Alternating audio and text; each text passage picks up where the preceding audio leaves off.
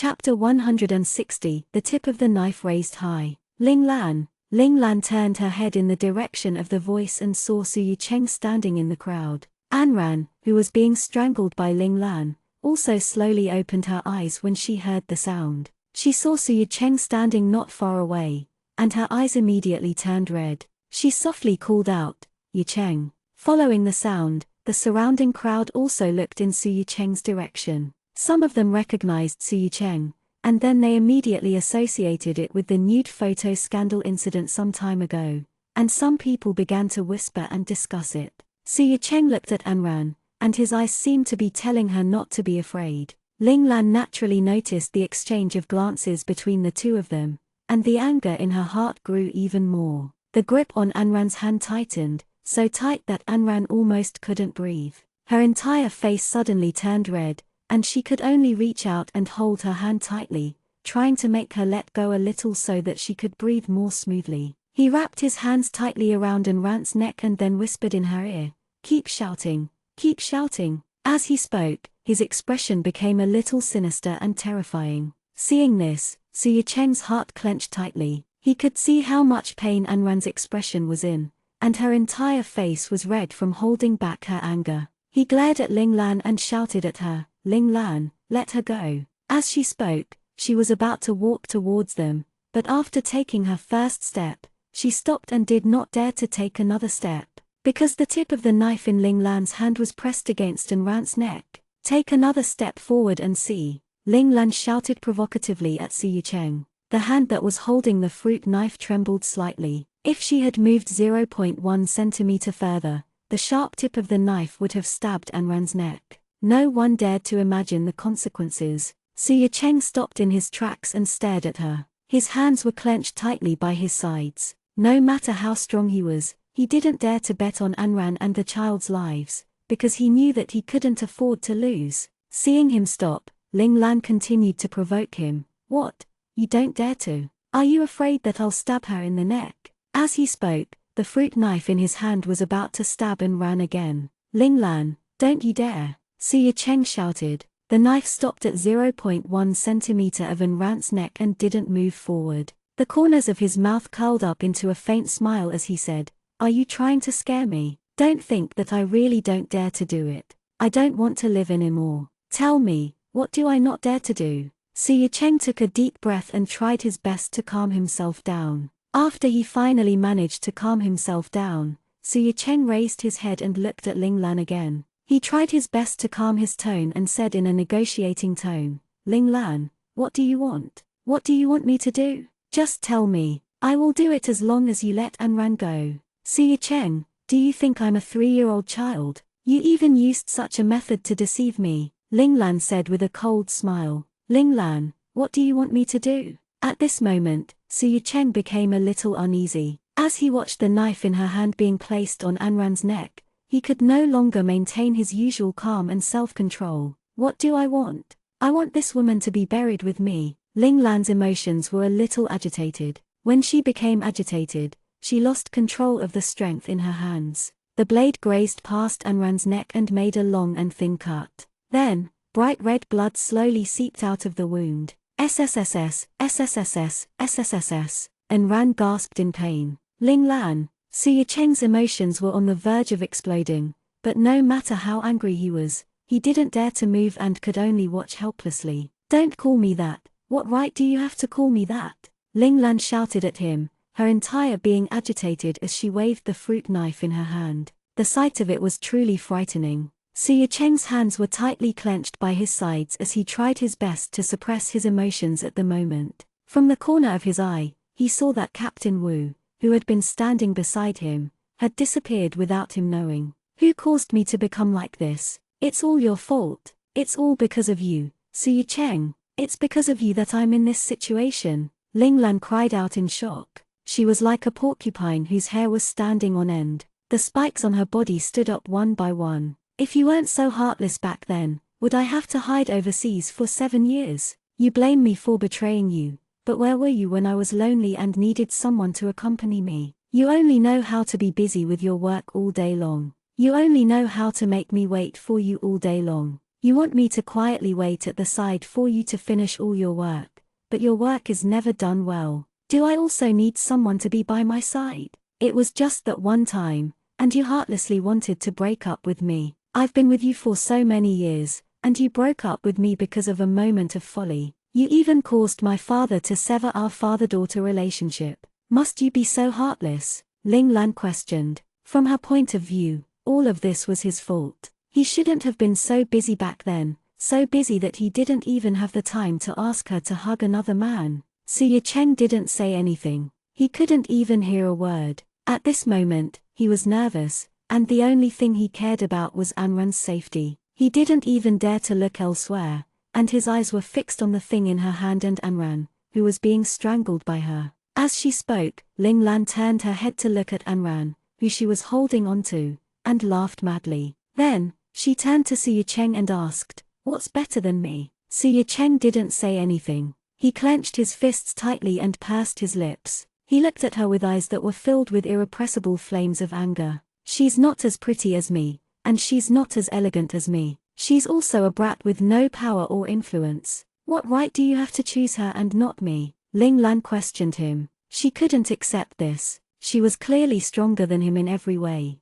but he didn't even look at her. How could she accept this? He became a little agitated, and the tip of the knife pointed at Anran's neck was stabbed a little deeper. The bright red blood slowly flowed down Anran's neck. The wound wasn't deep, but it looked scary. Su Cheng's heart clenched tightly. He wanted to step forward, but he didn't dare to do anything. However, he couldn't just watch as Anran was in danger and not do anything about it. Su Cheng didn't dare to provoke her any further, so he could only soften his tone and say, "Ling Lan, let go of her. I'll do whatever you want me to do, all right? I'll do whatever you want me to do, as long as you let her go." You're only begging me now." Ling Lan laughed a little crazily. Then, she frowned and shook her head. She looked at him and said in a slightly neurotic manner, "It's too late, too late." "It's not too late, as long as you let her go," Su Cheng insisted, and without her noticing, he took a small step toward her.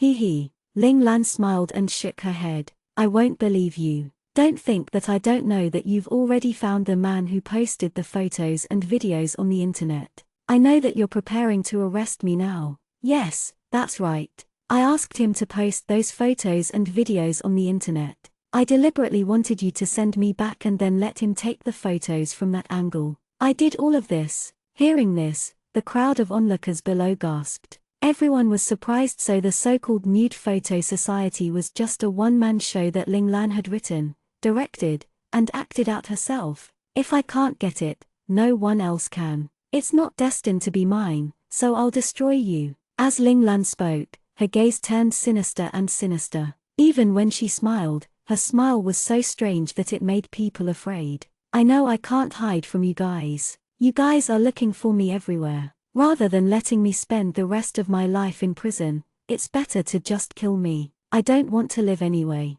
But if I can take someone with me before I die, it's not bad to be my companion on the road to the underworld." As he spoke, he took the stainless steel knife and slapped it directly on Anran's face, leaving red marks on her face. It was a shocking sight. Anran bit her lip hard. Although she was scared, she tried not to cry out loud. Ling Lan suddenly grabbed Anran's hair with one hand and forced Anran's head to lean back. Then, she looked at Su Cheng and said gloomily, "Su Cheng, I want you to see with your own eyes how this B*TCH dies in front of you." As he spoke, he used the knife to gently cut her face. He didn't use much force, but the scene looked extremely terrifying and scary. The surrounding crowd didn't even dare to breathe. "Ling Lan, if you dare to touch a single hair on Anran's head, I swear I won't let you off. I won't let the Ling family off." Su Cheng warned her fiercely, his eyes glaring at her as if he could eat her up. Ling Lan turned her head to look at him and suddenly smiled. She used the knife as a paintbrush and gently drew back and forth on Anran's face and body. She looked at Su Cheng with a perverted look and asked, "Do you think I should stab her like this, knife by knife, or draw a few heavy knives on her face first and then stab her body again and again?" Su Cheng clenched his fists tightly, gritted his teeth, and said, "Don't you dare. What's there to be afraid of?" Ling Lan snorted coldly. Then, He looked down and suddenly seemed to notice Anran's stomach. He was stunned for a while before he suddenly said with some curiosity, "I've thought of something. Do you think I should just stab the knife into her stomach?" Suya Cheng gritted his teeth. "Ling Lan, I won't let you off." He glared at her fiercely and tightened his grip on her hand. Her trimmed nails dug deep into his palm, but he didn't notice. Ling Lan laughed, not taking his words seriously at all. Then, she watched as he raised his hand up high, the tip of the knife in his hand pointing straight at Anran's stomach. Chapter 161, A Scare but No Danger. Ling Lan laughed, not taking his words seriously at all. Then, she watched as he raised his hand up high, the tip of the knife in his hand pointing straight at Anran's stomach. Looking at the knife in Ling Lan's hand, Suya Cheng's mind went completely blank. The only thing that remained was his most instinctive reaction. He took large strides forward. Right now, all he wanted to do was to snatch the fruit knife from Ling Lan's hand and pull Anran from her arms and hold her tightly in his arms. Ling Lan laughed a little crazily. Her hand was raised high up and about to fall. The surrounding onlookers were also shocked by this scene and some of them cried out in surprise. As she looked at Suya Cheng, who was running madly towards her, she laughed hysterically. She couldn't see the crowd around her, nor could she hear their screams. She only knew that she had to watch Suya Cheng break down. She wanted Suya Cheng to regret it. If she didn't live well, he wouldn't live well either. Everything was his fault. If she wanted to blame someone, she could only blame him for being too heartless back then. Now, he wanted to exterminate the entire Ling family.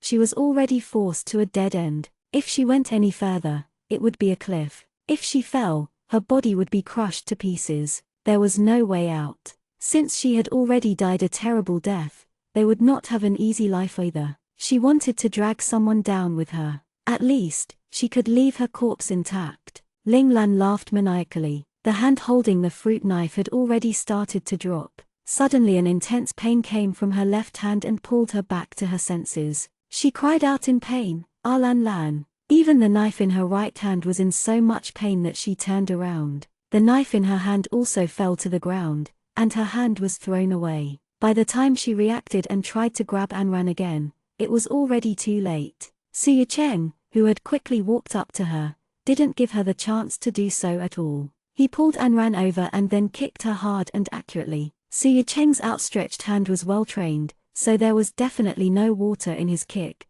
and the strength he used was not something an ordinary person could withstand. That massive impact caused Ling Lan to lose her balance completely. In addition to the inertia, her feet movements were unable to keep up with her body's movements, and her entire body flipped backwards. Suya Cheng pulled Anran into his arms and hugged her tightly. He was afraid, but he urgently needed to confirm that the person in his arms was real and had warmth. He hugged her just like that, very tightly, very tightly. Anran also reached out and hugged him back tightly, tears falling uncontrollably from her face. She was so scared just now, really scared. She was scared that she would die like this and that she would never see him again. Just as the two of them were embracing each other and feeling each other's presence, Ling Lan, who had just been kicked away, suddenly slowly got up. She looked at the people in front of her with a vicious gaze, grabbed the knife that had just fallen to the ground, stood up, and rushed towards Suya Cheng and Anran.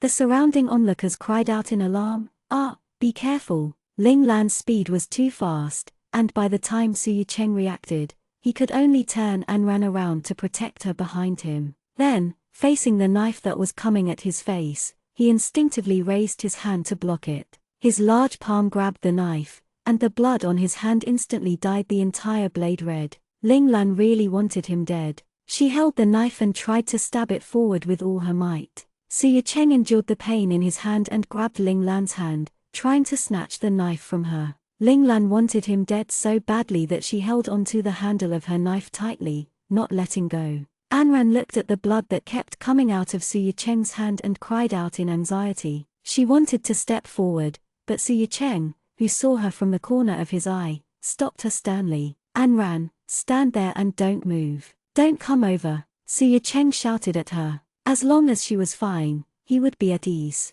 "I'm going to kill you, I'm going to kill you," Ling Lan screamed as if she had gone mad. Because of her madness, she seemed to have gained a lot of strength. Suya Cheng's hand that was holding onto her suddenly exerted force and broke Ling Lan's hand. Then, Ling Lan let out a scream. Then, a gunshot was heard. Bang bang bang. As if frightened by the sound of the gunshot, the entire hospital garden suddenly fell silent. Ling Lan's side of her abdomen was bleeding non-stop, and then the hand holding the fruit knife slowly loosened. Without any strength left in it, her entire body fell back weakly. Night had already slowly covered the entire sky. The originally bright light was replaced by darkness. The night wind blew, and it was not as hot and stuffy as it was a few months ago, leaving only a chill. After Ling Lan fell to the ground, they saw Captain Wu standing behind Ling Lan with his gun raised. From his posture, it was obvious that he was the one who had fired the shot just now. Anran couldn't care about anything else and quickly went forward to grab Suya Cheng's hand to take a look. She saw that his hand had been cut open by a knife, and blood was constantly flowing out. She angrily shouted at him, "Suya Cheng, are you an idiot or an idiot? A knife is coming at you, and you're actually using your hand to block it. What do you think your hand is? Is it made of iron?" As she spoke, tears fell from her eyes. She was complaining and even more so, her heart ached for him. Suya Cheng didn't seem to feel the pain from the wound on his hand at all. He looked at Anran and gently wiped the tears from her face with his other hand. He shook his head at her and simply said, "It's good that you're fine." On the other side, Captain Wu stepped forward. After confirming that Ling Lan was still breathing, he called for the doctors and nurses loudly. Since they were in the hospital, the doctors and nurses were all present. There were also many doctors from various departments in the hospital in the crowd. It was only after Leader Wu called out that everyone reacted and rushed forward to check on Ling Lan's condition.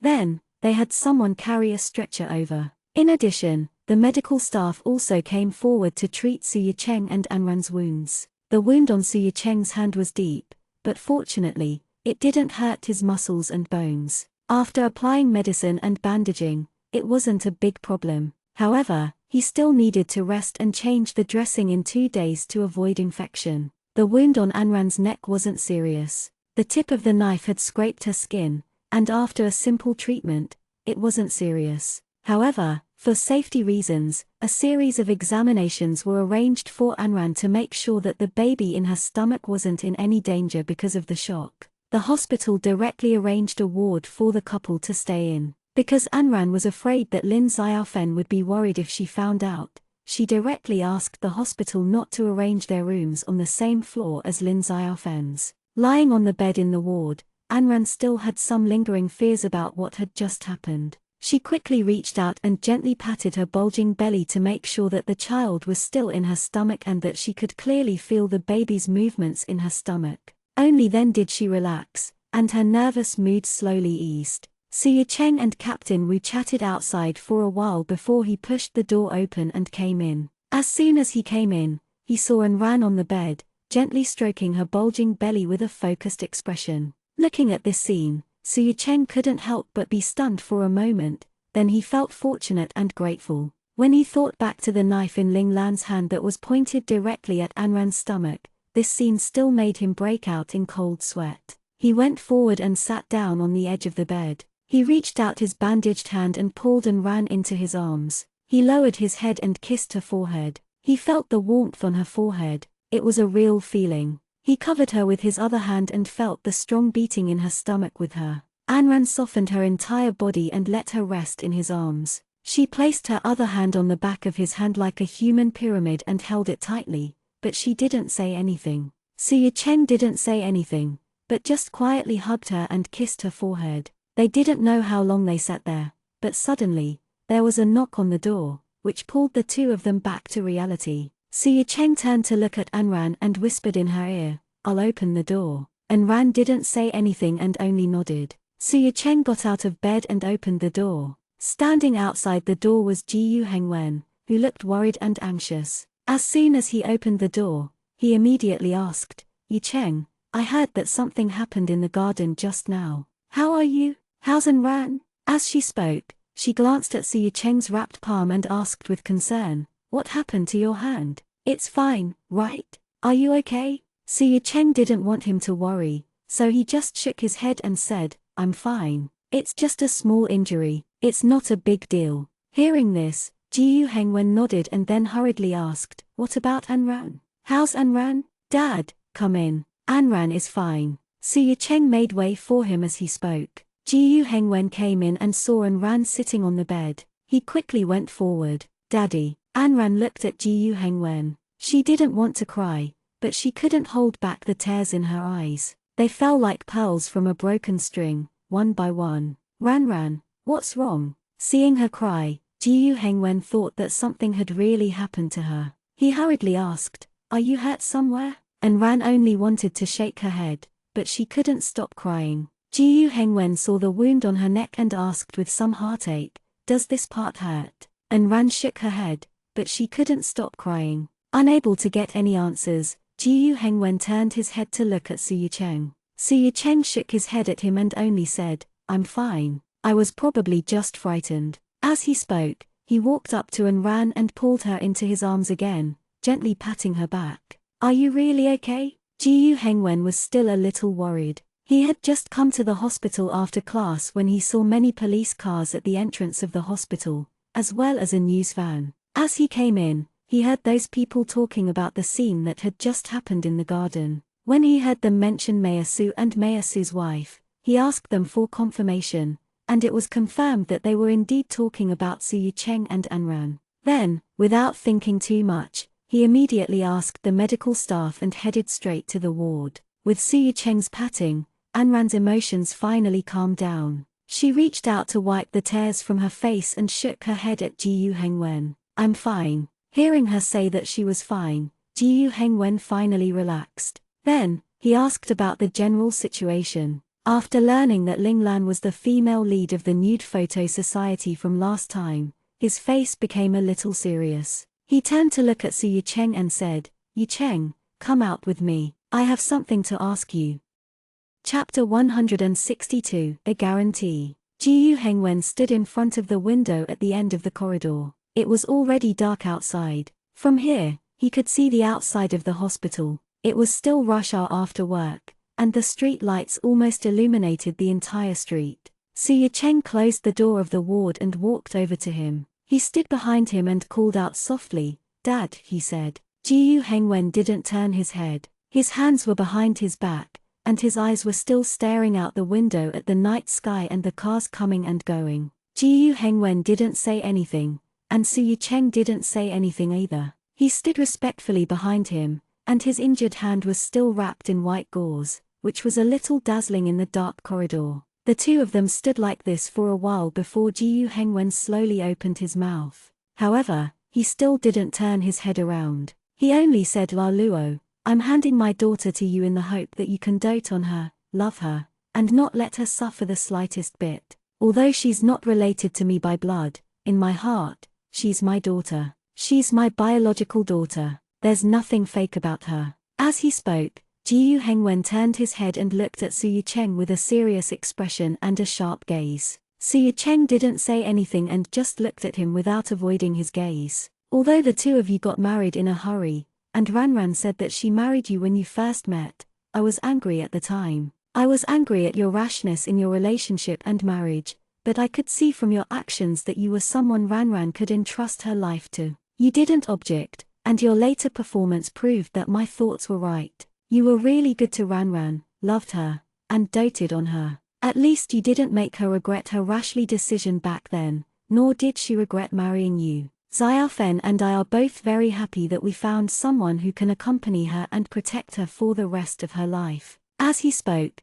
Ji Hengwen's tone changed, and his gaze became even sharper than before. He looked straight into his eyes and said, "But loving her and doting on her isn't just because of your care and gentleness. You shouldn't give others the chance to hurt her. Regarding the incident with the photos and videos last time, and this time, we all believe in your character, but we can't deny that Anran was hurt because of you." "I'm sorry," she said. Su Cheng nodded and accepted all of his accusations. "I didn't do a good job." Ji Hengwen let out a long sigh and didn't speak for a long time. He only turned his head and looked out the window again. After a long while, Ji Hengwen slowly said, "Arkan, please understand how a father feels. I know that you can't be blamed for this. You didn't want this to happen either. However, seeing my daughter hurt and cry so helplessly, As a father, it's impossible for me not to feel heartache. I don't expect her to marry someone who must have some achievements or be rich.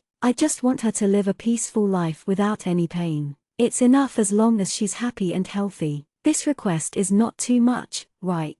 After she finished speaking, she turned her head and looked at Su Yucheng again, her eyes somewhat threatening. Dad, I'm sorry, I've made Anran suffer. Su Yucheng looked back at him and didn't shirk from his mistakes and responsibilities. He looked at him with determination and said, I promise you that this will be the last time. I will protect Anran and not let her suffer any more grievances. Ji Yuhengwen also looked at him for a long time before finally nodding. He reached out and patted his shoulder, saying, just remember what you said today. You don't have to say it out loud. Just do it. After he finished speaking, Ji Yuhengwen didn't say anything else. He directly turned around and walked towards the stairs on the side. After confirming that Anran was fine, he was relieved. It was already late, and he had to go up and find Lin Xiaofen. Otherwise, she would be worried. As he watched his back disappear behind the door, Su Yucheng whispered to himself, I will. This wasn't just a promise to him, it was also his determination. When he returned to the ward, Anran was still lying on the bed, her hand gently and irregularly stroking her bulging belly. Seeing him open the door and come in, the corners of her mouth turned up in a faint smile. She didn't see Ji Yuhengwen, so she asked, Where's Daddy? He went up. Su Yucheng walked over to her, sat down on the edge of the bed, and reached out to place his hand on the back of her hand. She suddenly thought of something and held his hand. Anran looked at him nervously and said, Arya, do you think Mom will know? If Lin Xiaofen knew about this, she would be extremely worried. Su Yucheng gently patted her hand. Don't worry, Mom won't know while she's in the ward. If Aunt John comes out and overhears anything, she'll be careful not to let Mom know. Hearing this, Anran nodded in relief. She only whispered, That's good. She sat up slightly and pulled his injured hand over. She looked at the big hand wrapped in gauze and tears flowed down. She pouted and looked up at him, asking, Does it still hurt? She touched him gently, not daring to use any force, afraid that she would hurt his wound. She saw how terrible the wound was. It was very deep. Su Yucheng smiled and shook his head. It doesn't hurt. She reached out her uninjured hand to wipe the tears on his face. Silly boy, what are you crying for? She didn't know how much he cherished her tears. He only wanted her to see the bright smile on her small face and didn't want to see her cry for him at all. You're lying. You've lost so much blood. How can it not hurt? Anran said as tears fell. Her tears seemed to be endless, and Su Yucheng had no choice but to sit closer. Then, he held her face with one hand and kissed away the tears on her face, cheeks, and the corners of her eyes bit by bit. Finally, he covered her lips with his. It was different from his usual kiss, but his lips were pressed against hers, as if he was simply feeling the warmth between them. The two of them hugged like this for a long time before Su Yucheng finally let go of her. He looked at the wound on her neck that had been treated and the red marks on her neck that had been caused by Ling Lan's strangling. He frowned unhappily and reached out to touch it gently. Does it still hurt? Your hand doesn't hurt, Anran mumbled. I don't hurt either. Ha. Su Yucheng helplessly reached out to rub her head and said in a pampering voice, Silly girl. After adjusting his position, he let her sit in his arms, letting her head rest on his chest, and put his hand on her shoulder. At first, Anran was a little unwilling, afraid that she would press down on his injured hand, but under his insistence, she could only try her best to avoid the injury on his hand. She quietly rested on his chest and gently placed his hand on her palm. What did Dad call you out to talk about? He asked after a long while. Su Yucheng lowered his head to kiss the center of her hair, then shook his head and said, It's nothing. Anran was just asking casually and didn't get to the bottom of it. If he didn't want to tell her, she wouldn't ask. I'm sorry, she said. Su Yucheng apologized as he held her. What? Anran leaned against him and responded. She didn't quite understand why he was apologizing. I scared you just now, didn't I? Su Yucheng only asked this question lightly, and the strength of his arms around her increased. Regarding this, Anran still had some lingering fears. She nodded and replied softly, Yes, you could say that she was timid or too weak, but in that situation, she was really afraid. She was afraid that she would die like that, afraid that she would never see him again, afraid that she would never have the chance to bring the two babies in her stomach to see the world again. "I'm sorry," she said. Suya Cheng repeated, then lowered his head and kissed the center of her head. "It's my fault. I didn't protect you well, so you got scared." Ling Lan was targeting him. Her father didn't punish him unjustly last time, and Jiu Hengwen's accusations today didn't blame him wrongly either. Not protecting her well was his responsibility, his mistake. "How can you be blamed for this?" Anran turned her head, looked at him seriously, and said, "It's someone else's mistake. Why do you have to bear it?" Suya Cheng reached out to touch her face and said, "Because you're my wife, and I'm your husband. A husband should protect his wife and child so that they won't be hurt or wronged, but I didn't do a good job." "Nonsense, you've done well," Anran retorted. "You told me to go back to Mom's ward first. I was the one who delayed it, that's why Ling Lan saw me." Speaking of this, she suddenly remembered that he had left in a hurry after answering a phone call. She asked, "By the way, you left in a hurry just now. Have you settled everything?" Suya Cheng sighed and said frankly, "I went to look for Ling Lan just now because Captain Wu found a note she left in her room. She said that she wanted to harm you." "Captain Wu?" Anran was a little confused. Thinking about the wound on Ling Lan's face, she was even more confused. Why is Ling Lan in the hospital? A few days ago, there was a rape case on Park Road in the early morning. The victim was Ling Lan, Suya Cheng said honestly. Hearing this, Anran couldn't help but widen her eyes. Oh my God, no wonder her face was covered in wounds. She must have suffered a lot at that time. Suya Cheng continued, "In addition, we've also caught the suspect who posted the video and photos online. He confessed that everything was instructed by Ling Lan. Everything was planned by Ling Lan." Anran was silent for a long time before she muttered, "How much do you think she hates you for her to do this to you?" Suya Cheng shook his head and pulled her into his arms again. Anran rested her head on his shoulder again and sighed. "Do you think that everything is predestined?" Maybe. As Suya Cheng spoke, he hugged her even more tightly. He didn't care if karma was destined for other people. Even if that accident hadn't happened, Ling Lan wouldn't have been able to escape the punishment of the law just from the video and the photos. Of course, if she was fine after being shot this time, the ruthless law would still be waiting for her. He whispered in her ear, "Are you tired? If you're tired, you can sleep in my arms." After such a big drama, Anran nodded. She was indeed a little tired. She yawned delicately, rested her head on his chest, and slowly closed her eyes. Chapter 163, Visiting. By the time Lin Li read the newspaper and found out about what had happened in the hospital, Anran had already been taken home by Suya Cheng. In fact, both of them were fine, but they were worried that Anran had a shock yesterday and that it would affect the baby in her stomach, so they stayed in the hospital for observation for one night. After confirming that everything was normal and that the fetus was developing normally, Suya Cheng was relieved and took Anran back to his home in the city. Not long after she arrived home, Lin Li's call came in. Her tone was very urgent, and she asked her where she was and if she was still in the hospital. She was going over now. When he learned that Anran had already returned home, he didn't say anything else and simply said, "I'm going to your house now." Then, he hung up the phone. As soon as Anran hung up the phone, Suya Cheng's phone rang. It was Qin Yun, who asked if the two of them were fine. Then, she gave Suya Cheng a harsh scolding over the phone,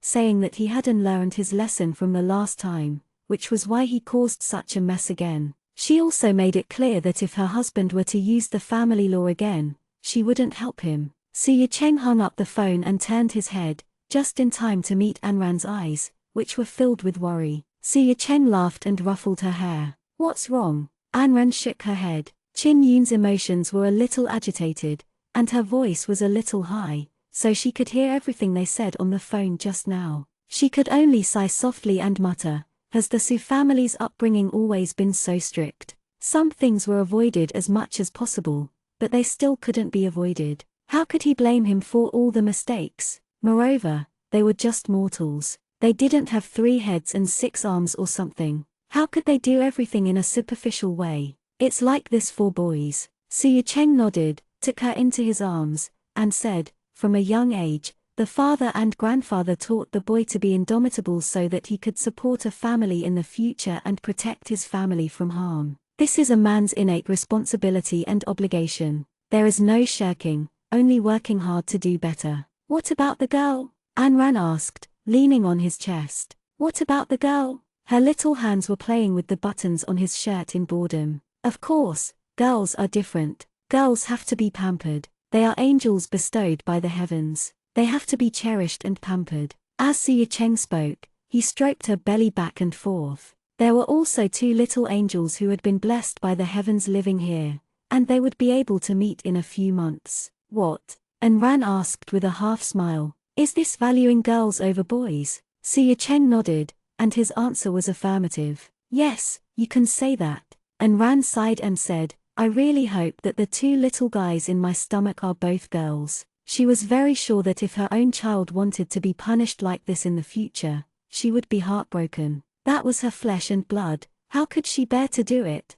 Ha ha ha. Suya Cheng smiled, kissed her on the cheek, and said, I will. The 2 of them sat in each other's embrace for a long time before the doorbell rang. The person outside the door was obviously impatient. The hand that pressed the doorbell did not seem to let go, and the sound of the doorbell continued to ring. It must be Lin Li. Anran didn't need to think to know that Lin Li was the only person who would ring the doorbell like this. As she spoke, she was about to stand up and open the door, but the moment she stood up, Suya Cheng pulled her back. I'll go. After letting her sit down on the sofa again, Suya Cheng got up to open the door. Anran's guess was right, and the person standing outside the door was indeed Lin Li. However, Suya Cheng opened the door and saw that Lin Li didn't even look at her and rushed straight in while anxiously calling out, Anzi, Anzi, are you alright? Are you alright? Anran stood up from the sofa and looked at Lin Li, who was rushing over. She smiled helplessly and said, I'm fine. Didn't I tell you not to come over? How could I not come and take a look when such a big thing happened? As Lin Li spoke, she sized her up from head to toe. After making sure that she was fine, she finally relaxed. Then, she looked at Anran with some resentment and said, Gee Anran, how could you not tell me that such a big thing happened to you? I was almost scared to death when I saw you in the newspaper this morning. I'm fine, I'm fine. Anran smiled and pulled her over to sit down next to her. On the other side, Suya Cheng, who was holding the doorknob, was a little surprised to see Juhan standing at the door. He didn't expect Juhan to come over with Lin Li. Juhan stood at the door and looked at his serious expression. He glanced at his hand that was wrapped in gauze and asked, Is your hand okay? He asked. Only then did Suya Cheng snap out of his daze. He turned to the side and said with a faint smile, It's not a big deal. Come in and sit. Juhan nodded and walked past him to enter the house. Anran, who was in the living room, was a little surprised to see Juhan come in. She glanced at Lin Li, who was sitting beside her, with a strange look in her eyes. Then, she stood up with a smile and looked at Juhan. Director Ju and Lin Li came over together. The expression on Juhan's face was still a little serious. He only smiled and nodded at Anran. Then, he put the fruit basket in his hand on the coffee table, looked up, and said, We read the newspaper this morning, so we came to take a look. Are you alright? It's fine, Anran smiled and shook her head. She looked at Lin Li, who was sitting next to her, and her smile was a little strange and ambiguous. They had known each other for so long and had been friends for so many years. How could Lin Li not know what Anran was thinking about in her little head? She just rolled her eyes, feeling a little bored. Juhan sat down on the sofa opposite Lin Li, while Suya Cheng entered the kitchen to pour tea for Lin Li and Juhan. When Anran, who was sitting in the living room, saw this, she thought about Suya Cheng's injured hand, so she got up and smiled at the 2 of them, then went straight into the kitchen. She took the kettle and the teacup from him and said, I'll do it. Suya Cheng didn't object and simply stepped aside. It really didn't seem that convenient for him to do so now. Anran poured some water and grabbed some tea leaves as she looked up at the living room through the bar. She saw Lin Li and Juhan sitting opposite each other without saying a word. What's wrong? Suya Cheng asked out of pure curiosity when he saw her constantly looking outside. Anran only shook her head mysteriously and muttered, I'll have to ask Lin Li about this later. As for what she meant, Suya Cheng didn't quite understand. The 2 of them took a cup of tea each and gave it to Lin Li and Juhan. Among the 4 of them, Lin Li was the most talkative one. She pulled Anran to the side and asked her where she was from. She then reached out to touch Anran's stomach and asked if her godsons were all right. Although Su Yicheng, who was sitting beside her, frowned slightly when he heard the words godsons, he didn't say anything because he was a guest. It was a little strange for the four of them to sit like this, and they felt that there were some topics that they couldn't talk about, so Anran pulled Lin Li into the room. There was a large balcony on the other side of the master bedroom, and the view was not bad from here. Leaning against the fence of the balcony, Anran nudged her and asked, "Lin Li, did you make any progress with Juhan?" Lin Li gave her a strange look and asked, "What progress?" Anran looked at her suggestively and said, "The two of them came together, but there's still a situation." Upon hearing this, Lin Li couldn't take it anymore and rolled her eyes at her. She said in a bad mood, "What nonsense is this? Isn't Juhan friends with your leader Su? I said I'm here to see you, and he said he's here to see your leader Su. That's just nice, so I took his car here. Do you think we're like you and your leader Su? There's nothing wrong with that." At least, she had never regretted marrying Su Yicheng. In the living room outside the door, Su Yicheng poured himself a glass of water and then sat down in front of Juhan. Juhan took the teacup on the coffee table and took a sip. He put the teacup down and looked at him. Finally, he slowly asked, "How is Ling Lan?" The newspaper said that she had been shot. Su Yicheng didn't find Juhan's question strange. When he first arrived, he could more or less guess the purpose of his visit. He took a sip of water and said indifferently, "He was shot in the abdomen, but the bullet has been removed. His life is not in danger." This was what Captain Wu had told him over the phone last night. After that, whether it was regarding the nude photo society or the knife-wielding incident at the hospital this time, Ling Lan would not be able to escape punishment by the law. As for the investigation of these two cases, he had to cooperate with them. Juhan just nodded. With a bitter smile, he said in a self-deprecating manner, "Do you think I'm funny?" He knew what kind of person Ling Lan was, but he still couldn't let her go. Su Yicheng didn't say anything. He didn't have the right to criticize or say anything about other people's feelings. "Will you interfere in her matters?" Juhan looked at him. "I don't need to interfere. She can't avoid the law, can she?" Su Yicheng looked at him and asked in return, "Or do you want to interfere and help her?" Juhan laughed and shook his head. "I won't. Everyone had to be responsible for what they did. Besides, he was in no position to interfere and help her. They were not husband and wife, and they had no relationship at all. Even Xiaobin had made it clear that she would not acknowledge him. What else could he say?" Without waiting for Lin Li to come out, Juhan stood up and looked at his watch. He only said, "I still have something to do at the company, so I'll head over first." Su Yicheng didn't ask him to stay. He just nodded and walked him out of the door. When Lin Li and Anran came out of the bedroom again, Juhan had already left for a long time. Lin Li didn't mind and only nodded, saying that she also had to rush to the company. Then, she said a few words to Anran, turned her head, and gave Su Yicheng a warning look before turning around and leaving. After Lin Li left, Anran furrowed her brows slightly and muttered, "Is it really impossible between the two of them?"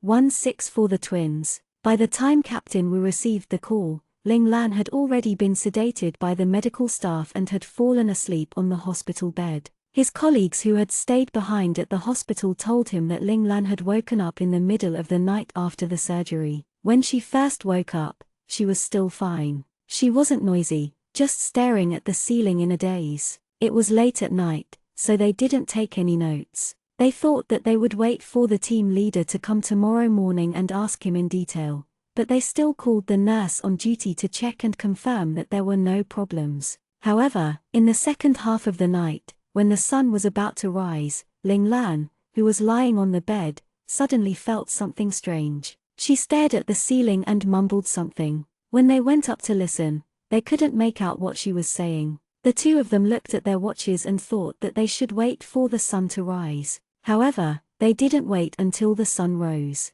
Ling Lan suddenly went crazy on the bed. Her emotions became a little agitated as she lay on the bed. The mumbling in her mouth suddenly became louder. Although he still couldn't hear clearly what they were saying, something was obviously wrong. The two men stepped forward to stop her, but Ling Lan grabbed their hands and bit them down. She was really vicious. She didn't let go of her bite, and the man's hand started bleeding. As if she had really gone crazy, she bit the man's hand tightly, ignoring the blood that was seeping out of the wound on her side abdomen. In the end, she only let go after another man knocked her out from behind. He hurriedly called for the medical staff on duty to check on the situation and treat the open wound. He only did a simple wound treatment. The specific examination would have to wait until after dawn. When Ling Lan woke up again, the scene was really getting out of control. First, she was laughing and screaming on the bed, then she hid in a corner like an injured porcupine,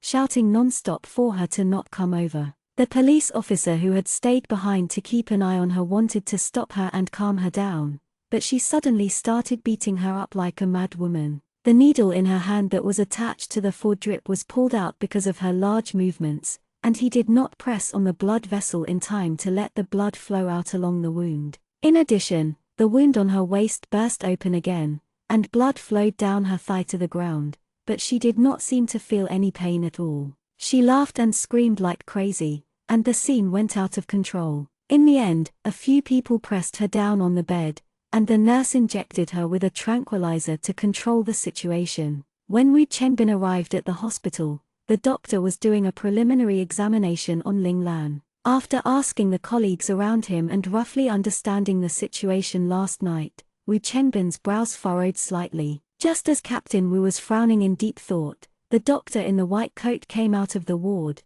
took off his mask, and said to him, "I don't think you can take the statement for the time being." Captain Wu raised his eyebrows. He already had a vague guess in his heart. The doctor took off the mask and put it in the pocket of his white coat. "I think we might need to ask a spirit expert to take a look." Wu Chengbin looked up at him and only said, "Are you sure?" The doctor nodded. "Our initial guess is that it has something to do with the rape case. Some people can't get over this and will have a complete mental breakdown." Since the doctor had said so, he naturally had nothing to say. Wu Chengbin just nodded. "Let the psychiatrist take a look first. If there is really a problem, then give us a report." The doctor nodded, then turned around and walked straight to his office. When Captain Wu called Su Yicheng and told him about Ling Lan's situation, Su Yicheng didn't say much. He only said sternly that even if it was true, he wouldn't let anyone take advantage of it and that he would deal with Ling Lan according to the law. Wu Chengbin naturally understood the meaning behind his words. However, with the current situation of the Ling family, who would rashly interfere? As soon as Su Yicheng hung up Captain Wu's call, he received a call from Secretary Zheng, who said that he had already received dozens of calls from the newspapers and other media outlets today, all of whom wanted to interview Su Yicheng about what had happened at the hospital yesterday. Su Yicheng frowned and simply said, "I don't accept any form of interview." "Yes, I declined all of them." Having been by his side for so many years, he knew this. He had also read the morning newspaper. The main purpose of this call was to ask about his sadness. From the picture in the morning newspaper, it seemed to be quite serious. He asked with concern, "Are Sushi and his wife's injuries okay?" "Yeah, it's nothing serious. I probably won't be going to the office for the next 2 days," Su Yicheng said. "If there's anything you need, just call me directly." "All right," he said. "Okay." Secretary Zheng agreed readily. "Then I won't disturb your rest in Su City. Send my regards to Mrs. Su." Su Yicheng hung up the phone, and when he returned to the room, Anran was still sleeping. Her eyes were closed, and her long eyelashes were trembling, as if she hadn't slept well. What happened yesterday had really scared her. Even when she slept in his arms last night, she trembled from time to time, and her voice sounded panicked and scared. He lifted the blanket and lay down beside her. He reached out and pulled her into his arms. He patted her back gently from time to time, trying to make her relax and not so tense. Anran, who was in his arms, was shocked. She jumped up and opened her eyes. She was a little flustered. "No, no, Momo." "Anran, it's okay. It's okay." Su Yicheng raised his hand and tried to pull her back into his arms, but she subconsciously moved her hand away and accidentally touched the hand that was wrapped in gauze. Hiss, hiss, hiss. Su Yicheng gasped in pain.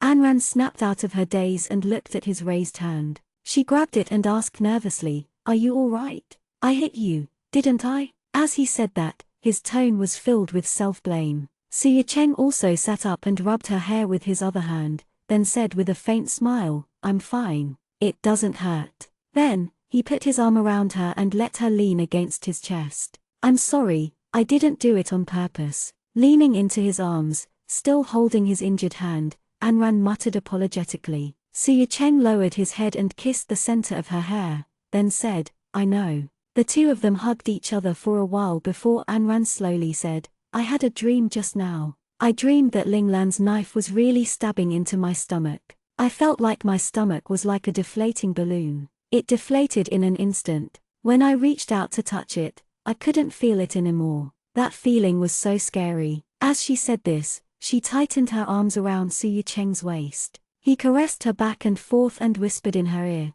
silly girl, dreams are the opposite. You and the baby are fine now. Trust me, I won't let anything happen to you again. Anran nodded heavily. Yes, I know. She believed every word he said and had never doubted it. Suya Cheng kissed her earlobe and gently whispered in her ear, I want to hear the baby's voice. Anran felt a little tickled, so she shrank back and said with a smile, they're not moving. Even though she said that, she still lay down on the bed with her hands half propped. Suya Cheng leaned over and placed his ear on her belly, gently stroking her round belly through her clothes. In fact, he couldn't hear anything, but he had the illusion that he could hear the thumping heartbeats of his two precious babies. Suya Cheng pressed his stomach against hers, afraid that he would miss any of their movements, so he asked, are they moving? Anran chuckled and stroked his head, her fingers running through his black hair. She shook her head and said softly, no, he might be asleep. Oh. Suya Cheng's voice was a little muffled, and he sounded a little depressed. It seemed that the little lovers in Anran's stomach from his previous life didn't buy it. There were a few times when the baby's stomach, which was originally moving, suddenly calmed down after he reached out his hand. Suya Cheng, who usually looked smart and rational, was always like a child when faced with such problems. Anran, who had a low IQ, was too embarrassed to laugh at him, so she always stubbornly stuck her ear to her belly for more than half an hour and didn't get up. She even naively spoke to her belly. However, whether it was a coincidence or really that magical, the two little guys didn't move even after Suya Cheng's saliva dried up. But when Suya Cheng finally realized the truth and withdrew his ears and hands in disappointment, the babies in his stomach began to move restlessly. Then, when Suya Cheng put his ears on them again, they coincidentally didn't move at all. This repeated several times, and it made people wonder if the pair of precious lovers in his stomach really had a bad opinion of him. She allowed him to press his face against her stomach. However, as she lay on the bed like this and did not sleep deeply last night, she felt a little sleepy. She raised her hand and yawned delicately. She felt that her eyelids were getting heavier and heavier. Suya Cheng didn't miss the fatigue on her face. He slowly lifted his body and prepared to let her sleep. However, when he got up, he gave her big belly a light kiss with some nostalgia. Through her clothes, his kiss landed on her belly, and he softly called out, baby. However, before she could retract her kiss, she suddenly felt a kick on her lips. It wasn't a strong one, but she could clearly feel it.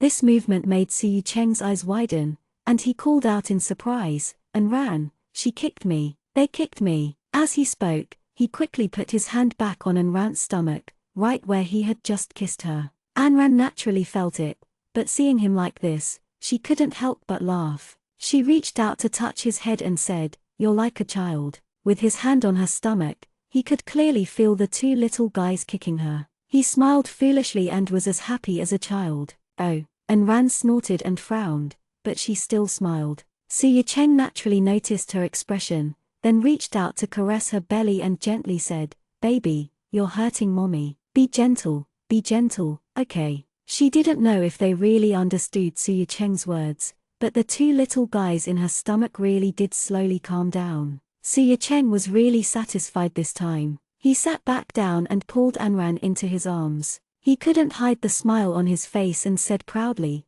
our daughter is very smart. Anran laughed in his arms and drew circles on his chest with her hand. She said, Yi Cheng, I want a son. Upon hearing this, Suya Cheng frowned slightly and insisted, the daughter is better. She felt that he was particularly cute when it came to the question of whether it was a son or a daughter. Anran couldn't help but tease him, so she pretended to be distressed and said, what should we do? But she wants a son.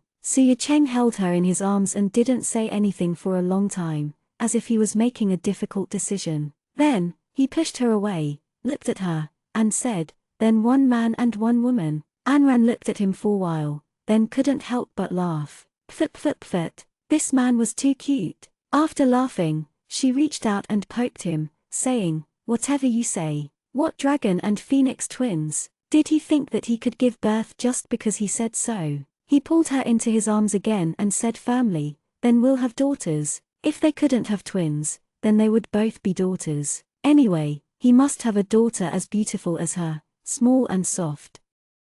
165 something in my heart. Because she didn't want Lin Xiaofen to worry, Anran made an excuse that she had caught a cold these past 2 days and didn't go to the hospital. She wanted to rest at home for 2 days. In reality, she followed Su Cheng back to the military compound. Because the incident this time was still in the limelight, there was always a large number of reporters waiting at the entrance of the community every day, and the phone at home always rang right after hanging up. Therefore, Su Cheng thought of taking Anran back to the compound directly. At least, it was quiet here and she could rest in peace. Father Su didn't say much about this incident and simply called Su Cheng to his study. The father and son talked for more than 2 hours in the study. When Anran asked him about it when they came out, Su Cheng only smiled and didn't say much. Although his hand was injured, Su Cheng still went to work as usual the day after the incident. Anran stayed in the courtyard, listening to the training chants. Anran felt particularly peaceful. After dinner, Anran sat in the living room and chatted with Qin Yun. After talking for a while, Qin Yun looked at Anran and asked with some deliberation, "And Ampquo Anran, did Arjun tell you about him and Ling Lan?" And Ampquo. Too many things had happened recently, and it was all over the place. She was really afraid that these boring things would make this girl unhappy. If it affected their relationship because of Ling Lan, then it was really unnecessary. Although it could be seen that her relationship with Arjun was still the same as before, at the end of the day, her son wasn't around, so she looked a little unhappy. Sigh. She sighed silently in her heart. Parents were like this. They always had to worry about this. She had thought that Yijiao was enough to make her worry and annoy her. She had thought that her son, Arjun, was mature and steady enough that she didn't need to ask about anything. Who knew that so many things had happened one after another recently? However, it was normal for Anran to feel unhappy and resentful, but it was better not to affect their future relationship. Anran was slightly stunned. She looked at Qin Yun and nodded. And Ampquote and Ampquo Cheng told me. And Ampquo she was very grateful for his confession. Now that she thought about it, perhaps it was because of his confession that their originally awkward relationship became closer. Hearing this, Qin Yun was relieved. She nodded and said, "And Ampquote that's good. That's good. And Ampquo it was better to be honest than to hide these things." Looking at her, Qin Yun asked again, "And Ampquo and Ampquote Anran, I can see that you've been depressed recently. Are you feeling uncomfortable about Ling Lan? If you are, tell me. Don't keep it in your heart. I know that it's hard to feel uncomfortable when you encounter such things." And Ampquote. Anran was confused. She couldn't understand what Qin Yun meant, so she quickly shook her head and said, and Ampquo Mom, are you misunderstanding something? I don't mind what happened to Ling Lan.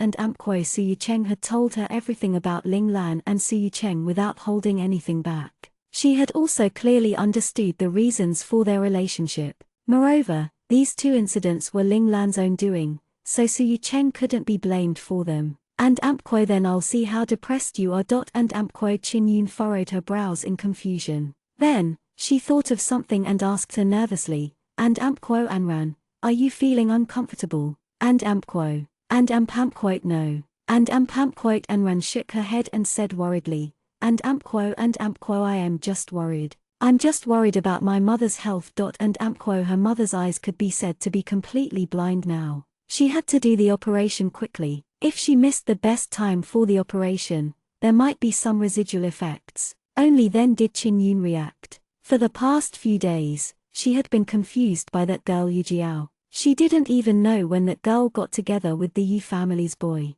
The Yu family's boy actually came to her and asked for her hand in marriage to Yijiao. She didn't even have time to sort out the unclear matters between the 2 of them, and now Ling Lan's matter had come up. For a moment, she had forgotten that Lin Xiaofen was still in the hospital because of the brain tumor. However, thinking about it this way, it made sense for Anran to be so depressed. There had been a lot of things going on recently, and she even had to worry about her mother's condition. Anyone would be upset if they were in her shoes. And quote, how's my in-law's mother? Is she feeling better? I've been in a mess lately. I didn't even have time to go to the hospital. And quote, Chin Yun said with some self-blame. Anran shook her head. And quote, because the tumor is moving, it's completely pressing down on her optic nerve. You can't even see her standing in front of you. We have to hurry for the operation. And quote. Chin Yun nodded. The worry on her face came from the bottom of her heart.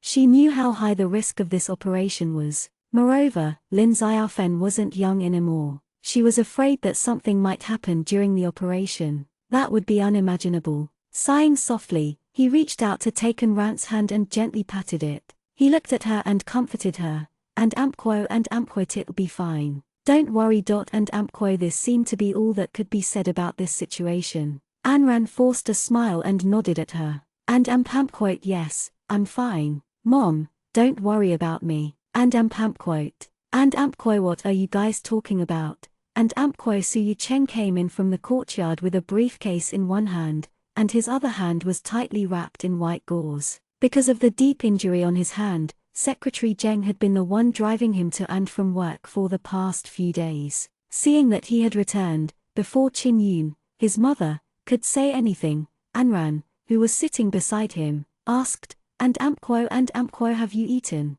Auntie made your favorite braised eggplant today. I'll heat it up for you. And quote. Chin Yun, who was sitting at the side, stood up with a smile and said, and quote, Anran, you can't do this with your big belly. I'll go heat up the dishes. And quote, he didn't wait for Anran's reply and went straight to the kitchen. Suyu Cheng first went into the room and put down his briefcase. Then, he changed out of the clothes he had been wearing the whole day. After changing, he came out of the bathroom and saw Anran standing at the window on the phone. From the tone of her voice, it was probably Lin Xiaofen who was calling. And quote, I am fine. I'm much better now. Don't worry about me. How's your situation? Do you feel uncomfortable anywhere? And quote, Anran held the phone and asked Lin Xiaofen, who was on the other side of the phone, a little worried. Suyu Cheng silently stepped forward and pulled her into his arms from behind. He wrapped his arms around her stomach and wrapped her whole body in his arms.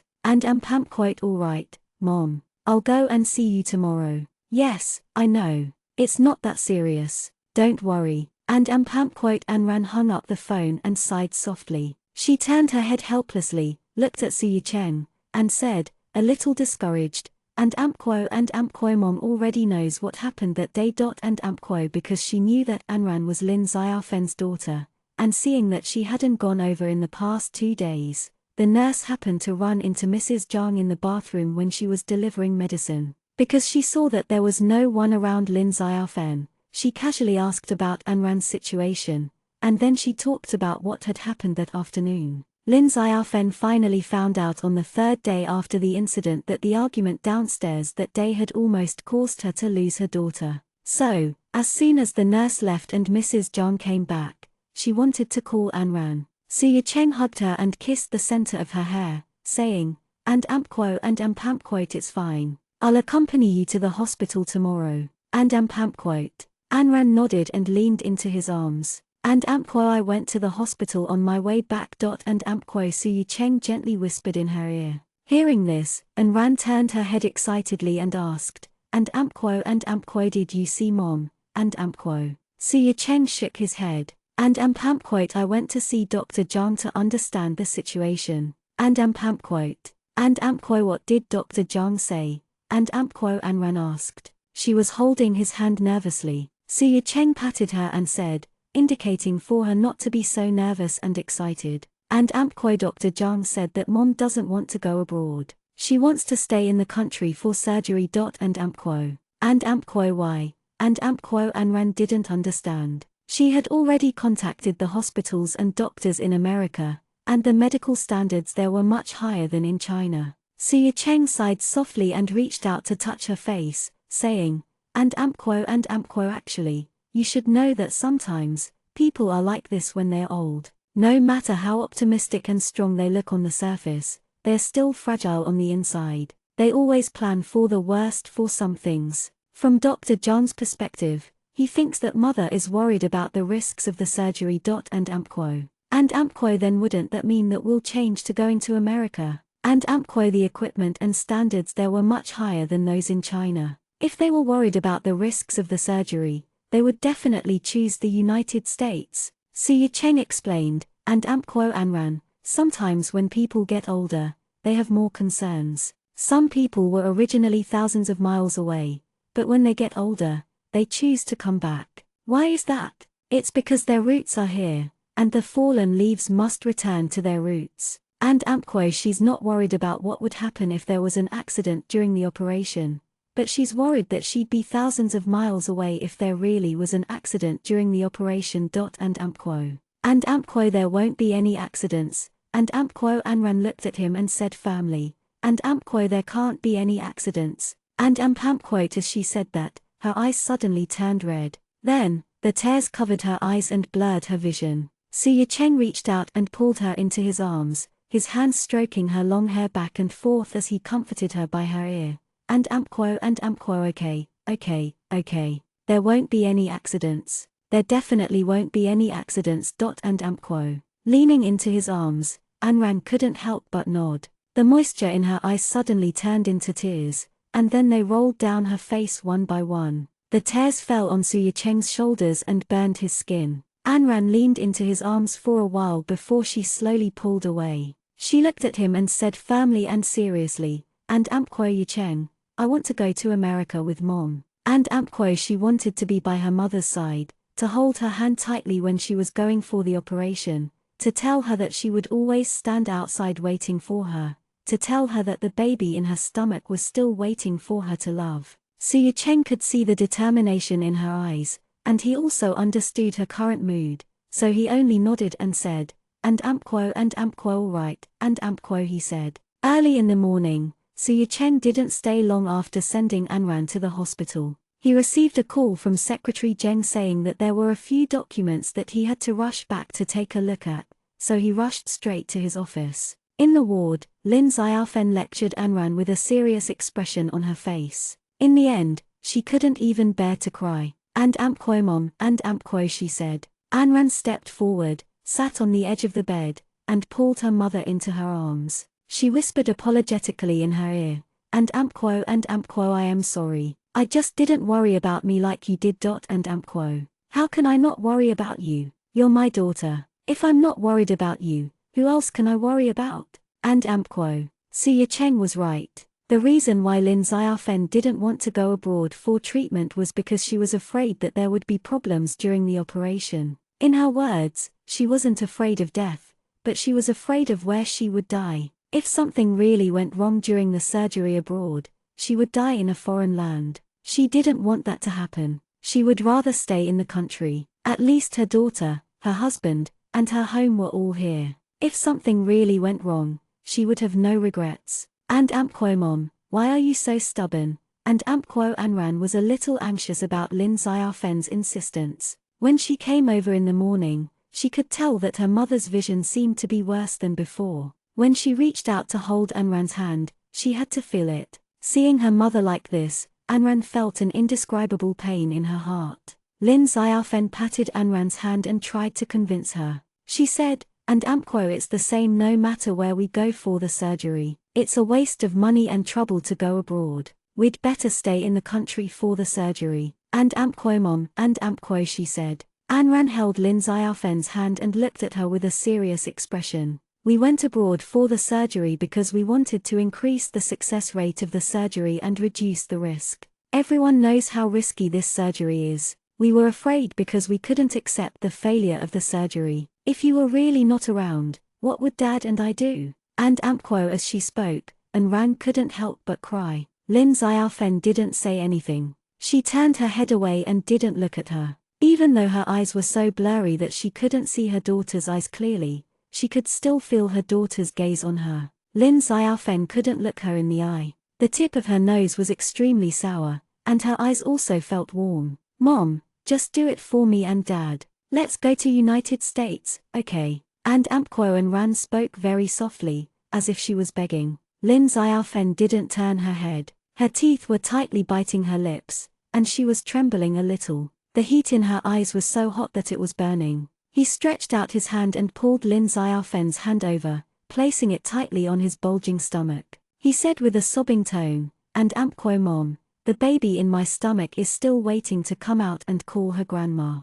Promise me that you'll be fine, okay?" And Lin Xiaofen could no longer hold back the tears in her eyes. She reached out and covered her mouth, not allowing herself to cry out loud. "Mom, Wayne Wan," Anran called out to her stubbornly. Her face was already covered in tears, but she still stubbornly wanted an answer and a guarantee. After all, she was his daughter. How could he bear to reject her request? Lin Xiaofen couldn't resist Anran's restraint, so she could only nod and agree. Seeing that she had agreed, Anran laughed through her tears. She reached out to wipe the tears on her face, and then carefully reached out to gently wipe the tears on Lin Xiaofen's face. Everyone was very happy that Lin Xiaofen had finally agreed to go abroad for surgery. Dr. Zhang had already contacted a hospital in the United States. The medical records and other information had already been mailed over. Lin Xiaofen only needed to pack them up and send them over in the next few days.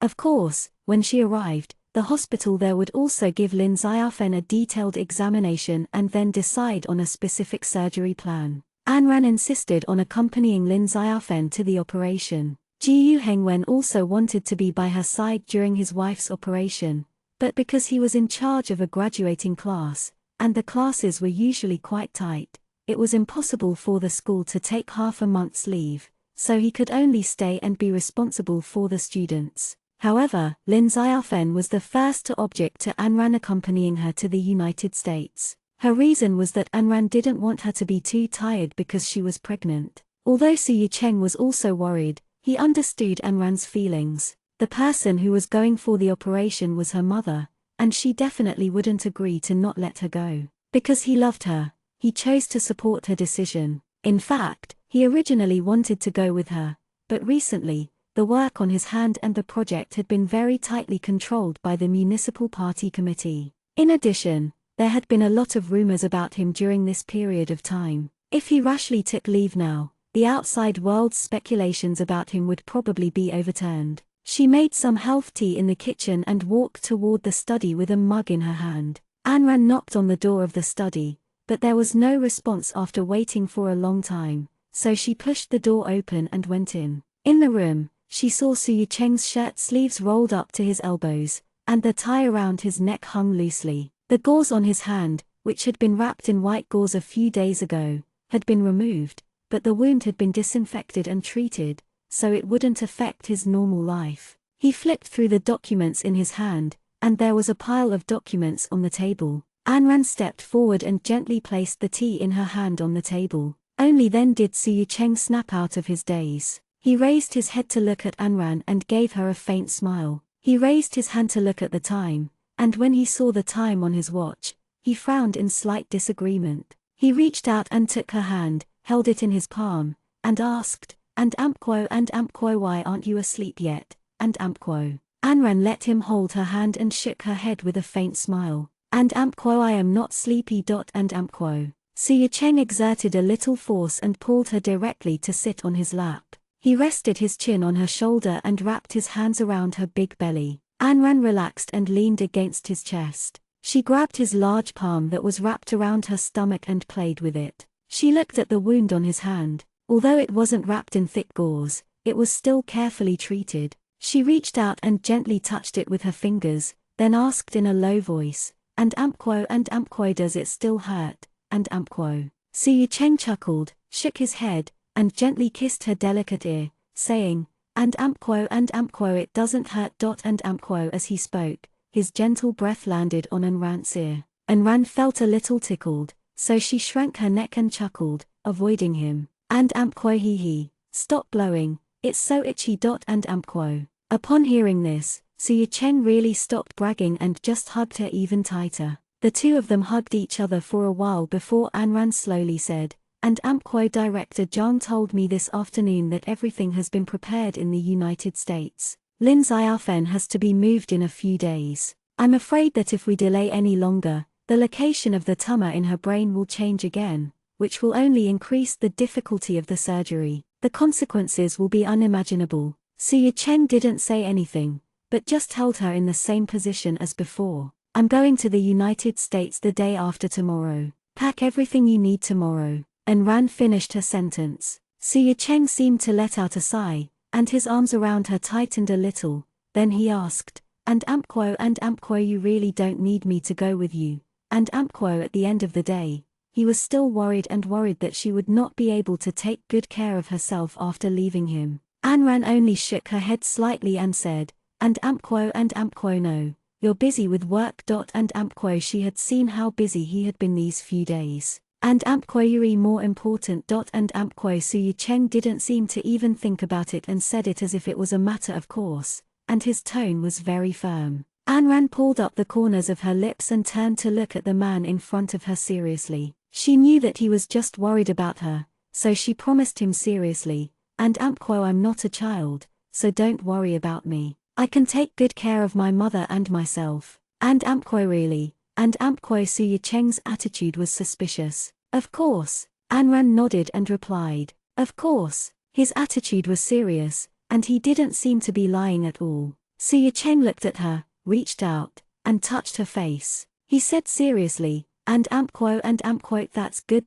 And Amkwo. And Ran nodded with a smile and looked at him. As his hand caressed her delicate and smooth face, Suya Cheng lowered his head and grabbed her red lips. He gently licked them, and the tip of his tongue gently probed her. When she gently opened her mouth and began to respond to his kiss, Suya Cheng began to kiss her deeper, trying to get more. It wasn't until Anran was a little breathless that Suya Cheng slowly let go of her, gently pecked her lips, and then held her tightly in his arms. He rubbed his face against hers for a long time before he slowly said into her ear, and Amkwo, I will miss you.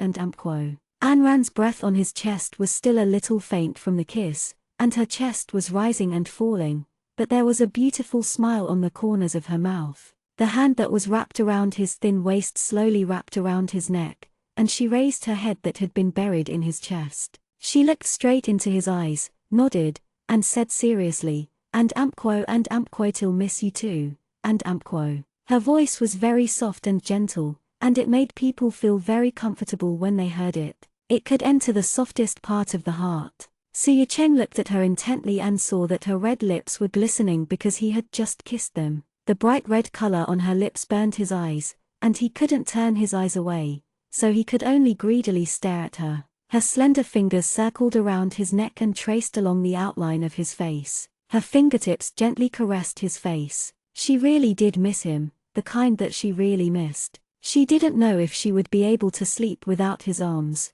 On the day they married, he really doted on her too much. He doted on her so much that she even began to wonder if she was a child to be cared for so much. Suya Cheng suddenly grabbed the hand that had been touching his face, opened his mouth, and bit her fingertip with a little force. Ouch, it hurts, Yingluo. The pain from her fingers made Anran cry out in a delicate voice. She looked at him with eyes full of grievance, which made him feel particularly pitiful. Suya Cheng let go of her fingers, then directly embraced her and kissed her lips again. Unlike the gentleness just now, his kiss this time was a little impatient, a little rough, and a little overbearing. Anran responded to him, opening her mouth to intertwine with his. She wrapped her arms around his neck again and inserted her fingers into his hair. Suya Cheng's hands, which were wrapped around her back, began to move around restlessly, exploring, and wanting more. The flirtatious atmosphere between the two of them quickly heated up, and the temperature in the entire study room also rose a lot. When Suya Cheng's hand pulled Anran's maternity dress up and reached into her skirt, his seemingly burning hand touched her skin, and Anran slowly came back to her senses. She knew all too well what was going to happen next, so as long as she was still rational, the moment he let go of her, she muttered, and Amkwo, why you Cheng, why your work? She didn't want to delay her work because of her. Suya Cheng's kiss slowly moved down from her lips, slowly trailing along her smooth neck, leaving red marks wherever he went. His hands slipped under her clothes and lingered to touch her smooth skin. Ye di,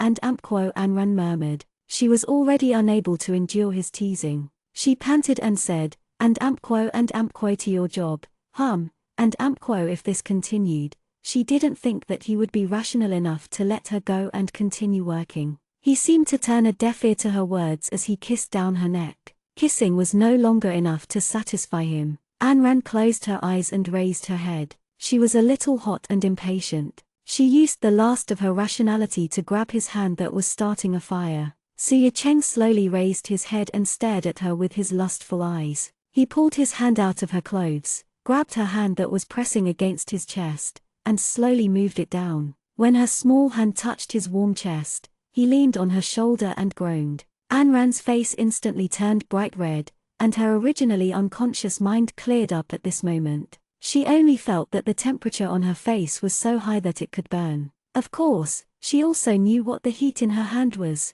Burying his head in her shoulder, Su Cheng's deep and hoarse voice rang in her ear. Do you think I can still work like this? And Ampquo if he were to go back to work now, he would die, he would really die. And Ran felt her face heat up even more. She could probably beat an egg and fry it on her face. She wanted to pull her hand back out of embarrassment, but he stubbornly and overbearingly pressed her down, and even began to slowly massage her. Anran had never done something like this before, and her face was so red that it looked like it was about to bleed. She looked at him helplessly, and her mind was completely blank. She could only feel her heart beating so fast in her chest that it seemed like it would jump out of her chest in the next moment. She was so shocked that she couldn't say a word. Su Cheng leaned on her shoulder and groaned twice, then suddenly picked her up, pushed away the leather shoe with his foot, and carried her out of the study. By the time Anran came back to her senses, he had already carried her back to their bedroom. Her arms were wrapped tightly around his neck, and her eyes were fixed on him. Su Cheng's bang. He kicked the half-hidden door open and carried Anran into the room as fast as the wind. Just as Anran thought that he would lose his rationality and throw her onto the bed, he bent down and carefully put her on the bed, afraid that he would hurt her. After a moment of shock, Anran chuckled, a beautiful smile on her lips. What else could she say to such a man who could still treat her so gently in this situation? He wrapped his arms around her neck and looked into his eyes. She seemed to be able to see herself burning in his eyes. The corners of her mouth curved into a smile and she said softly, and Ampquo kiss me.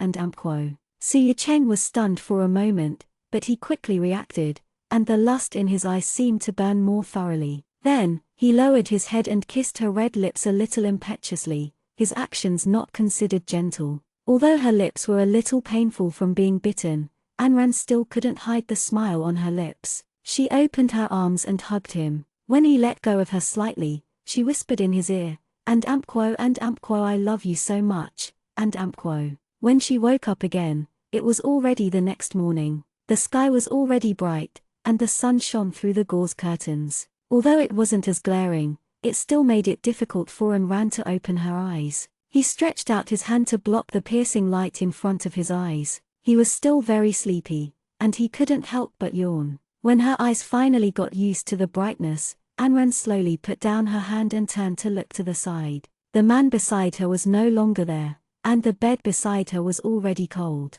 She turned around to look at the alarm clock on the bedside table. It was almost 10 o'clock, and there were clothes that a certain someone had thoughtfully prepared next to the ghost by the bed. Anran smiled brightly, lifted the blanket, got up, and took the clothes that she had prepared to change into before heading into the bathroom. After washing up and changing his clothes, he came out again. The two little guys in his stomach were protesting and growling. He reached out to touch his big belly in a good mood and said with a smile, and Ampquo all right, Mommy will go and make something for the little darling to eat now. As soon as she reached the bar counter, she saw a note on the counter. The words on the note were written with force. The breakfast was in the refrigerator. Pour yourself a glass of milk and heat it before eating Shanglu. It wasn't some sweet talk after a warm moment. It was just a simple sentence with a clear purpose, but it was very warm and heartwarming. Those plain words made people read the sweet taste.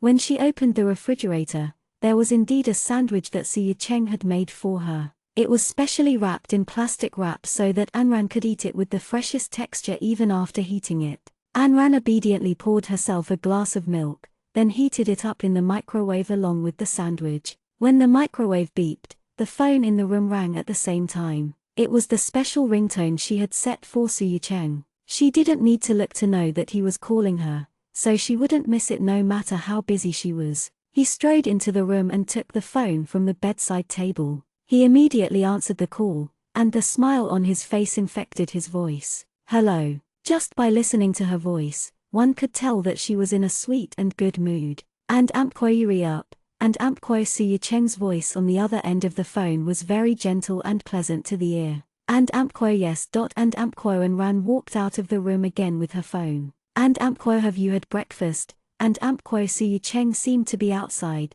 and the surrounding environment was a little noisy. And Ampkoy I was just about to eat. And Ampkoy she took out the sandwich from the microwave and took a sip of the hot milk. She closed her eyes in enjoyment. And Ampkoy are you at the construction site? And Ampkoy it's so noisy.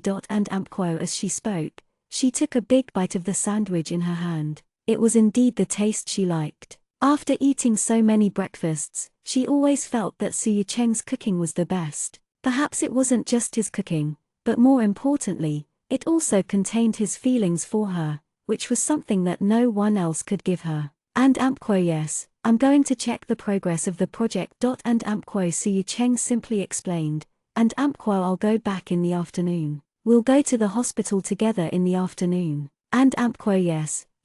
And Ampkoy and Ran nodded in response, her mouth stuffed with the sandwich he made. On the other end of the phone, Su Cheng seemed to be able to imagine what she looked like right now, and he couldn't help but laugh, but he still didn't forget to say with concern, and Ampkoy eat slowly. If you can't swallow it, drink some milk. And Ampkoy. Anran took a sip of milk before she could finish the food in her mouth. She called out sweetly to the phone, and Ampkoy Su Cheng. Calling him by his full name was the most common form of address they had used when they first met and got married. He recalled that a certain someone had been particularly petty and dissatisfied with such a form of address. Now that he thought back to all this, he realized that time had really passed very quickly. And Ampkoy yes, I'm here. And Ampkoy on the other end of the phone, Su Cheng replied with a smile. The way he had addressed her previously sounded a little more interesting now. In fact, the name hadn't changed. What had changed was the friendship and feelings between the two. And Ampkoy the breakfast you made is really delicious. And Ampkoy and Ran spoke loudly in a childish way, accompanied by a hearty laugh. Su Cheng laughed on the other end of the phone, and it was obvious that he was in a good mood because of her words. He held the phone and said to Anran with a doting tone, and Ampkoy then I'll eat it for a lifetime. And Ampkoy it was a promise in disguise, and his tone was very sincere. Anran smiled, and her eyes suddenly felt a little hot. She didn't reach out to wipe it away, but nodded very hard and seriously, and only said, and Ampkoy if you're willing to do it for me for the rest of my life, I'll eat it for the rest of my life. And Ampkoy tears rolled down her cheeks,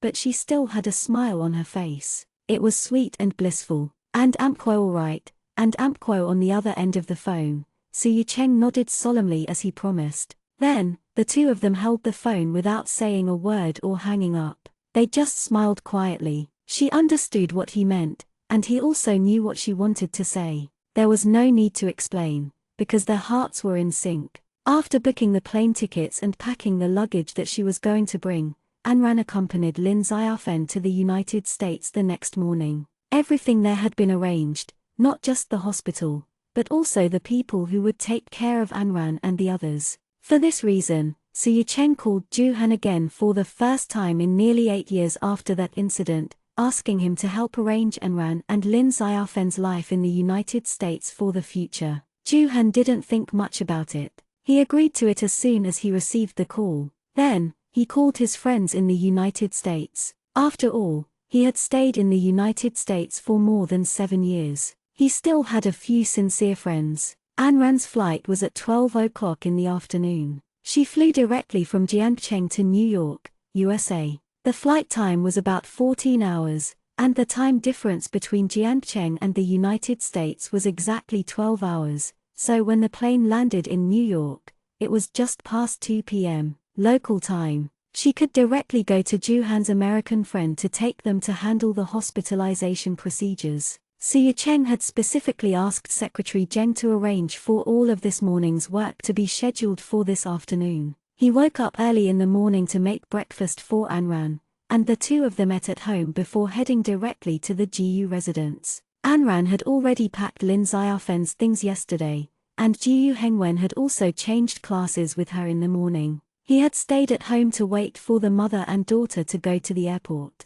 Even though Lin Xiaofen still didn't agree with Anran going to New York with her, she couldn't change the fact, so she could only let Anran go with her. In addition to Anran, Suyu Cheng had also specially asked Aunt Jan to accompany him. After all, Anran was pregnant and her stomach was not small, so there were many times that it would be inconvenient for her. With Aunt Jan by her side to take care of her, Anran's burden could be reduced. Jiu Hengwen looked a little nervous. He held Lin Xiaofen's hand tightly the entire time, but he didn't say anything. It was still early when they arrived at the airport. After checking in their luggage, they sat in the waiting hall and waited. Jiu Hengwen kept holding Lin Xiaofen's hand and didn't let go, but his eyes were looking straight at Anran. Anran told him how to take care of her mother after they arrived in the United States. As he spoke, he was still a little worried. Looking at Lin Xiaofen, he finally couldn't help but say, "And Amkwo Xiaofen,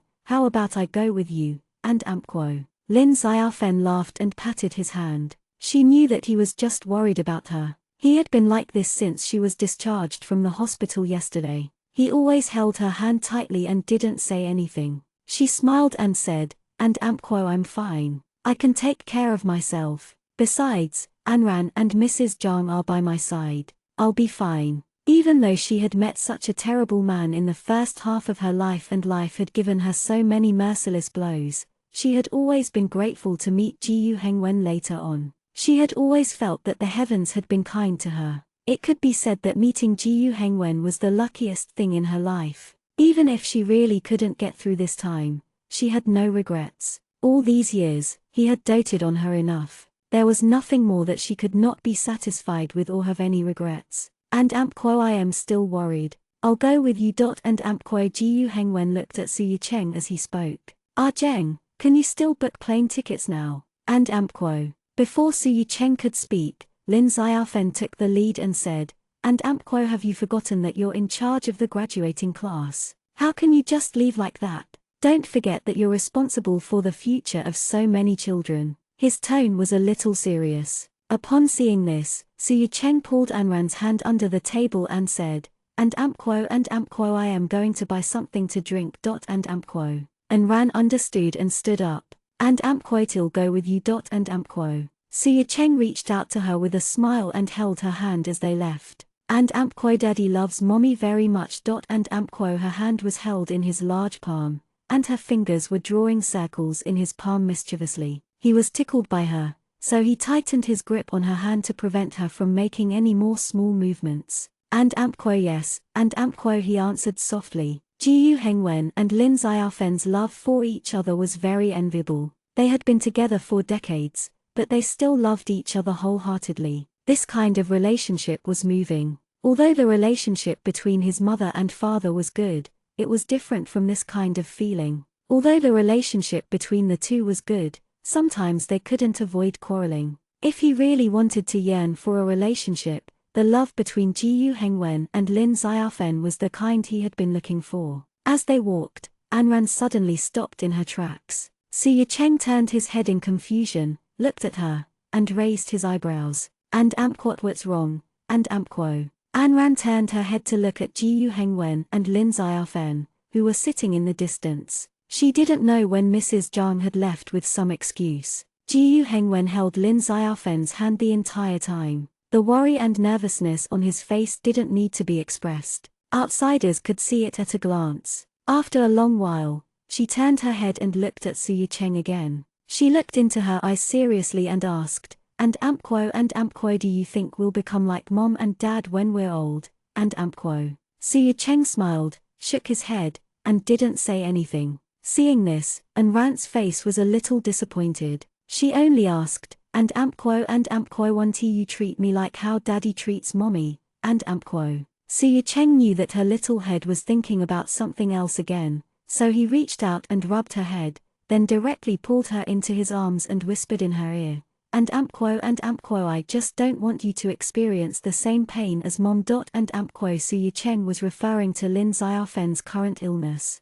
Hearing this, Anran was stunned for a while, then she smiled. Still stubbornly wanting an answer, she asked, and yes, I won't get sick. Will you become as good as dad and love me as much as mom? When the time comes, you won't despise me for getting old, having more wrinkles on my face, having a bad figure, and being ugly, will you? And Siya Cheng chuckled as he held her in his arms. He seemed to have heard a very funny joke, and a hearty voice came out of his mouth. Anran patted his shoulder and said, and don't laugh, will you? And Even though Anran didn't allow it, Siya Cheng still laughed for a long time before he stopped. He held her hand and gently stroked her hair back and forth, then slowly opened his mouth and said, and no, I will love you more and cherish you more, so that you won't abandon me for being a boring old man. Anran giggled. She seemed to be in a good mood, but she still said coquettishly,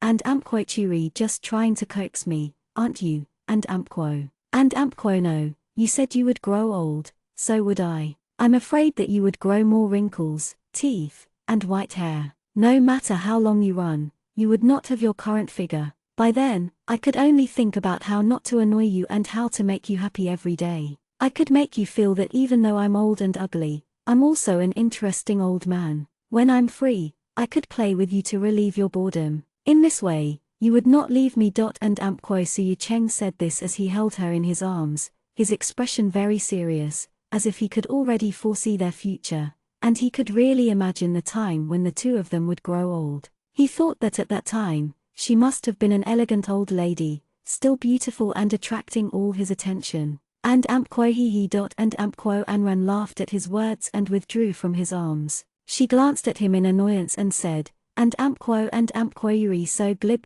And the smile on his face was still happy. Siya Cheng also laughed, and he looked at her as he insisted, and I am serious. And Anran laughed for a long time, then raised her head and said in a serious tone, and Ho said that my husband will be an old man in the future. He will definitely be a handsome old man in the future, the kind that can still attract bees and butterflies at his age. Siya Cheng looked at her affectionately, and the smile on his lips remained as he said, and don't attract bees and butterflies, as long as I can attract you. And his expression was serious, unlike Anran's joking expression. She looked at him in a daze for a while and almost lost herself in his serious and affectionate eyes. There were many people in the airport, and Anran stared at him in a daze. For a moment, she didn't notice the playful child running behind her. The child turned his head to look at the person behind him as he ran forward. By the time Anran reacted, the child was only a few steps away from her when she turned her head again. At this time, it was too late for Anran to react. Just as the child was about to crash into her, Anran felt as if she was floating in the air. When she came back to her senses, she was already in Siya Cheng's arms, and the child's father stepped forward in time to pick up his naughty child. The child didn't seem to realize that he had almost made a mistake. In his father's arms, he was laughing very hard, and his whole face was filled with a childlike and happy smile. The child's father nodded at Siya Cheng apologetically, holding his child in his arms, and said, and I'm sorry. The child is too naughty and almost hit this madam. I'm really sorry for scaring you. It was a good thing they didn't bump into each other. If they really did, it would be terrible. She was so pregnant and looked like she was about 6 or 7 months old. If something really happened to her, the consequences would be unimaginable. Siya Cheng held Anran in his arms and lowered his head to look at the person in his arms, who was still a little scared and had yet to recover from the shock. He put his hand on her shoulder, as if to tell her that everything was fine and that he was right beside her. Then, he turned his head to look at the father and son, shook his head lightly, and only said, "It's fine. Next time, you should be more careful with the child." Anran wasn't the only pregnant woman here. If she really bumped into someone, it would be unimaginable. The man nodded repeatedly and kept saying, "Yes, yes, yes, we will. Sorry about just now." Suya Cheng didn't say anything else. He only nodded and hugged Anran in his arms. Anran only came back to her senses after the father and son had left. She touched her stomach nervously, as if to make sure that her stomach was still there and that she and the baby in her stomach were fine. Only then did she feel relieved. Suya Cheng held her in his arms, lowered his head, and gently kissed the center of her hair. He only whispered in her ear, "I won't let anything happen to you and the child." It was a very normal sentence, but it was a promise. A promise that he would not let her get hurt and make her afraid. Anran nodded. She knew he wouldn't, so she smiled at his chest again. Suya Cheng let go of her and reached out his hand to her again. Anran came to her senses and put her hand in his large palm, then let him lead her as he did just now. However, this time, it was different. Just now, he was holding her hand, but this time, their fingers were intertwined, and there was a smile on their faces. By the time Suya Cheng and Anran returned from buying drinks, Jiyu Hengwen and Lin Xiaofen seemed to have already finished their discussion. Although Jiyu Hengwen was still worried and wanted to go with her, he knew his responsibilities. A few people were drinking their drinks while waiting in the departure hall. Finally, they heard the broadcast announcing that the next flight from Jiangcheng to New York was coming.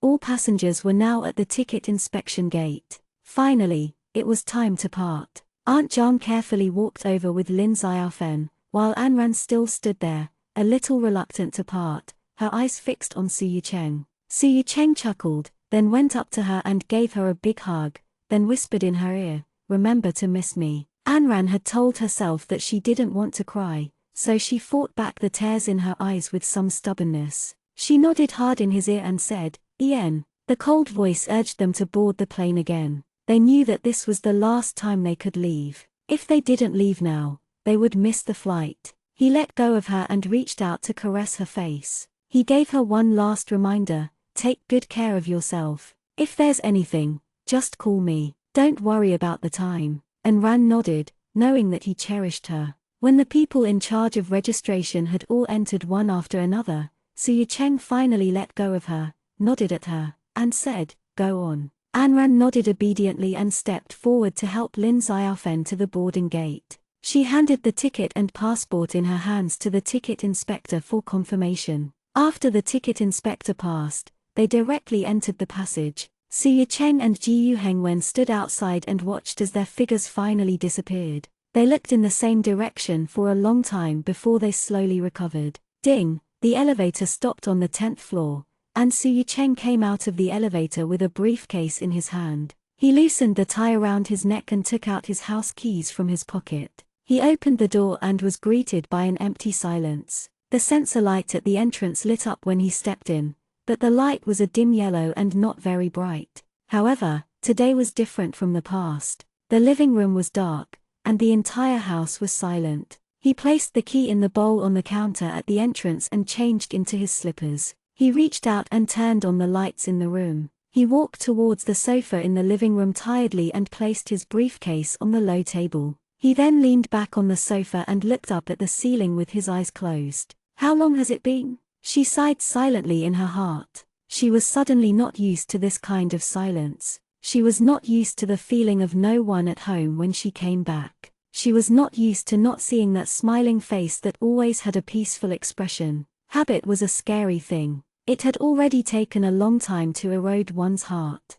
He couldn't even imagine how he had faced this silence and darkness when he came back from work alone before he met Anran and before he married her. He shook his head with a chuckle, opened his eyes, and looked at his watch. It was 10:35 p.m. In 4 hours, Anran was supposed to get off the plane. In fact, he had originally planned to go with her, but 2 days ago, Secretary Zhang had privately told him that the official documents regarding his punishment would be issued in 2 days. From Secretary Zhang's tone, it seemed that there would be changes to his punishment for the nude photos incident. He didn't disclose the details, but only told him to do his work well. In fact, he didn't care much about the punishment. He could accept it as long as it was reasonable. He didn't care much about power. He only treated his career as a normal job, so his attitude was always clear. He just wanted to do his job well. The nature of his job was nothing special to him. He leaned back on the sofa and closed his eyes.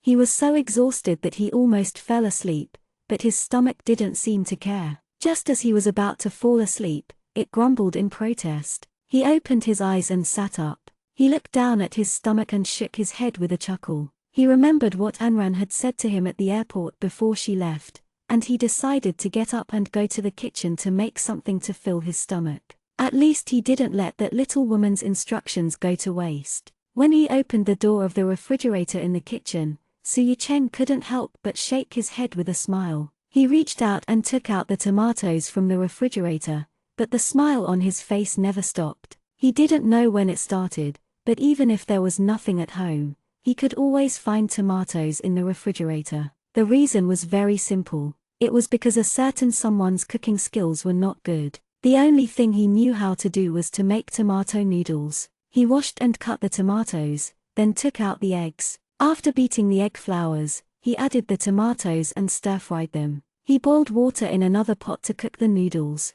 When the water was boiling, he poured the stir-fried tomatoes directly on top. The color looked good. Rational men also had a childish side. When he took a picture of the bowl of tomato noodles on the bar counter and sent it directly to Anran with a multimedia message, along with the narration that he was very obedient, Su Cheng laughed and couldn't believe his childish behavior.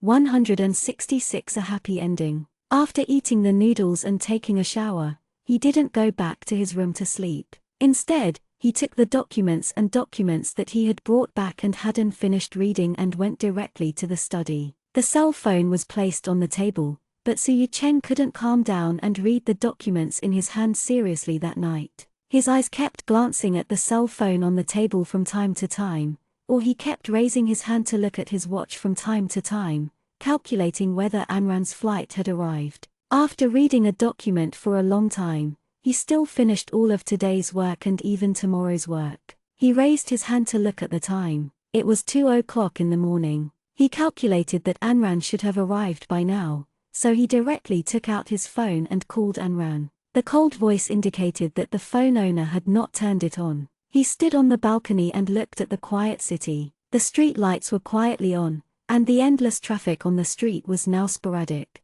The whole city seemed to be asleep. 1 or 2 houses could be seen among the tall buildings, but the rest was dark. There were no other neon signs except for the billboards. Even the traffic lights on the street had long been flashing green. Just as Su Cheng was thinking about whether he should go to the kitchen to pour himself a glass of wine and slowly drink it while waiting, his phone received a text message notification, indicating that the user he had previously dialed had turned on his phone. She redialed the number happily. Someone picked up the phone after the first ring. The voice that she had been thinking about all night rang. "Why aren't you asleep yet?" Anran's voice was still soft, but she sounded a little anxious. Su Cheng chuckled, but he didn't answer her question. Instead, he asked, "Have we arrived?" "Yeah, I just turned on my phone and your call came." As Anran spoke, her tone was a little coy. "What time is it? Why aren't you sleeping yet? You still have to go to work tomorrow. Have the people who are picking you up arrived?" Su Cheng asked as he walked toward the bedroom. Anran held her phone and said, "I didn't even have time to make the call, and your call came in." Su Cheng also laughed. He was relieved that she had arrived. Seeing that it was indeed getting late and that he had a meeting the next morning, he said into the phone, "All right, it's good that you're here. Call me if you need anything." I know, you long-winded ghost," Anran said with a smile. "Okay, go and have a good sleep after you've made the arrangements. Don't tire yourself out." Su Cheng urged. Okay. Help me say good night to the 2 babies in my stomach," she said to the phone. As he spoke, his eyes were filled with gentleness. On the other side of the phone, Anran said with a smile, "Childish, hurry up and go to sleep." Su Cheng nodded in agreement, hung up the phone, and lay on the bed. He held his phone for a long time, then looked at the empty bed on the other side and sighed in his heart.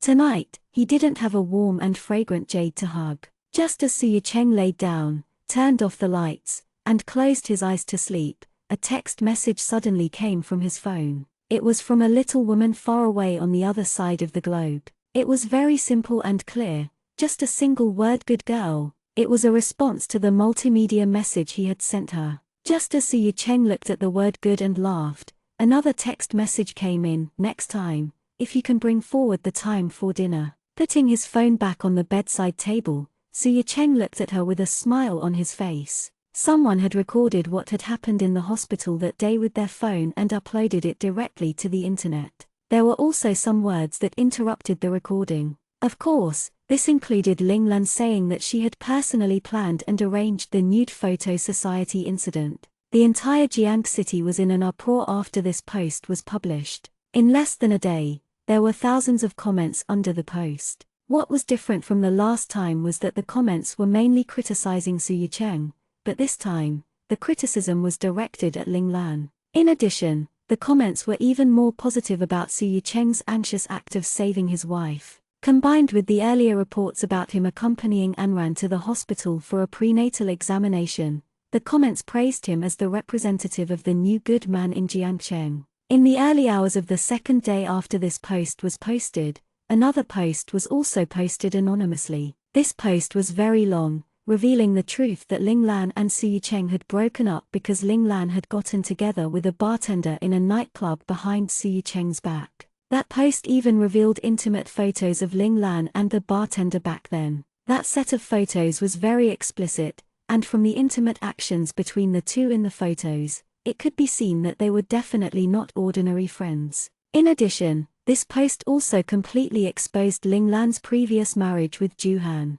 It turned out that in the past few years, even without divorcing Ju Han, Ling Lan had been dating several men behind her husband's back. Back then, in United States, there had even been large-scale erotic photos and videos that had been released. 3P, 4P, and so on were so intense that it was hard to imagine. As if to prove that what was stated above was true, the post had specially attached photos of Ling Lan's promiscuous life in United States. All kinds of heavy tastes made people feel a little nauseated. Once this post was posted, the speed at which the comments were reposted was shocking. Almost all of the comments below were criticizing Ling Lan, and some people even wondered how such a pure and innocent-looking person like Ling Lan could do such a thing. Some people also began to speak up for Su Yicheng. Previously, they had demanded Su Yicheng to step down because of the nude photo scandal, but now, all of them were defending Su Yicheng. Someone even posted the photo of Su Yicheng sending Anran abroad at the airport that day,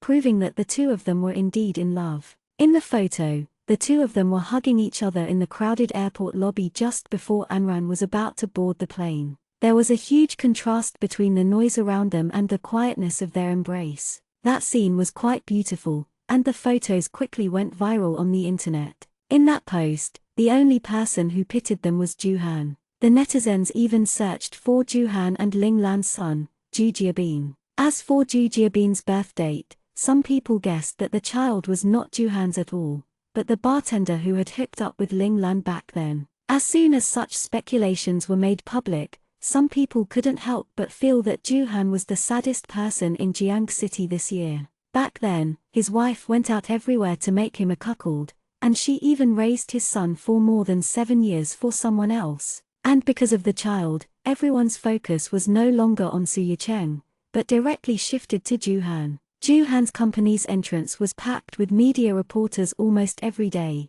and even Xiao Bin's school was always full of people. In the end, the child directly took a leave of absence from the same school and didn't go to class. When he received Yi Ziwen's call, Su Yicheng was just about to pack his things and get off work. As he packed up the documents and information in his briefcase, Su Yicheng said teasingly into the phone, "Hello, brother-in-law, why are you so free to call me today?" Yi Ziwen had proposed marriage to the Su family. It was said that the ring, betrothal gift, and other things had already been prepared. However, it was a tragedy that he did not manage to convince the bride to agree to it. Both of their parents were not opposed to this marriage and were even a little happy to see it happen. However, because Ye Jiao had not agreed to it, it was still hanging in the air until now. However, someone seemed to have made up his mind to be the Su family's son-in-law. As long as there were any lascivious men around Ye Jiao, he would immediately rush to them and swear to them, declaring his sovereignty. In the past, it was Ye Jiao who had been chasing after him.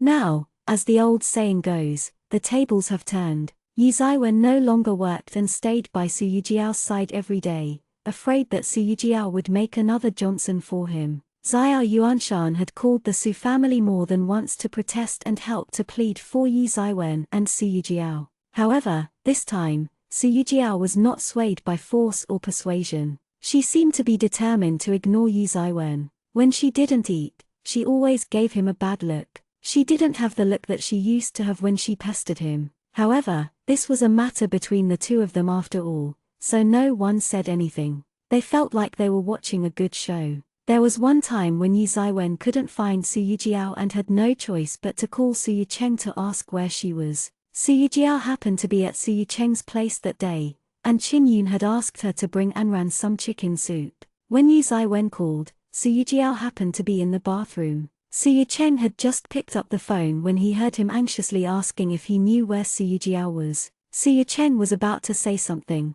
but Anran shook her head at him, signaling him not to say anything. After hanging up the phone, Su Yicheng asked her why, but Anran only glanced at him and said lightly, "It's time for him to have a taste of what it's like to chase after someone else." On the other side of the phone, Yi Zaiwen's mouth couldn't help but twitch. He felt particularly aggrieved that he was called brother-in-law by Su Yicheng, who was clearly a few months younger than him, and that he would have to call him brother in the future. Although he felt all kinds of dissatisfaction in his heart, he also felt very helpless. He also knew very well that Su Yicheng was just toying with him. The last time Su Yicheng told him not to call him brother-in-law, he didn't expect Su Yicheng to agree so quickly. He turned around and wanted to call the man next to Yijiao, who looked like a pretty boy, brother-in-law. He was so angry that he almost vomited blood, so every time Su Yicheng called him brother-in-law, he could only grit his teeth and endure it.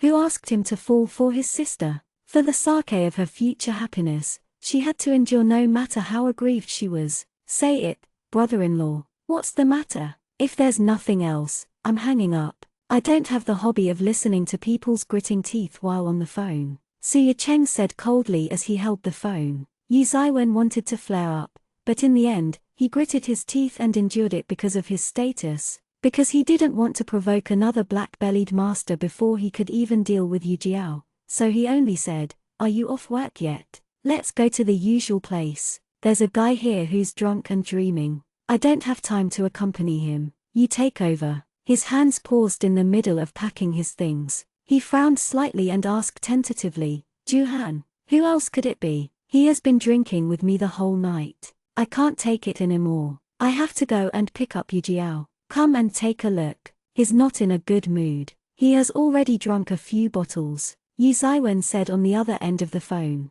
Su Yicheng was silent for a while, then nodded and said, "I know. The newspapers these past 2 days were all talking about the same thing. Back then, Juhan loved Linglan so much and even gave up his brother for Linglan for so many years. However, in the end, this was the outcome. It was indeed hard for people to accept." When Su Yicheng arrived at the bar of the private club that they often visited for their private gatherings, Yi Zaiwen had already left. Juhan was still sitting at the bar counter with a bottle of wine in his hand, pouring it into his mouth. A few bottles on the table were already empty. It could be seen that Juhan had really drunk a lot, and he was almost at the point of perversion. Juhan walked forward with a frown, took his briefcase, and sat directly next to him. Juhan's eyes were already blurred by alcohol, so he couldn't recognize Su Yicheng at all. He only saw someone sit down next to him, and the person reeked of alcohol as he said, Don't sit here, burp here, this is my friend's seat. Burp he'll be here soon." Su Yicheng turned to look at the bartender and asked, "How much did he drink?" The bartender looked at Juhan and pointed at the 2 empty bottles on the bar counter. He opened his hand and gestured with an exaggerated manner and said, "Including the ones on the table, I've drunk more than 5 bottles." Su Yicheng nodded and placed his briefcase on the bar counter. He reached out to take the bottle of wine from Juhan's hand and said in a deep voice, "Enough, stop drinking." The wine in his hand was snatched away and Juhan instinctively reached out to grab it. His mouth was still full of drunken words as he said, "Give it to me. Give it to me. Give me the wine. I still want to drink some more." Su Yicheng put the glass of wine in his hand aside, grabbed his hand, and stopped him from moving. With a serious expression, he only said, "Enough, Ju-han." Ju-han seemed to recognize his voice. He raised his head with misty eyes and looked at him seriously for a while before nodding and saying with a silly smile, "Ahu." She pointed at him and said with a smile, "Yes, yes, you're our Luo, our Luo." Suya Cheng sighed, then turned to the bartender and said, "Please give me a cup of sugar water." He was not in a clear state of mind, and even the most basic conversation was a problem. The bartender nodded and turned around to instruct the servants to enter the kitchen. Ju-han's consciousness wasn't clear at all. As he watched Suya Cheng's entire body sway, he didn't forget to reach out his hand and shout that he wanted to drink. The waiter quickly came out of the kitchen with the syrup, and Suya Cheng handed it to Ju-han. Ju-han was about to open the cup with one hand, but Suya Cheng flashed past him. When he brought it over again, Ju-han smacked it away, and the cup and the water directly fell to the ground, shattering the glass. Suya Cheng turned his head and said to the bartender again, "Give me a glass of ice water." The bartender nodded and poured him a glass of ice water. Suya Cheng took it, but he didn't drink it.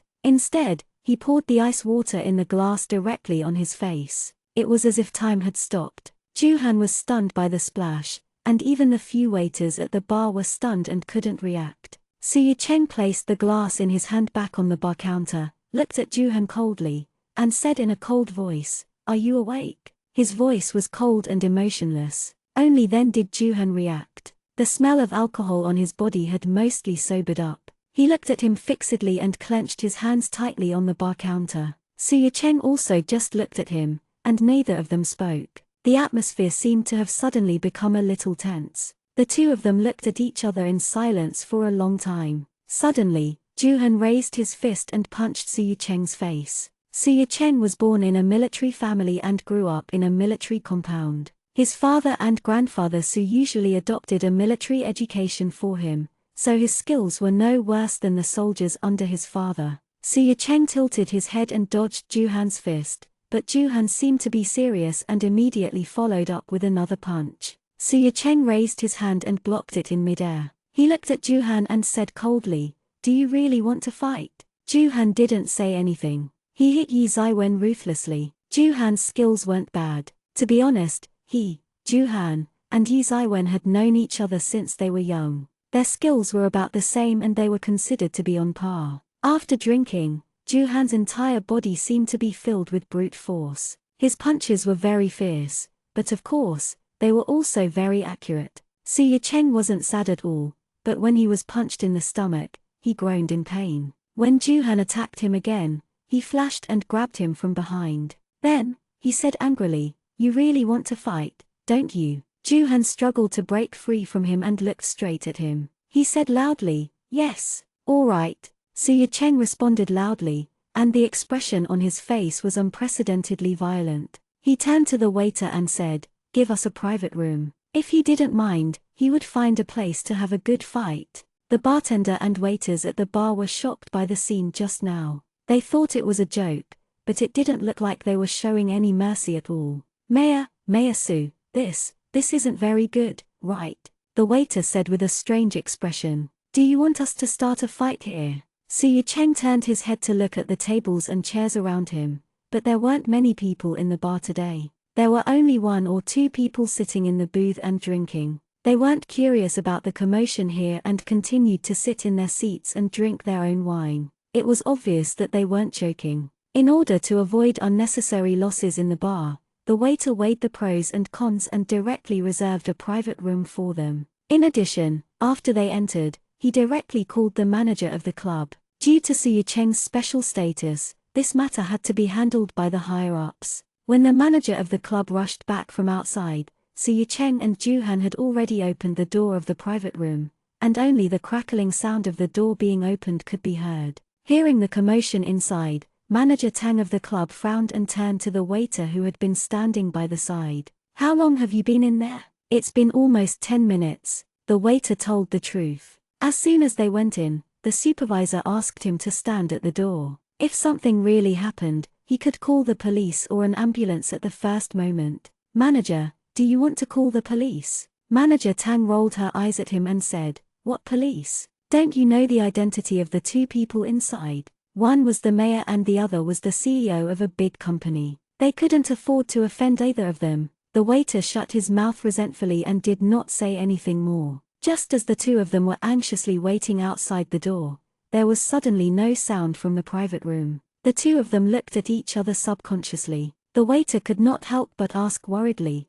"Did something happen?" Manager Tang was also worried. He turned around and knocked on the door. With a smile, he said, "Mayor Su, General Manager Ju." There was no response. It was so quiet that there was no sound at all. Hearing no response, Manager Tang, who was at the door, couldn't help but put his ear to the door to listen, but there was still no sound. It was as if the noise just now had not existed and there was no one in the private room from the beginning. "Why isn't there any sound?" Manager Tang muttered softly, his brows furrowed in confusion. Could something have happened? The waiter guessed. Manager Tang couldn't help but worry. If something really happened here, and the two people inside were people of high status, he couldn't bear the responsibility. He turned to the waiter and said, "Open the door, open the door. Hurry up and open the door." "No, I don't have the key." The waiter was also a little frightened by the situation and said timidly, "Hurry up and get it."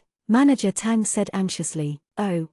Only then did the waiter react. He hurriedly went to find the head waiter of the bar and got the key to the private room from him. After taking the paper, Manager Tang was about to open the door and enter when the door was opened from the inside. She saw Su Yicheng come out with his clothes in one hand and the corners of his mouth in the other. His white shirt was a little crumpled because of the fight just now, and there was even a hole in his underarm. Behind him, Juhan followed him out. He also carried his clothes and threw them on his shoulders. There were some bruises at the corner of his eyes. The buttons of the dark blue shirt on his body were ripped off, and his chest was open at the moment. From the front, one could see that he had a good figure with six-pack abs. He was obviously a martial arts master. The coffee table in the private room had been pushed to the corner, and the glass on the ground had shattered. Even the LCD monitor hanging on the wall had been damaged and cracked. Manager Tang and the waiter subconsciously made way for the two people, still in shock.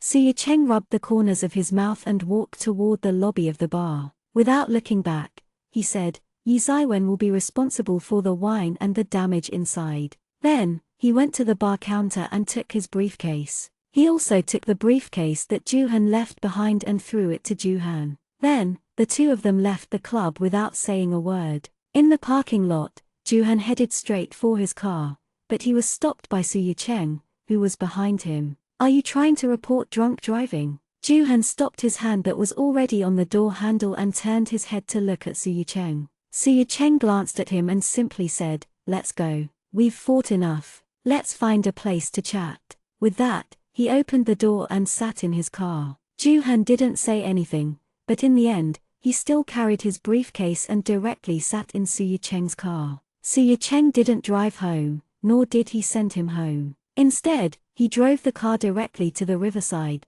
turned off the engine, and got out of the car. He stood on the dam by the river, and the night wind made his originally somewhat messy hair even messier. Juhan also got out of the car and walked over to stand beside him. Without turning his head to look at him, Su Yicheng simply said, "It's about the newspaper." He. Juhan smiled bitterly. The smile on his face was so bitter that it was as if he had swallowed a yellow lotus. He didn't answer, and Su Yicheng didn't ask any more questions. The two of them stood on the dam for a long time. When he felt that the smell of alcohol on his body was about to be blown away by the river wind, Su Yicheng turned around and was about to get back into the car. Just as Su Yicheng turned around, Juhan, who hadn't said a word since the beginning, suddenly said, "I only found out that he had so many men before after I posted on that post." Su Yicheng stopped in his tracks and turned around to look at him from behind. He knew who he was referring to. Juhan slowly opened his mouth and said in a self-deprecating tone,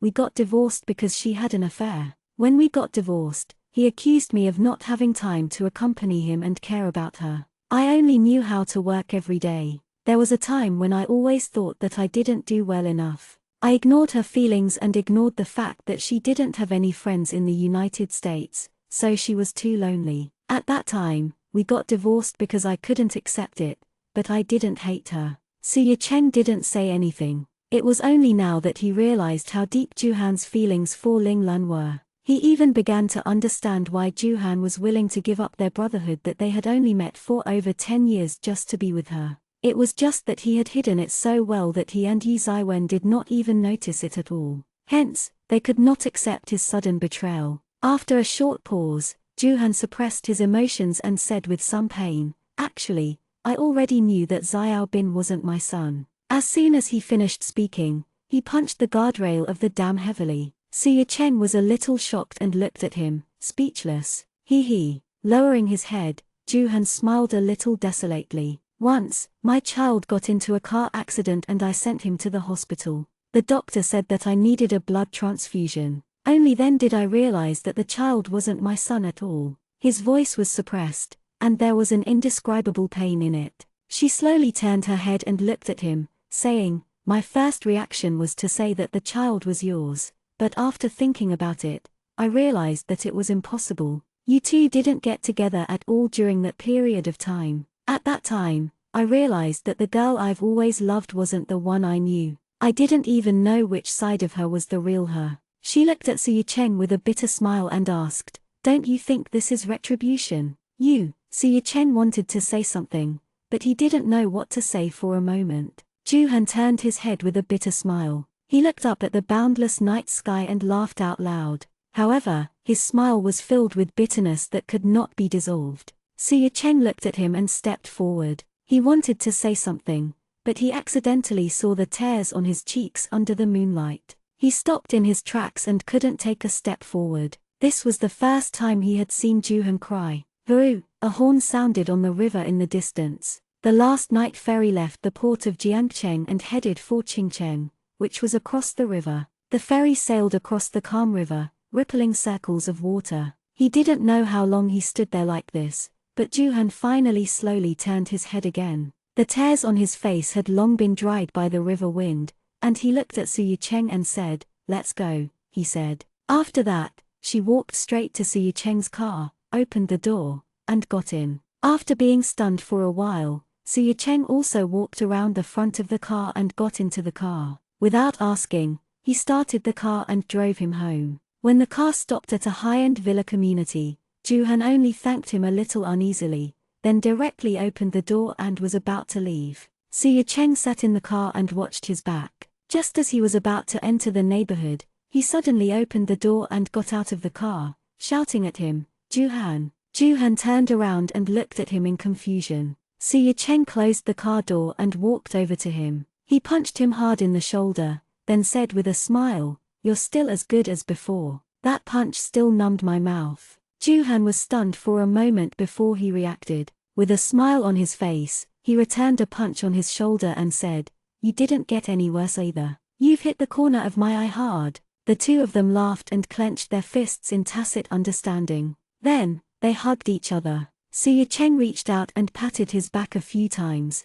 then whispered in his ear, "We'll still be good brothers in the future." Juhan responded by patting his back a few times and said, "Ian, you're still a good brother." Anran pushed the door open and went in. Mrs. Zhang was sitting by the bed, feeding Lin Xiaofen breakfast. Lin Xiaofen's eyes were already completely blind, and even her blurry image couldn't be seen. The operation was scheduled for next Monday. They had been doing all kinds of examinations for the past 2 days. Before they came, they thought that they could immediately perform the operation. However, after the examination, they realized that it was not that easy. The situation was more complicated than they had imagined. As the tumor was located too far away, it involved many blood vessels. If they were not careful, they could directly touch the blood vessels and cause massive bleeding during the operation. This increased the difficulty of the operation by 50%. Therefore, after a few days of consultation, some experts suggested not having surgery. Although they could not see, at least they could save their lives. After hearing the specialist's words, Anran thought about not having the surgery anymore, because she really didn't dare to take such a big risk. No matter what her mother would become in the future, it was always good to be alive. However, Lin Xiaofen refused. She said that she had come this time to cure her eyes so that she could take care of Anran's child in the future. She had also prepared herself for the risks of this operation long before she came. No matter how difficult it was, she would bravely walk forward. When the hospital's experts heard that Lin Xiaofen insisted on the surgery, they all admired Lin Xiaofen's courage and promised Anran that they would do their best to help Lin Xiaofen. Lin Xiaofen insisted, and Anran had no choice but to pray that everything would go smoothly. When Lin Xiaofen heard the voice, she knew that Anran had arrived. She looked at the door and smiled. "Is it Ran?" Anran smiled and nodded. "Yes, Mom, it's me." As he spoke, he walked over to Lin Xiaofen. Then, he took the bowl and spoon from Mrs. John's hands and fed Lin Xiaofen one mouthful at a time. Lin Xiaofen opened her mouth and ate, a smile on her face. Achoo! She had caught a cold last night and felt a little dizzy and uncomfortable when she woke up early. Hearing this, Lin Xiaofen furrowed her brows and asked, Ran, did you catch a cold? I'm fine. Maybe the wind last night was too cold. Anran said with a faint smile. She scooped another mouthful of porridge and handed it to Lin Xiaofen. Lin Xiaofen was a little worried and said, Ran, you're pregnant now, and our Luo isn't by your side. You must be more careful. Yes, I know. And Ran agreed obediently. After thinking for a while, Lin Xiaofen said, there are many germs in this hospital. You should stay in the hotel for the next few days. Don't come over.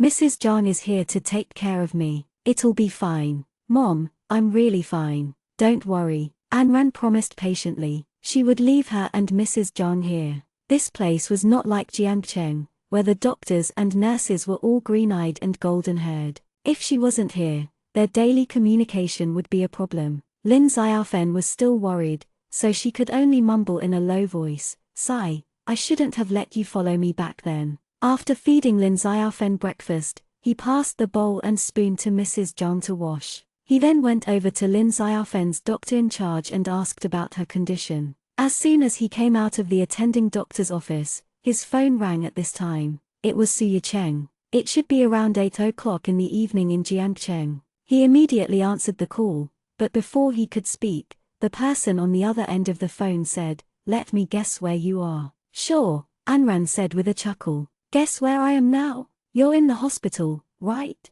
Even though they were half a world apart, Su Yicheng's voice was still gentle and pleasant. Anran laughed. Leader Su is so smart. I can't hide it from you. On the other end of the phone, Su Yicheng sighed and said, I also want to guess wrong for once. I want to hear you tell me that you're still in the hotel. He was just worried that she would be too tired and just wanted her to rest well so that she could take good care of herself without him by her side. That way, he would be at ease. He. And Ran chuckled. She naturally knew what he was thinking, but her mother was still in bed, so how could she sleep in peace? Luo. Just as he was about to say something, the tip of his nose suddenly felt itchy, and he sneezed for a long time. Luo.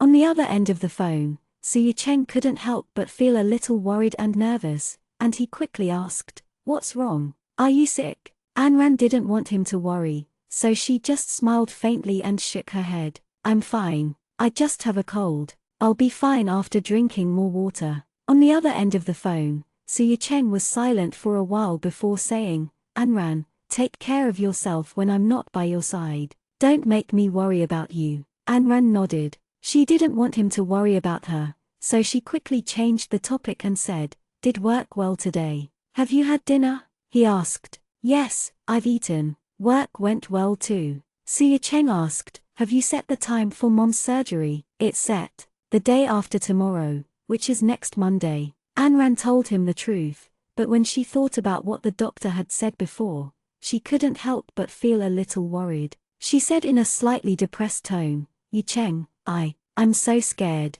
The closer it was to the operation, the more afraid she became. She couldn't help but think about what she would do if something went wrong in the operation room. What if the operation failed? She didn't dare to imagine the consequences. She admitted that she was weak and couldn't accept all the bad news. Silly girl, it'll be fine. Don't worry. Su Yicheng could only comfort her like this on the other end of the phone. She wiped away the tears that had unknowingly fallen from her face and forced a smile. Yes, it'll be fine. Mom is so strong, she'll be fine. Yes, it'll be fine. Su Yicheng's tone on the other end of the phone was very certain. The two of them talked about something else. In order not to disturb his rest, Anran urged him to hang up the phone quickly and not work too late at night. The person who usually had to speak to her for a few more minutes was very obedient today and hung up the phone early. She touched the slightly hot phone and sighed. "If only he was by my side," she murmured. "He'll definitely give me a hug when I'm helpless to make me feel at ease." The cold this time was much more serious than Anran had thought. When she woke up the next morning, she felt extremely dizzy and heavy. Her nose was stuffed, and she couldn't breathe. Her throat seemed to be a little swollen, and even drinking water and talking hurt. She went from the hotel to the hospital in a daze. When Mrs. Zhang saw her pale appearance, she was shocked. However, because she was pregnant, no injections or medicine were allowed. She could only drink more water and sleep more. Lin Xiaofen was worried that the bacteria in the hospital would infect her, so she insisted that she return to the hotel to rest. She was not allowed to come here until her body was well. Anran was taken back to the hotel by Mrs. Zhang. Fortunately, the hospital wasn't far from the hotel, so she didn't need to take a taxi. It only took a few minutes to walk, and Mrs. Zhang could go back by herself. Anran lay on the bed and specially ordered the hotel to send her a pot of water. Because she was pregnant, she couldn't take medicine and injections, so she could only drink more water and sweat more. Anran drank a glass of water, and she felt as if her entire body was powerless. She wanted to sleep, but she didn't dare to. She was afraid that Su Cheng would worry if she didn't pick up his call when she was asleep. However, she had waited for a long time today, and it was almost 11 o'clock, but Su Cheng still hadn't called. She couldn't stand it anymore, so she called Su Cheng directly, only to find that his phone was turned off. She didn't think too much about it. She only guessed that his phone had run out of battery and that he was still busy with work and had forgotten to call her. Her head was getting heavier and heavier. She couldn't stand the dizziness anymore. She grabbed her phone and fell asleep on the bed. In her daze, Anran only felt someone gently calling her name by her ear. However, she was too tired, and her eyelids were too heavy, so she couldn't open them. Anran didn't know how long she had been asleep. She only felt that while she was sleeping, someone was constantly changing the towel on her forehead, and his hand was affectionately caressing her face. That feeling was very familiar, just like how Su Cheng felt every time he touched her face with his hand, very gentle and very careful. She opened her eyes in a daze and felt herself being held in a very warm and familiar embrace. The handsome face in front of her made her feel a little dazed. Anran felt as if she had been muddled by a cold and had the illusion that Su Cheng was right beside her. Just like many times, he held her in his arms and let her sleep peacefully. "Am I dreaming?" Anran murmured softly. She reached out and touched his face with uncertainty. The real touch made her feel a little unreal, and she murmured, "Why is this dream so real?" Under her touch, a certain someone, who had been sleeping soundly, slowly opened his eyes. Seeing that she was awake, a happy smile appeared on his face. He reached out to touch her forehead to make sure that her temperature had dropped, and a beautiful smile appeared on his face. Then, before Anran could react, he pulled her into his arms and hugged her tightly. Then, he whispered in her ear, "That's great, the fever has finally subsided." After being hugged by him for a while and feeling the warmth of his body, Anran slowly came back to her senses. She pushed him away and stared at the man in front of her with wide eyes. Su Cheng smiled, reached out, and pinched her delicate nose. "It's me." Anran still couldn't react in time. She hadn't digested why the man who was supposed to be on the other half of the world had appeared here. After laughing, Su Cheng took her hand and put it directly in his mouth. He bit her fingertip with no light force, and the pain from her fingertip pulled Anran back to her senses. She frowned in pain and struggled to take her hand back. "Is this how you take care of yourself?" Su Cheng's expression was a little serious, and he looked really angry. Anran looked at him with an innocent expression.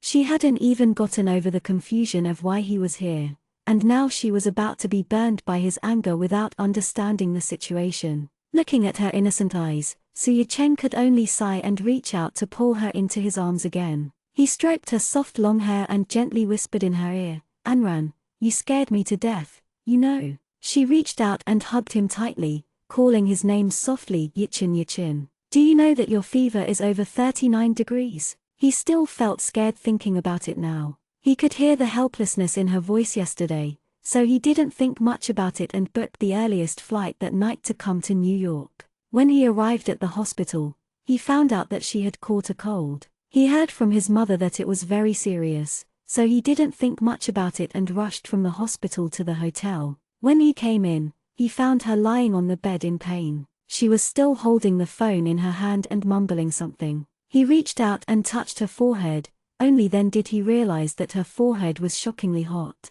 At that time, he really panicked and didn't know what to do at all. He could only call his mother for help and ask her about her nursing experience. He also knew that her situation was special and all drugs were not allowed. He could only keep changing the towel to lower her body temperature. I don't know. Anran shook her head. She had no idea at all. She thought it was just a cold and would recover in a few days. Thank God I made it. Suya Cheng hugged her and whispered. Just thinking about it made her a little scared. If he hadn't come and she had been left alone in the hotel, she really wouldn't know what had happened. But fortunately, she was fine now. He lowered his head and kissed the center of her hair. His heart that had been hanging in the air just now was finally at ease. In her arms, Anran hugged him even tighter, and her soft voice rang out from her chest. Yu Cheng, is that really you? Did you really come over? Even now, he still found it unbelievable. Suya Cheng laughed, held her hair, nodded, and whispered in her ear, yes, it's me. Burying her face in his chest, Anran smiled faintly and hugged him even tighter. The two of them hugged each other like this for a long time before Suya Cheng finally let go of the person in his arms. He gently touched her face and said, are you hungry? Anran smiled and nodded hard. She was indeed hungry. She had barely eaten anything today, and her stomach was extremely empty. I'll go get them to cook a bowl of porridge. Suya Cheng sat up and got off the bed as he spoke. You eat with me. Anran knew that he hadn't eaten anything since he got off the plane, and he couldn't care less about himself in her current state. Suya Cheng turned around and patted her head, then took the phone and called room service, specifically instructing them to make the porridge on the spot. By the time the hotel heard Suya Cheng's request to cook the porridge, it was already half an hour later. Along with the porridge, Suya Cheng's Italy risotto noodles was also served. After dinner, it was almost 9 o'clock in the evening. He called Mrs. Zhang and asked about Lin Xiaofen's situation. When he heard that everything was fine, he was relieved. That night, the two of them went to bed very early. Suya Cheng had jet lag to deal with, while Anran was still a little weak because of her cold. The next day, Lin Xiaofen's surgery was at noon. When the two of them went to the hospital in the morning, Lin Xiaofen had already shaved her hair, and she looked quite good. She joked with Anran about whether she looked very ugly like this. Before the operation, Jiu Hengwen, who was far away in Jiangcheng, called Anran. Anran could hear the nervousness and fear in his heart, and he repeatedly told Anran to call him to tell him the results as soon as the operation ended. At 11 o'clock in the afternoon, Lin Xiaofen was pushed into the operating room. Anran, Suya Cheng, and Mrs. Zhang waited outside the operating room. Anran's palms were cold and sweaty, and Suya Cheng held her hand the entire time. She was still coughing a little, and her throat was a little inflamed, but she was no longer as pale and scary as she was yesterday. Aunt Zhang was worried that she would be too tired from waiting outside while she was pregnant, so she asked her to go back and rest. However, Anran refused to leave and insisted on waiting for Lin Xiaofen to come out. Time passed, and 5.5 hours into the operation, the door to the operating room suddenly opened, and a female nurse rushed out with her hands covered in blood. Anran stood up for the first time, and she grabbed the nurse who was about to leave, hurriedly asking how the operation was going. The nurse didn't even bother to answer, and she directly shook off Anran's hand and ran forward. When she returned, there were 2 more bags of blood on her hands, and Anran felt a little dizzy. She almost couldn't stand still, but fortunately, Suya Cheng supported her from behind and held her shoulder, comforting her that she would be fine. Mother, she's all right. She tightly grabbed Suya Cheng's hand, and her whole body trembled with worry. When she turned to look at Suya Cheng again, her eyes were already filled with tears. Mother will be fine, right? Suya Cheng nodded and held her tightly in his arms. He whispered in her ear with certainty, it'll definitely be fine, It'll definitely be fine. Leaning into his arms, Anran nodded and tightly grabbed Su Yicheng's clothes around his waist. When Mrs. Zhang saw this, she could only sigh and shake her head. Then, she kept muttering some words of blessing. Far away on the other side of the world, Ji Yuhengwen also didn't sleep the entire night. He sat alone in the living room of his home, staring at the phone on the low table the entire night. She was afraid of missing a call or a text message. After waiting for a night, counting the time, it had been almost 7 hours since Lin Xiaofen had gone to the United States for surgery. Anran's call still hadn't come.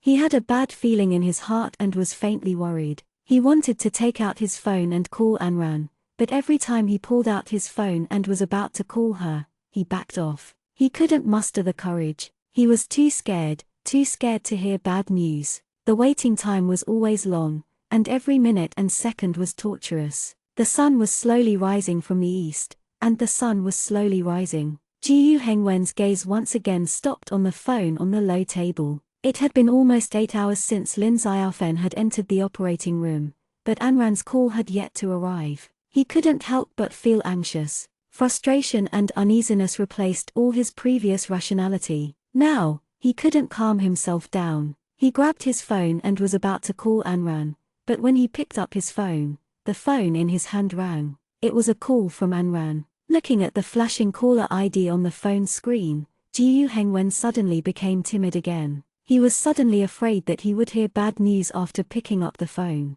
He was scared, very scared. The phone in his hand rang again and again. He held it tightly, but he didn't have the courage to reach out and answer the call. He didn't dare, he really didn't dare. Anran called again and again, but no one picked up. She stomped her feet in anger and anxiety, muttering, "What's going on? Why isn't anyone picking up the phone?" As he spoke, he paced back and forth. Su Yicheng smiled and reached out to take the phone from Anran's hand. He touched her face and said, "You go and see Mom first. I'll call Dad to tell him the good news." That's right, Lin Xiaofen's operation was finally a success after 8 hours. Although she accidentally touched a complicated blood vessel during the operation, her life wasn't in danger because she was rescued in time. When the doctor rushed into the operating room to announce that the operation was a success, Anran was so happy that she almost fainted. She had been extremely worried, but then suddenly felt a great joy.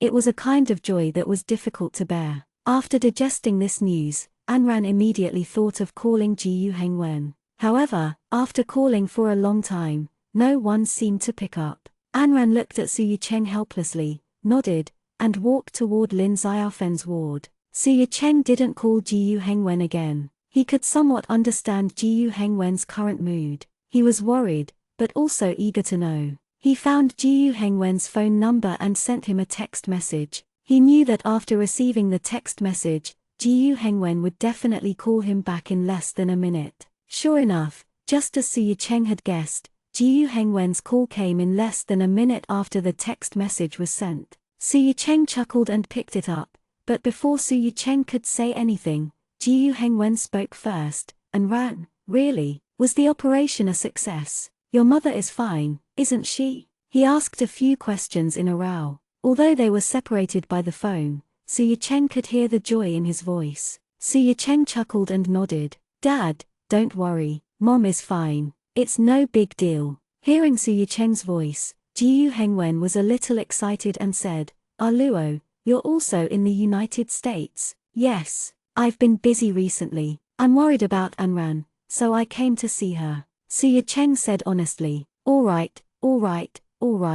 Ji Yuhengwen said good a few times and said in a relaxed manner, "It's good that you're fine. It's good that you're fine. With you around, I can rest assured." On the other end of the phone, Su Yicheng smiled and said with some concern, "Dad, you didn't sleep all night, right? Go to sleep in the morning." All right. Ji Yuhengwen nodded continuously. He had been worried the entire night. There were no classes in the morning, and he thought that he could finally have a good night's sleep now. He didn't have to worry about hearing bad news from the other side of the phone when he woke up. She thought of something and asked again, "By the way, did the doctor say when he can be discharged? When are you guys coming back?" "Not yet, but we'll have to observe him for a while after the operation." I don't think it'll be so soon. Suya Cheng was just making a guess. Oh. Jiu Hengwen nodded. Although he was eager to see Lin Xiaofen, he also knew that he had to observe her in detail after the operation. He nodded and said, yes, we do need to observe him carefully. It's good that he's fine. It's good that he's fine. Nothing was more important than a person's safety. After chatting for a while more, Jiu Hengwen finally hung up. After ending the call, Suya Cheng raised his hand to look at his watch. It was almost 8 o'clock.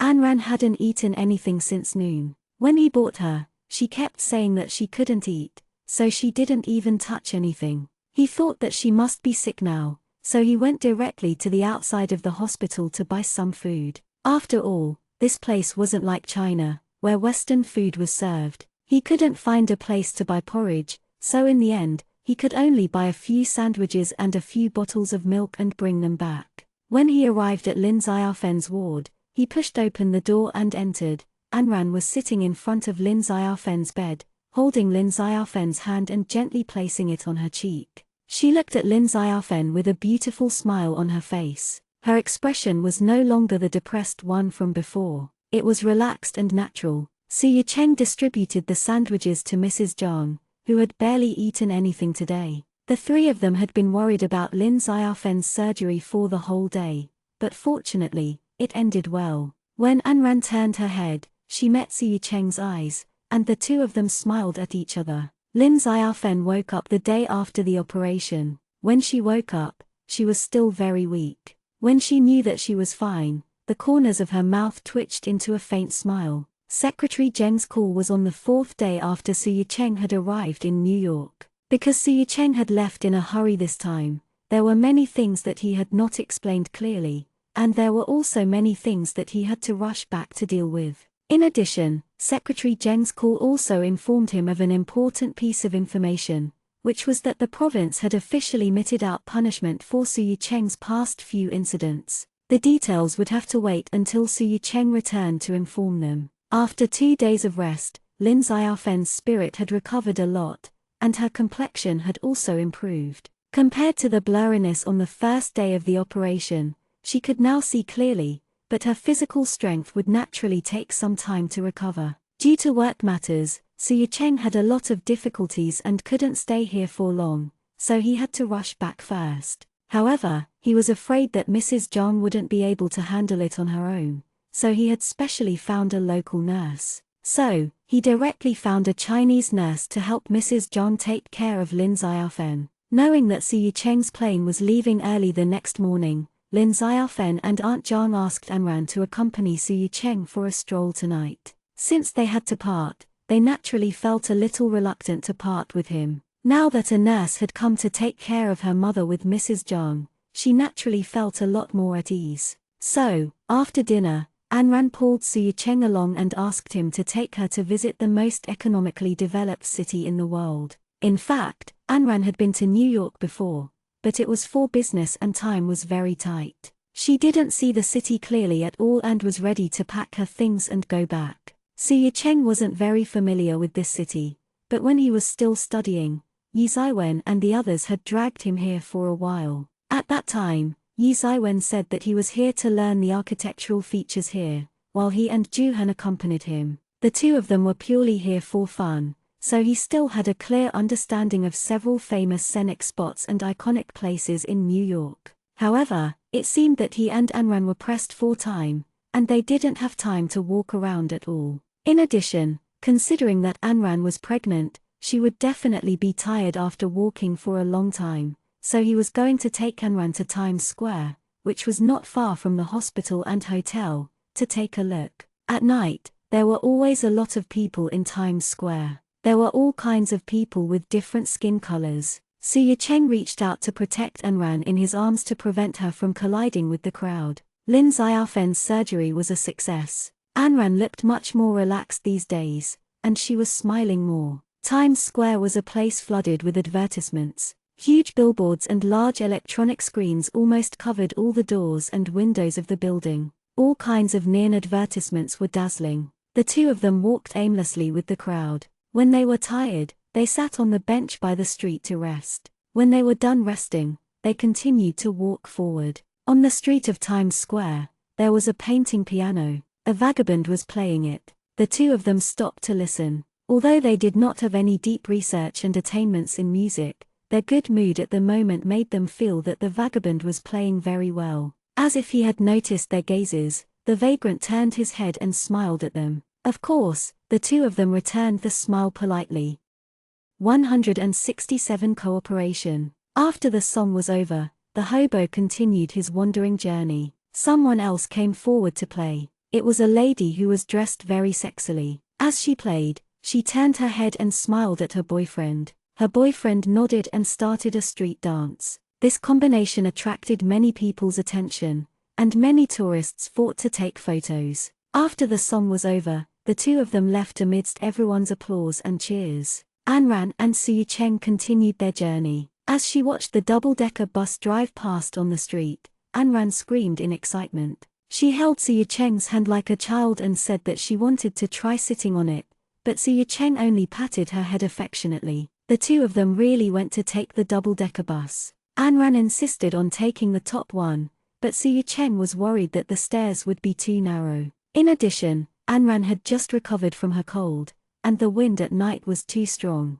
However, Anran only stuck her tongue out at him playfully, saying that with him by her side, he would definitely not let anything happen to her. If it was cold, he would definitely hold her tightly in his arms, and no matter how cold the day was, as long as she had his warmth, she would not be afraid. She had already flattered him so much, so what else could Suyu Cheng say? He could only smile and let her have her way. There was already a group of romantic France couples on the first floor of the bus when they got up. The two looked to be in their 50s, but they were still hugging each other lovingly and taking pictures of the bustling street scenery along the way with their pericos. Anran and Suyu Cheng sat at the back of the bus. Worried that she would catch a cold, Suyu Cheng pulled Anran into his arms, and Anran obediently wrapped her arms around his thin waist, her face filled with happiness. The car didn't drive very fast, and there was enough time for people to see the surrounding streets. Anran seemed a little excited,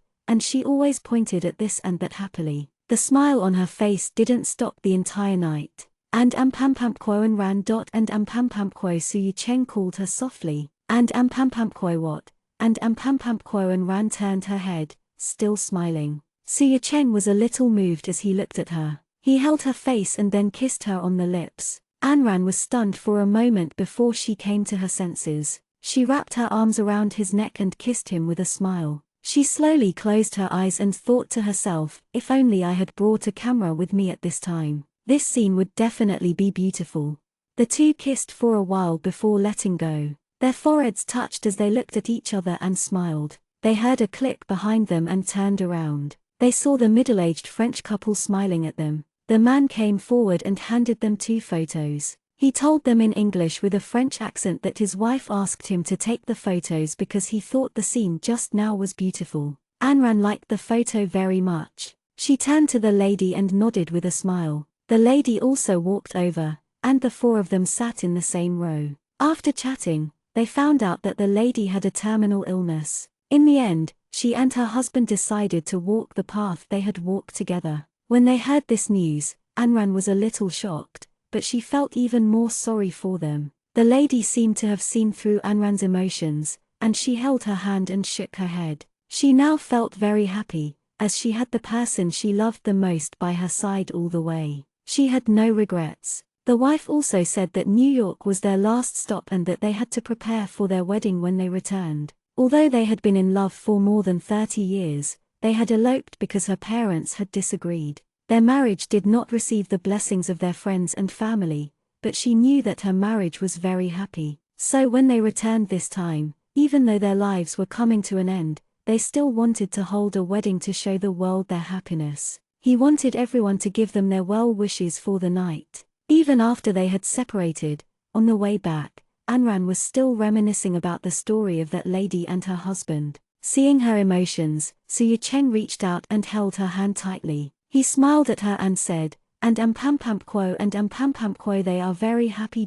And Ampampampquo. Anran looked at him and understood what he meant. She nodded with a smile. Yes, they are very happy. When they passed by a wedding dress shop, Anran couldn't help but stop in her tracks. She looked at the pure white wedding dress on display in the window and couldn't help but feel a little dazed. After a while, she slowly said, and that lady must be very beautiful in her wedding dress. Suya Cheng looked at her, then at the wedding dress. He suddenly remembered that he seemed to have an important ceremony for someone, and he secretly had an idea. That night, Anran didn't sleep very well in Suya Cheng's arms. She still couldn't fall asleep at 1 or 2 in the evening. One reason was that they were about to part ways. According to Lin Xiaofen's recovery, they would have to stay here for at least another half a month. Another reason was that she couldn't help but think of the French couple she met on the double-decker bus last night.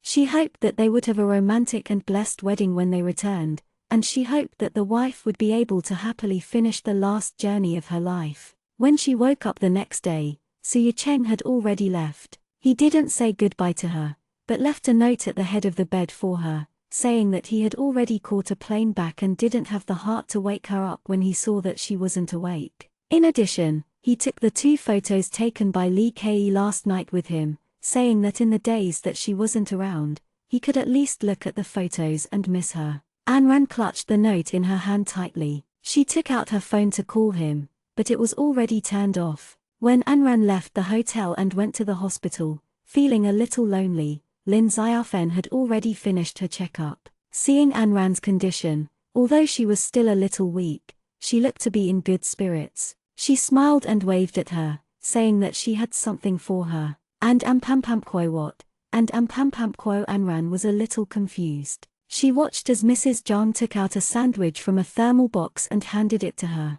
Anran shook her head. I don't want to eat it. His voice sounded muffled and a little depressed. Lin Xiaofen laughed and shook her head. She reached out and took out the sandwich from the thermal box. She handed it over to her and said, and take it and try it. You'll like it. Anran was helpless and didn't know what to say to her mother. She could only nod and take the sandwich from her mother's hand. Perhaps it had something to do with her mood. She didn't eat anything, but she didn't feel hungry. He took a bite of the sandwich and couldn't help but widen his eyes. The texture and taste were familiar. Lin Xiaofen, who was sitting on the bed, and Mrs. Zhang and the nurse, who was standing beside her, all laughed. Lin Xiaofen asked, and do you like it? And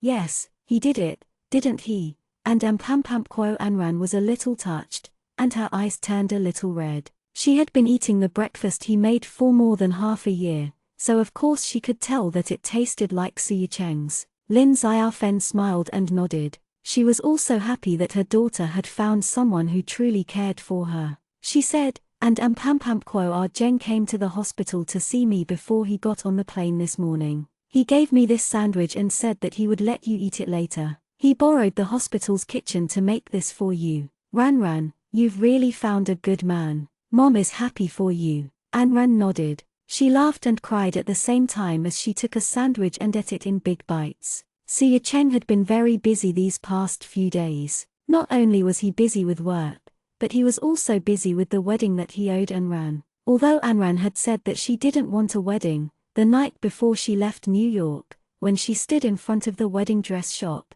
he could feel that she wasn't just lamenting for the couple. She also deserved a wedding that belonged to her. For this reason, he specifically asked Lin Li, and only then did he get the reason why she insisted on not having a wedding. It turned out that she saw weddings as extremely sacred and inviolable. A marriage could be formed by cooperation between 2 people who didn't love each other, but the wedding must be between 2 people who truly loved each other. Thinking back to the time when they met and got together, it was indeed a little dramatic and cute. When she said she didn't want a wedding, he didn't say anything because he was completely different back then. If she really wanted a wedding, he would give it to her because he felt that it was what a husband should do and respect his wife. However, when she said she didn't want it, he didn't care. It was really like what he said back then. He chose to marry her because of one word: suitable. However, it was different now. The nature of his feelings for her was different. It was not suitable, but he had fallen in love with her. Whether she wanted it or not, he felt that he should give her a wedding and give her a promise at the wedding. This was not the respect a husband had for his wife, but a love promise and confession from a man to the woman he loved. Therefore, after returning from America, other than work, he had been busy preparing for the wedding. He hoped that the wedding could be ready in half a month. On the day she returned to China, he could really hold her hand and walk the red carpet with her to accept the world's blessings for them. Almost everyone supported the idea of holding a make-up wedding. The Su family had always felt that they owed Enran for not holding a wedding, so when Su Yucheng proposed to hold a make-up wedding this time, almost all the votes passed. Su Yucheng had also informed Ji Yuhengwen of his plans and ideas in advance, and he had asked him to cooperate and keep them a secret. In fact, every father wanted to personally hold their daughter's hand on the red carpet, and then put their daughter's hand in the hand of the person who could give her happiness,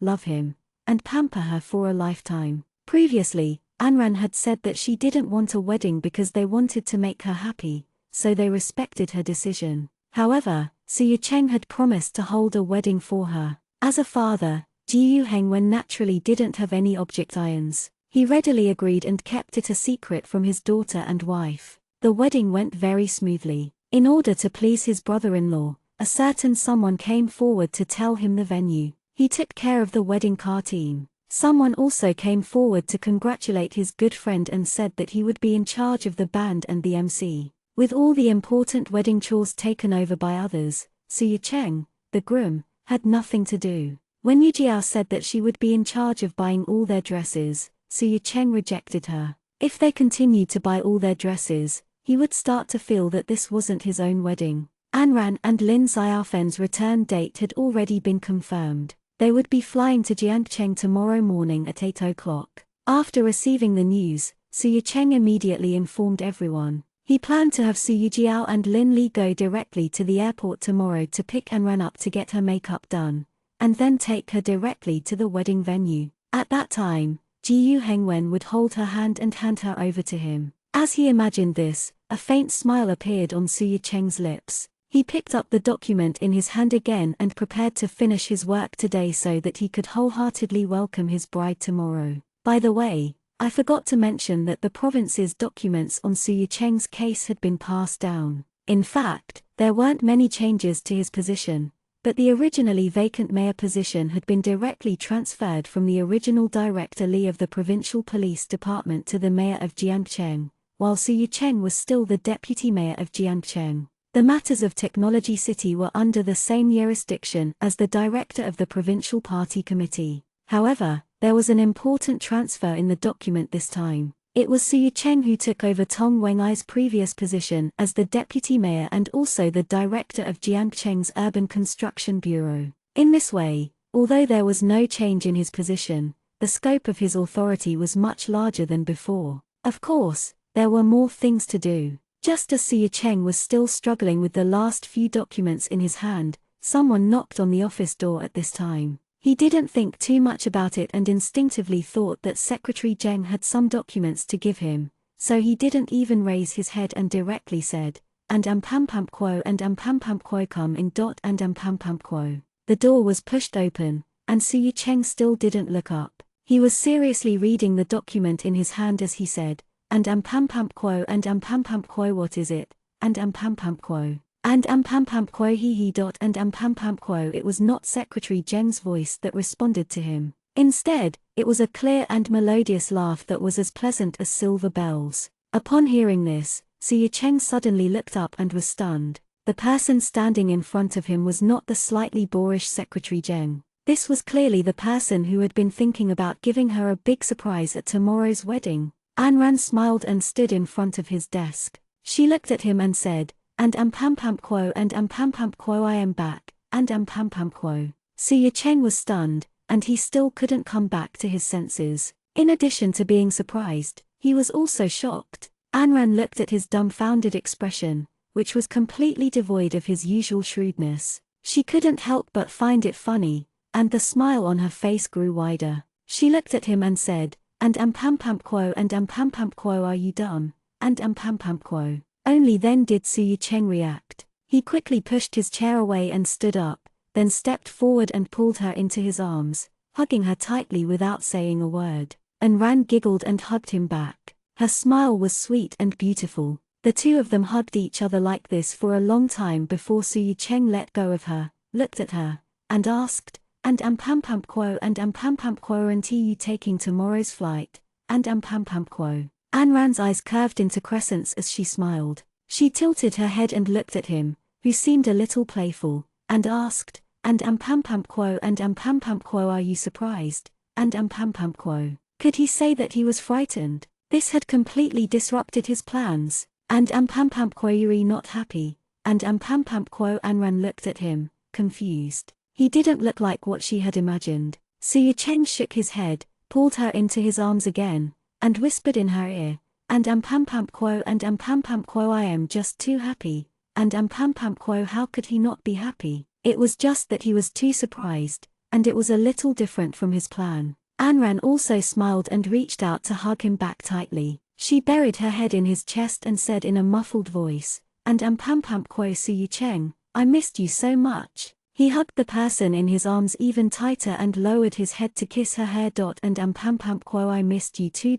And quo." Ayn Rand withdrew from his arms and stared at him. She reached out to caress his face, his eyes, his nose, and finally his lips. Then, she wrapped her arms around his neck and pulled him down a little. She stood on her tiptoes and kissed his lips. The moment their lips touched, she murmured, "And quo Su Cheng, I love you." She had deliberately told him the wrong time and flight to give him a surprise so that she could rush to his place as soon as she got off the plane and tell him these 3 words. Those 3 words seemed to have been enchanted with magic, making Su Cheng's heart become extremely soft and excited. With one hand around her waist and the other holding the back of her head tightly, Su Cheng kissed her back passionately, his tongue and lips moving around in her mouth, taking away all of her beauty. Su Cheng finished his work as fast as he could, then held Ayn Rand's hand and walked toward the parking lot. When Secretary Zheng, who had just returned from a trip, saw Su Cheng and his wife,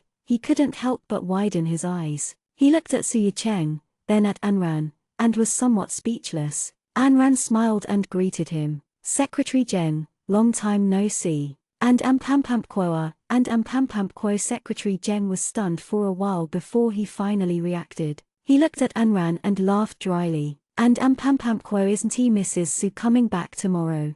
And quo. And quo mom's recovery is much better than expected, so she came back early. And quo," Ayn Rand said with a smile. Secretary Zheng nodded and glanced at Su Cheng from time to time. Ayn Rand seemed to notice that something was wrong between the two of them, so she asked in confusion, "And quo is there a problem, and quo?" Secretary Zheng quickly shook his head and laughed dryly. No problem." Then, afraid that he would make more mistakes, he hurriedly said, "And quo well, I still have some things to do, so I'll go up first. And quo then, please send my regards to Auntie and wish her a speedy recovery, and quo," he said before he left. Then, without waiting for Ayn Rand's reply, he quickly entered the elevator. It was just that after getting into the car, Ayn Rand still felt that something was wrong, but she couldn't tell what it was exactly. In the car, Ayn Rand was still wondering what was wrong with Secretary Zheng when she suddenly realized that there seemed to be something wrong with the way home. "And quo where are we going?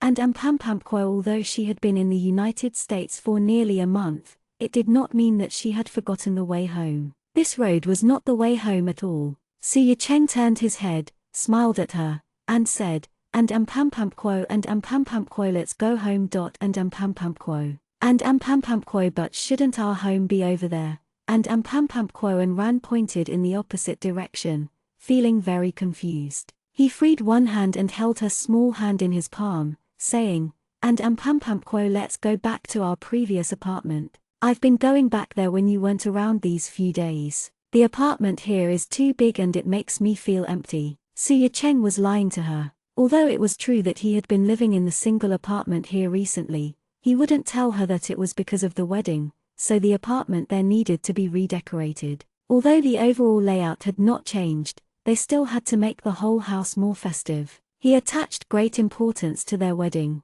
Ayn Rand didn't think too much about it. After hearing her words, she felt a warmth in her heart. She held her hand tightly and looked at him with a happy smile. On the way back, they went to the supermarket downstairs to buy some groceries. When they got home, Su Cheng personally cooked a sumptuous dinner for Anran. Anran was a little sleepy due to jet lag, so she pulled Su Cheng aside and said some good things to him. It was almost midnight when she finally felt sleepy. She sat on the sofa in the living room and slowly fell asleep in Su Cheng's arms. Looking at her sleeping face, Su Cheng lowered his head and kissed her eyebrows. Then, he carried her to the bed in the room, covered her with the blanket, and tucked her in. Then, he left the room and took his cell phone to call Yi Ziwen. The phone rang a few times before it was picked up, but the person on the other end of the phone was obviously angry. However, it seemed that he was afraid of waking something up, so although he was very angry, he kept his voice very low and said,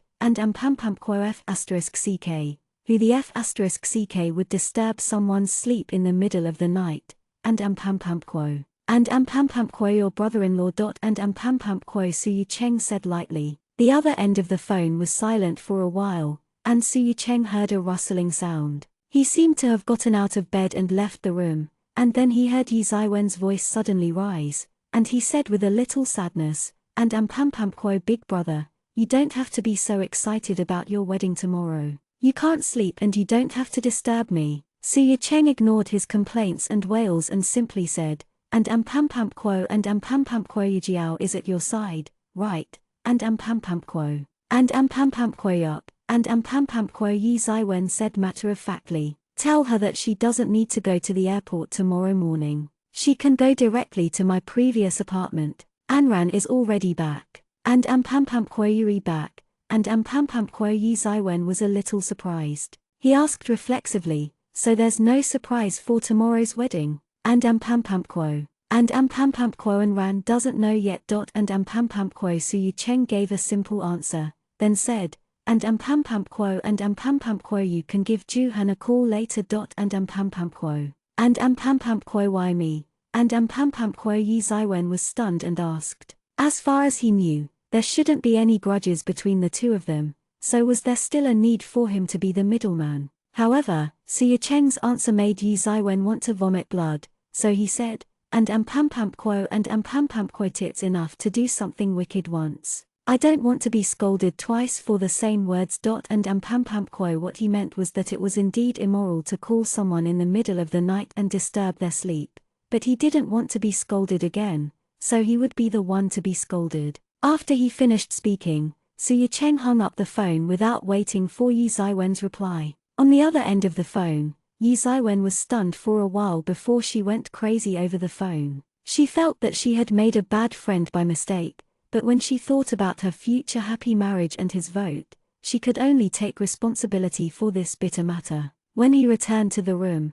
Anran was still sleeping soundly. He went in to take a shower and change his clothes. Then, he got on the bed from the other side and reached out to pull her into his arms. He kissed her forehead, then closed his eyes and fell asleep with her in his arms. When she woke up the next day, Su Cheng was no longer there. Anran didn't pay much attention to him and simply assumed that he had gone to work. She rubbed her eyes and got out of bed, then yawned and went into the bathroom to wash up. When she came out again, she felt that her stomach was empty and a little hungry, so she went straight to the kitchen. She guessed that Su Cheng must have made breakfast for her and placed it on the bar counter. There must have been a piece of paper under it for her to heat up before eating. Anran's guess was indeed correct. Su Cheng had already prepared breakfast on the kitchen counter, and there was indeed a piece of paper under the sandwich. However, what she had guessed wrong was the contents of the paper. This time, he didn't ask her to heat up the breakfast before eating it. Moreover, the note today seemed to be a little long, like a monologue. "On a certain day more than 8 months ago, I met a woman in a coffee shop. She seemed to be on a blind date. She looked serious, but when I saw her hand holding her bag under the table, I could tell that she didn't do it willingly. At least, she was a little impatient. After that, I met her in 3 different places. She seemed to be on blind dates every time. Perhaps our fate started like this. The 4th time I saw her, she mistook me for her blind date. I wanted to explain, but it was obvious that she had lost all her patience from the previous blind dates. She hated to be direct, so she went up to me and asked me if I wanted to marry her. I was a little scared at that time because I had never encountered such a thing before. But when she mistakenly thought that I had no intention to get up and leave, I suddenly didn't want to let her leave just like that. I thought that she might be a good wife. We got married, not because of love, but because we were suitable for each other. However, she was a person who could be easily loved. When I realized it, I realized that everything about her had touched my heart. Her tears made my heart ache, her sadness infected my emotions, and her happiness brought me happiness. Everything about her seemed to slowly seep into my life and into my blood. I thought I wouldn't love her anymore, but it wasn't difficult to love her. It was too simple. I owe her a promise and even a confession. If she sees this note, I hope she can eat the breakfast on the bar counter first and then go back to her room to open the cupboard. If she agrees to give me a chance to make a promise to her, then please ask her to open the door with the clothes in the cupboard. Suyu Cheng. And Ran put down the note, confused. What promise? What confession? She looked at the breakfast sandwich on the table and hesitated for a moment. In the end, she didn't eat breakfast first,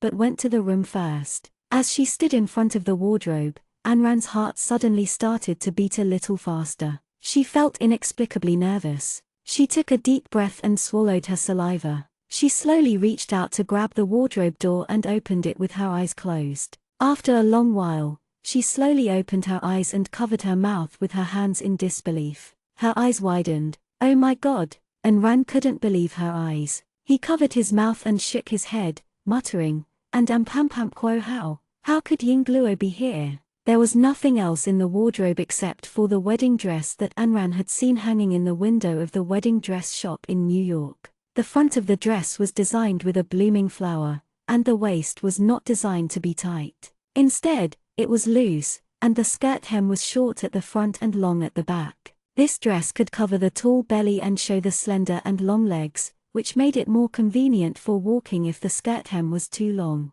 After a long time, the excitement in her heart finally calmed down a little. She went forward to take down the wedding dress, but at the same time, a piece of paper fell out of the wedding dress. She put the wedding dress on the bed and picked up the piece of paper doubtfully. However, when she saw the words written on the paper, she could not help but shed tears. In fact, there was only one sentence on it: put it on for me and let me make you a promise.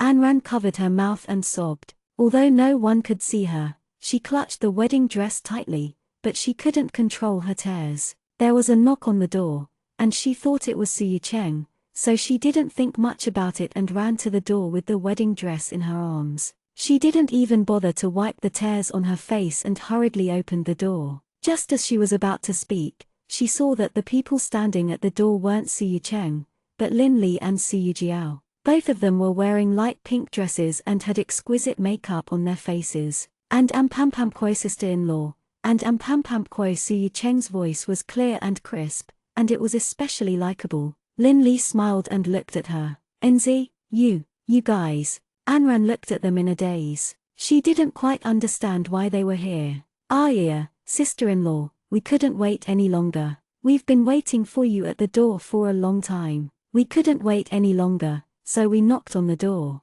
Suyu Jiao casually said as she held her hand and entered the house. Looking at the wedding dress in her hand, she couldn't help but shout, and Ampampamquo, hey, sister-in-law, why haven't you changed your clothes yet? And Ampampamquo. Lin Li also noticed it. She held Anran's hand and was about to pull her into the house. As they walked, she said, and Ampampamquo, let's go. We need to get her changed quickly. We still have to put on makeup. It's getting late. The float will be here soon. And Ampampamquo, yes. And Ampampamquo. Suyu Jiao nodded in agreement. She reached out to take the clothes from Anran's hands and held Anran's other hand with one hand as they walked into the room. Anran didn't know what was going on at all. She looked at Lin Li, who was holding an eyebrow pencil, then turned to Suyu Jiao, who was holding a powder puff, and asked, and Ampampamquo, can you guys tell me what's going on today? And Ampampamquo. The two of them looked at each other and smiled. Lin Li looked at her and asked, and Ampampamquo, you just have to tell me, are you willing to put on this wedding dress for Suyu Cheng? And Ampampamquo. And Ran nodded affirmatively. She was willing, there was no doubt about it. And Ampampamkoi, then there's no problem. And Ampampamkoi, Suyujiao smiled and said, and Ampampamkoi, as long as you're willing to put this on for my brother, you can leave the rest to us. Anran still wanted to say something but was interrupted by Lin Li. And Ampampamkoi, all right, stop talking. We really don't have much time. And Ampampamkoi, as Lin Li spoke, she leaned forward and took an eyebrow pencil to draw on her eyebrows. Yeah, we have to hurry. They just called to ask if we're going over. As Suyujiao spoke, she took out a powder puff and was about to slap Anran's face. No matter how stupid Anran was, at this time, she finally understood the promise on the 2 pieces of paper that Suyu Cheng had written. He wanted to give her a wedding. When Lin Li took a napkin to wipe the tears on her face, she realized that she had been crying again. He reached out to wipe the tears from his face, looked at them, and shook his head. He asked, and Ampampamkoi, where is he? And Ampampamkoi, she really wanted to see him, hug him, and thank him. And Ampampamkoi, you'll see it in a moment. And Ampampamkoi, Lin Li only smiled as she said this. In fact, as a friend, she was happy for her. She was happy for her to be able to find someone who loved her so much. And Ran didn't ask any more questions. She just nodded heavily, sat up straight, and allowed them to touch her face. Unlike the typical traditional wedding, the groom did not come to pick up the bride. When Anran finished putting on her makeup and went downstairs with Lin Li and Suyujiao, Secretary Zheng was already waiting for them downstairs. When he saw them coming down, he quickly opened the door for them, but Suyu Cheng did not come. When Secretary Zheng drove Anran to the wedding venue, Jiyu Hengwen and Lin Xiaofen had already arrived. Lin Xiaofen's complexion was very good today, but because of the surgery, she was wearing a hat this time, so she looked even younger than before. Anran was wearing the wedding dress that had been displayed in the window on the street in New York. This wedding dress had been modified, so no one could see much of Anran's belly when she wore it.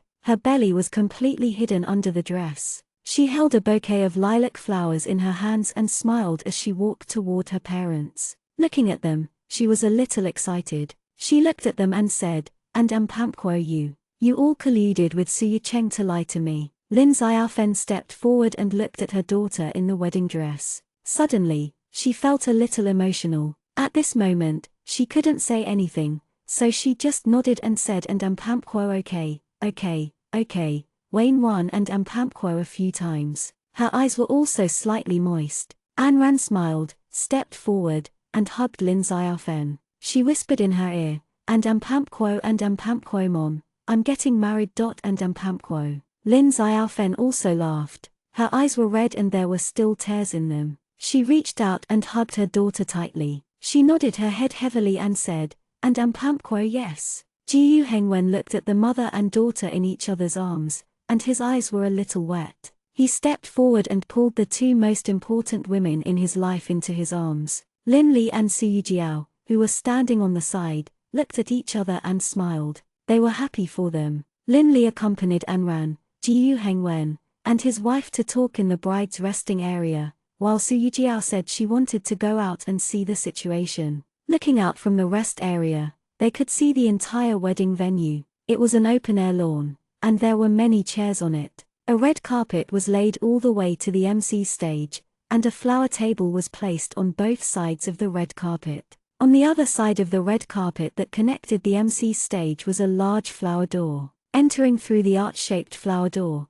it seemed to lead to an unexpected fairy tale world. Just as they were chatting happily, Lin Li's cell phone rang. It was a call from Suyujiao, saying that it was almost time and that the ceremony outside was about to start. Anran grabbed Lin Xiaofen's hand nervously. The smile on her face was now a little stiff. Lin Li saw all of this and laughed at her without holding back. And Ampampkoi, we're already an old couple, and our child is about to land. What are you so shy and nervous about? And Ampampkoi. Anran blushed a little at her words, but she looked even more beautiful in her wedding dress. Lin Xiaofen reached out and patted her hand, consoling her, and Ampampkoi, it's okay, don't be afraid. And Ampampkoi. Anran nodded. Of course, because she was nervous, the smile on her face still looked a little unnatural. Outside the door, the wedding march started playing. From this window, she could see Su Yucheng standing under the MC's stage in a black suit from a distance.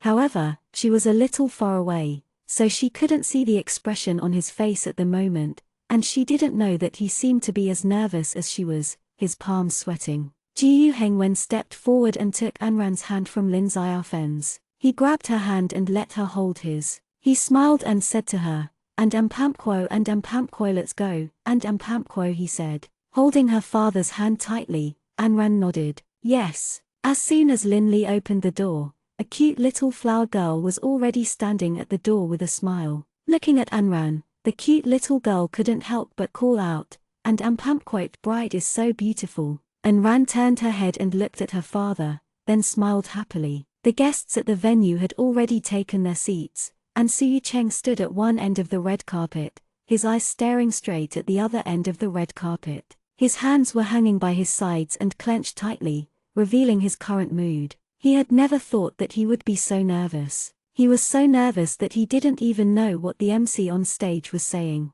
His eyes were fixed on the front, and he couldn't feel the noise around him at all. It wasn't until the little room that a woman in a white wedding dress came out with flowers in her hands. When she saw him walking towards her with a smile, her stiff face finally had a smile. Anran held her father's hand, and when she saw Su Yucheng, who was standing on the other side of the red carpet, her nervous heart seemed to relax. She was surprisingly calm, and as long as she looked at him, it seemed as if they were the only two people left in the world. And Pampquo bang. And Pampquo when Anran stepped through the flower gate, the ribbon was touched, and the fluttering paper and ribbon made Anran's eyes go blurry. At the same time, it pulled her back to reality. All the guests present looked at her and gave her the warmest applause. The smile on her face was no longer as stiff as before, and it was the most natural expression. Holding her father's hand, she walked straight to the man who was standing in front of her and looking at her. This time, she wanted to tell him those 3 words. Su Yucheng felt that the arch-shaped floral gate, which was less than 30 meters long, was particularly far away at this moment. It was as if he had waited for a century for someone to finally put her hand in his palm, hold it, and look at her fixedly. She was so beautiful today, so beautiful that he couldn't speak. Staring at her delicate red lips, Su Yucheng only felt a strong desire to kiss her at this moment. So, when everyone exclaimed in surprise, Su Yucheng finally realized that he hadn't just wanted to do it, but had really done it. He pressed his lips against hers and looked at her wide-open eyes, unable to react in time. The corners of his lips curved up beautifully, and he muttered, and Pampquo, close your eyes. And Pampquo. When she came back to her senses, Anran put her hand on his waist and closed her eyes with a faint smile. She ignored the exclamations of the crowd around her and focused on kissing him. After a long while, Su Yucheng finally let go of her. Looking at her lips that were glowing from his kiss, the smile on his face widened. It seems like there's no need for all those tedious procedures, and Pampquo's MC on the stage said jokingly. The bride and groom can't wait any longer. Don't you all agree? And Pampquo. And Pampquo, yes. And Pampquo, someone in the audience echoed. Then, everyone burst into laughter. The scene was very lively. Anran was shy, and her face turned red from the laughter. On the other hand, Su Yucheng didn't care about the people around him making fun of him at all. He looked at Anran with deep affection. And Pampquo, since the bride and groom can't wait any longer, let's quickly invite them up, okay? And Pampquo, the host, asked loudly. No one knew who started it, but everyone below exclaimed, and Pampquo, carry her up. Carry her up, carry her up, ran. Su Yucheng was very happy with this request. He bent down and was about to pick Anran up, but Anran stopped him worriedly. She shook her head and said, and Pampquo, it's very heavy, and Pampquo, she wasn't the same as before, and she was pregnant with 2. Su Yucheng only smiled as he picked Anran up in his arms and spun her around a few times. Anran hugged his neck tightly and screamed in surprise, and Pampquo. After walking around a few times, Su Yucheng whispered in her ear, and Pampquo, no matter how heavy it is, I can still carry it, and Pampquo. The guests who had been sitting down couldn't sit still anymore, and they all stood up and clapped enthusiastically. Some people in the crowd even exclaimed that Su Yucheng was good. He carried Anran up to the stage, put her down, and then held her hand tightly again. The large LED electronic screen in their hands was playing the photos they had taken last time. Most of them were in casual wear, and even Anran had never seen this set of photos before. The wedding planner distributed the microphones to the two of them, and then the MC spoke again. It was all about teasing and giving blessings. It was harmless, but it made the people in the audience burst into laughter. Today, under the witness of so many people, let our groom make a deep confession to our bride. As the MC spoke, he shot a look at the people below the stage. Everyone, do you want it or not? And ampampquo. And ampampquo, yes, I must have this. And ampampquo, there were still people in the audience who echoed, and they seemed to be in high spirits. Suya Cheng raised his hand to silence the crowd, then turned around to look at Anran with deep affection in his eyes. Anran was a little nervous. Her hand was sweating a little, and her heart was beating fast. Looking into her eyes, Suya Cheng affectionately said, and ampampquo Anran, thank you for being willing to put on this wedding dress for me. And ampampquo, I may not be romantic enough, and I may not even have enough time to spend by your side, but allow me to make a promise to you today in front of everyone. Promise that I will keep you in my heart for the rest of my life. Promise that I will never let go of your hand. Promise that when we are both old, I will still love you as much as I do now, so that you will hold my hand and walk through every spring, summer, autumn, and winter together, okay? And ampampquo. Anran looked at him and felt inexplicably touched. Her eyes were red, and she couldn't hide the smile on her lips. She looked at him and nodded heavily. Suya Cheng also smiled, pulled her hand over to his lips, and kissed it. Then, he slowly took out the ring that he had already prepared from his pocket, took her hand, and slowly put it on her. He then took out another ring from his pocket, put it on her palm, and said, and ampampquo help me put it on.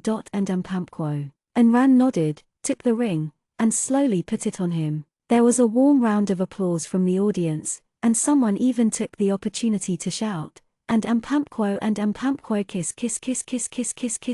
kiss yingluo and ampampquo. The MC on the stage also opened his mouth and said, in order to meet the audience's expectations, let's have one bride and groom. We don't want it, just 10 seconds or more will do. Isn't that right, everyone? Yes, everyone below the stage said in unison. Anran blushed and turned her head to look at Suya Cheng shyly. Suya Cheng didn't feel embarrassed at all. He took a step forward, held Anran's face, and kissed her, causing the crowd to cheer. The MC on the side also said, let's all count down. If we don't have enough time, we can't count. The people below counted in unison, 10, 9, 8, 7, 2, 1. They had already finished counting, and they were a cup slower than usual, but the newlyweds on stage had not separated. They were still hugging and kissing, deeply in and focused. After the kiss, when Suya Cheng let go of Anran again, they were all laughing, and the MC on the side also laughed and teased them. It seems that our bride and groom think that 10 seconds is too short. Let's get them to do another one. This time, let's be more humane. 5 minutes. Everyone, what do you think? All right, someone shouted in agreement. How could Anran still be embarrassed? Her whole face was as red as a tomato, and she pinched Suya Cheng with a little resentment. The entire wedding was lively and smooth. Considering that Anran was pregnant, many cumbersome details were omitted. However, it was inevitable for the newcomers to offer tea to the parents and elders of the two families. When Suya Cheng and Anran knelt in front of Lin Xiaofen and Jiyu Hengwen, Lin Xiaofen and Jiyu Hengwen were so excited that they cried. The last segment was the bride throwing a flower ball. It was unknown if it was fate or coincidence, but the flower ball was caught by Suyu Jiao, who was standing behind her. At the same time, Yu Zaiwen knelt on one knee and took out a ring from his pocket to propose to Suyu Jiao. Even though she had been deliberately ostracizing Yu Zaiwen during this period of time, he was still a man she had loved for more than 20 years, and she still loved him deeply. Coupled with the occasion today, how could Suyu Jiao reject him? She was so touched that she almost cried. She looked at him and nodded in agreement. Yu Zaiwen had suffered a lot during this period of time. Now that he could finally hug the beauty, he was so happy that he hugged Suyu Jiao and spun around on the spot. He shouted loudly, "I'm getting married." He didn't look like a playboy who only dated but didn't get married. The wedding banquet was held in the form of a buffet. Siya Cheng stayed outside to entertain the guests who came today, while Anran was arranged to rest in the lounge because of her pregnancy, and Lin Li accompanied her inside to chat. After changing out of the wedding dress, Anran put on her own loose clothes. She sat in her room and looked at the lively scene outside the window, the smile on her lips never stopping. That's good. Lin Li took Anran's hand and looked at her face seriously. "Enzi, you must be happy." Anran held her hand and nodded. "You too." Lin Li didn't answer and just smiled. Anran was the most worried about her expression. She said worriedly, "Lin Li, you." Lin Li didn't give her a chance to continue and directly interrupted her. "All right, today is your big day. Don't talk about me. You just have to promise me that you'll be happy in the future, okay?" AI. Looking at her, Anran sighed. She knew that she was stubborn and that she was deeply hurt, but seeing her like this made her heart ache for her. Perhaps afraid that Anran would try to persuade her again, Lin Li got up and said, "I'm going out to take a look and get some food. I haven't eaten since I woke up." Anran took her hand and said, "Lin Li, try again, okay?" She tried to love and trust others. Lin Li was silent. After a long while, she reached out and broke free of her hand. She said in a somewhat embarrassed manner, "I'm really a little hungry." After saying that, he immediately left the room as if he was escaping. Siya Cheng had a lot to drink today, so he couldn't sit still in the car and leaned on Anran. Anran looked at his tightly furrowed brows and was a little worried about his stomach. He didn't go back to his single apartment that day. Instead, he went back to his apartment in the city. When he got out of the car, Anran was worried that he wouldn't be able to stand properly, so she quickly went to help him up, but he picked her up in his arms. "Arya, put me down, quickly put me down," Anran exclaimed and patted his shoulder, afraid that he would lose his balance and the two of them would fall. "Ha ha ha." Siya Cheng laughed and put her down, then held her hand and walked into the building. When the elevator reached the floor and Anran was about to open the door to enter, Siya Cheng suddenly covered her eyes with his hand and whispered in her ear, "Wait a moment." "What's wrong?" Anran asked, puzzled. "What's wrong?"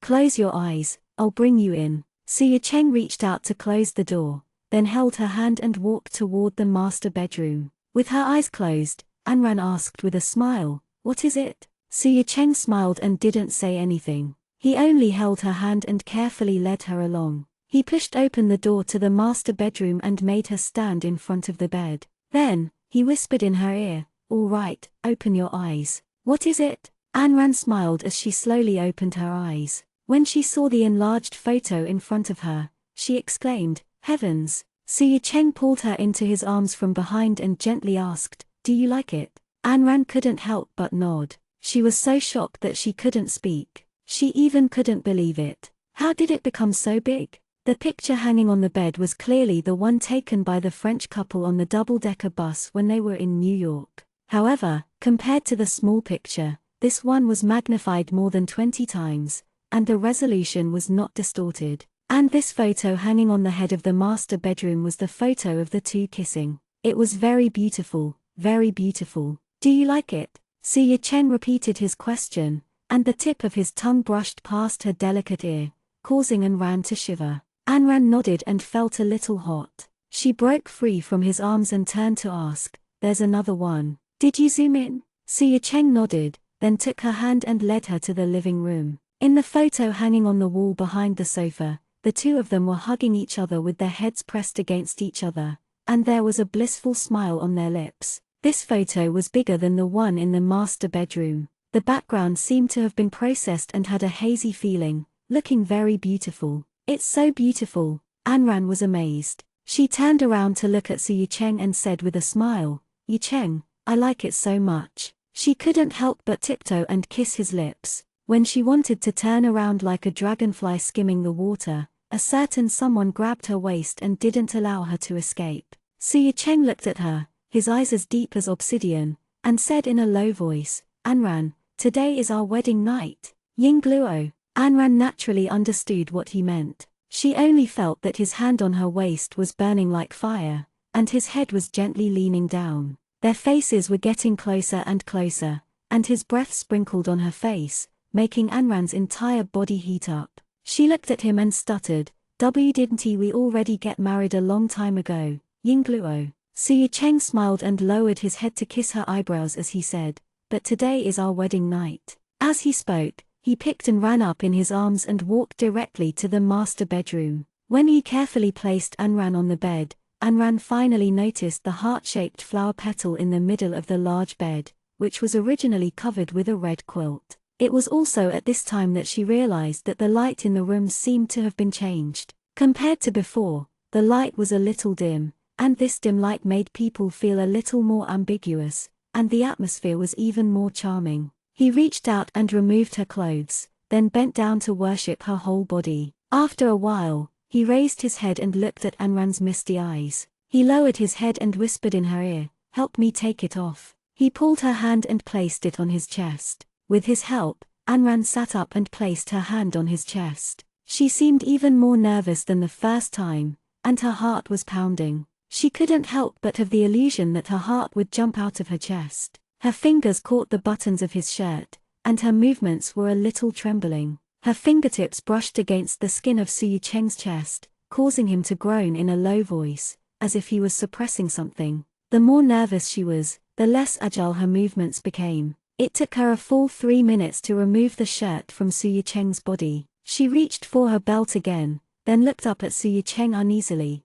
not daring to move. Suyu Cheng cupped her face in his hands and kissed every part of her face. "Be good, help me take it off." Only then did Anran slowly and somewhat clumsily start to take off the belt. However, after 5 minutes of entanglement, Anran still couldn't unbuckle the belt, because she had never done something like this before. Every time they made love, he was the one who solved these problems, but when it really came to her, she couldn't unbuckle it no matter how hard she tried. After this entanglement, Anran was so anxious that she wanted to cry. She raised her head and looked at Suyu Cheng with a wronged expression. "I can't undo it." "Enough!" Suyu Cheng's whole body was already aching from holding back the pain. He reached out and quickly removed the last restraints on his body, then gently put her down on the bed, then lowered his head to kiss her red lips, and his large palm eagerly explored her lower abdomen. Just as the room was filled with a charming and amorous hand, the doorbell rang without any warning.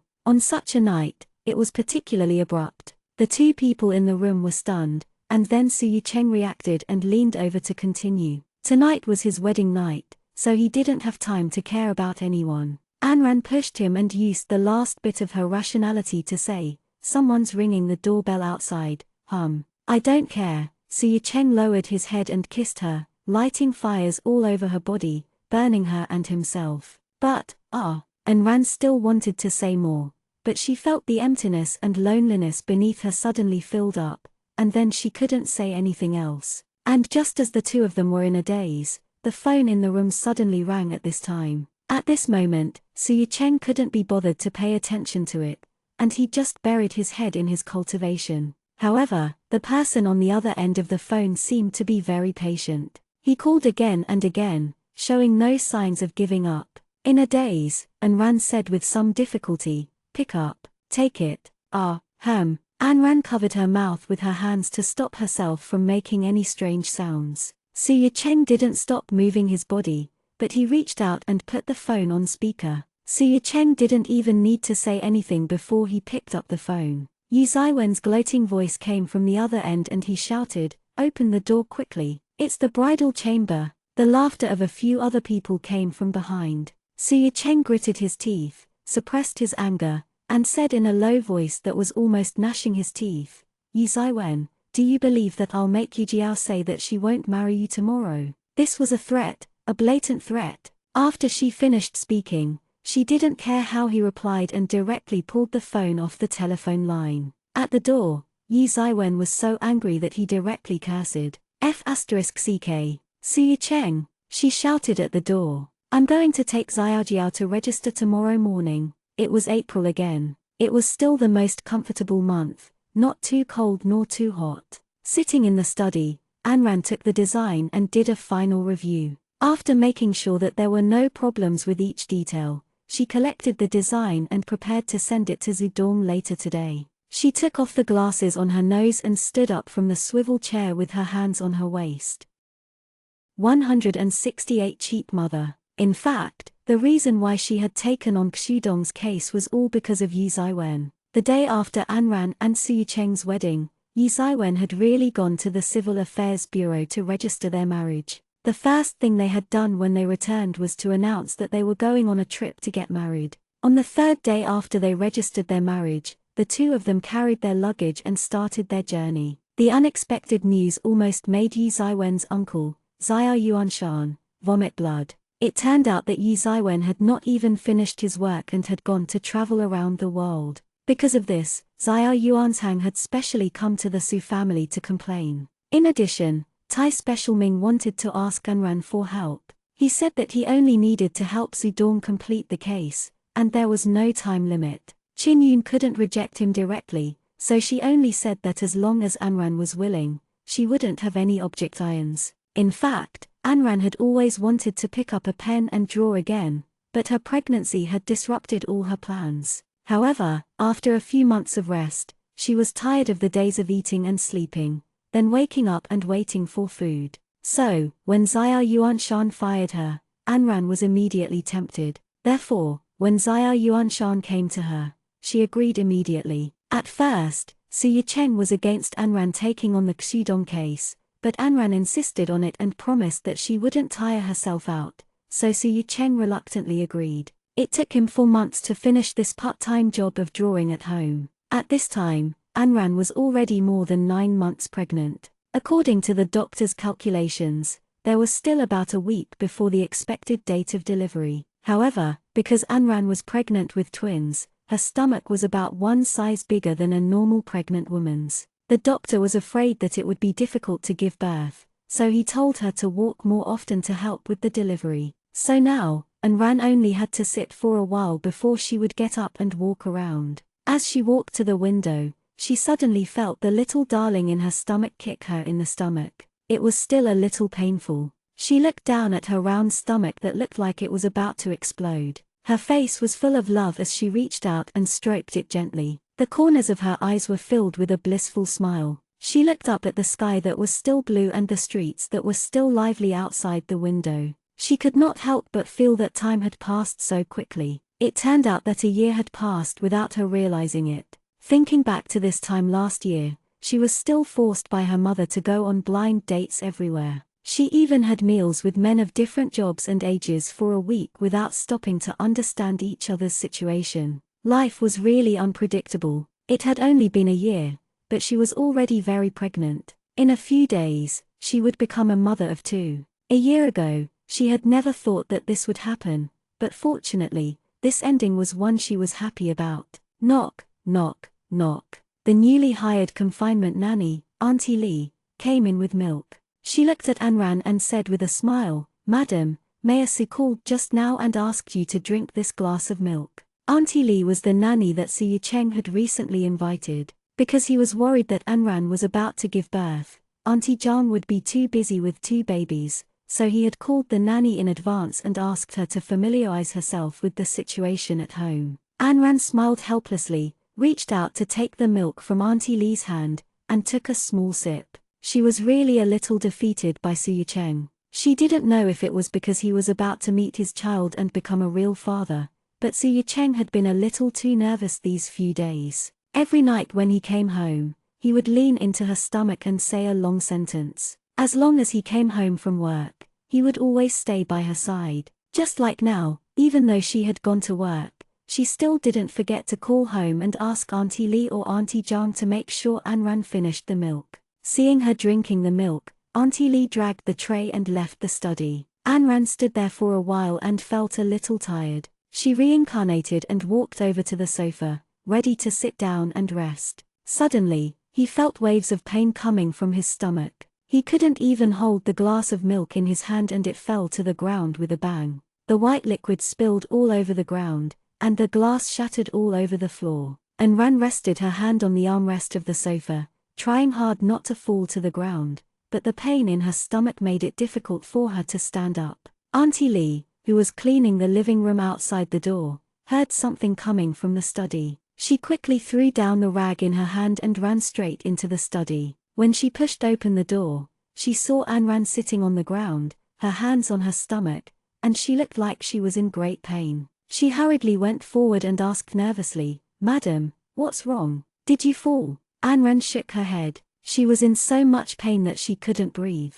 Her chest heaved up and down as she said with some difficulty, Auntie Lee, I think I'm about to give birth. The water has broken." Her stomach was in so much pain that she could only hold Auntie Lee's hand tightly. Auntie Lee lowered her head and saw that there was indeed a pool of water on the ground. It seemed that she was really about to give birth. She raised her voice and shouted towards the door, "Mrs. Zhang, Madam is about to give birth." When Su Cheng received the call, he was in the middle of a meeting regarding the construction of the Qingjiang Bridge. Because he saw that it was a call from home, Su Cheng, who rarely answered the phone during meetings, made an exception this time and picked up the phone on the table. "Hello, what's up, you? I'll be there immediately." After he finished speaking, he didn't even explain himself. He didn't even have time to grab the documents and information on the table. He just ran out of the conference room, leaving a group of confused people. Everyone turned to look at Secretary Zheng, who had been following Su Cheng the whole time, and asked in confusion, "Secretary Zheng, what happened?" Secretary Zheng was also confused. He shook his head to show that he had no idea what was going on. When Su Cheng rushed to the hospital, Anran was still in the ward and hadn't entered the delivery room. Jiu Hengwen and Lin Xiaofen had already heard the news and rushed over, while Qin Yun had also received the news and was on her way. Su Cheng pushed the door open and saw Anran lying on her side on the bed. Because of the pain in her stomach, she was only clutching the bed sheet under her, and her entire face was scrunched up in pain. Su Cheng hurriedly stepped forward, grabbed her hand, and gently called out, "Anran, come in. Wasn't she supposed to be due in a week? Why are you giving birth now?" Anran opened her eyes and looked at him. She couldn't speak due to the pain in her stomach. She could only hold his hand tightly and say with difficulty, You Paul. Yes, I'm coming." Su Cheng quickly responded to her, but when he saw her being tortured by the pain, he couldn't help but feel a little distressed and nervous as he asked, "Why aren't you in the delivery room? Didn't you say that your water has broken? Why aren't you going in?" "The doctor said that the cervix has not opened yet, and we need to wait." Auntie Zhang answered honestly. "When will that happen? It's so painful." Su Cheng was a little anxious, and his tone was no longer as gentle as it usually was. Lin Xiaofen comforted her and said, "Arjun, don't worry. We know that you feel bad for Ran, but women are all like this when giving birth. If it doesn't hurt, how can she give birth? Some people will be in pain for a day and a night." Lin Xiaofen had already recovered. The hair that she had shaved off during the surgery had all grown back, and she looked just like before she was sick. She also said that her vision seemed to have improved recently, and it wouldn't be a problem for her to take a needle and thread a needle. One day and one night. Su Cheng's eyes widened. How much pain would he have to suffer? He turned to look at Anran, his eyes full of love and reluctance. Lin Xiaofen looked at Anran, who was in so much pain that she was sweating profusely, and said worriedly, "Ran, do you want to eat something? Don't be weak when you give birth next time." Anran shook her head.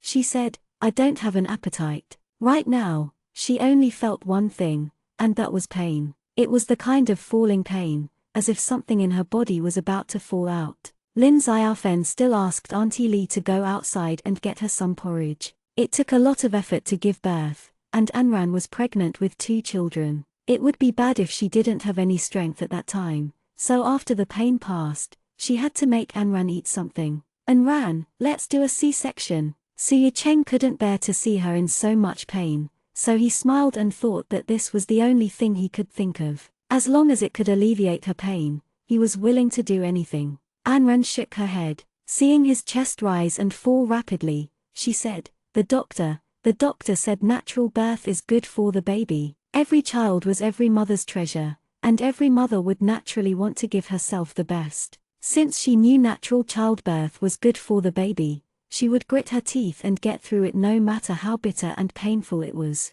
But you're in so much pain. I don't want you to be in so much pain. I can't bear to. He pulled her hand to his mouth and kissed it. His eyebrows were almost pressed together. Then, treat me better in the future. And Ran tried to smile at him, but the pain in her stomach made her frown again. Yes, yes. Su Cheng nodded heavily. There was no doubt about that. He grabbed her hand tightly and kissed it, then asked with a little heartache, "It still hurts, doesn't it?" If he could, he was willing to suffer for her. This child. Lin Xiaofen looked at him with a smile and said, "How can giving birth not hurt? Did you bring everything you needed to prepare?" she asked Mrs. Zhang. "Yes, I brought it over," Aunt Zhang quickly nodded and said. Anran's sudden pain really made everyone flustered, but fortunately, they had prepared for it beforehand. The child's clothes, diapers, and other things that would be used during the delivery were all placed together, so they just had to bring them and put them in the bag. After the pain passed, Anran was able to sit up a little better, and her body was a little more relaxed. At this time, Auntie Lee came in from outside and bought some porridge and side dishes for Anran to eat first. However, Anran didn't have any appetite right now. She only shook her head weakly and said, "I can't eat." "Ranran, you need strength to give birth. You're in so much pain that you don't have any strength now. What will you do when you're about to give birth?" "So even if I don't have an appetite, I'll at least eat a little." "That's right, madam. Giving birth depends on strength. If you don't have strength, you'll suffer, whether it's the adult or the child," Auntie Lee said with experience. Su Cheng looked at her and coaxed her, "Be good, let's eat some, okay?" Anran nodded. For the sake of the two babies in her stomach, she had to force herself to eat more. Seeing her nod and say that she wanted to eat, Su Cheng was overjoyed and said, "I'll feed you." He reached out to take the porridge that Auntie Lee had brought over and fed her mouthful by mouthful with a spoon. He was afraid that the porridge was too hot, so he gently blew on it with his mouth every time. Every action was done carefully. Lin Xiaofen and Jiu Hengwen stood to the side and smiled with some relief. As she ate, she felt another wave of pain in her stomach, and a new round of pain began. She opened her mouth and ate the porridge in front of her, frowning. "What's wrong? Is it starting to hurt again?" Su Cheng looked at her nervously. Anran clutched the sheets tightly in pain. Because she didn't want him to say but, she tried her best to smile at Su Cheng and said, "Feed me some more porridge." Her voice began to tremble, but for the sake of her child, a mother would always have extraordinary strength at times like this. Su Cheng could only feel heartache and worry, and there was nothing he could do to help. He thought to himself that when the two little babies in her stomach came out, he would definitely spank their little buttocks and make them suffer like this for their mother. The pain came in waves for nearly 6 hours.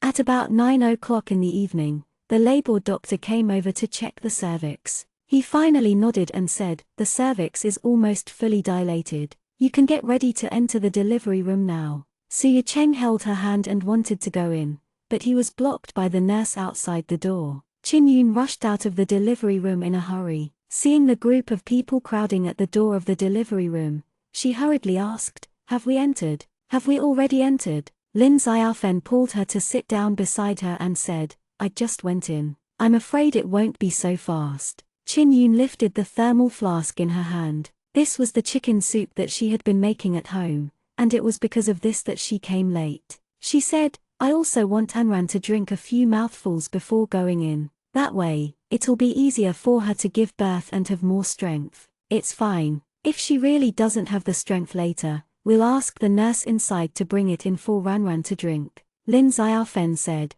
Yes, yes, yes. I'll give it to her when the time comes," Qin Yun said repeatedly. Su Cheng couldn't sit still at the moment. He kept pacing back and forth in front of the delivery room, his hands clenched tightly. Through the door of the delivery room, he could still hear Anran's somewhat painful cries, which made his heart ache, but there was nothing he could do. He could only stand at the door and wait anxiously. Seeing him like this, Lin Xiaofen was worried for Anran inside, but she also found it a little funny and said, "Ah Luo, you can sit for a while. It's not that fast. You're turning back and forth like this, and you're making our eyes go blurry." Qin Yun also laughed. "I've raised my son for over 30 years. This is the first time I've seen him like this." Su Cheng also couldn't listen to their words. Right now, he only thought about the people inside. Those three were the most important people in her life. How could he not be worried and anxious? The waiting time was always particularly long. Finally, Su Cheng didn't know how long he had waited, but a loud cry came from the delivery room. The people outside the door were overjoyed. Lin Xiaofen and Qin Yun held each other's hands and shouted, "She's born, she's born. I heard the child's cries. It's very loud. Yes, yes, yes. She gave birth. She did." Su Cheng nervously stood guard at the door, and at that moment, he almost didn't know where to put his hands. The door of the delivery room was pushed open by a young nurse, and she came out with a small wrinkly and red child in her arms. The child cried loudly. The nurse behind the mask smiled and said to them, "Congratulations, it's a young master." She looked at Su Cheng and said with a smile, "This must be Daddy. Come and hug baby. He's a little handsome." Su Cheng looked at the red and wrinkly little thing in her arms, but he didn't dare to take it. Behind her, Qin Yun and Lin Xiaofen both laughed when they saw this.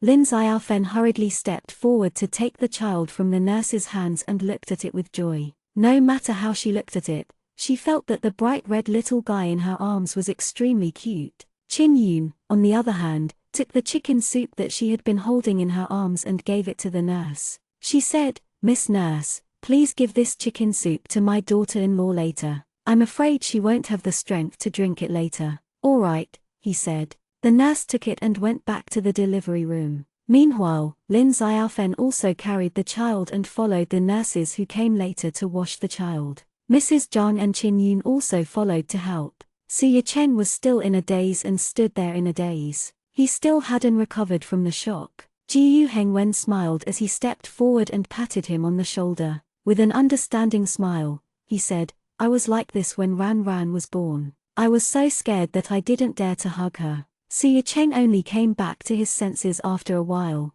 He looked at Jiu Hengwen and scratched his head in embarrassment. Suddenly, he remembered what the nurse had said just now. "Congratulations, you're a young master. Why isn't it a girl?" he muttered in a daze. "Wasn't it a twin girl?" Su Cheng didn't respond to this question at all. He was the only one who insisted that they were twin daughters, and no one had ever given him a definite answer. Jiu Hengwen laughed and patted his shoulder. The next one might be a daughter." When Su Cheng came back to his senses, he heard Anran's painful cries coming from the delivery room again. His entire mind was pulled back, and he no longer had the time to think about why it wasn't a girl. His heart was clenched again, completely different from the joy he had felt when he first learned that Anran was pregnant with twins. He couldn't help but mutter in his heart that it would be great if it was just one. If it weren't twins, Anran would have come out by now. Why would she have to suffer in there again? Fortunately, the child didn't torture his mother for too long.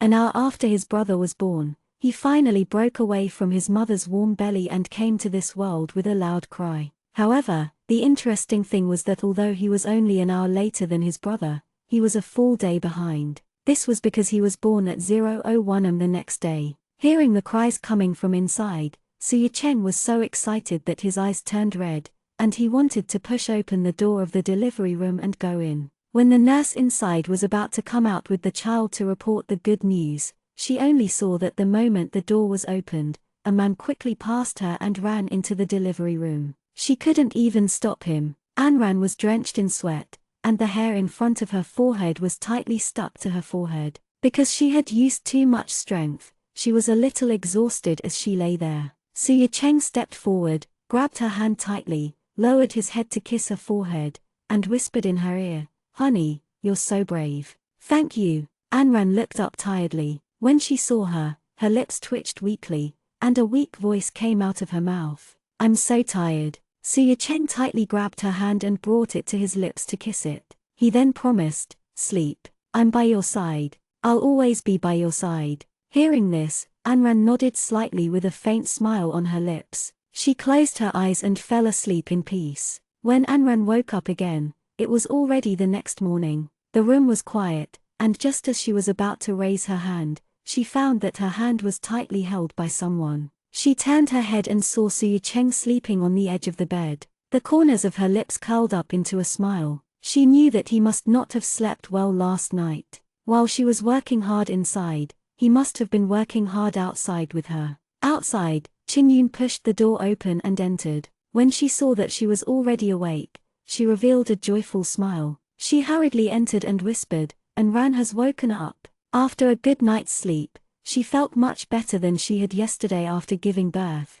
although her smile still looked a little weak. Qin Yun's movements also woke Su Cheng, who had been sleeping on the edge of the bed. He looked up and saw Anran's smiling face, and he also smiled. "You're awake?" Anran nodded lightly. "Yes." Suddenly, "Pa!" A loud cry came from the baby's cot in the room. Qin Yun quickly went up to carry the child and gently patted him while saying, "Aya, he's probably hungry and wants to eat his fill." Qin Yun had yet to coax the baby in her arms when the other baby in the crib cried out in unison. Seeing this, Qin Yun quickly called Su Cheng over to carry the baby. However, Su Cheng stood in front of the crib for a long time, but he didn't reach out to pick up the child from the bed. "Carry the child," Qin Yun urged. "That's your son. Why are you crying like that?"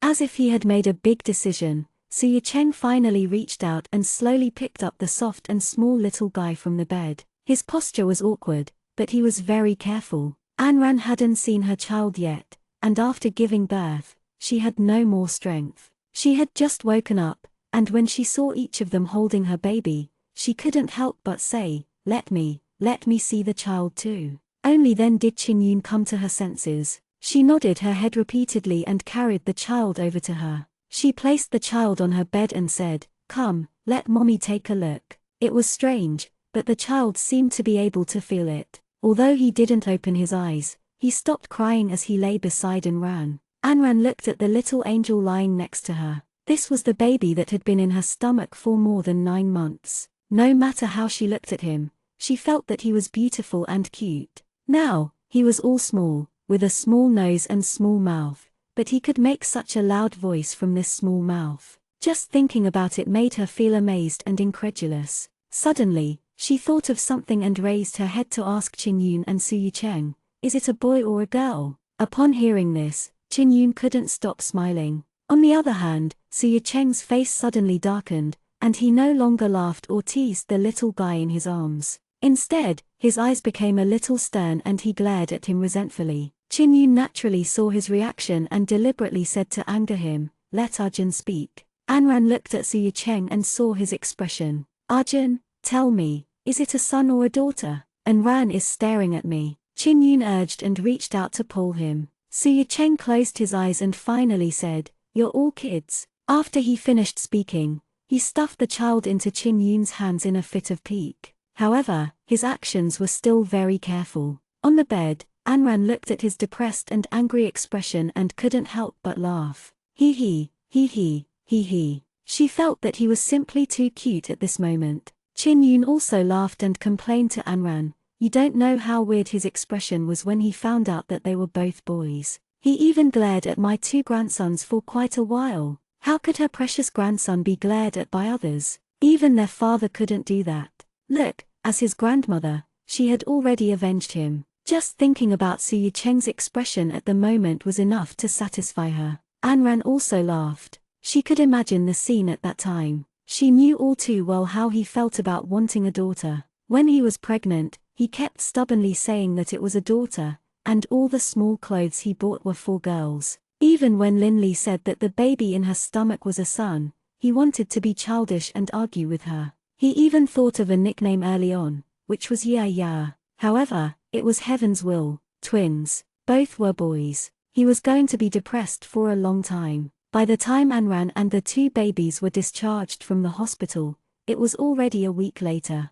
They didn't go to the confinement center like what was said on TV. They didn't have to spend money and worry about them not doing a good job or taking good care of them. Therefore, after returning home, Lin Xiaofen and Qin Yun took turns to take care of Anran's confinement, while the 2 golden grandchildren of the Su family were taken care of by Auntie Li and Auntie Zhang. After a few days of adaptation, Su Cheng was finally able to slowly accept that he was destined to have no daughters in this life. However, Lin Li took the opportunity to be proud of Anran's twin sons in front of Su Cheng for a long time. That night, Anran fed the 2 children milk, then had Auntie Zhang and Auntie Li carry them to sleep. After Su Cheng finished his work and came out of the study, he returned to his room. Anran was sitting on the bed, wiping her chest with a napkin. The little guy hadn't finished eating just now, so it was still a little swollen, and milk was still flowing out of her chest. When Su Cheng saw her snow-white chest,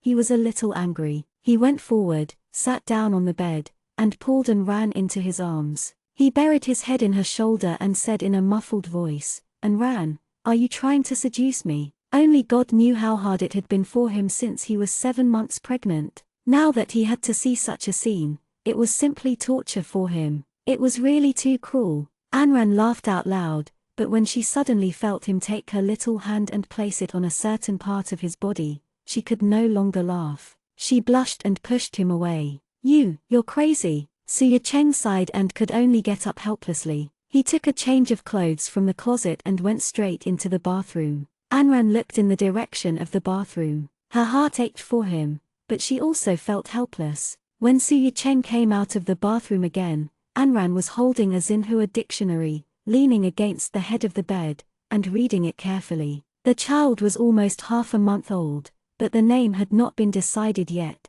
and the hospital had called to urge them to get the birth certificate. Su Cheng wiped his hair with the towel again, then went straight to the bed and pulled Anran into his arms. He softly asked her, "You're still thinking of a name?" "Yeah, we have to get the birth certificate as soon as possible. The hospital has already called us a few times." As Anran spoke, she flipped to another page. Su Cheng held her in his arms and reached out to take the dictionary from her hand and put it on the bedside table. Anran froze and turned her head to look at him in confusion. "What's wrong?" Su Cheng let go of her and let her sit down. The two of them looked at each other and said, "Anran, let's talk." "Talk about what?" Anran frowned. She was even more confused when she saw his serious expression. "Let's talk about the child's name," Su Cheng said as he looked into her eyes with an unusually serious expression. Anran froze and asked reflexively, "You've already thought of a name?" Her little eyes were filled with excitement.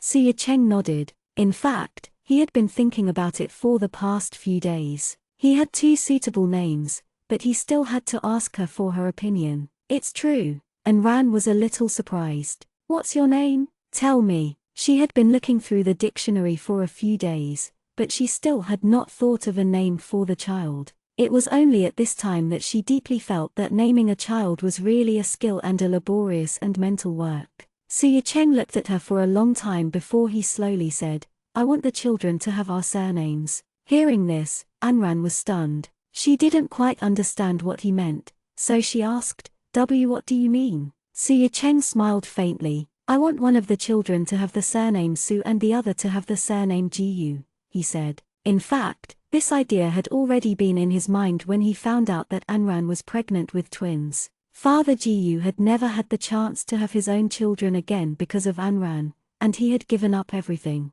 This kind of fatherly love was touching. He only had Anran as his daughter, and he was Anran's husband, so he was naturally the half-son of the Jiu family, so he wanted the Jiu family to continue on. Why? Anran looked at him, and for some reason, her eyes felt a little warm. In fact, she had this idea when she was pregnant. She had mentioned it to her mother before, but her mother had rejected it because they were both worried that a big family like the Su family would not allow their grandchildren to take another family's surname, so they had never thought about it again. She just didn't expect that Su Cheng would bring it up to her today. Su Cheng reached out and wiped away the tears that had unknowingly flowed down her face, then said with a faint smile, "I know that you love Dad very much, and Dad loves you very much. I also love you very much, so I want our children to have our surnames. This way, they will understand the meaning of being a family." Anran looked at him, and her tears fell even more violently,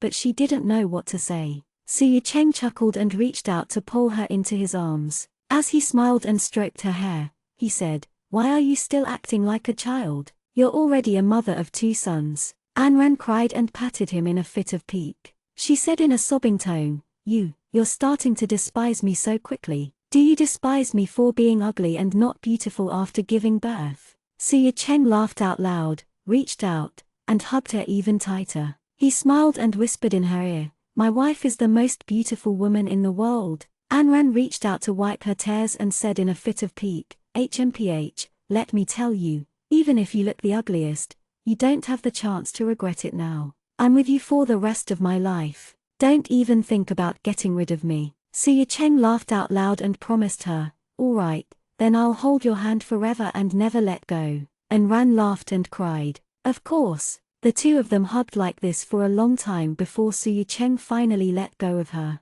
He reached out to pinch her nose, which was a little red from crying, and then lowered his head to kiss the tip of her nose. And Ran closed her eyes and felt his kisses land on her face. His breath was warm and comfortable. Suddenly, she thought of something. She opened her eyes and pushed him away, asking seriously, "You said you've already thought of a name. What is it?" Su Cheng called out and leaned against the back of the bed. He pulled her into his arms and wrapped his arms around her waist. She had just given birth to a child, so her belly was still a little chubby. Compared to when she was so thin that she was only left with bones, he liked the feeling of her chubby belly more. It felt especially good to touch. Anran was tickled by the large palm on her waist. She grabbed his hand and held it tightly, intertwining her fingers with his and saying, "What is it called?" "Yes." Su Cheng softly responded, then slowly asked, "Su Weiming and Ji with the eye. What do you think?" "Weiming, with the eye, Weiming, Weiming,"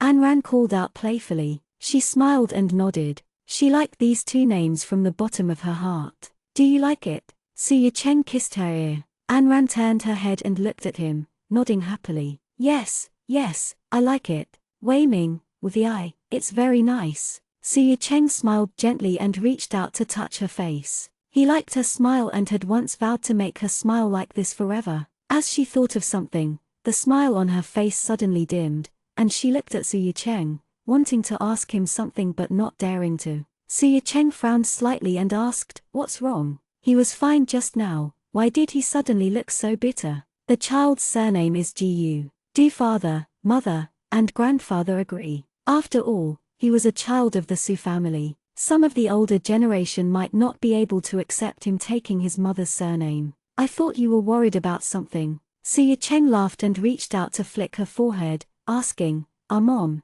Dad, and Grandpa such inflexible people? Who asked you to think so much?" Anran rubbed her forehead, still feeling a little unconfident. "But we still have to tell Mom and Dad. If they don't agree, we have to respect their opinions." Su Cheng laughed. He might have fallen for this little woman because of her personality of always thinking about others. He lowered his head and kissed her lips. "I've asked my parents and Grandpa before. They all agree and have no opinions, so don't let your thoughts run wild." Hearing this, Anran put on a big smile and wrapped her arms around his neck. She pressed her forehead against his and said, "Su Cheng, have I ever said that I love you?" Su Cheng also laughed, pecked her nose, and said, "I don't mind you saying that to me every day." And Ran smiled, raised her head, and kissed him on the lips. She promised in her heart that she would. Looking at the man standing in front of her, Lin Li only felt a little powerless. She felt that the Chengxing in front of her was becoming more and more unlike the person she had known in the past.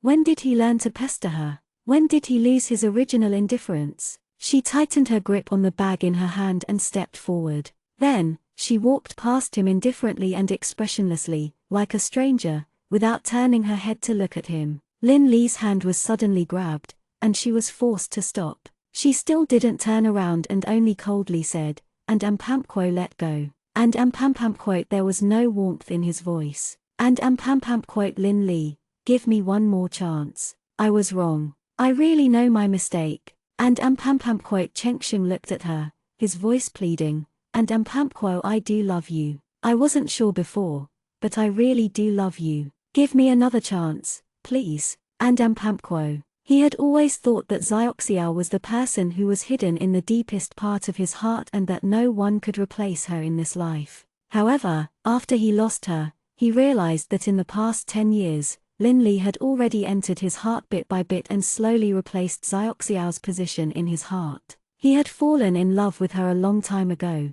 but he had not realized it. And Ampampquo he and Ampampquo Lin Li laughed coldly. The expression on her face was just like her laughter, so cold that there was almost no warmth. She turned her head and looked at him. She only pulled her lips and slowly said, "And Ampampquo if time can go back, I will love you again." And Ampampamquote. Chengxing's face stiffened. He opened his mouth, but didn't know what to say. His hand was still tightly holding her hand, not wanting to let go. Lin Li looked at him and asked, And do you think we can go back in time? And Lin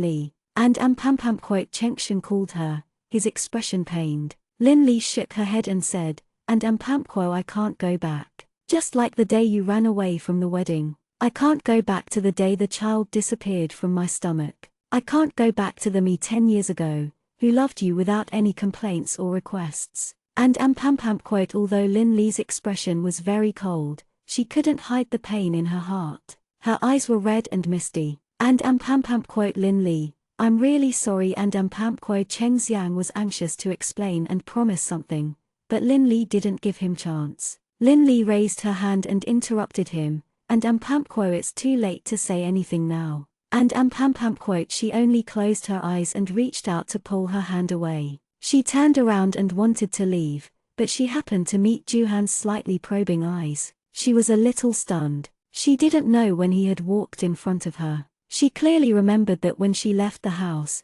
he was still at home eating breakfast with the newspaper. However, he was only stunned for a moment. He only nodded at her indifferently, walked past him, and entered the company. Chengxian wanted to chase after her, but he stopped in his tracks. He knew that he had hurt Lin Li too deeply. Juhan stared at Chengxian expressionlessly for a long time, his brows furrowed slightly. In the end, he didn't say anything and directly turned around to enter the company. When Juhan came up with his briefcase, Lin Li was already sitting in the seat of the president's secretary at the door of his office. The computer was already turned on, and at this moment, she was checking Juhan's schedule for the day to see if there was anything important that needed to be prepared in advance. In fact, Lin Li was not completely used to her current job as the president's secretary. She was originally in sales, but half a month ago, after she got her marriage certificate with Juhan, she said, and Juhan directly transferred her to be his secretary,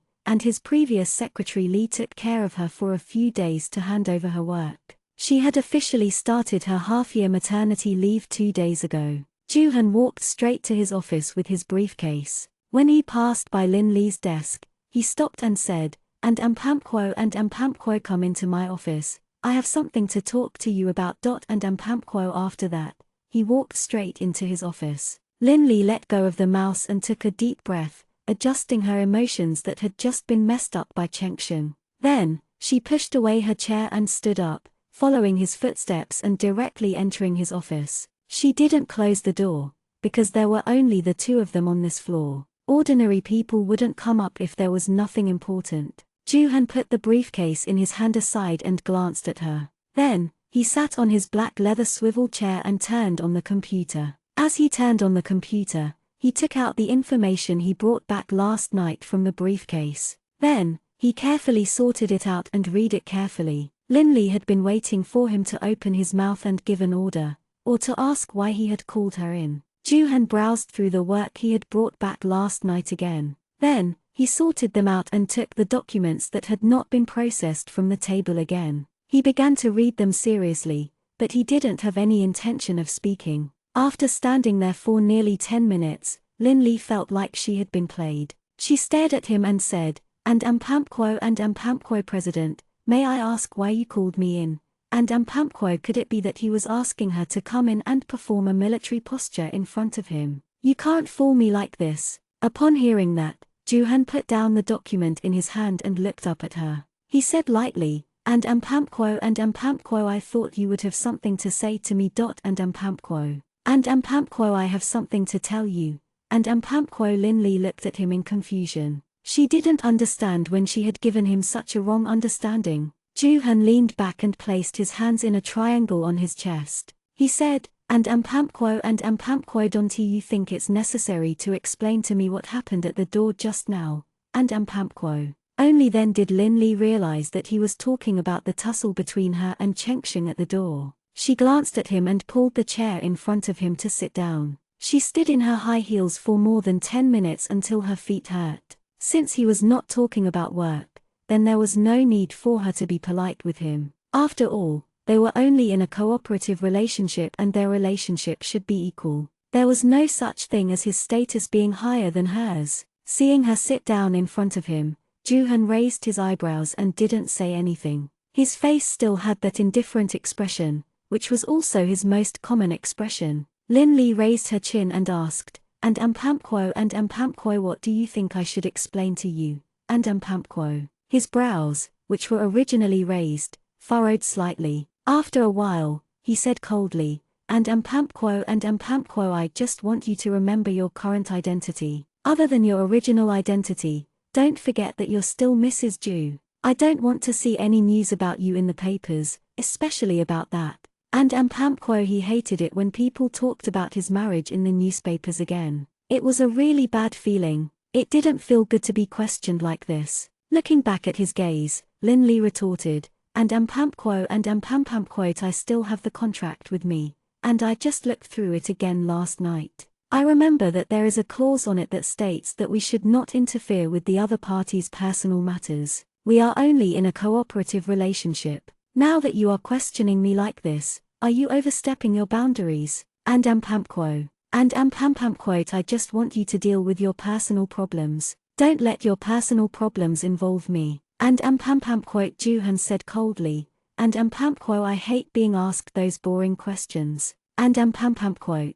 Lin Li shrugged her shoulders, feeling a little bored. She stood up, turned around, and was about to go out when she suddenly remembered that when she went to pick up Xiao Bin last night, their teacher said that there would be a sports event in the kindergarten this Friday afternoon, and she hoped that the child's parents could come to the kindergarten to participate with the child. He turned around again and said, and Pampquo, oh right, there's a sports meet at Xiao Bin's kindergarten on Friday. The teacher said that all parents have to attend. Do you need me to arrange for Friday afternoon to be there? And Pampquo, I am not free. And Pampquo, Juhan said in a daze. He sat up again and reached out to pick up the information on the table that he had just read halfway. He took a pen and made notes as he read. Lin Li frowned. In the past half a month, she had clearly seen his attitude towards the child. Although they were father and son, there was no intimacy between father and son at all.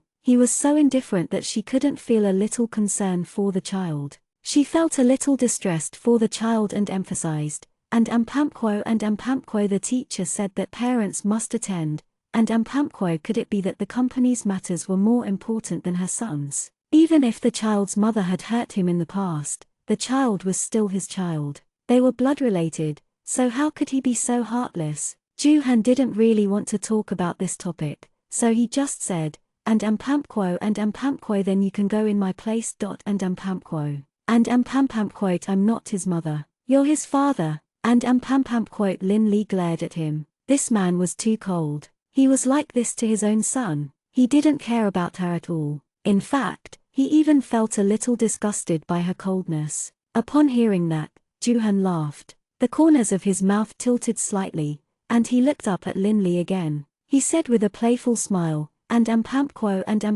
but you're my wife now. And Pampquo, oh my god. And Pampquo, Lin Li was at a loss for words. She looked at him and couldn't say anything. Whether it was according to the contract they had signed before or the 2 red booklets they had taken from the Civil Affairs Bureau half a month ago, there was no doubt that she was Mrs. Ju. Juhan looked at her and continued with a faint smile, and Pampquo, we're in a cooperative relationship, so this is your job. And Pampquo. Lin Li looked at him unhappily and said in a low voice, and Pampquo, is Xiao Bin really your son? You're too cold. And Pampquo, it had been almost half a month since she moved into his apartment. If he didn't know that they were father and son, he really wouldn't have been able to tell what kind of relationship they had. His feelings for that child were even worse than that of a stranger. Upon hearing this, Juhan's entire body stiffened. The smile on his face disappeared in an instant, and the strength he used to hold the pen almost broke it. His voice continued to be cold as he said, and Pampquo, get out. And Pampquo. Lin Li naturally felt the change in his attitude in an instant. Although she didn't know why, she didn't ask any more questions. She turned around and left the office, closing the door behind her. However, the moment she closed the door, she suddenly heard a bang bang bang sound coming from inside. It sounded a little like a hand smashing hard on the desk.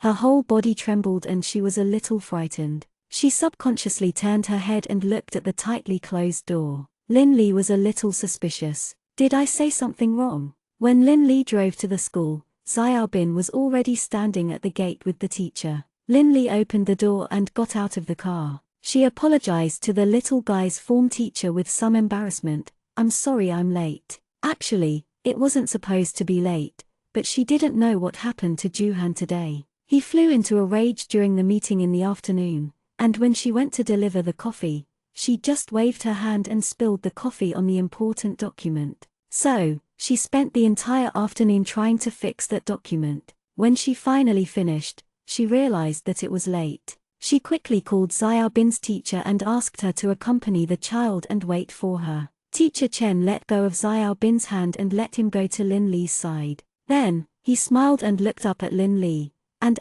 quote, it's nothing. It's just that next time, if Mrs. Ju can't come in time for something, please give us a call in advance. Otherwise, if you don't come to pick her up and the teacher doesn't know, it will be bad if something happens to the child. And quote. Definitely, definitely. Lin Li quickly nodded and reached out to hold the little guy's hand, but he turned around and dodged her hand. Lin Li smiled at teacher Chen awkwardly. She had never liked her cheap mother. Even though she had been the one picking him up from school these past few days, he had never been willing to let her hold his hand. Seeing this, teacher Chen just smiled. It wasn't convenient for her to say more about the student's family. However, when she saw Lin Li preparing to leave, she stopped her and didn't forget to remind her. And quote, this Friday afternoon is the sports meet. I hope Mrs. Ju and Mr. Ju can come. And quote, as he spoke, he turned his head to look at Xiaobin, who was standing at the side and watching the cars on the street.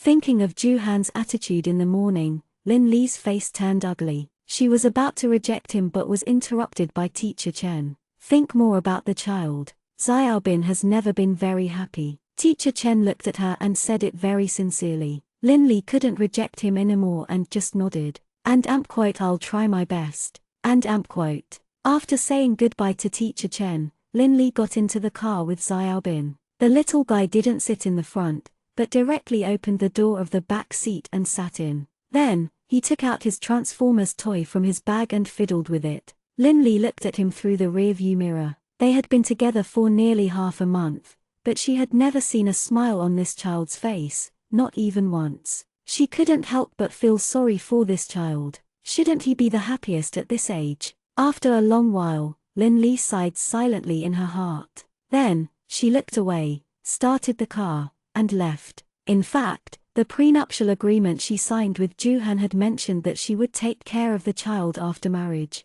Although her job was Juhan's secretary, in order to make it convenient for her to take care of the child, she could get off work an hour earlier every day and come to pick the child up from school. In fact, speaking of this, Lin Li and Juhan's marriage was also particularly dramatic. The first time they met, it wasn't a happy one. Because of Anran's near miscarriage, Lin Li directly lectured Juhan and questioned him on how to educate a child. The second time they met, she found out that Juhan was her big boss. She originally thought that he would be biased against her or even fire her because of Anran's incident, but that worry was obviously her overthinking. Although Juhan looked a little serious and gave people the feeling that he was powerful without being angry, he was at least a gentleman. He didn't mix private and official matters and deliberately make things difficult for her at work. It was just that the third time they met was a little dramatic, and even a little melodramatic. She didn't even know under what circumstances she became his fiancé.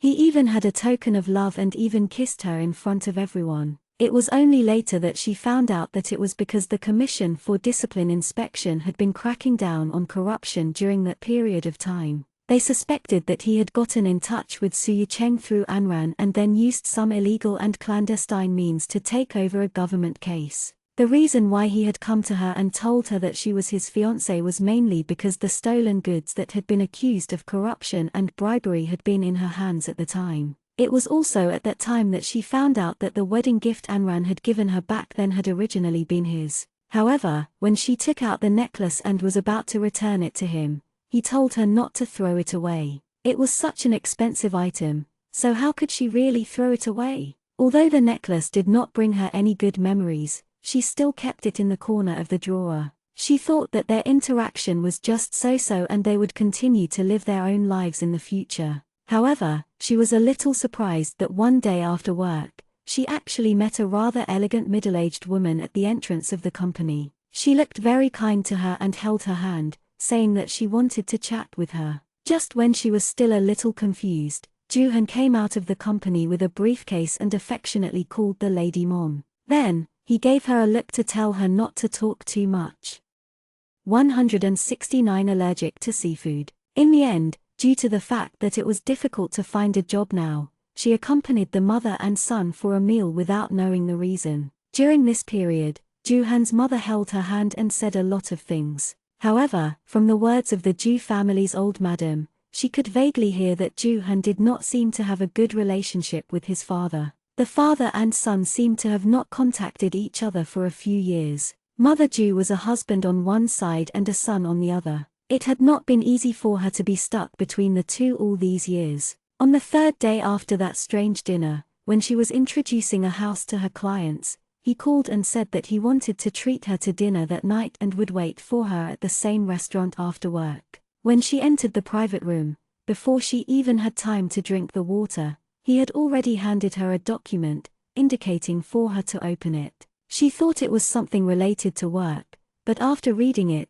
she realized it was a prenuptial agreement. Actually, it was not a prenuptial agreement, but more like a contract. However, the transaction was not for the house, but for marriage. Lin-Lee was dumbfounded when she took the document. She didn't understand what he meant at all. Joo-hun didn't beat around the bush and went straight to the point, saying that he wanted to have a contract marriage with her. It was the kind of melodramatic joke that Lin-Lee always used in novels or TV series, a contract husband and wife. She didn't understand and couldn't accept it, so she asked him why. Joo-hun didn't say much. He only told her to read the contract carefully before considering whether to agree or not. He even made it clear that she could treat this as a job. At that time, she felt that it was completely ridiculous. Although she would not love again because of Chengsheng's matter, she never thought that she would use her marriage as a trade. Therefore, she pushed the contract back to him on the spot to express her stand.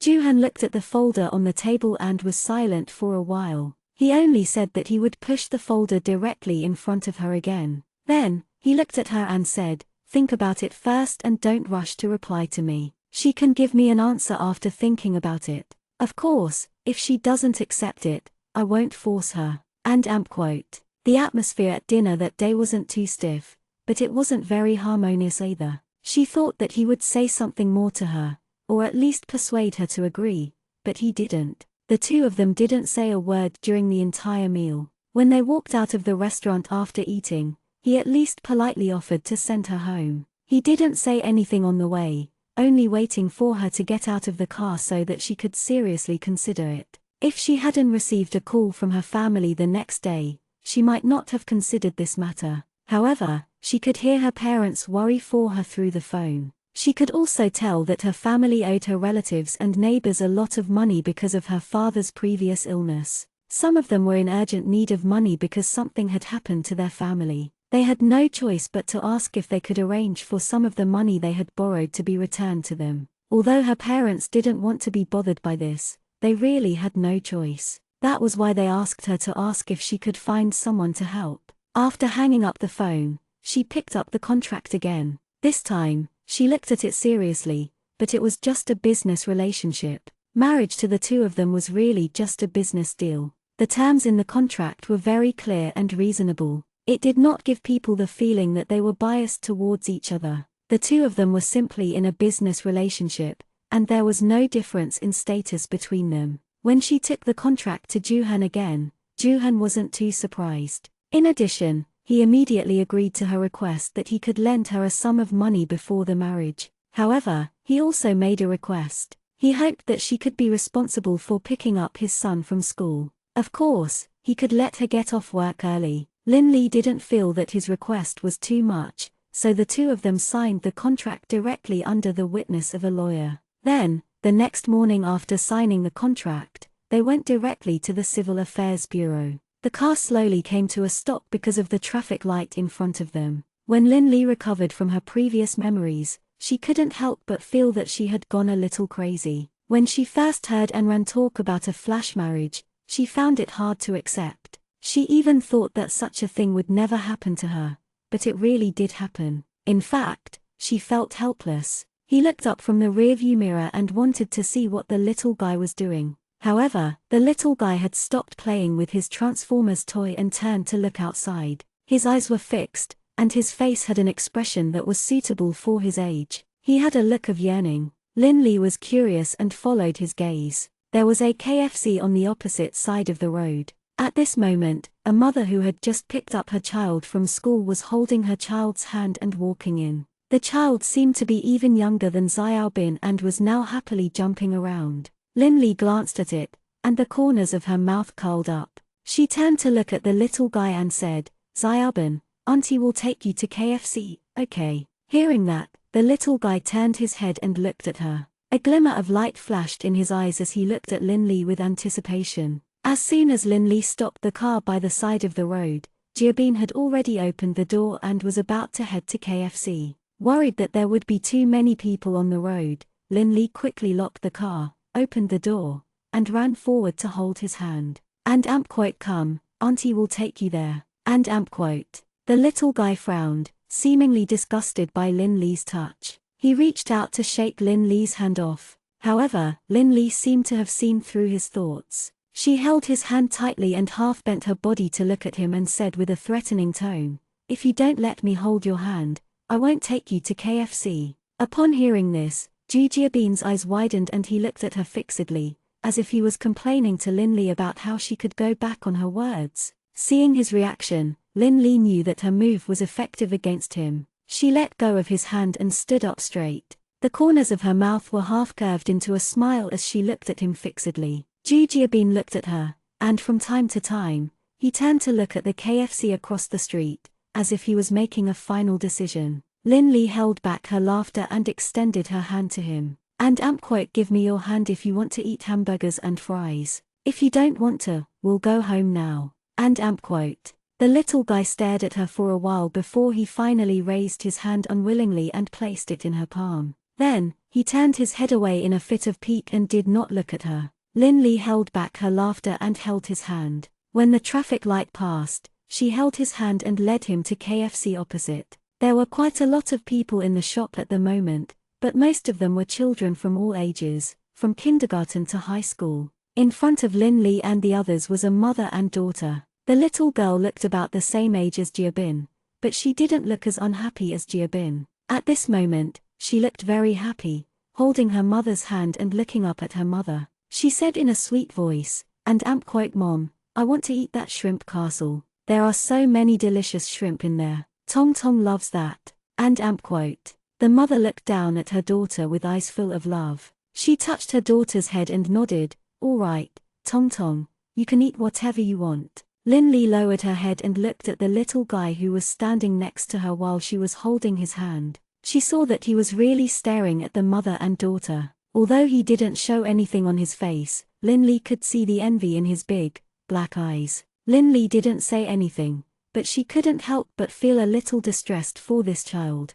Not to mention that her mother wasn't by her side. Just looking at Juhan's attitude towards the child, she could tell that this child had never actually received the warmth and happiness that his family had brought him. He had never received the care and love from his parents. Suddenly, she felt a little uncomfortable. Thinking of her child who was not fated to be born into this world, Linley only felt that her chest was stuffy and painful. She subconsciously reached out and directly covered her chest. Linley didn't know how long the dull pain lasted until the little guy pulled her hand. Linley snapped out of her thoughts, and the pain in her chest slowly subsided. The mother and daughter who were originally standing in front of them had already ordered a meal, and the mother who loved her daughter had indeed listened to her daughter's request and bought her a shrimp castle. In addition, she was especially considerate and bought a cup of hot milk for her child. After calming herself down, Linley took the little guy's hand and went up. Just as she was about to ask him what he wanted to eat,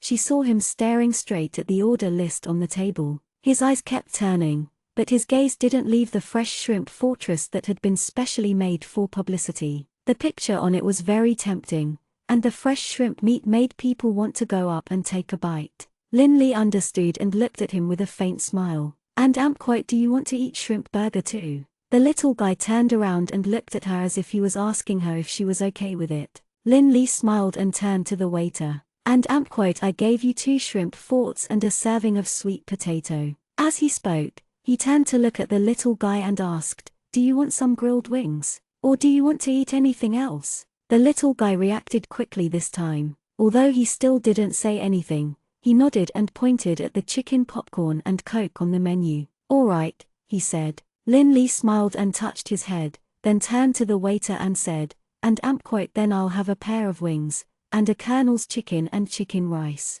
As for the drink, I'll have a glass of milk and a glass of Coke." And quite. "All right," he said. The waiter nodded with a smile and then went to bring the dishes she ordered. Carrying the ordered food to his seat, Ju Jiabin seemed a little excited throughout the entire process. Of course, his excitement was not directly shown on his face, but Lin Li believed that he must be very happy at this moment with his sparkling eyes. The truth proved that Lin Li's guess was right. The little guy was really excited. As he ate the burger, he actually forgot to guard himself and smiled at Lin Li innocently a few times. This was the first time Lin Li had seen this child so happy. She pitied him for all his previous experiences, so the maternal love in her heart was immediately released. When he finished eating a big burger and stared at the burger in front of her that had not been touched, Lin Li only smiled and pushed her own burger to him, saying, "I'll give you this if you can still eat it." Hearing that, the little guy directly reached out and took the burger in front of her and started eating.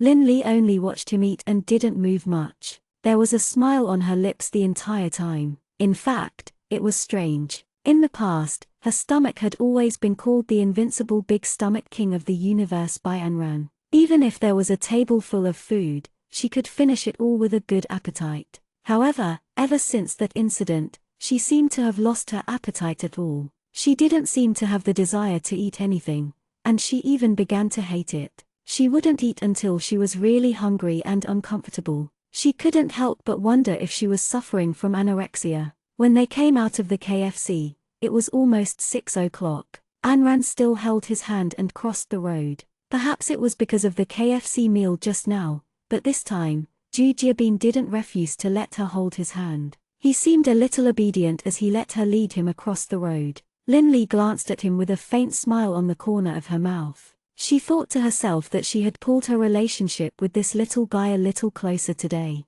This KFC meal was really not in vain. As usual, she opened the door to the back seat and sat directly in. Lin Li didn't force him to accept her completely now. She also knew that some things needed time to slowly adjust, so she restarted the car and continued on the road. When the car slowly drove into a villa community in the suburbs, it stopped in front of a 3-story house. He turned off the car and said without looking back, "Xiaoban, we're here." As she spoke, she took her bag from the passenger seat and the coat that she had taken off because of the heat. When she was almost done tidying up, she still didn't hear the sound of the back seat opening. She was a little puzzled. She turned around and saw the little guy lying on the back seat, holding his stomach. His little face was pale and he looked like he was in pain. Lin Li was a little frightened by his actions and quickly asked, "Xiaoban, what's wrong? Are you uncomfortable?" Xiaoban only held his stomach. It was obvious that the pain in his stomach made him unable to speak,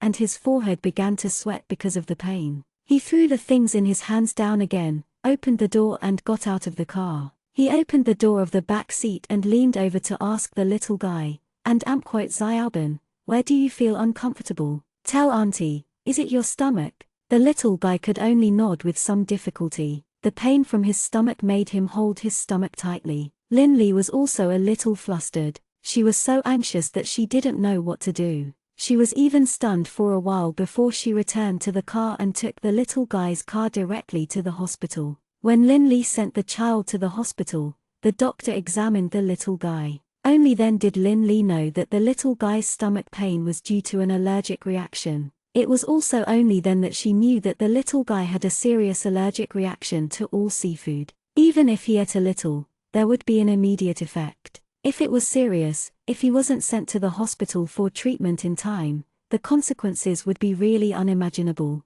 After the doctor examined the child, it was confirmed that there were no major problems. However, due to the child's young age, the doctor arranged for him to stay in the hospital for observation for a night. Looking at the child lying on the hospital bed, Lin Lee's heart ached and she blamed herself. If she hadn't said that she would take her to eat KFC, perhaps he wouldn't be like this now. The person on the bed was obviously not sleeping well. Her eyes were tightly closed, as if she was dreaming about something. Her eyelids were moving, and her hands were waving in the air in a panic. She even muttered, "Father, Father, don't leave me." And quote. Lin Lee's heart ached a little. She reached out and gently touched his face, then gently said in his ear, it's okay, Auntie is here, Auntie is here." And quote. She didn't know if he had heard her, but he had really become much quieter. She sat in the ward for a while longer to make sure that his emotions had stabilized before she opened the door and went out quietly. She took out her phone and called Juhan. Now that something had happened to her child, although it was still not a big problem, as the child's biological father, she felt that it was necessary to inform him about the matter. The phone rang a few times before Juhan picked it up. He seemed to have a client on his side, and she heard a bit of noise. "Is there something?" Juhan's cold voice sounded on the other side of the phone without any warmth. Lin Lee came back to her senses and quickly said, "Xiaoban is allergic to seafood and has to be hospitalized." There was a moment of silence on the other end of the phone before he asked, "How is it now?" And quote, "Is fine now, but the doctor said that he has to stay in the hospital for observation for a night." And quote, Lin Lee said truthfully, "Oh." On the other end of the phone, Juhan replied coldly and only said, "I still have something to do. If there's nothing else, I'll hang up first." Then, without waiting for Lin Lee to react, he hung up the phone. Lin Lee held the phone and looked at it for a long time. She simply couldn't believe that he had hung up the phone just like that, as if the child in the hospital this time wasn't his at all. 170 You are not qualified. Juhan slowly pushed the door of the ward open and walked in quietly. He saw Lin Lee sitting by the bed. She was lying on the edge of the bed and sleeping. Her hand was still holding the hand of the little guy on the bed. When he looked up again, the little one on the bed was sleeping with his eyes closed. However, he did not seem to be sleeping well. The expression on his little face was uncomfortable. His little eyebrows were slightly furrowed, and his eyelids were trembling as if he was dreaming of something terrible. There was cold porridge tied in a plastic bag on the bedside table. He took off his coat and covered the sleeping person lying on the side of the bed. He looked up and saw that the saline drip was almost finished. He reached out and pressed the bell at the head of the bed. Soon, the nurse on duty opened the door and came in with a mask and half a bottle of saline. She changed the drip professionally and did not wake the two people on the bed and beside the bed. Juhan followed the nurse out and asked about the child's condition. After confirming that the child was fine, he turned around and returned to the ward. However, when Juhan pushed the door open and entered the room again, Lin Lee, who was originally sleeping on the edge of the bed, had already woken up. She turned sideways to look in the direction of the door and happened to meet Juhan's eyes, who had just entered. Lin Lee looked at him for a long time without saying anything. She only raised her hand to look at her watch. Her eyes no longer had the drowsy look of someone who had just woken up.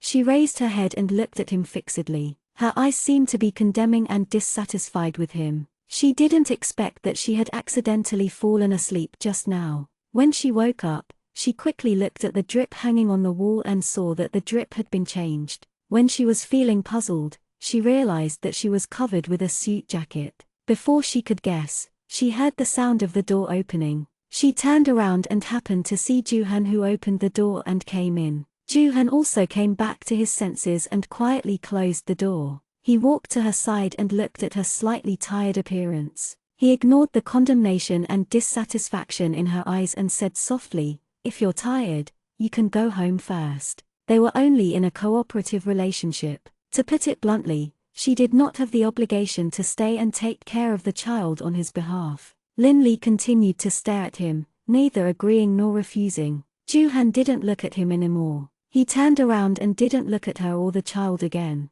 He sat directly on the sofa at the side, turned on the computer he brought back, and placed it on his lap. Then, He started to deal with the work that he hadn't finished today. It was his duty to ask her to leave, and it was her right to stay or not. He didn't mind if she stayed because he had an important plan to complete tonight. At this moment, Lin-Li felt an inexplicable anger in her heart. She felt sorry for the child lying on the bed and felt that it wasn't worth it. She was even more angry at Juhan's irresponsible indifference. She only heard Shan Xiaoban, the child on the bed, mutter in his sleep, "Dad," as if he was afraid. His little hand holding Lin-Li tightened. Lin-Li raised her eyes and saw that the man sitting on the sofa opposite her was also looking up at the child, but he didn't stand up. Even his gaze was only for a moment before it was quickly retracted. He lowered his head and continued typing on the keyboard to continue his work. The dissatisfaction in her heart became even more intense.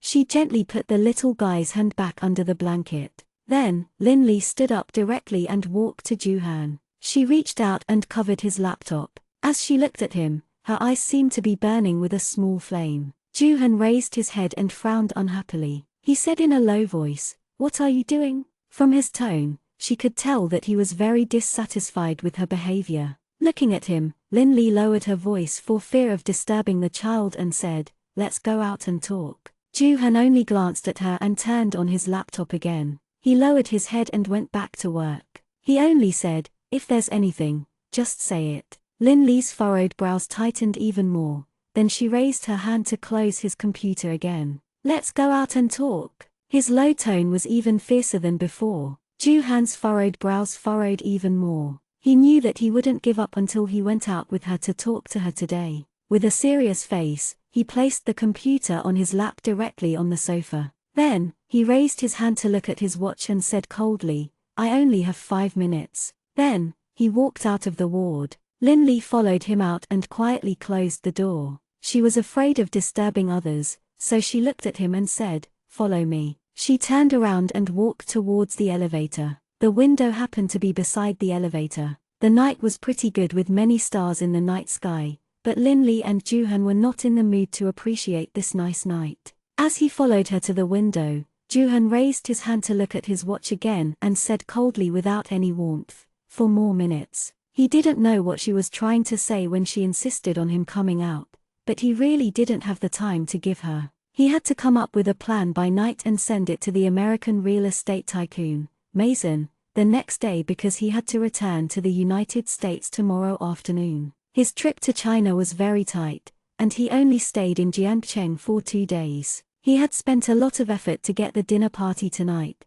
but it was obvious that he was not the only one who wanted to cooperate with Mason. Everyone was eyeing him covetously. After the dinner party, Mr. Mason's secretary whispered to him in private, Mr. Mason hoped to see his plan before he boarded the plane tomorrow afternoon. He knew how difficult it would be to come up with a proposal before tomorrow, but if he didn't grasp this opportunity, he wouldn't have another one in the future. Turning her head, Lin-Li was a little agitated. She looked at him and asked, "Who do you think you are? How can you be so cold and heartless? You don't even care about your son who's in the hospital. Why don't you take a look at the time? Where were you when the child was calling for his father? You can't even walk to the bed and touch his face. Isn't this too much?" After saying a long string of words, Lin-Li's chest heaved up and down due to her emotional agitation. Facing his accusation, Juhan's face turned even gloomier. He looked at her for a long time and said coldly, "I remember that there's a very clear clause in the contract that states that you can't interfere with the other party's matters.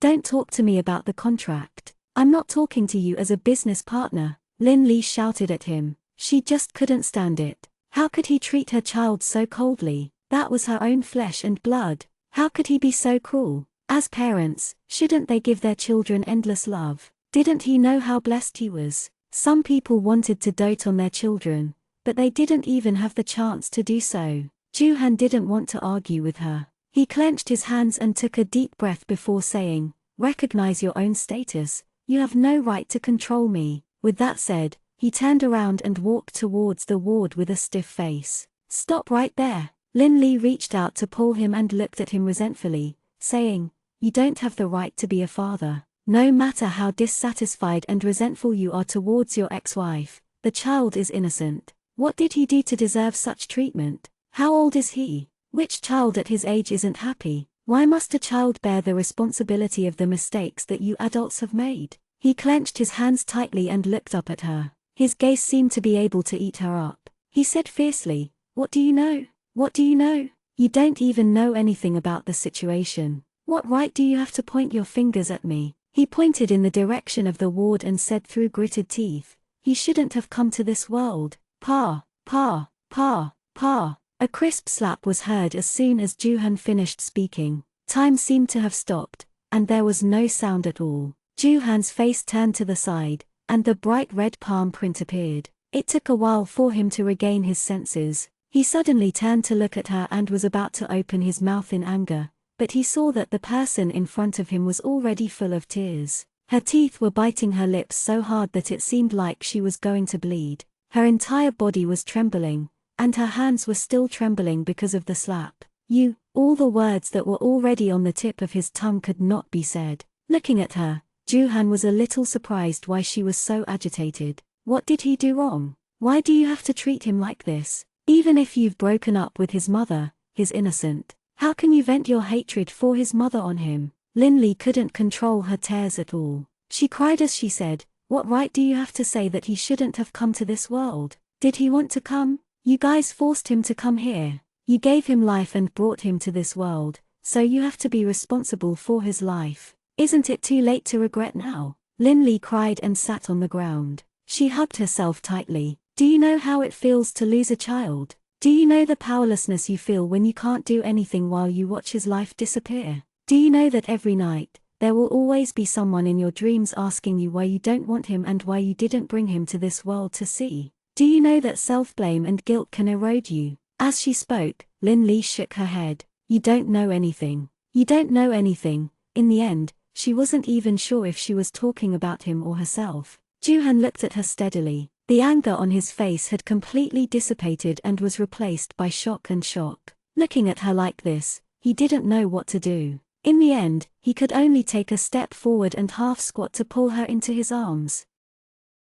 171 Acupuncture in the hospital. Juhan didn't know what he could do, so he could only hold her in his arms. It wasn't until just now that he remembered what Gu Anran had told him. He remembered that on the day of her wedding, her husband had abandoned her and ran out of the auditorium alone. It was also on the day of her wedding that she had fallen to the ground because her husband had pushed her, and she had lost her child. He didn't have any experience in comforting people, so he didn't know what to say when he saw her like this. At this moment, he couldn't care about the slap she had just given him. He could only clumsily raise his hand slowly and then gently pat her back again and again. The elevator arrived, and the doctor on night shift came out of the elevator. When he saw the two people outside, he couldn't help but be stunned. Just as he wanted to ask something, he saw the palm print on Juhan's face. He was stunned again. In the end, he looked at them with a strange expression and left. He didn't know how long he had been holding her like this until the original crying sound in his arms slowly faded.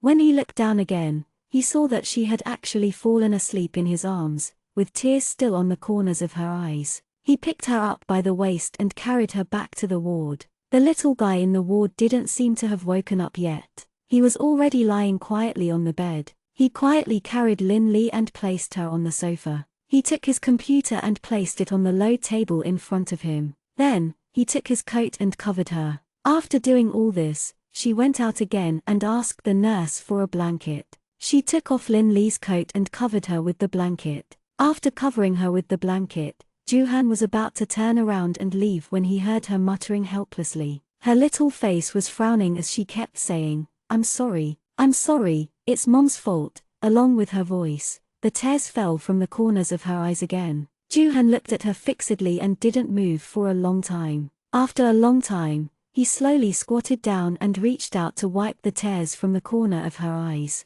When he got up and turned to look at the little guy on the bed, he could not help but smile bitterly. She said that the child was innocent, but he really could not completely ignore her. He raised his hand to look at the time. It was already midnight. If he didn't start working on the plan now, he was afraid that he really wouldn't have any time left. She went back to the bathroom to wash her face to wake herself up. When she looked up at herself in the mirror, she realized that there was a bright red handprint on her left cheek. She didn't notice it earlier, but now that she touched it, it really hurt. She pulled a tissue to wipe the water off her face. When she touched her slightly red and swollen left cheek, she couldn't help but shake her head and mumble softly, "Look at how skinny and small she is." She didn't eat much either. Where did she get so much strength? When she woke up again, the night had already passed, and the morning sun seeped in through the tulle curtains. Linley was sleeping on the sofa by the window, and the light was a little glaring.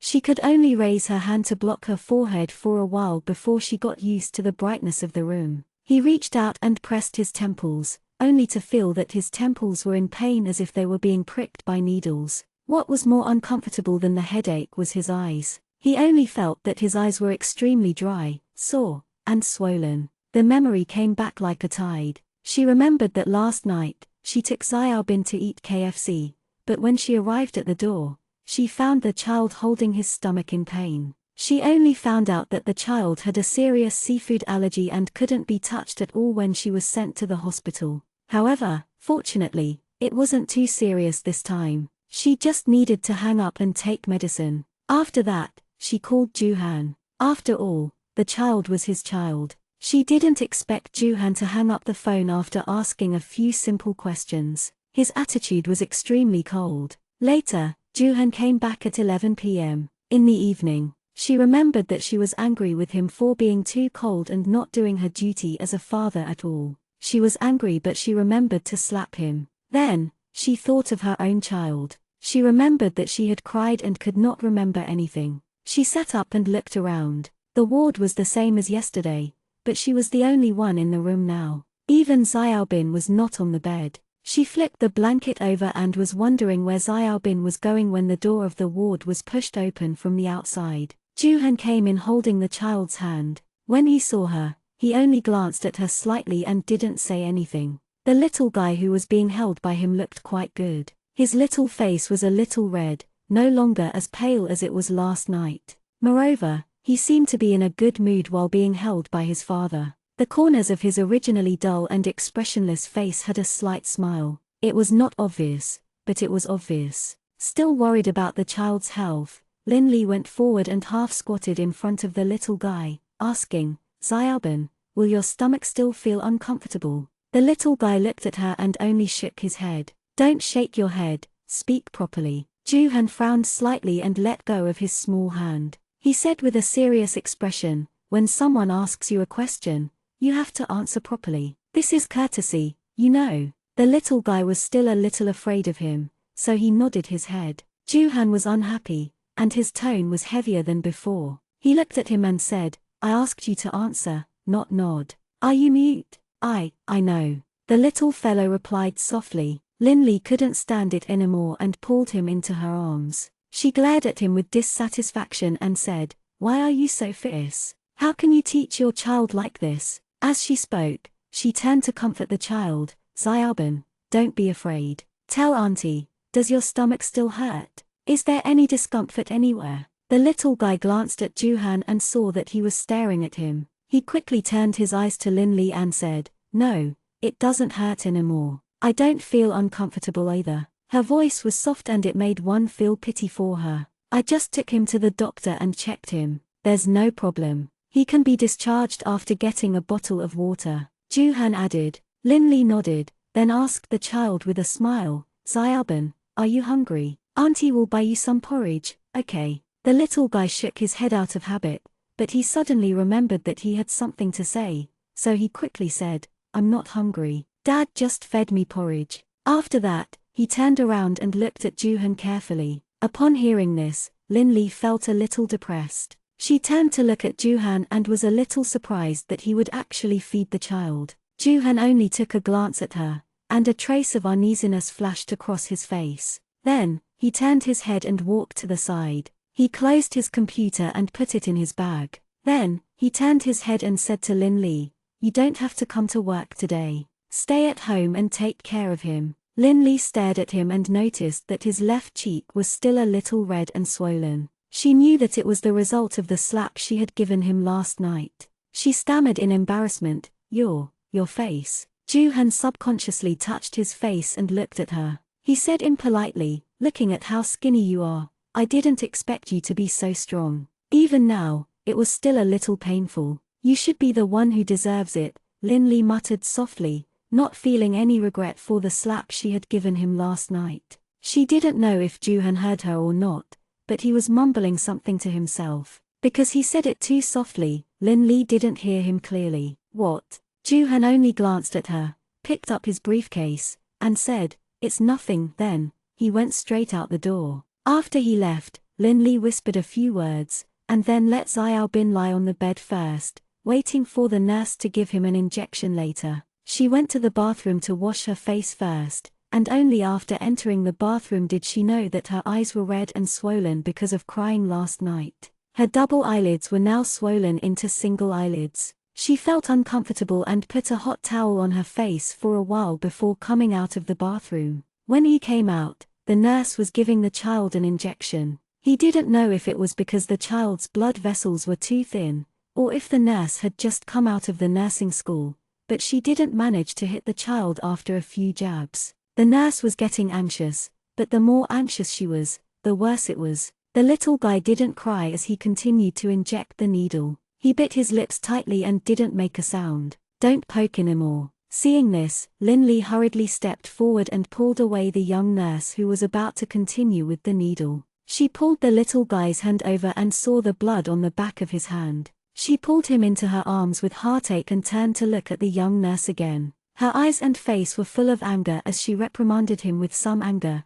"Is this an injection? Go get your head nurse." His voice was a little loud, so loud that even the people passing by outside could hear him. The nurse was so anxious that she wanted to cry. She looked at her and explained, his blood vessels are too thin, I can't find them." "Are you going to poke the blood vessels that are too thin?" "What is this?" "This is a human hand. This is meat. Do you think it's a rag?"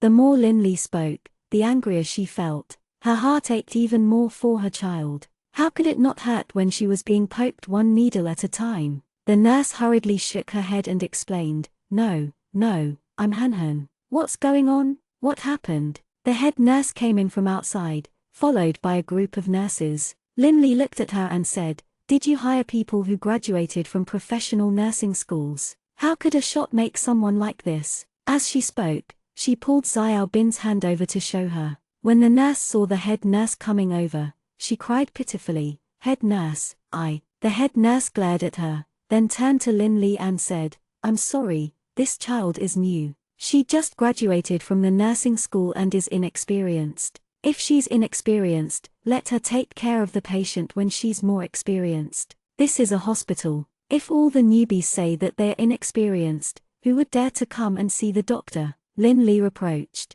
It's our fault. I'll give the child acupuncture later." As he spoke, he turned around and asked for someone to bring him a new needle. Without waiting for them to bring the things over, Linley interrupted them and said, "No, we don't want to fight. Let the doctor prescribe some medicine." She didn't want the little guy to suffer like this again. She felt pain just by looking at him. That's fine. The head nurse quickly nodded and then ordered the others to find a doctor to prescribe medicine. She then turned her head and looked at Linley with some guilt. "I'm sorry, madam." As she spoke, she reached out to touch the little guy in her arms and smiled at him. "Little kid, Auntie apologizes to you. I'm sorry, but you're really brave. You didn't cry even when it was so painful. I'm going to tell other children in the future and let them take you as a role model." The little guy just looked at her steadily. He did not smile, nod, or shake his head. Linley grabbed his hand and looked at it. She hugged him even tighter, and her emotions calmed down compared to before. She said, "I don't want to make things difficult for you, but who wouldn't feel bad seeing the child being poked like this? In the future, don't let your new nurses come to pediatrics. It's better to have more experienced nurses and doctors in pediatrics." The head nurse nodded and agreed. Yes, okay." After everyone had left, Linley lowered her head and looked at Xiao Bin in her arms. She asked with heartache, "Does it hurt?" The little guy shook his head and said in a low voice, "It's more painful when mommy does it." She lowered her head and looked at the back of her hand in a daze. Her small hand gently stroked it. Upon hearing this, Linley couldn't help but widen her eyes and ask him, "Xiao Bin, What did you say about Mom? Your mother will stab you with a needle. The little guy raised his head to look at her, then lowered his head again, not saying a word. Linley found it hard to believe that a mother would use a needle to stab her own child.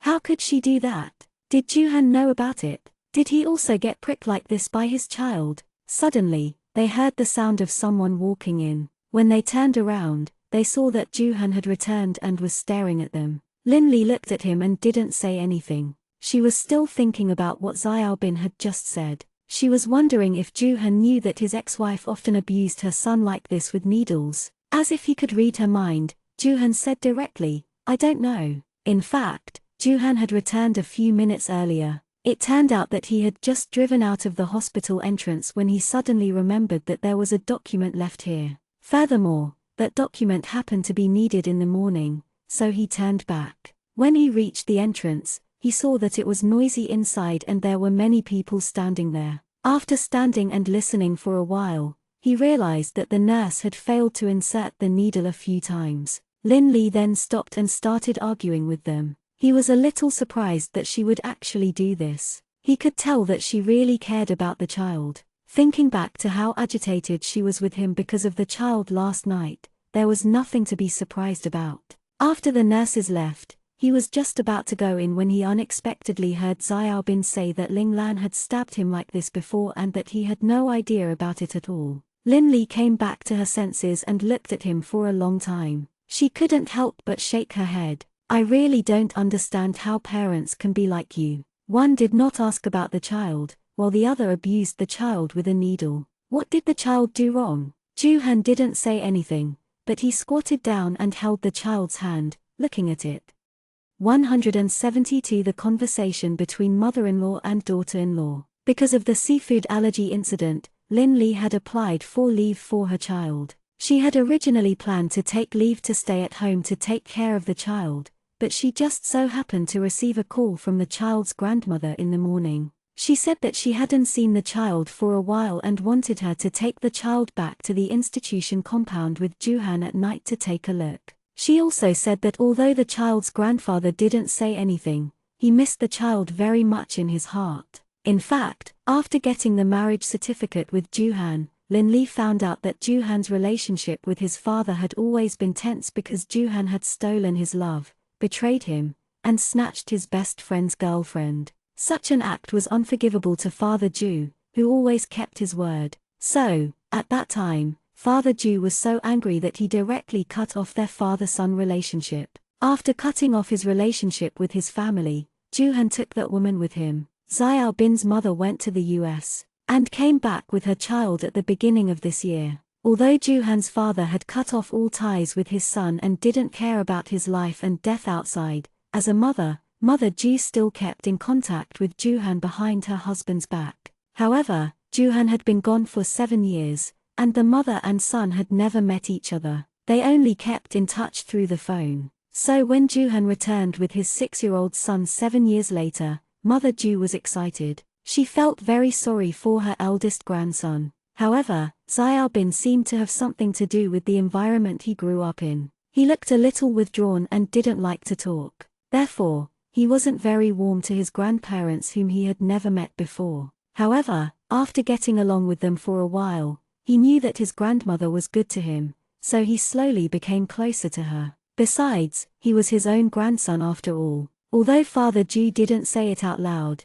he didn't say much about Juhan bringing the child back to the institution compound. Previously, Linley had accompanied the father and son back to the institution's compound. Mother Ju had even quietly held her hand and told her that Father Ju's attitude towards Juhan had improved a lot because of the child. She had also asked her to persuade Juhan to bring the child back more often for a meal or to sit down. Linley told Mother Ju about the child's allergy. She only had one grandson, so Mother Ju's heart ached for him. She quickly said, "How could you be so careless? Where are you now? Was she still in the hospital? I'll go take a look now." Linley quickly explained, No, Mom, we're not back yet. We just applied for leave from the kindergarten. We wanted to say that he had just recovered and let the child rest at home for a day. We'll send him to class tomorrow." Yes, I have to take care of my body first. He was still a little worried and said, "Why don't you send the child over to my side? I'll also make some soup for him to nourish his body." Lin Li thought for a moment. This was good. The child's illness had just gotten better, and he should eat something to nourish himself. With her culinary skills, she could make some breakfast and noodles, but if she were to make a proper meal or stew soup, she might not be able to make anything. Thinking of this, she nodded and said, "All right, I'll send the child over now." After hanging up the phone, she turned her head to look at the little guy who was playing with a transformer toy on the sofa in the living room. He was playing very seriously, and there was no smile on his face. His small face still had that indifferent expression. His small hands were waving mechanically, and he couldn't help but feel reluctant in his heart. Suddenly, a strong thought appeared in his heart. Perhaps she and this little guy were fated to meet like this. No matter what would happen between her and Juhan in the future, she wanted to live as long as she was around. He had to make this little guy faster. At least, he wouldn't be like now, always hiding in a corner alone. When she came back to her senses, she just happened to meet the child's innocent eyes. Lin Li smiled faintly at him and walked over to him. She half squatted in front of him and asked, "Xiaoban, Auntie will take you to your grandparents' house, okay?" The little guy looked at her, his big black eyes darting around. After a while, he nodded, then lowered his head again and continued to play with the transformer in his hands. Lin Li touched his head. It was already October, and the weather was gradually turning cold. She was worried that he would catch a cold when he went out later, so she went straight into the room to get a coat for him and brought the medicine that the doctor in the hospital had prescribed for him in the morning. Then, she held his hand and went out together. It was noon when they arrived at the office compound. Mother Ju was already waiting at the door. When she saw her car stop, she quickly went up to open the door of the back seat.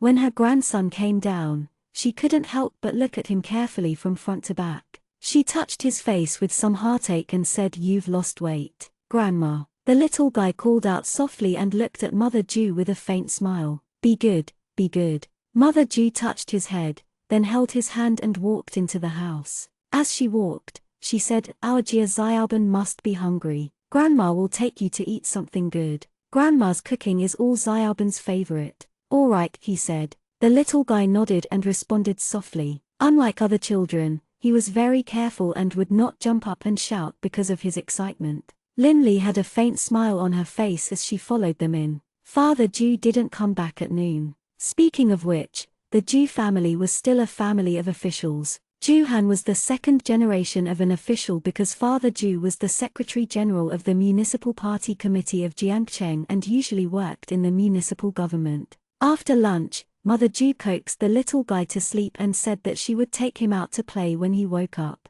The little guy usually didn't have any friends, and Juhan was busy too. In addition, his attitude towards him was cold, so he didn't really take him out to play. When he heard his grandmother say that she wanted to take him out to play, he was still a child after all, so he happily pestered his grandmother to go wherever she wanted to go later. Lin Li left the room with a faint smile and walked around the house, feeling a little bored. She had been to the Ju family's house once. The day after she registered her marriage with Juhan brought her back. The two of them had dinner here, but because something had happened in the company, they didn't stay for long before they went back. Feeling a little bored, she casually opened a room. It was a purely male design and layout. There was a single military bed, a table next to the bed, and a simple wardrobe. The whole room seemed a little empty. What surprised Lin Li was that there were actually posters of NBA and slam dunk masters on the wall. It could be seen that the poster had been there for a long time.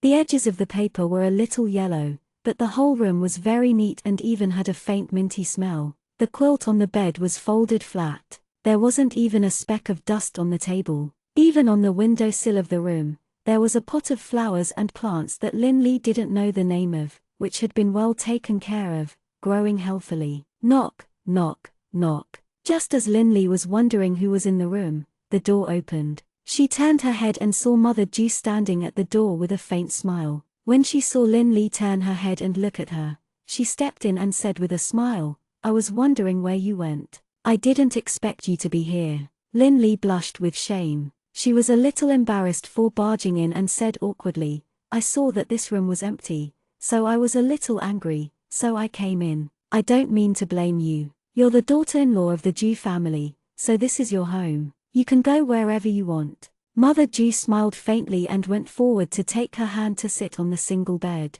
She placed her hand on her lap and patted it gently. She looked at her and said, "Do you know whose room this is? Is it Juhan's old room?" Lin Li guessed. Actually, it wasn't hard to guess. Juhan was the only son in the Jew family, and these NBA posters and slam dunk posters obviously didn't look like they were Father Jew's favorites. So, it could only be Juhan's. However, what surprised her was that Juhan only watched the news joint broadcast and stock market analysis on TV. He only read the financial section of the newspaper and always did things with a serious look. When he was older, he was no different from the others and actually liked the NBA and slam dunk masters. Mother Jew nodded and said with a smile, "Yes, this is our Han's previous room." Turning her head and looking back at the entire room, Mother Jew's tone was full of emotion. "This is our Han's room before he went to university. After he went to university, although he went to university in Jiangcheng, he insisted on staying on campus because he didn't want others to know that he was the son of a government official. He only comes back once every half a month, and he rarely stays at home. He always comes and goes in a hurry. After he graduated from university, he used the money he earned from speculating stocks during his university days to buy a small suite outside. Then, he found a job and set up his company by himself. He didn't come back much either. I forced him to come back, so he came back for dinner in a hurry, then said he was busy and rushed back." As Mother Jew spoke, there was a smile on her face. It was as if everything had happened yesterday. Thinking back, it was still vivid in her mind. It hadn't been long, but if she really counted the time, it had been more than 10 years. Now, Juhan was 32 years old, and his child was even 6 years old. Lin Li just smiled and turned her head to look around the room. She thought that the layout of this room was actually quite similar to Juhan's character. The furnishings were all practical. Other than useful things, there was no extra decoration at all. Of course, with the exception of the posters. Pulling out from her own memories, Mother Jew smiled and asked Lin Li, "Has Xiaoli always been at home?" Lin Li shook her head. "I'm not registered in Jiang City. After I came here for university, I worked here. Actually, I'm similar to Juhan. After graduating from high school and going to university, I rarely stayed at home." "Oh, you're not from Jiang City?" Mother Jew looked at her with a little surprise. Lin Li's lips twitched, and she slowly pulled her hand back. She shook her head and said, "No." She was afraid that she would take it to heart. She had experienced this kind of reaction before. When Chengshen first brought her to meet his parents, his mother was also very enthusiastic when she first saw her and held her hand and asked where she was. However, when she found out that she wasn't from Jiangcheng, her attitude changed 360 degrees. She immediately said in front of her that she wouldn't agree with her relationship with Chengshen because they didn't want to find a girl from another city as a daughter-in-law. So that's how it is. Not noticing the change in Lin Li's attitude, Mother Jew muttered to herself, "I was going to ask your parents to come out and have a good meal with you two families." As she said that, she looked up at Lin Li. "Originally, Juhan's father and I felt that it was quite unfair for you to get a marriage certificate just like this when you two got married. But you also know that Arhan is getting married twice, and his previous relationship was very unpleasant. This time, Arhan told me to keep it simple. I know that first, he had a bad relationship with his group of friends back then, and second, he had to consider Xiaoban's relationship. But no matter who we're thinking about, if you don't have a wedding, it's our Juhan who's wronged you. That's why we wanted to meet our in-laws and apologize properly. We didn't expect them to be outside." Lin Li was stunned. She didn't expect that she was considering this. She thought that the Ju family was concerned about her foreign residence. Mother Ju took her hand again and held it tightly. She looked at her and said with some heartache, "Xiaoli, it's really been hard on you. For our Arhan, not only did you have to marry so miserably, but you also have to be so far away from home. Your parents aren't even by your side. Mom, you." Lin Li was stunned, unable to say a word. Patting her hand, Mother Ju said with a serious face, "Xiaoli, don't worry. In the future, if Juhan makes you feel wronged, you can come to me. I will definitely not side with my son and will definitely make the decision for you. Lin Li looked at her and felt inexplicably touched. The corners of her mouth lifted slightly, and she nodded seriously at her. Okay. Mother Ju also laughed. She held her hand and nodded. After a while, she said, "You're our Han's wife now, so please help me take care of our Han and Xiao Bin in the future." Our Han and Xiao Bin, father and son, didn't have it easy. They were hurt badly by that woman. Speaking of this, the originally gentle tone of Mother Ju became a little stern and ruthless. Ju Han's ex-wife? Lin Li asked tentatively. Ju Han had never told her anything about his ex-wife. Of course, there was no need for him to say this with their relationship. However, Xiao Bin said today that his mother often used needles to stab him. She was thinking about what kind of mother could do such a thing to her own child. Mother Ju nodded, sighed helplessly, and said, "Sai, let's not talk about her. You can't blame anyone else." Ju Han was too stupid back then and was bewitched by that woman. For her, he even abandoned his friends and his own parents. But in the end, what did he get in return? She still didn't kick him away. Lin Li looked at her fixedly and felt an inexplicable curiosity about that woman in her heart. She even found it hard to imagine that a person like Ju Han would, of course, disregard the feelings of his parents and friends for a woman. Mother Ju came back to her senses and looked up just in time to meet Lin Li's probing gaze. She scolded herself for being too talkative in her heart. Why did she bring up Ling Lan's matter in front of him? She talked about her ex in front of her current boyfriend. No woman could be so magnanimous as to pretend that nothing had happened. He laughed dryly and said, "Arya, it's nothing. It's nothing. How long have you been here? Let's not talk about this. Let's not talk about this." Afraid that she would overthink, he quickly changed the topic and talked nonsense with her. Lin Li could tell that she didn't want to say much, so she just smiled and nodded, responding to her with a few words. In fact, she was purely curious. After all, with her relationship with Ju Han, she didn't have to mind these things. 173 Suspected Pregnancy 1. Ju Han called back in the evening, and what surprised Lin Li was that he actually took the initiative to ask about Xiao Bin's situation. However, in addition to being surprised, Lin Li still told him truthfully that she had brought Xiao Bin back to the institution's compound. Ju Han only responded casually and didn't have any objections. Then, he casually asked her a few business matters. Just as Lin Li was about to hang up the phone, Mother Ju came in with some snacks. She could hear that Lin Li was on the phone with her son and quickly asked Lin Li to call him home for dinner. On the other end of the phone, Ju Han was silent for a while. Finally, he nodded and agreed. "Okay, I got it." "Okay," Lin Li nodded and said, "I'll hang up first." After that, he hung up the phone. Seeing that she had hung up the phone, Mother Ju quickly asked, "How is it? How is it? Did our Han agree to come home for dinner?" He smiled and nodded at her. "Yes," he agreed. She knew that she missed her son, just like how her mother missed her. Thinking of this, Lin Li suddenly really missed Father Lin and Mother Lin. Father and Mother had been back for more than a month, and she didn't know if Father's health was better now. Perhaps she should go back and visit when she had time. "Xiaoli, Xiaoli," Mother Ju called out softly from the side, "What are you thinking about?" Only then did Lin Li come back to her senses. She looked at her with a smile and shook her head. "It's nothing." She didn't want to say it, and Mother Ju didn't ask much. Suddenly, she thought of something, frowned, and whispered, "I saw you on the phone with our Han just now. Why did it feel a little strange?" "What's strange?" Lin Li didn't understand. At the same time, she recalled her phone call with Ju Han just now. Their conversation was normal, their tone was normal, and their content was normal. There shouldn't be anything strange about it. Mother Ju looked at her and thought about it carefully. It was a feeling,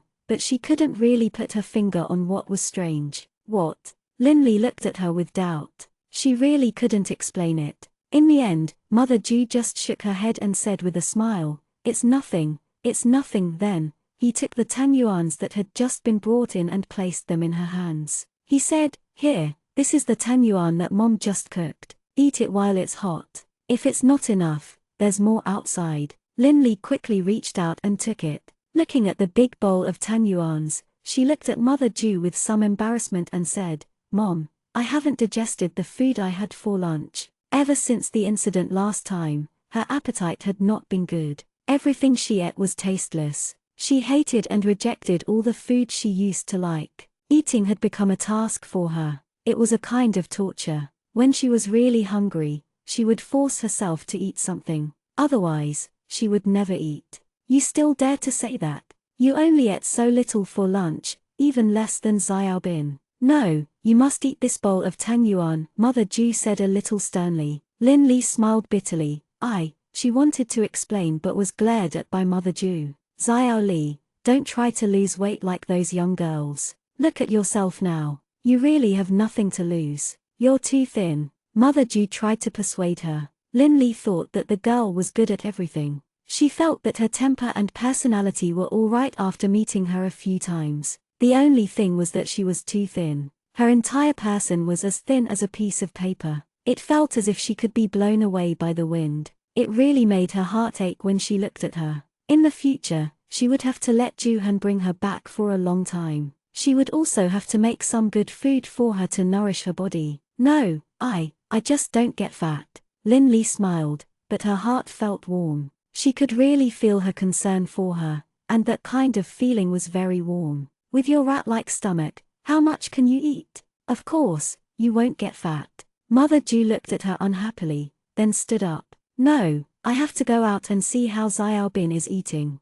You finish this bowl of tang yuan, don't leave a single one. He walked out as he spoke. Lin Li smiled bitterly as she held the tang yuans. She had to really finish them. In order to not disappoint Mother Ju's good intentions, Lin Li forced herself to finish the big bowl of tang yuan. When she took the bowl and chopsticks out, Mother Ju and the little guy were no longer in the living room. The housekeeper at home saw her coming out and smiled as she reached out to take the bowl and chopsticks from her hands. She seemed to see her doubts and took the initiative to say, "Madam took the young master out to play." Lin Li nodded. Her stomach churned, and she felt so uncomfortable that she covered her mouth and ran to the bathroom. When the housekeeper saw this, she put down her bowl and chopsticks and hurriedly chased after her with some worry. She saw Lin Li half kneeling in front of the toilet and vomiting out all the tang yuans she had just eaten. Even the things she had eaten at noon had been vomited out. "Aya, what's going on?"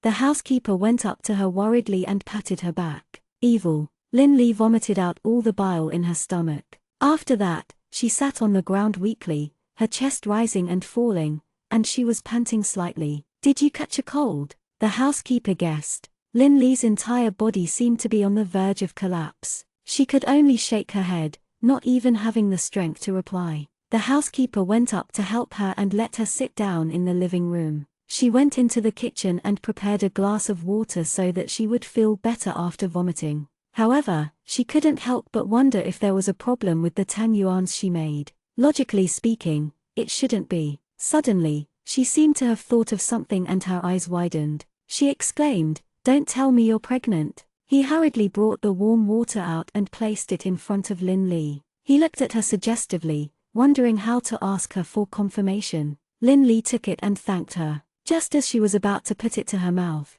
she heard the butler auntie ask in her ear, "Young madam, do you vomit often?" No, I do occasionally." Lin Li shook her head. She was well aware of her own situation. She had been like this for the past few months. She didn't like to eat anything, and everything she saw was tasteless. If she forced herself to eat, she would always vomit it all out. She even wondered if she really had anorexia. "Did you only have this reaction recently? Nauseating?" the housekeeper asked in a guiding manner. Lin Li took a sip of water and only nodded. She didn't want to explain anything and only responded perfunctorily. "That's it must be," the housekeeper said with some certainty and kept nodding her head. Lin Li was puzzled. She looked up at her and asked, "What is it?" The housekeeper auntie guessed that Lin Li herself probably didn't know about it yet. She thought that she would wait for Madam to come back and tell Madam first, so she just smiled ambiguously at her and shook her head. It's nothing."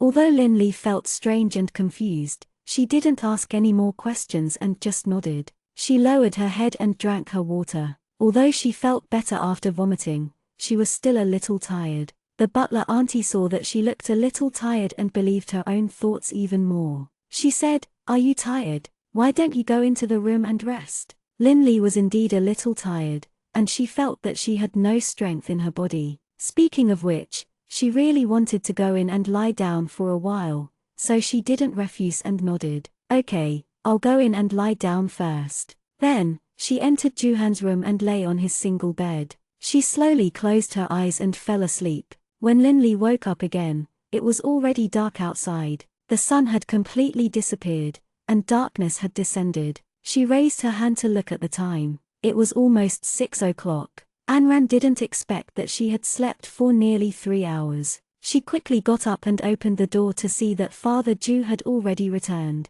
He was sitting on the sofa in the living room and reading the newspaper, but his eyes didn't seem to be on the newspaper. His eyes kept glancing at the little guy, who was playing with his Transformers toy, intentionally or otherwise. There was even a faint smile on the corner of his mouth. At the moment, Mother Ju and the housekeeper auntie were in the kitchen preparing dinner. The two seemed to be talking about something. It sounded like they were chatting happily, and from time to time, there were bursts of laughter coming from the kitchen. Mother Ju came out of the kitchen with the dishes and happened to see Lin Li standing on the side of the corridor. She quickly smiled and said to her, "Xiao Li, you're up. It's almost time to eat." Lin Li also smiled at her and prepared to go to the kitchen to help bring out the dishes. After entering the kitchen, Lin Li volunteered, "Mom, I'll carry it." As she spoke, she quickly stepped forward and prepared to take the vegetables from Mother Ju's hands. Mother Ju quickly avoided it and put the vegetables in her hand aside.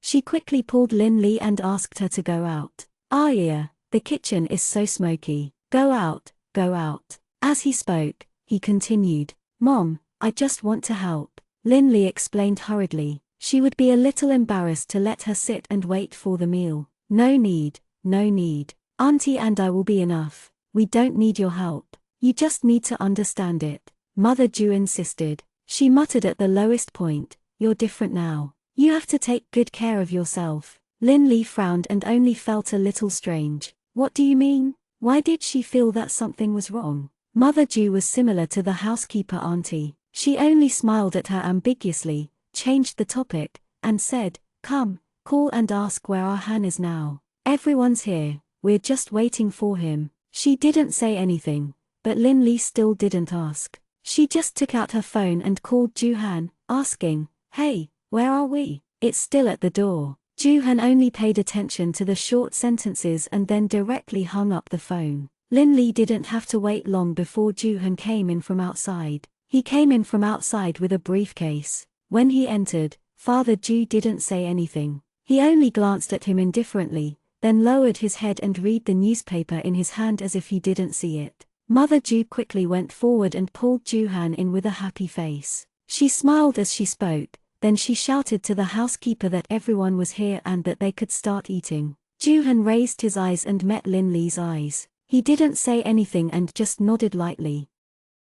174 suspected of being pregnant too. Father Ju sat in the main seat, Mother Ju sat on his right side, and Xiao Bin sat next to Mother Ju, so that it was convenient for Mother Ju to take care of him. Juhan sat on the left side of Father Ju, while Lin Li sat next to Juhan. Mother Ju seemed to be particularly happy tonight. The smile on her face never stopped. She looked at Lin Li and then at Juhan, and the smile on her face seemed to be deeper. Father Ju still had a serious expression on his face, just like Juhan. In fact, when Lin Li first saw Father Ju, she couldn't help but sigh in her heart. No wonder Juhan's expression was always so stiff. It turned out that it was hereditary. When Father Ju said eat in his slightly deep and slightly weathered voice, the people at the table began to move their chopsticks. Lin Li held the rice and smiled bitterly in her heart. Mother Ju seemed to have heard from the housekeeper that she had vomited all the tanyuans before and was afraid that she would be hungry. Tonight, she had personally brought a big bowl of rice for Lin Li. It was stacked like a pyramid, and it was a little sharp. Holding the rice bowl, Lin Li helplessly picked up a mouthful of rice and put it into her mouth. She was thinking about how to finish this big bowl of rice later, thinking that perhaps after finishing this, she would be unable to avoid vomiting again. Mother Ju sat opposite Lin Li and watched her smile. She fed her eldest grandson a mouthful and then turned to stare at her son and daughter-in-law sitting in front of her. She saw Juhan and Linli eating by themselves. Mother Ju secretly scolded her son for being a blockhead and kicked her under the table. Unexpectedly, the person who was kicked didn't seem to have any reaction and continued to eat her own food. However, Linli, who was beside her, raised her head in confusion and looked at Mother Ju with a puzzled expression. Mother Ju finally realized that she had kicked the wrong person. She laughed dryly and shouted at Juhan, "Han, why do you only care about eating? It's Linli's first time staying at home for a meal. I'm sorry, but you should take more food for her. Don't be so formal." Juhan raised his head and turned to look at Linli. His eyes were slightly raised, as if he was asking, "Will you be polite?" Linli quickly waved at Mother Ju and explained, I won't.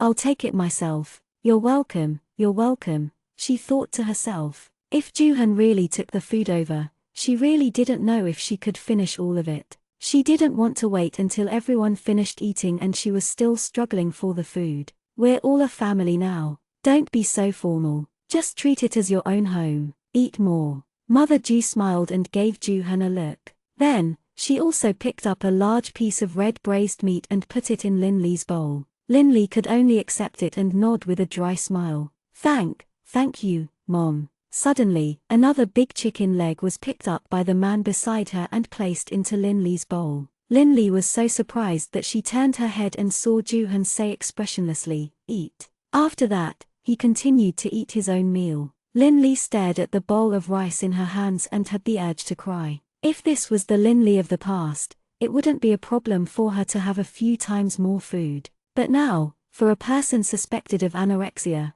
it would be a miracle if half of the food was taken care of. At this time, Father Ju, who had been serious the whole time, also opened his mouth and said to Linli, "Don't be so reserved. Treat it as your own home and eat more." Linli could only nod with a dry smile. She couldn't refuse their enthusiasm and good intentions. Han, bring Linli to the hospital when you're free." Mother Ju looked at them meaningfully and said with a slightly ambiguous smile on her mouth, "What's wrong?" Father Ju raised his head, looked at Linli, and then looked at Mother Ju. Linli and Juhan were also stunned. They didn't quite understand what Mother Ju meant. Mother Ju fed Xiaobin a mouthful of rice and looked at them with a smile. "I heard from Auntie that Linli vomited in the afternoon." Father Ju and Juhan's colleague turned their heads to look at her. Both father and son had the same look in their eyes, as if they were asking if there was such a thing. Linli could only nod in a daze. "Linli, tell Mom,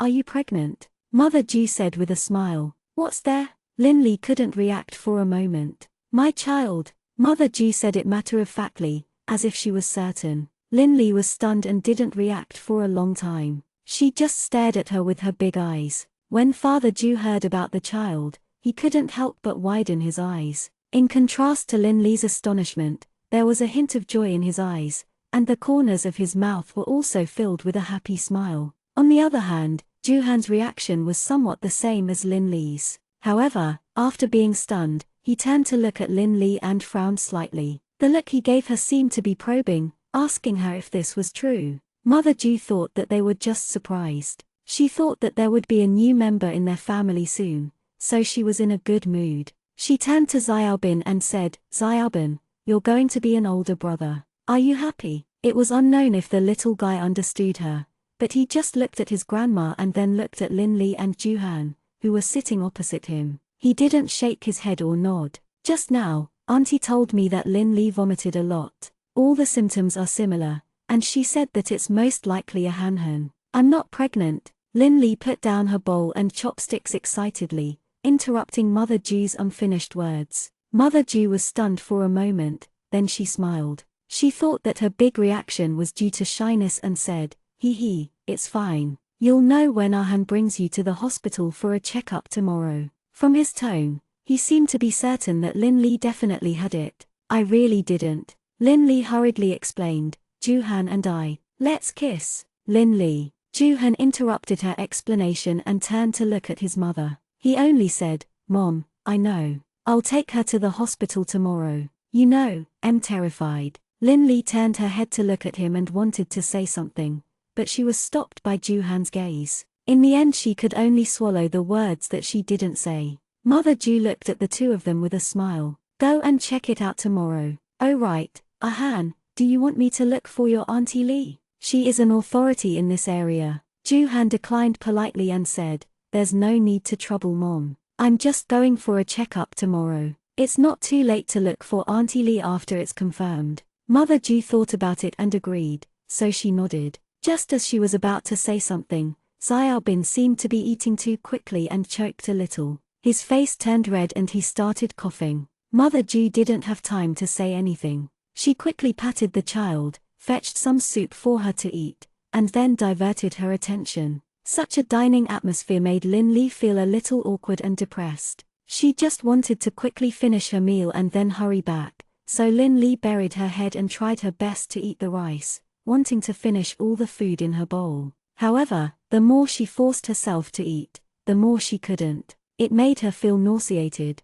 She only felt her stomach rolling like it was in the afternoon. She realized that she wanted to vomit, so she quickly put down the bowl and chopsticks in her hand, stood up, and walked in the direction of the bathroom with her hand covering her mouth. Seeing this, Mother Ju quickly said to her son, quickly go and see. Juhan came back to his senses, stood up, and walked towards the bathroom. Standing at the door of the bathroom, he saw Lin Li lying in front of the toilet bowl, vomiting so much that it was dark. Juhan gently closed the door and stood by the side, frowning. Finally, after vomiting out everything in her stomach, Lin Li sat on the ground comfortably, her chest heaving up and down. Juhan said coldly, you can't really be pregnant, right? Upon hearing this, Lin Li rolled her eyes at him. This joke is very cold. Juhan shrugged his shoulders. It's hard not to misunderstand you. It was no wonder that her mother would misunderstand her. Lin Li didn't pay attention to him. She just leaned against the wall for a while and forced herself to stand up. She went to the sink and washed her mouth. When she turned around and wanted to go out, her feet suddenly went numb because she had been squatting for a long time. She saw her whole body fall forward. Just when Lin Li thought that her forehead was going to make intimate contact with the solid wall, Juhan, who was behind her, reached out and pulled her into his arms. He held her waist and looked down at her. His hand was on her waist, and their bodies were pressed tightly together. His breath was on the top of her head, and she was stunned for a while. Lin Li subconsciously blushed and reached out to push him uncomfortably. She heard his slightly serious voice coming from the top of her head. Are you sure you can stand if I let you go now? The numbness in her leg made Lin Li stop what she was doing and slowly put her hand down. Then, before Lin Li could react, she felt her body suddenly become light. By the time she reacted, she was already in his arms. Lin Li subconsciously tightened her arms around his neck and asked with her eyes wide open,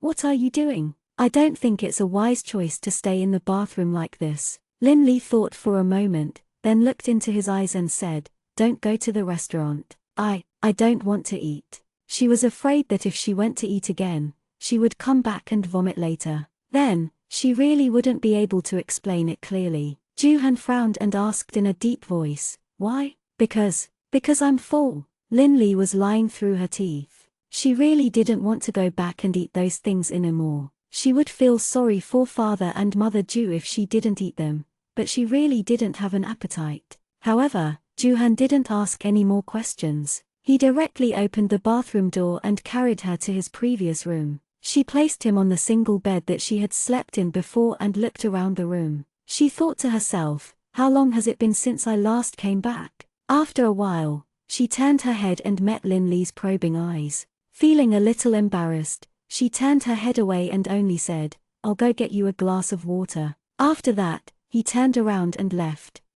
175,009 Staying overnight. Lin Li lay back, feeling a little weak. After the 2 vomits in the afternoon and just now, she had almost vomited out everything she had eaten yesterday. Now, she really didn't have any strength left in her body. Not long after Juhan went out to get some water, he came back in again. However, this time, Mother Ju followed him in. Looking at Lin Li lying on the bed, Mother Ju's expression could be said to be a little conflicted. She obviously looked a little distressed, but she couldn't help but smile. Lin Li was secretly complaining in her heart. She knew that the vomiting just now had made the misunderstanding even bigger. She really couldn't explain it clearly. Juhan passed her the glass of water in his hand, his expression as serious as ever. "Thank you," he said. Lin Li took it and thanked him politely. After pulling Juhan away, Mother Ju went forward and sat on the edge of the bed. She pulled Lin Li's hand and placed it on her lap.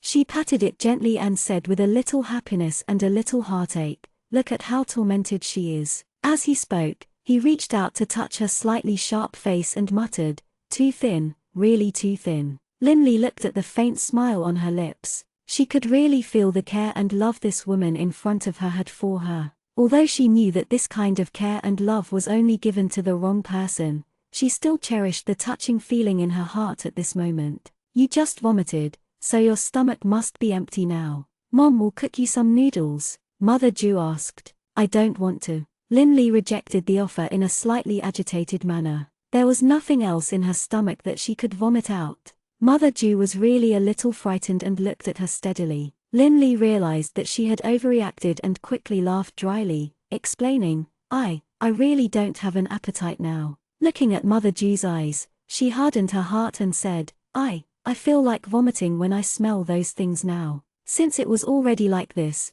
he didn't care if there were more or less misunderstandings. Mother Ju was happy, and she was even more certain of the fact that she was pregnant. She held her hand and said, "That's how a woman's pregnancy is like. In the early stages of pregnancy, she vomits all day and all night. Even if she smells it, she'll still want it. However, when you see the child, no matter how hard it is, you'll feel that it's worth it. Because the child is a treasure bestowed by the heavens." The smile at the corner of Lin Li's mouth slowly faded. A certain part hidden in the bottom of her heart seemed to be stabbed in pain. She thought of the child that was not fated with her, the embryo that had not even formed yet. Even if it was only 2 months old, she still had some feelings for the child that were difficult to cut off. There was a kind of heart-wrenching pain when she touched it. Juhan looked up and saw her strange expression. He recalled the scene of her crying in his arms last night. That sadness came from the bottom of her heart.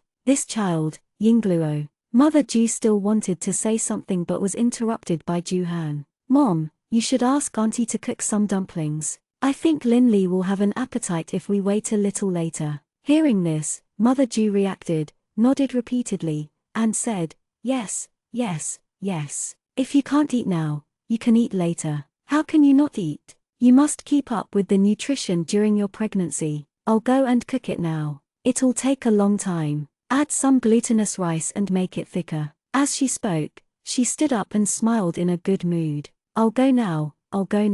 He left the room. Juhan turned around and closed the door. When he turned his head again, he saw Lin Li sitting on the bed in a daze. There was no smile on her face. Her hands on the quilt were clenched tightly, as if she was restraining something. Frowning slightly, she said coldly, "Do you have to have this expression whenever children are mentioned in the future?" Lin Li raised her head and looked at him. Her gaze was like a sword that could pierce through people. Juhan wasn't afraid of her gaze. He looked straight at her and said, "If you want to cry, cry it all out. After you're done crying, forget everything that you should forget. Don't pity the state of the universe and mankind again when you think about it. People can't just live in the past. Life is moving forward, and we have to look forward." Lin Li looked at him steadily, her teeth biting her lips tightly, and her hands clenched tightly. Juhan went forward and brought her the water that she had just placed on the bedside table. He said, "You'll feel better after drinking some water." Lin Li didn't reach out to take it. She just stared at him, her eyes not even moving. Juhan met her gaze and didn't avoid it. He still held the glass of water in his hand. After a long while, Lin Li finally reached out slowly and took the water from his hand. She turned her head away and didn't look at him. Juhan didn't miss the tears in her eyes, but he didn't say anything more. He knew that everyone knew the truth. It was just a matter of time. Juhan stayed in the room for a while more before going out. Lin Li drank some water and lay on the bed with her eyes closed. She pulled the blanket over her head and in the dark, she felt a warm stream flowing from the corner of her eyes. When she came out of the room, Mother Ju was still cooking porridge in the kitchen. She was very careful and attentive. She kept stirring the casserole with the big spoon to ensure that the porridge was thick and smooth. Meanwhile, Father Ju was sitting in the living room with Xiaobin, holding the child in his arms. He seemed to be teaching him how to read, but Juhan was nowhere to be seen. Mother Ju came out of the kitchen. When she saw her, she smiled and walked over to her. "Why are you up? You must be hungry. The porridge will be ready in a while." Lin Li smiled back at her and said apologetically, "It seems like I'm really useless, causing trouble for everyone." "Hey, it's a special situation." The smile on Mother Ju's face didn't fade. The idea in her heart that was already certain made her busy and happy. Lin Li knew that she had misunderstood, but she couldn't explain it. She also couldn't bear to dampen her spirits, so she just smiled and turned her head slightly. Mother Ju thought she was looking for Juhan and said with a smile, "Look for our Han. He's in the courtyard outside, go on." Lin Li was stunned for a moment, but then nodded in agreement. "I'll go find him." That's right. In their eyes, she and Juhan were husband and wife now, so it was normal to look for him. The mechanical courtyard was a little like a small courtyard house in the north. The houses were surrounded by a garden. On the left side of the courtyard was a vine rack with a stone chair under it. It was perfect for enjoying the cool in summer, but it was a little cold in autumn and winter. At this moment, Juhan was sitting on a stone chair. Compared to the bright hall in the house, it was a little dark and he couldn't see clearly. The reason why he was sure where Juhan was because of the faint red light that was flashing between his fingers. As she walked in his direction, she seemed to hear footsteps and Juhan turned towards her. In the dark, they couldn't see each other's faces clearly and could only vaguely see each other's silhouettes. Juhan put out the cigarette in his hand like a gentleman. Lin Li just smiled and said, "I don't mind." However, this was the first time she had seen him smoke. "I'm afraid Mom will nag me if she sees me," Juhan said lightly with a faint smile in his tone. "After all, your situation is special now." Lin Li couldn't help but roll her eyes. She muttered in a low voice,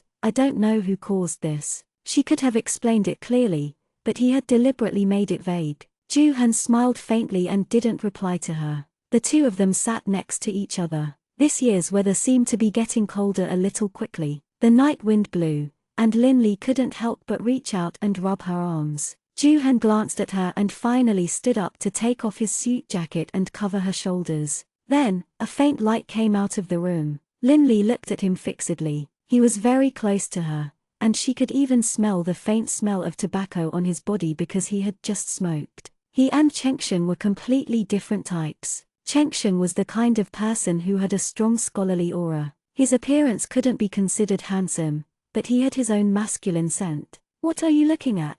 His dark eyes glowed in the faint light. Lin Li came back to her senses and turned her head away from him, a little embarrassed. She only shook her head and said, "It's nothing." Juhan sat down again and said, "Let's go to the hospital tomorrow morning." Lin Li frowned and turned to look at him. She emphasized with certainty, "I'm not pregnant." They were husband and wife, but they were only a contract couple. Even if the child was Chengsheng's, she had already been separated from him for more than 4 months. How could she be pregnant? Juhan looked at him indifferently and said, "Even if you're not pregnant, you still have to find out why you vomited."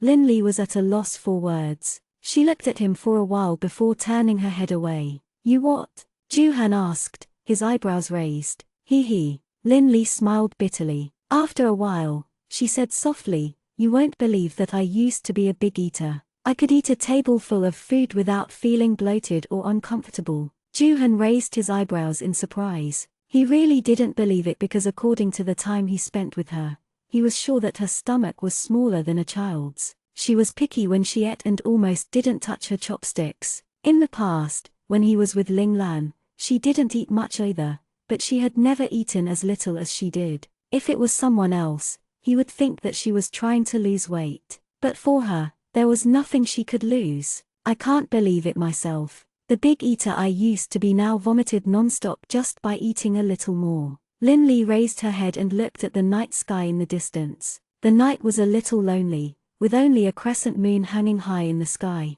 There wasn't even a single star beside her. Letting out a long sigh, Lin Li laughed at herself and tried to make her voice more relaxed. "Maybe I ate too much back then, and now it's time to return the favor." Juhan frowned slightly and wanted to speak, but she had already stood up and looked at him seriously. "Tomorrow's Friday. find some time tomorrow afternoon and go to the sports meet with Xiaobin. Juhan looked at her for a long time and wanted to reject her. However, when the words reached his mouth, they changed when he said it. Okay. His answer made Linli slightly stunned. She didn't expect him to agree so easily. Then, she smiled and nodded, turning around and entering the house. Just as Linli was about to enter the house, she met Mother Ju, who was about to go out to call them. I wanted to call you just now. Come in quickly. The porridge is ready. Eat it while it's hot. All right, Linli nodded and replied with a smile. In fact, she was a little hungry after vomiting twice and vomited everything in her stomach. She just hoped that she would not vomit again later, as there was really nothing in her stomach to vomit. Mother Ju pulled Linli in and didn't forget to shout outside, "Han, you didn't eat much just now. Come in later too." "All right," he said. A deep voice came from behind her, and Linli heard his footsteps. When she went in, the auntie had already filled the bowl with porridge and placed it on the table. There were also some non-greasy side dishes along with the plain porridge. Linli sat down and used a spoon to scoop the porridge. The porridge was very thick. Perhaps it was because she had added a handful of glutinous rice, but it smelled especially fragrant. It was the thick fragrance of rice. Juhan sat down opposite her and looked at her. Then, he picked up the bowl in front of him. Mother Ju wanted to chat with them for a while, but Father Ju suddenly called her. She got up and walked over to the grandfather and grandson. Linli ate the porridge but didn't pick up the vegetables. She didn't know if she was really hungry or if Mother Ju's porridge was really fragrant and thick, but Linli still had the desire to eat after eating a bowl. So she got up and went to the kitchen to get a small bowl. She didn't dare to eat too much, afraid that she wouldn't be able to eat later and her stomach would be noisy again. When Mother Ju came back, Linli had almost finished eating. Seeing that she had finished eating, Mother Ju quickly reached out to take her bowl and said, "I'll go get more for you. I made a lot." Linli quickly stopped her. "Mom, I'm full. I can't eat anymore." It was already not bad to be able to eat so much. If he ate more, he would probably end up like before. "It's porridge, not rice," Mother Ju said disapprovingly. Linli smiled helplessly. "I really can't eat anymore." Mother Ju insisted. "You're too thin. You have to eat more. Be good." "I'll eat." "Mom, don't force Linli if she can't eat. Let her eat when she's hungry later." Juhan put down his bowl and chopsticks and said on Linli's behalf,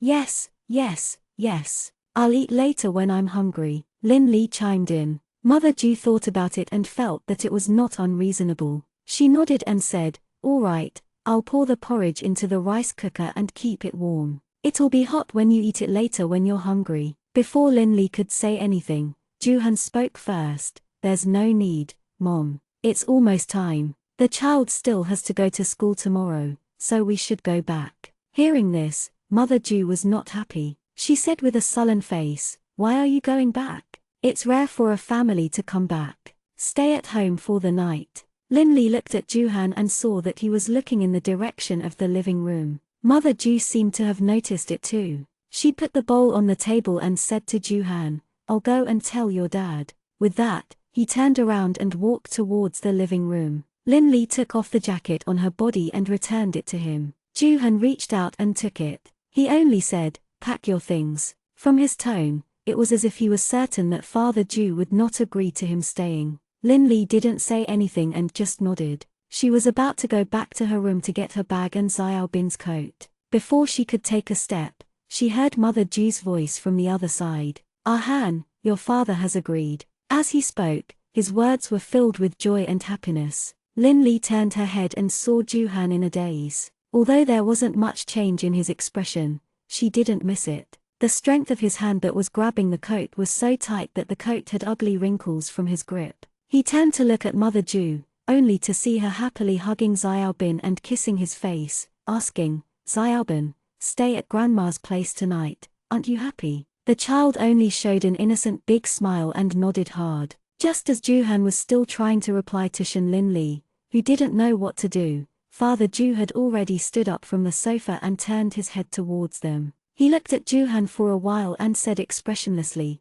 "You can stay." Then, without waiting for Juhan and Linli's reply, he turned around and walked towards the study room. Lin Li turned her head and wanted to ask him if he still wanted to go back, but when she saw his moved expression and the glimmer in his eyes, she already knew the answer. A faint smile hung on the corner of her mouth. She didn't say anything more and directly turned around to walk towards Mother Ju, who was currently chatting and laughing in the living room. At first, Lin Li felt that it didn't matter whether she stayed or not, but when it was time to sleep, the problem came. Lin Li regretted that she should have insisted on going back just now. Looking at the small single bed in the room, she felt like crying but had no tears. She turned to look at Juhan's face, which she had not seen in 100 years, only to see him raise his eyebrows slightly. Originally, Lin Li wanted to stay for the night and sleep in the guest room with Xiaobin, letting him sleep alone in his old room, but who would have thought that Mother Ju would insist that Xiaobin sleep with her at night.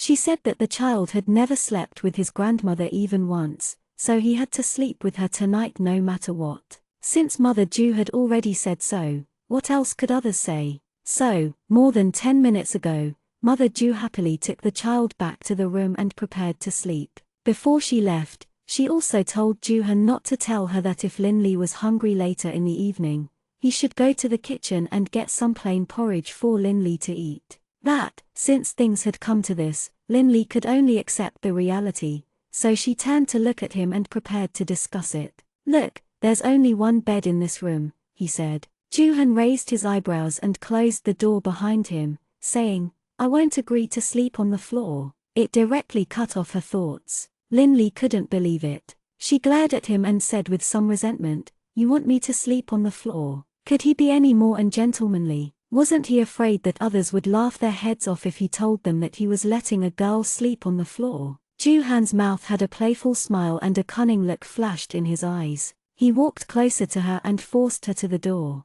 He slowly said in her ear, "I don't mind you sleeping on the bed with me." He was too close. Although there was no physical contact between the two of them, this posture and distance made Lin Li feel an invisible sense of oppression. She began to panic inexplicably, and her words stuttered. Who wants to sleep with you?" The smile on Juhan's face widened. Then, he stood up and distanced himself from her. He threw his coat aside and pulled off the tie around his neck. Then, he started to unbutton his shirt. Lin Li stared at his series of actions, and her heart was beating fast. She asked, What are you doing?" Juhan turned his head and deliberately said, "Take off your clothes and take a shower. And NBSB, there's a guest room at home. I'll sleep in the guest room." Lin Li reached out to open the door. "Wait a moment." Juhan called out to her from behind and reminded her, "Don't forget who we are now. Have you ever seen a newly married couple sleep in separate rooms?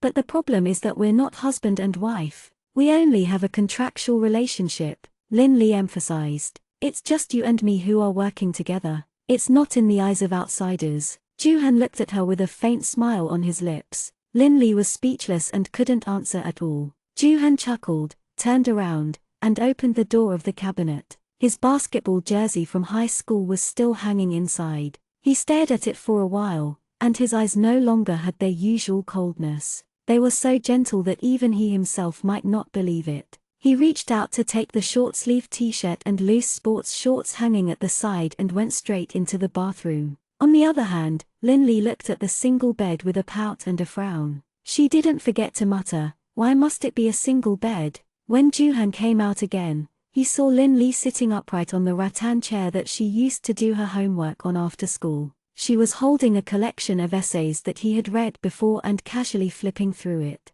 The corners of his mouth moved slightly. Perhaps even Juhan himself didn't realize that the smile on his face today was more than ever. She wiped her wet hair with a dry towel. The t-shirt she was wearing was slightly smaller than it was 10 years ago, but it was not too awkward. Lin Li's hair was half dried, but she still didn't seem to have any intention of getting up. Juhan put the towel aside and asked with a half smile, "Are you going to sit there the whole night?" Lin Li didn't turn her head. She flipped the paper and said, "I'll watch for a while longer." The smile on Juhan's face did not fade. He nodded, walked around the head of the bed, and went to one side of the bed. He said, "I saw the weather forecast yesterday. It seems that there will be cold air coming tonight." Without turning her head to look at him, Lin Li gritted her teeth and said, "Thanks for the reminder." "You're welcome," Juhan answered naturally. Lin Li pouted a little in a fit of pique. She didn't read a single word in that collection of essays.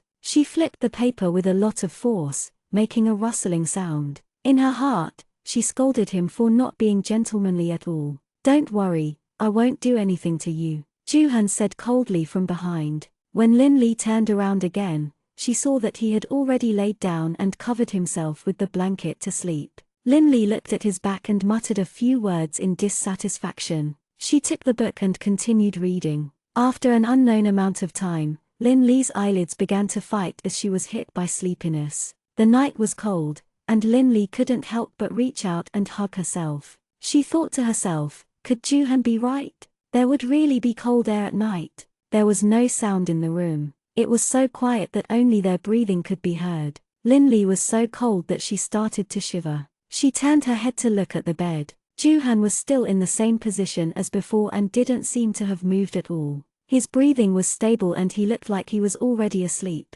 Getting up, Lin Li quietly went forward and saw his sleeping face. After confirming that he was really asleep, she quietly went around the head of the bed and muttered, "We're just sharing the same bed, just sharing the same bed." She took off her coat and gently lay down beside him, her back turned, trying not to occupy too much space. Perhaps she was really tired. Lin Li closed her eyes and fell asleep not long after lying down. What she didn't know was that when she lay down with her back facing him, Juhan's lips curved up slightly. 176 Awkward. In her sleep, Lin Li seemed to feel as if there was a natural heater beside her, exuding an alluring temperature. That temperature was so charming that it made people unconsciously want to get close to her, hug her, and want more. She slowly moved her eyelids and slowly opened them. The light of the morning sun shone in through the glass that didn't draw the curtains, illuminating the entire room. This kind of brightness was a little glaring for a person who had just woken up in the dark. Lin Li subconsciously closed her eyes again, rubbed her head against the warm current beside her, and hugged it even tighter. How long had it been since he last slept through the night? It seemed to have been a long time, so long that Lin Li had almost forgotten how comfortable it felt to sleep through the night. It seemed that ever since Anran told her that Chengsheng had cheated on her, she hadn't been able to sleep well. She kept having different dreams the entire night, and those dreams tormented her so much that she couldn't sleep at all. In the beginning, she would constantly dream of Chengsheng hugging that woman and laughing happily, while she was ignored by the side. To them, she was like air, never to be seen. She didn't wake up, but she would always cry in her dream, because the next day, her pillow was always wet. She wanted to lie to herself that she could continue, but the truth made it impossible for her to lie to anyone, let alone herself. In the end, Chengsheng left her in front of everyone at their wedding. After the wedding, she stopped dreaming about them, but every night, a voice would appear in her dreams, asking her why she didn't want him, saying that he was so pitiful, so cold, and missed his mother so much. For a long time, she would wake up in the middle of the night and cry silently with the B-scan in her hand. Later on, her father fell sick, which used up all her strength and energy. Although she didn't have much time to think about Chengsheng and the child, she couldn't sleep well every night because she was worried about her father's illness. Even now, her father's surgery had been successfully discharged from the hospital. There were still a few nights when she dreamed that her father's surgery hadn't been successful. She saw her mother standing in front of the hospital bed crying. Then, she woke up from the dream in a cold sweat. There were even a few times when she immediately called her parents. After making sure that they were all right, he finally felt at ease. But last night, she seemed to have slept very well because she didn't wake up the entire night. Those scenes didn't appear in her dreams either. Her eyes were closed, and the corners of Lin Li's mouth curved up slightly in a beautiful arc because she had slept well. "Aren't you going to get up?" The voice came from the top of her head. Lin Li frowned slightly. The voice was very familiar, but the tone didn't seem to match the voice, because she could hear a faint smile in the tone. Juhan looked at the woman who was hugging his waist tightly in his arms. She was still smiling just now, but now she was frowning slightly. Her expression changed so quickly that he couldn't help but find it a little funny. Holding back his laughter, Juhan tried his best to make his voice sound as cold as before and said, "I don't mind if you don't get up, but can you please let me go first?" Lin Li frowned as she slowly opened her eyes. A bronze wall entered her line of sight. Her frown deepened as she slowly raised her head. Then, she directly met a pair of obsidian-like eyes. She was stunned for a few seconds and even blinked a few times, trying hard to recall the scene from last night. Joo-han looked at her and held back the smile that was about to come to his mouth. He said coldly, still not letting go. Lin-Li suddenly sat up and pulled the quilt to her chest. She pointed at him and said, You, why are you on my bed? She was so nervous that she couldn't even speak clearly. Lin-Li pulled all the blankets over, and Joo-han was only wearing a pair of loose sweatpants. His upper body was bare, and his entire body was exposed to the air. The sudden coldness made Joo-han's heart tremble, but he didn't show it on the surface. He didn't say anything and just looked at her fixedly. The corner of his mouth couldn't help but twitch.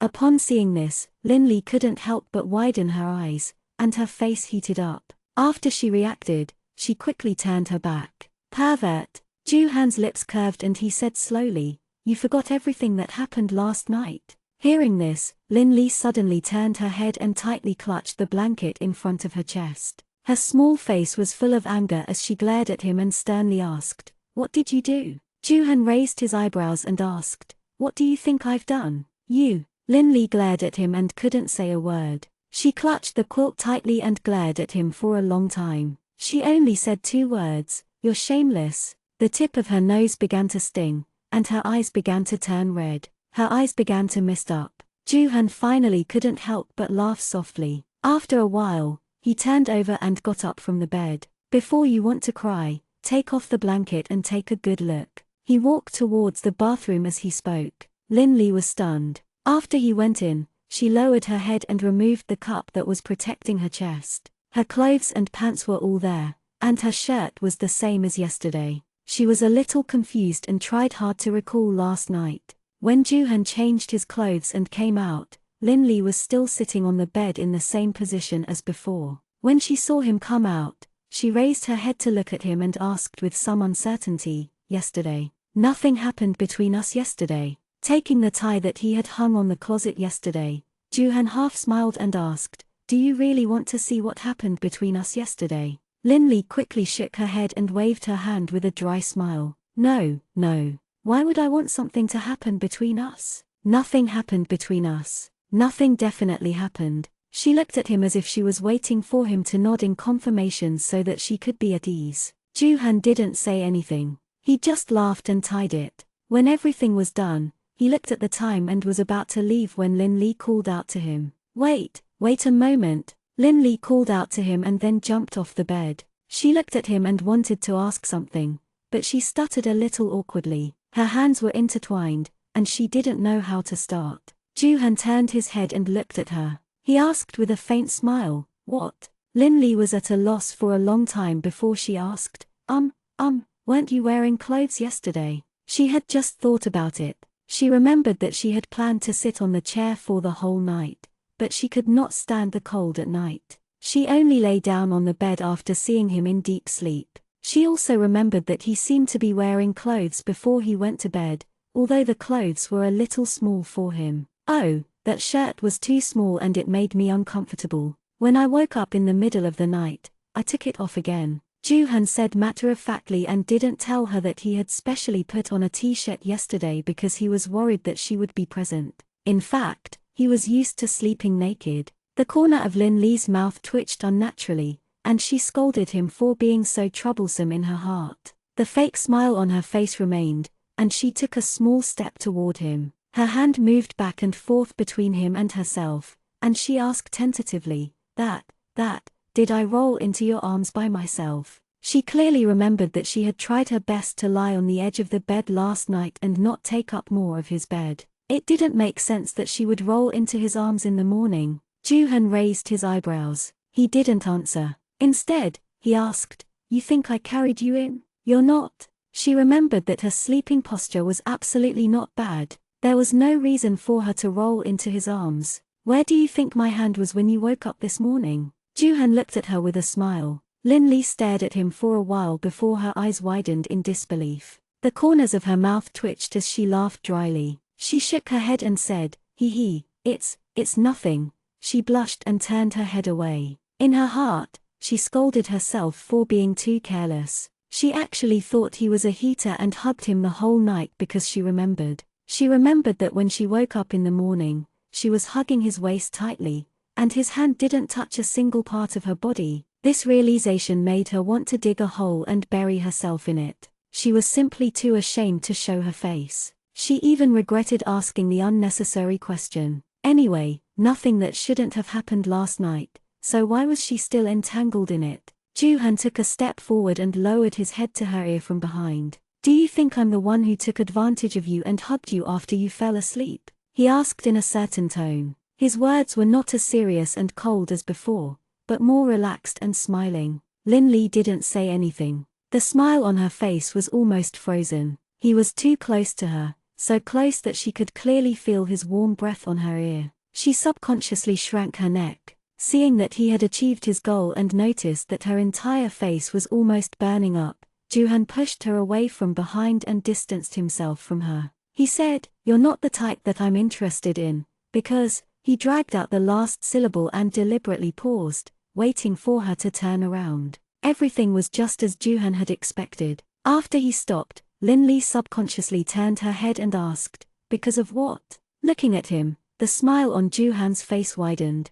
He squinted his eyes and looked a little evil. Then, he slowly said, "What's wrong? You really want me to be interested in you?" "I'm not," Lin-Li explained loudly and turned her head to avoid looking at him. Once again, she secretly scolded herself for having a cheap mouth. Joo-han's laughing voice came from behind, "Because you're too skinny. You're too skinny. I don't want to hold a bunch of bones because they're too heavy." After saying that, he didn't wait for Lin-Li to turn around and say anything. He was in a good mood as he turned around and opened the door. Lin-Li was stunned for a while before she reacted. She turned around angrily and said to the door, "You're too weak. Who wants you to hug me, you narcissist?" Outside the door, Joo-han didn't turn back. However, he seemed to be in a good mood this morning.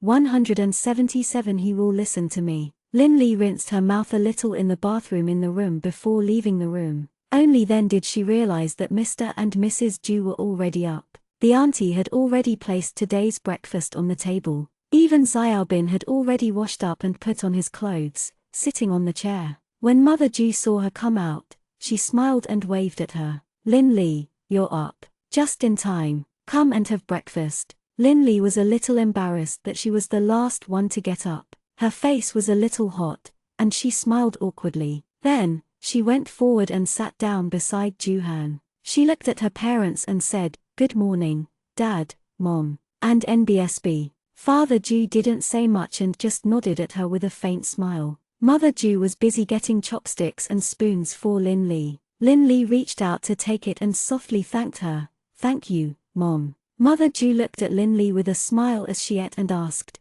"Did you sleep well last night?" Hearing this, Lin-Li nodded a little awkwardly. She lowered her head and scooped a mouthful of porridge into her mouth. She didn't know if it was because the porridge was too hot, or if it was because Mother Joo's question made her think of the scene in the room when she just got up. Mother Joo didn't seem to notice anything and said, "It's time to change the bed in Ah-han's room. It's too small. Ah-han had it before he went to university." Lin-Li didn't say anything and only lowered her head to eat. "Hey, Xiao-Li, don't just eat porridge." Seeing that she only lowered her head to eat the porridge without touching her chopsticks, Mother Joo frowned in disagreement. She picked up a big meat bun for her and said, "You should eat more vegetables and buns." Lin-Li took it and only nodded in agreement. However, her stomach seemed to be acting up again. She had only eaten a few mouthfuls of porridge, but her stomach already felt a little bloated. She was afraid that if she continued to eat, she would probably run off to vomit again.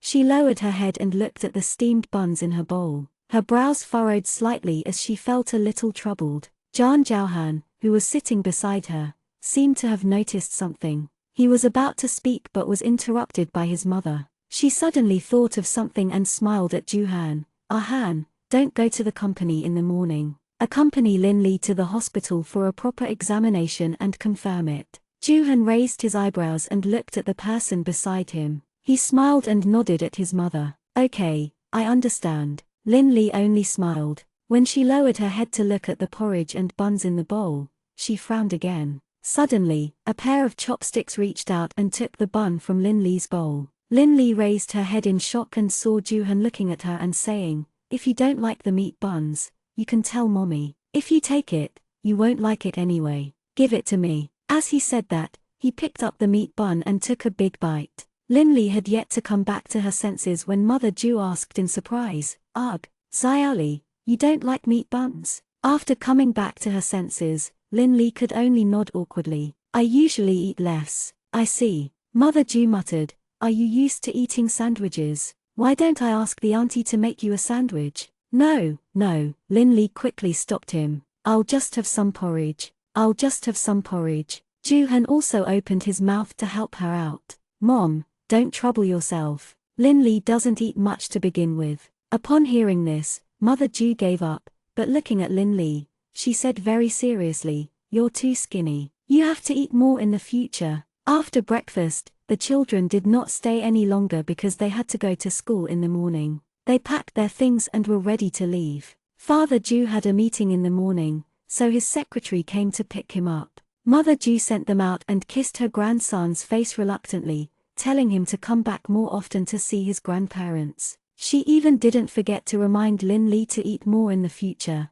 or else she would come back at least once a week, so that she could give her some soup or something to nourish herself. Lin Li nodded. She was very touched by her mother's kindness. It seemed that no one else cared about her so much except for her mother. Back then, she had been with Chengsheng for 10 years, and had also received this kind of love from his parents. Lin Li took the little guy to the car, while Juhan was pulled to the side by Mother Ju and only came over after a while. Perhaps to avoid trouble, Juhan didn't drive over when he came yesterday. So after talking to his mother, he got into Lin Li's car directly, started the car, and left the mechanical compound. The institution's compound was in the suburbs, and it was quite a distance from here to the city. In the car, Lin Li accompanied the child in the back seat, while Juhan focused on driving. The atmosphere in the car was a little quiet and a little strange. After driving for a while, Lin Li looked at Juhan in front of her and said hesitantly,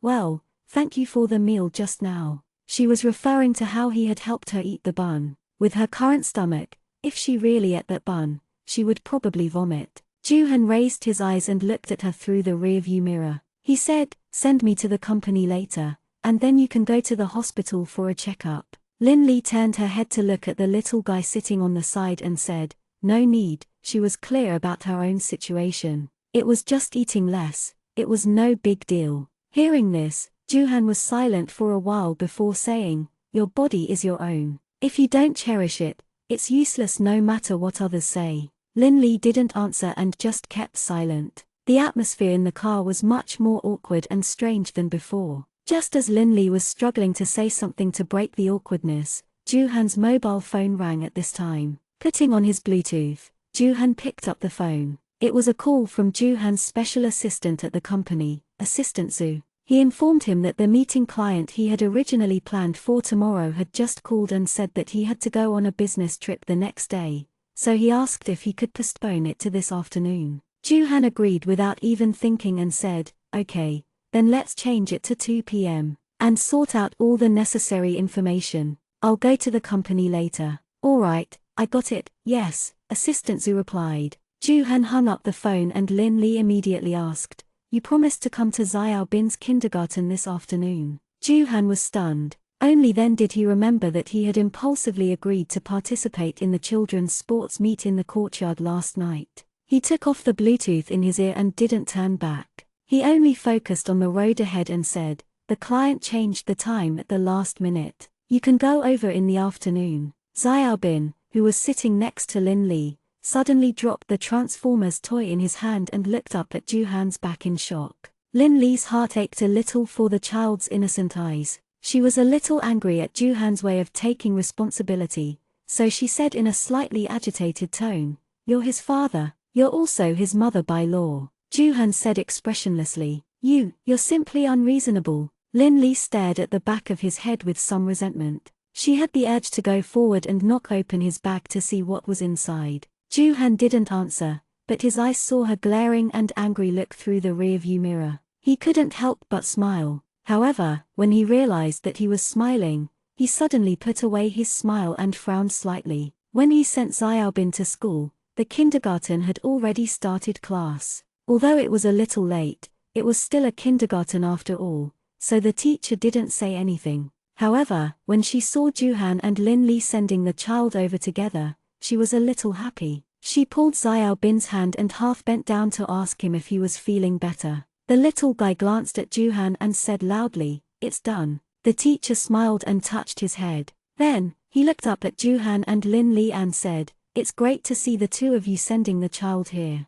The child is very lonely and doesn't like to play with the other children around him. So, it's best for the parents to spend more time with the child and make him happy. This way, he won't become too lonely." Juhan nodded. His expression was still a little serious. He looked at the little fellow but did not say anything. Juhan's indifference made the teacher feel a little awkward. She didn't know what to say. Generally speaking, as parents, they shouldn't be so cold to their children. Lin Li naturally saw the young teacher's awkwardness. She stepped forward and smiled to help him out. "Thank you, teacher, we will." As she spoke, she took out the little guy's medicine from her bag and handed it to the teacher, saying, "Teacher, this is Xiaobin's medicine. Please give it to him after lunch." The teacher took it and nodded with a smile. "Okay, I got it. I'll give it to him after lunch." "Thank you," he said. Lin Li thanked him, then looked at the child who was half squatting and said to the little guy,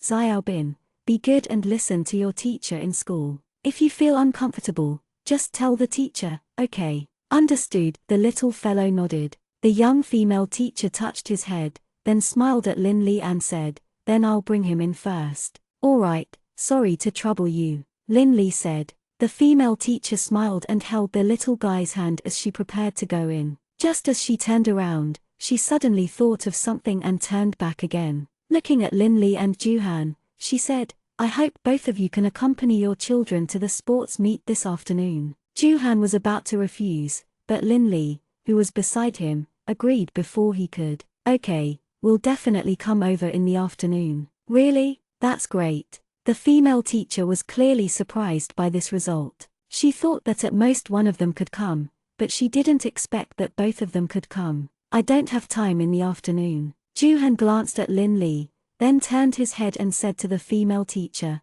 "I have something to do at the company this afternoon, so I can't come." "Ah." The female teacher looked at him and then turned to look at Lin Li. Her expression was a little awkward. To be honest, she wanted the child's father to come over. After all, he was the child's biological father. According to her understanding, the child's new mother was not his biological mother. She was worried that there would be a generation gap and rejection between the child and her. "Teacher, please bring Xiaobin in. We'll be back in the afternoon," Lin Li promised. Juhan turned to look at her and frowned. Anyone with eyes could see that he was very unhappy. The female teacher looked at them and laughed dryly, compromising. How about we just forget about it? It's actually nothing. Next time, we'll inform you a week earlier so that you can find time to come." She didn't want to cause disharmony in other people's families because of this. If that happened, it would probably affect the child's living environment even more. "Teacher, you don't have to worry so much. No matter how busy you are at work, it's not as important as your children. We will definitely come to the sports meet this afternoon." As Lin Li said that, she seemed to be afraid that she wouldn't believe her, so she especially pulled Juhan over and pretended to hold his hand intimately. "He'll listen to me." Juhan glared at her and his anger seemed to be on the verge of exploding. Seeing that the situation was not right, the teacher could only nod her head randomly and quickly brought the child in. Juhan looked at her and asked coldly, "What do you mean by that?"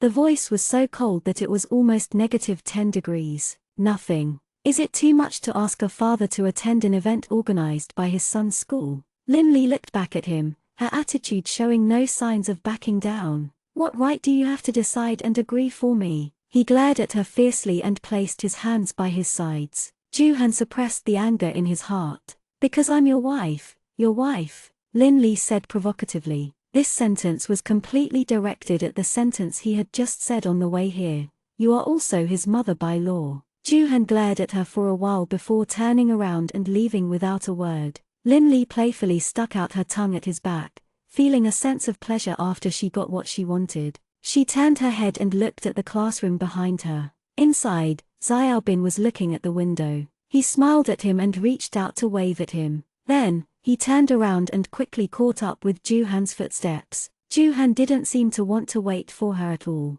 He got into the car and started the car to leave. Lin Li jogged over. Seeing his movements, she hurriedly opened the door and sat in the front passenger seat. Because she had run a little too fast, she looked at him with a little breathless and said, "Hey, do you want to throw me here?" This man was too petty. Juhan didn't even look at her. He started the car and drove away, not caring if she had already fastened her seat belt. "You're so petty," Lin Li muttered softly. She reached out to pull the seat belt and was about to put it on for herself, but before she could put it on, the car was suddenly stopped by Juhan's brake. Due to inertia, Lin Li's entire body fell forward, and then her head went bang, bang, bang. He hit the glass in front of him, and his forehead hurt. "Alvaro!" Lin Li reached out and pressed her forehead. Her little face was twisted because of the pain. She got up and turned her head to look at Juhan. She said with some grievance and dissatisfaction, "You don't have to do this, do you? You're trying to murder me." Juhan turned to look at her and said, "You don't look like you're in any danger. If you do this a few more times, I'll probably lose my life," Lin Li said in a bad mood, her hand pressing on her forehead and rubbing it. Juhan didn't look at her anymore. He turned his head and saw that someone had already gotten out of the car in front of him. He unbuckled his seat belt and opened the door to get out of the car. Only then did Lin Li notice that something was wrong. She turned her head to look and realized that they had collided. The front of the car was facing the side of the black BMW in front of her. However, because Juhan braked in time, the collision between the two cars wasn't too serious. However, what Lin Li couldn't come back to her senses was the person who got out of the car in front of her. It was the person who had been in Chengsheng's heart for more than 10 years, Xiao.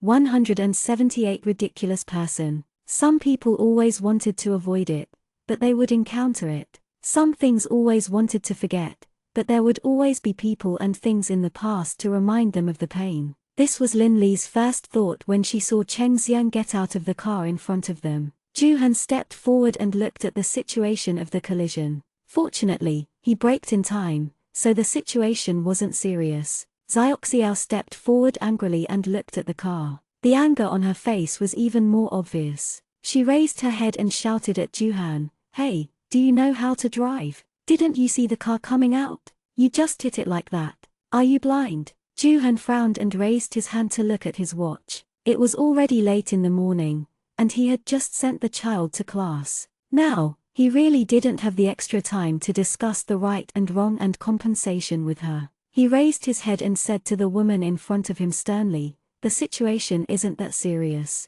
I can make up for the compensation for the spray paint, but I'm in a hurry right now, so please drive the car and don't block the way." After that, Juhan turned around and walked into the car. Seeing that he was about to leave, Xiao grabbed him, glared at him and said loudly, "Hey, what do you mean by that? What do you mean by you're making up for the compensation? Is it my fault that you hit my car?" Juhan frowned and looked at her hand that was holding onto his. He then looked up at her and asked coldly, "Do you think that the accident was my fault?" Seeing that he didn't leave, Xiao let go of him and said matter-of-factly, "Of course it's your fault. I was driving properly and you were so blind that you crashed into me. If it's not your fault, then who is?" Seeing Chengsheng get out of the car behind him, it was as if he had found a backer and a helper. He turned around and held Chengsheng's hand, saying a little coquettishly, "Brother Xiang, this person doesn't want to admit it after hitting the car. I can't just let it go.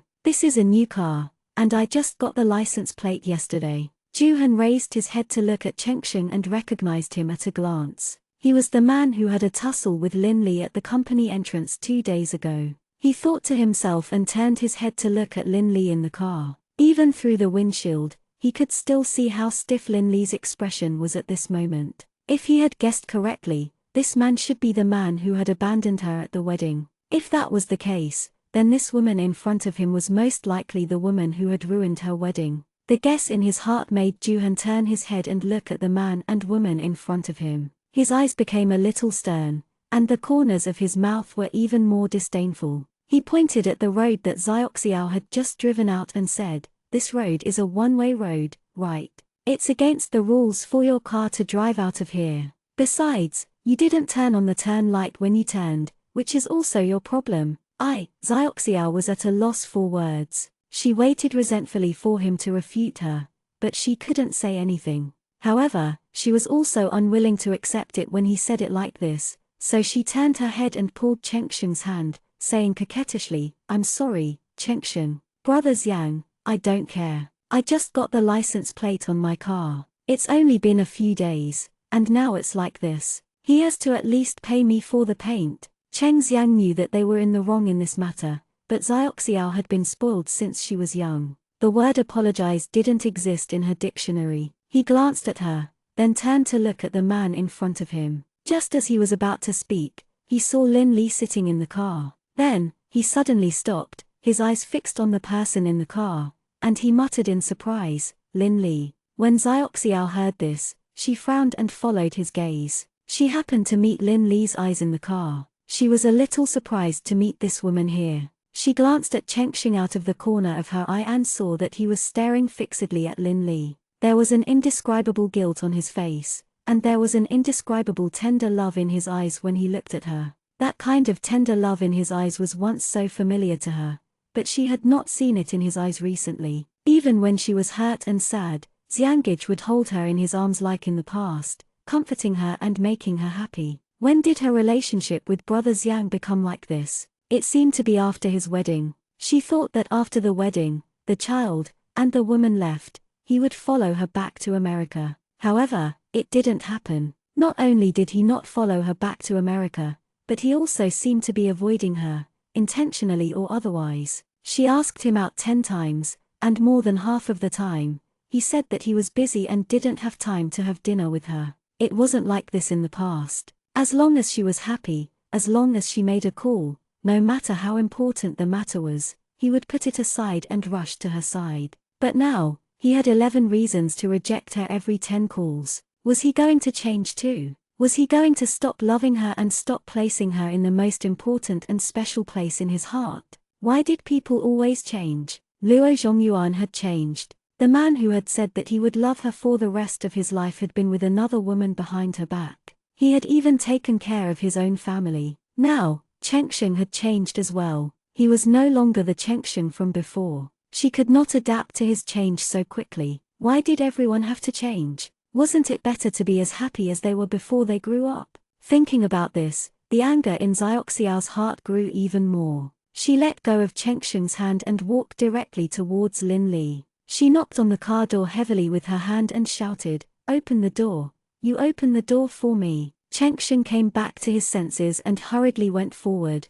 wanting to pull Xiao back to stop her. "Xiao, what are you doing?" Xiao ignored him and continued to hit the car door. "Open the door for me, open it." He broke the car door a few times, but it didn't open. Then, he lifted the car with his feet and muttered, "Open it, open it." The car window slowly rolled down, and Lin Li turned her head to look at the person outside the window. Her eyes were cold and without a trace of emotion. She only said coldly, "Is there something?" Xiao glared at her and pointed at her, asking fiercely, "Was it you? Did you let the car hit you on purpose?" "Xiao, what nonsense are you talking about?" Chengsheng pulled her over and said in a serious tone, "Lin Li wouldn't do that kind of thing." Xiao turned to look at Chengsheng and said, "Brother Xiang, it's her. She hates me and you, so she wanted to hit us with her car." After he finished speaking, he turned around and glared at Lin Li fiercely. "She hates me,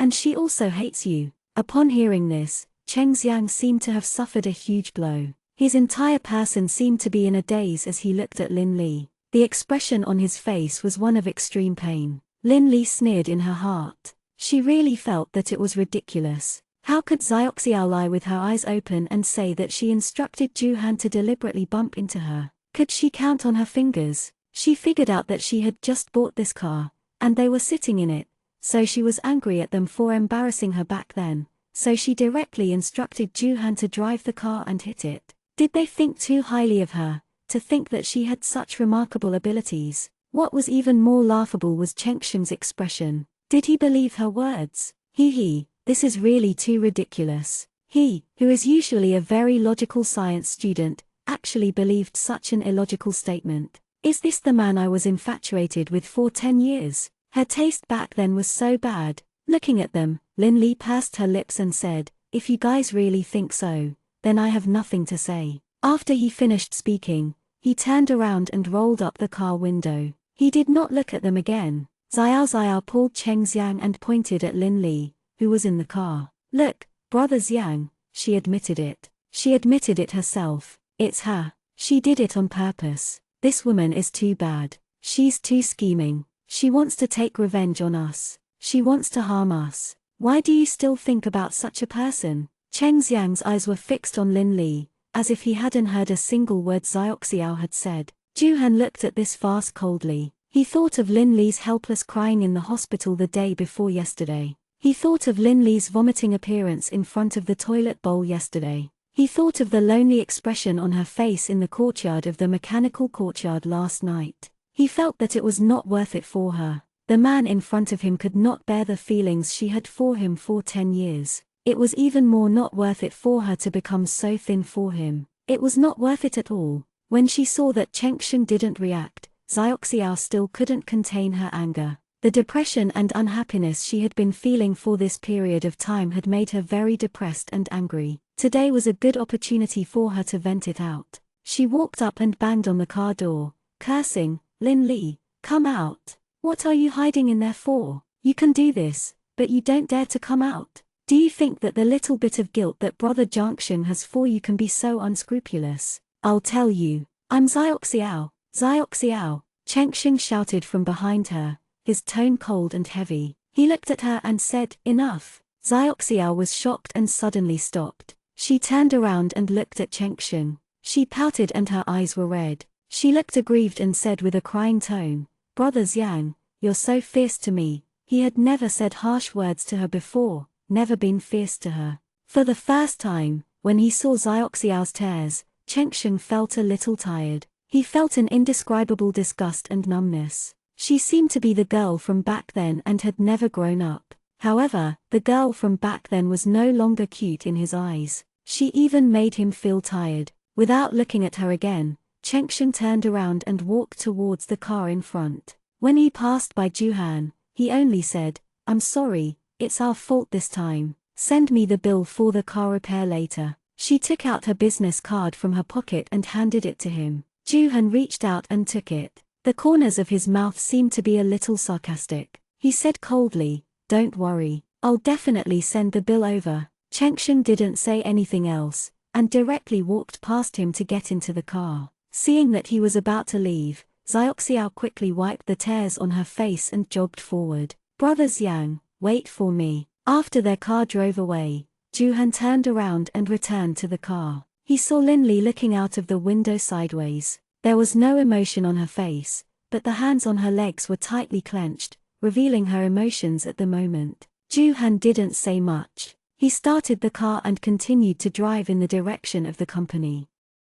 179 Chapter 013 Empathy. The car slowly came to a stop at a red light. Juhan turned his head and saw Lin Li's eyes staring outside. Her expression was very serious, but her eyes were empty. She had been like this since the beginning, and even her posture had not changed. Her forehead, which she had accidentally hit just now, was now red and slightly swollen, but she did not seem to be affected at all. Juhan stared at her for a while until the red light in front turned green and the car behind pressed its horn unhappily. Only then did he come back to his senses and start the car to leave. When Juhan parked the car in the company's garage, Lin Li still had the same posture and expression as before, as if she didn't know that they had already arrived. Juhan was silent. He turned off the engine but didn't get out of the car immediately. Lin Li's thoughts were still stuck on what had just happened, and the expression on Chengsheng's face was still lingering in her mind. Her heart was as cold as the broken glass shards, falling to the ground one by one. Why did her heart still hurt? It was as if it had been pricked by needles. She thought that the most painful thing was when he turned around and left, when the doctor told her that her child could not be saved, and when she decided to end her 10-year relationship. However, when he saw his doubtful expression, his heart still ached. It ached that she had given her 10-year relationship to a man who did not believe in her character at all, and she had paid a painful price for it. It was not worth it. It was not worth it. How long do you plan to mourn for your unworthy relationship? Joo-han's voice was cold and hard. There wasn't much emotion. Hearing this, Lin-Lee slowly came back to her senses. She looked outside and realized that they had arrived at the company without her knowing. She turned her head and happened to see Joo-han's slightly serious face. After more than half a month of getting along, Lin-Lee had slowly gotten used to this face that didn't have much expression. She only said indifferently, "We're here." Joo-han raised his hand to look at his watch, then looked at her and said coldly, "Yes, it's been 10 minutes." Lin-Lee was stunned, and her expression was a little embarrassed. She was angry and muttered in a low voice, "Why didn't you tell me earlier?" As she spoke, she reached out to unbuckle her seat belt and opened the door to get out of the car. She hated being seen in a daze by others. It made her feel like she was being watched. It was very awkward and uncomfortable. Joo-han also opened the door and said, "Are you sure you can hear me?" Just now, she was completely immersed in her own world, and her thoughts occupied her mind. It probably didn't make a difference whether he called her or not. Lin-Lee bit her lip. She naturally knew the answer in her heart, but it didn't feel good to be exposed like this. She didn't like it at all. Without turning her head or retorting, Lin-Lee just quickly picked up her bag and walked towards the elevator. Joo-han walked over with steady and orderly steps. He stood beside her and waited for the number on the monitor to change. Lin-Lee didn't look at him. She only lowered her head slightly and gently kicked the floor with her feet, making a soft sound. Joo-han said softly, "That man was the one who abandoned you at the wedding." He should have asked a question, but his tone was surprisingly certain, as if this was a fact that everyone knew, and there was no dispute. Upon hearing this, Lin-Lee's feet stopped moving and her grip on her bag became a little heavy. She didn't look up and only responded softly, "Millimeter." Her voice was as low as a mosquito's buzz. If Joo-han didn't have good hearing, he would probably have missed it and thought that she didn't say anything.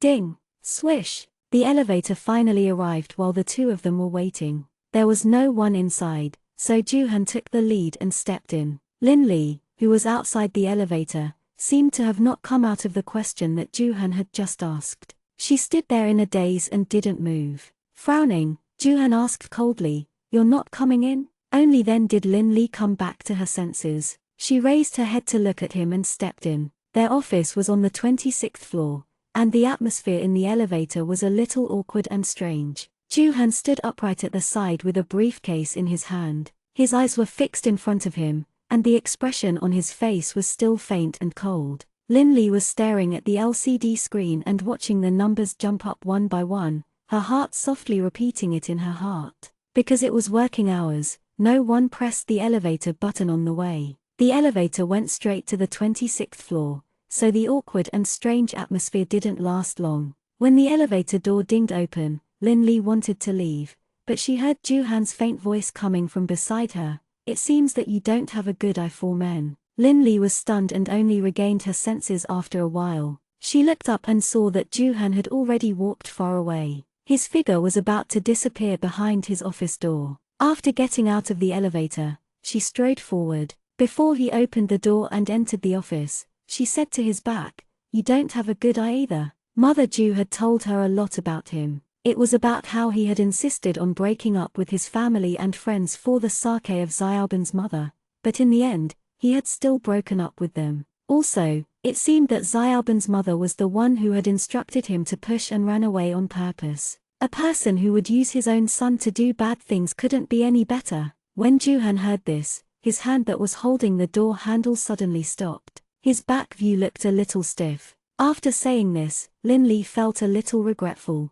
She regretted rubbing salt in other people's wounds. She clearly knew how painful and uncomfortable it was. She could tell how much Joo-han loved Xiaobin's mother, and his indifference and lack of care for Xiaobin was probably because of the strong love and strong hatred. Clenching the bag in her hand, Lin-Lee looked at his stiff back and opened her mouth to say something, but she didn't know how to start. Just as Lin-Lee was struggling with what to say, Joo-han suddenly opened his mouth and said with a faint smile, "It seems like we are in the same boat." Without turning around, he opened the door and entered the office. Lin stood there in a daze, watching the office door open and close. He had clearly said it with a smile just now, but she could clearly feel the helplessness and sorrow in his voice. She suddenly felt an indescribable heartache in her heart. She didn't know if it was for him, or for his words, or because they had the same experience and the same pain. They were in the same boat. Yes, they were in the same boat. They would only have the same experience if they had the same experience. To be honest, he was worse off than her. He and Xiaobin's mother were childhood sweethearts. With his personality, the reason why he would betray his family and leave her for love was probably because he was deeply in love and couldn't extricate himself. That was why he had the determination to take her abroad. Love and feelings needed time to settle and accumulate. It wasn't without reason. It didn't mean that one could say that they loved each other deeply just because they liked one today. If she had used 10 years to love Chengsheng, to view Chengsheng as her everything in life, then he had used more than 10 years to love a woman, not hesitating to give up everything for her. If she were to talk about being hurt, he would probably be hurt even deeper and more seriously than she was. Sighing silently in her heart, she turned back to her seat, turned on her computer, and put her bag in the drawer under her desk. Her mind was still reverberating with the topic just now.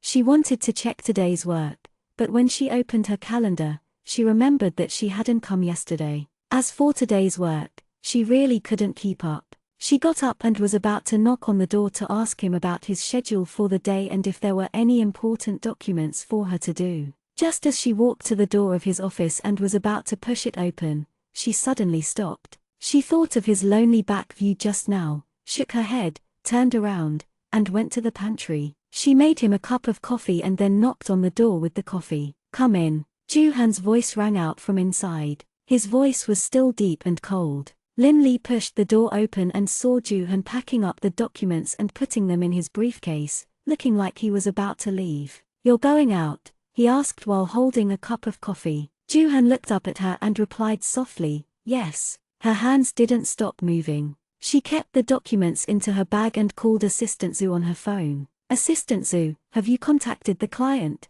"Yes, I've contacted them. They've agreed to change the date to the morning." "Yes," Assistant Zhu replied. "Okay, wait for me in the parking lot. I'll come down immediately." After hanging up the phone, Juhan picked up his bag and was about to leave. Seeing that he was about to leave, Lin asked, "Do you have any urgent documents to sort out today?" Although she was not a very competent secretary and could not help much, she was still very competent in organizing documents and replying to emails. Juhan glanced at her, grabbed a document on the table, and threw it to her. He said, "Help me read this document and give me a summary of its contents. Also, there's a printed document in the email and it's on my desk." Lin nodded, took the documents, and followed him out of the office with her coffee. However, just as he was about to enter the elevator, he suddenly remembered Xiaobin's kindergarten sports meet in the afternoon and quickly called out to him, "Wait a minute."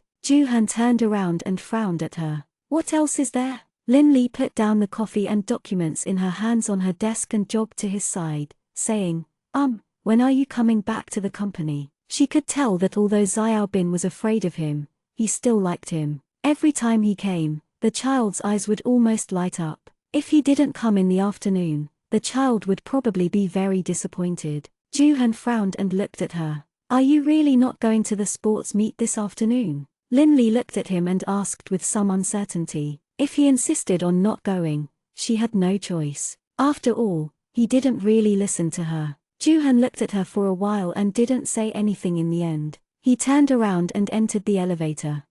180 Disturbance at the kindergarten, 1. Sitting in front of the computer, Lin looked at the watch in her hand from time to time and then looked up in the direction of the door. Juhan had not returned yet. Sighing softly, she got up and went to the printer to sort out the information that had just been printed and sent it to Juhan's office. When they came out, they started to pack their things and prepared to leave. Just now, Teacher Chen from the kindergarten had called and confirmed that she and Juhan would go for a supplementary meeting in the afternoon. In addition, she reminded her that she hoped to arrive half an hour earlier because every child in the kindergarten had to participate in an exercise event. Therefore, The kindergarten hoped that parents could come half an hour earlier to accompany their children and help them do the warm-up exercises before the game. As for whether Joo-han would go or not, Lin-Lee couldn't be as certain as she was in the morning that Joo-han would definitely go, so she could only promise herself that she would definitely arrive at the kindergarten half an hour earlier to let her be at ease.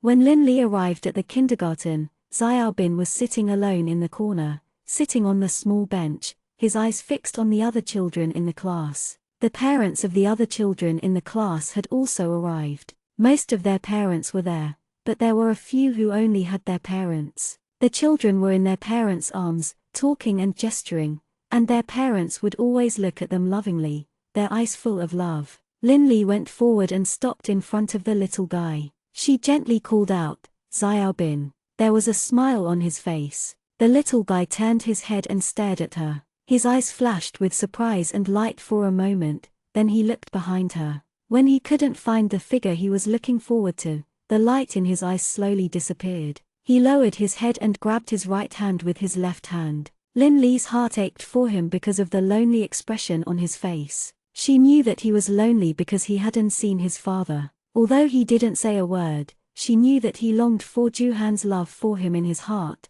no matter how cold Joo-han was to him in the past. Lin-Lee reached out to touch the little guy's head, but he turned sideways to avoid her. She retracted her hand and squatted down in front of him patiently. She chuckled and tried to speak to him in a gentle tone. "Xiaobin, what sports are we participating in later? Auntie will do your warm-up before the game, okay?" The little guy raised his head and stared at her for a while before asking, "Where's Daddy?" Lin-Lee smiled and tried her best to explain. "Dad is very busy with work. He originally wanted to come, but something came up at the last minute, so he can't come." The little guy's black eyes stared straight into Lin-Lee's eyes, making her feel a little guilty. She could only reach out and touch his head, asking, "What's wrong?" This time, the little guy didn't avoid her. He looked at her for a while and said, "Father doesn't like me." It was not a question, but a fact that had been confirmed long ago. Upon hearing this, Lin-Lee's heart trembled. She stared at the child in front of her and couldn't react. She was stunned for a while before she came back to her senses and tried hard to explain. "No, it's not like that.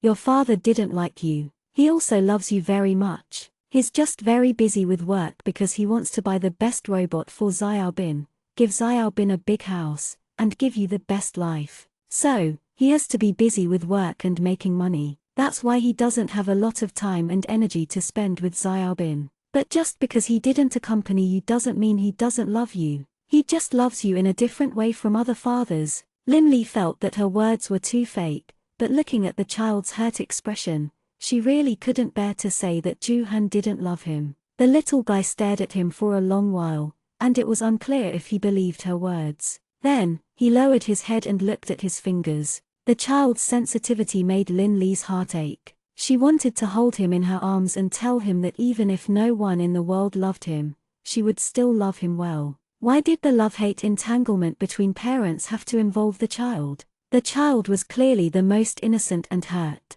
Sighing in her heart, she did not go forward to hug him in the end. She only stood up slowly and prepared to go out to make a phone call. "Xiaobin, you can sit here. I'll go out for a while," she said, patting his head. The child didn't look up. He looked down at his own little hand and didn't say yes or no. She sighed in her heart. When she turned around and was about to leave, she met Teacher Chen who was walking towards her. She smiled and went up to him. "Teacher Chen, Mrs. Ju," Miss Chen said with a smile. She looked around and didn't see Joo-han. "Mr. Ju didn't come." Lin-Lee nodded and explained, "Yes, he had to go out to discuss something with a client at the last minute, so he couldn't make it." Miss Chen nodded with a smile. Actually, she didn't have much hope after seeing the scene in the morning. It was expected that the child's father didn't come. "Then Mrs. Ju, you can sit here with Xiaobin for a while. When the sports meet starts, we will use the loudspeaker to inform everyone to gather at the field."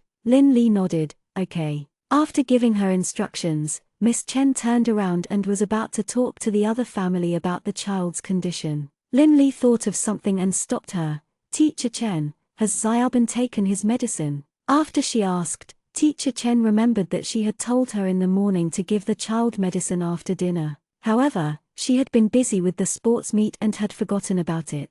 She quickly said with embarrassment, I'm sorry, I haven't taken the medicine yet. It's still in my office. I'll get it for you now. With that, she quickly turned around and left the teacher's office, heading towards her own office. Linley nodded and turned to look at the little guy who was sitting there. She looked at the phone in her hand and followed Teacher Chen out of the classroom. She stood in the corridor outside the classroom and closed the door. She found Juhan's phone number and called him directly. She wanted to make a last-ditch effort to persuade Juhan to come over again for the little guy inside. Even if he came over halfway, at least it would make the child believe that his father really loved him and did not dislike him as much as he thought. The call went through quickly, but no one picked up after a few rings. After hanging up, she called him again. The call went through, but no one picked up. Seeing Teacher Chen coming over with the medicine, Linley gave up and hung up. Mrs. Ju, this is Xiao Bin's medicine.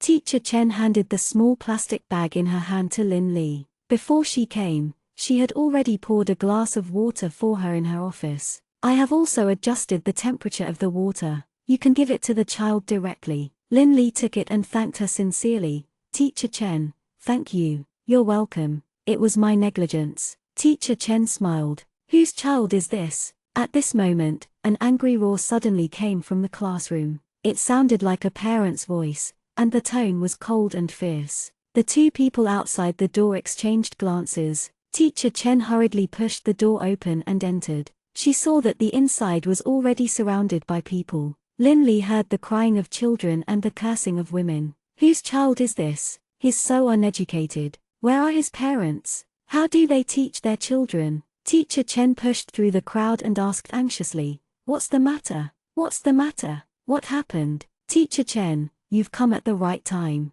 This child actually hit my son. What's going on? Where are his parents? Is there no one to stop him? Does he usually hit my son like this? The child's mother asked in a sharp voice. Linley frowned, secretly having a bad feeling in her heart. She pushed the crowd aside and entered, only to see the little guy being carried in the hands of a strong man. His face was red, and he was tiptoeing on the ground. Seeing this, he was shocked and the medicine and cup in his hand fell to the ground. He quickly went forward and shouted anxiously, What are you doing? She quickly pulled the burly man's hand away and pulled the little guy into her arms. She touched the little guy's red face and asked with heartache, Xiaobin, are you okay? Are you okay? Cough, cough, cough, cough. The little fellow coughed uncomfortably and frowned uncomfortably. What's wrong with him? The one who's in trouble is our son. The shrill female voice rang out beside him again, and it was very soothing to hear.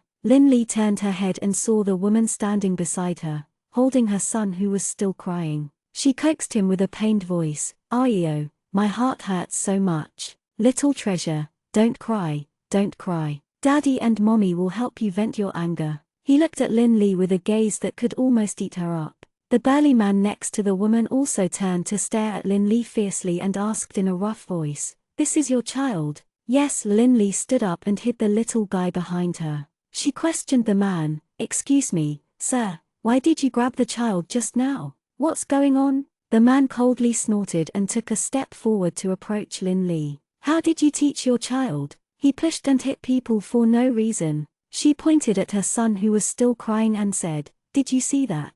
My son is still crying. What do you think we should do? The man was too big and inevitably gave off an invisible pressure. Linley suppressed the feeling of concern in her heart and said, Xiaobin isn't the kind of kid who would purposely provoke others. What do you mean? What do you mean by that? The woman who was carrying the child also stood up and interrogated Linley. It was Wang Jicheng who said Zhu Jiabin was a wild child and no one wanted him. That's why he was angry and pushed him. A little girl with a ponytail muttered. Upon hearing this, Linley looked at the couple in front of her and said, If there's anything wrong with this, it should be your child who's at fault first. Wang Jicheng, who was still crying in his mother's arms, shouted at Linley, Zhu Jiabin is a wild child, and you're not his mother. His parents don't want him anymore, so he's a child that no one wants, a stinky child that no one wants. The little guy standing behind Linley glared at him, his eyes full of anger. He pushed Linley away and was about to step forward.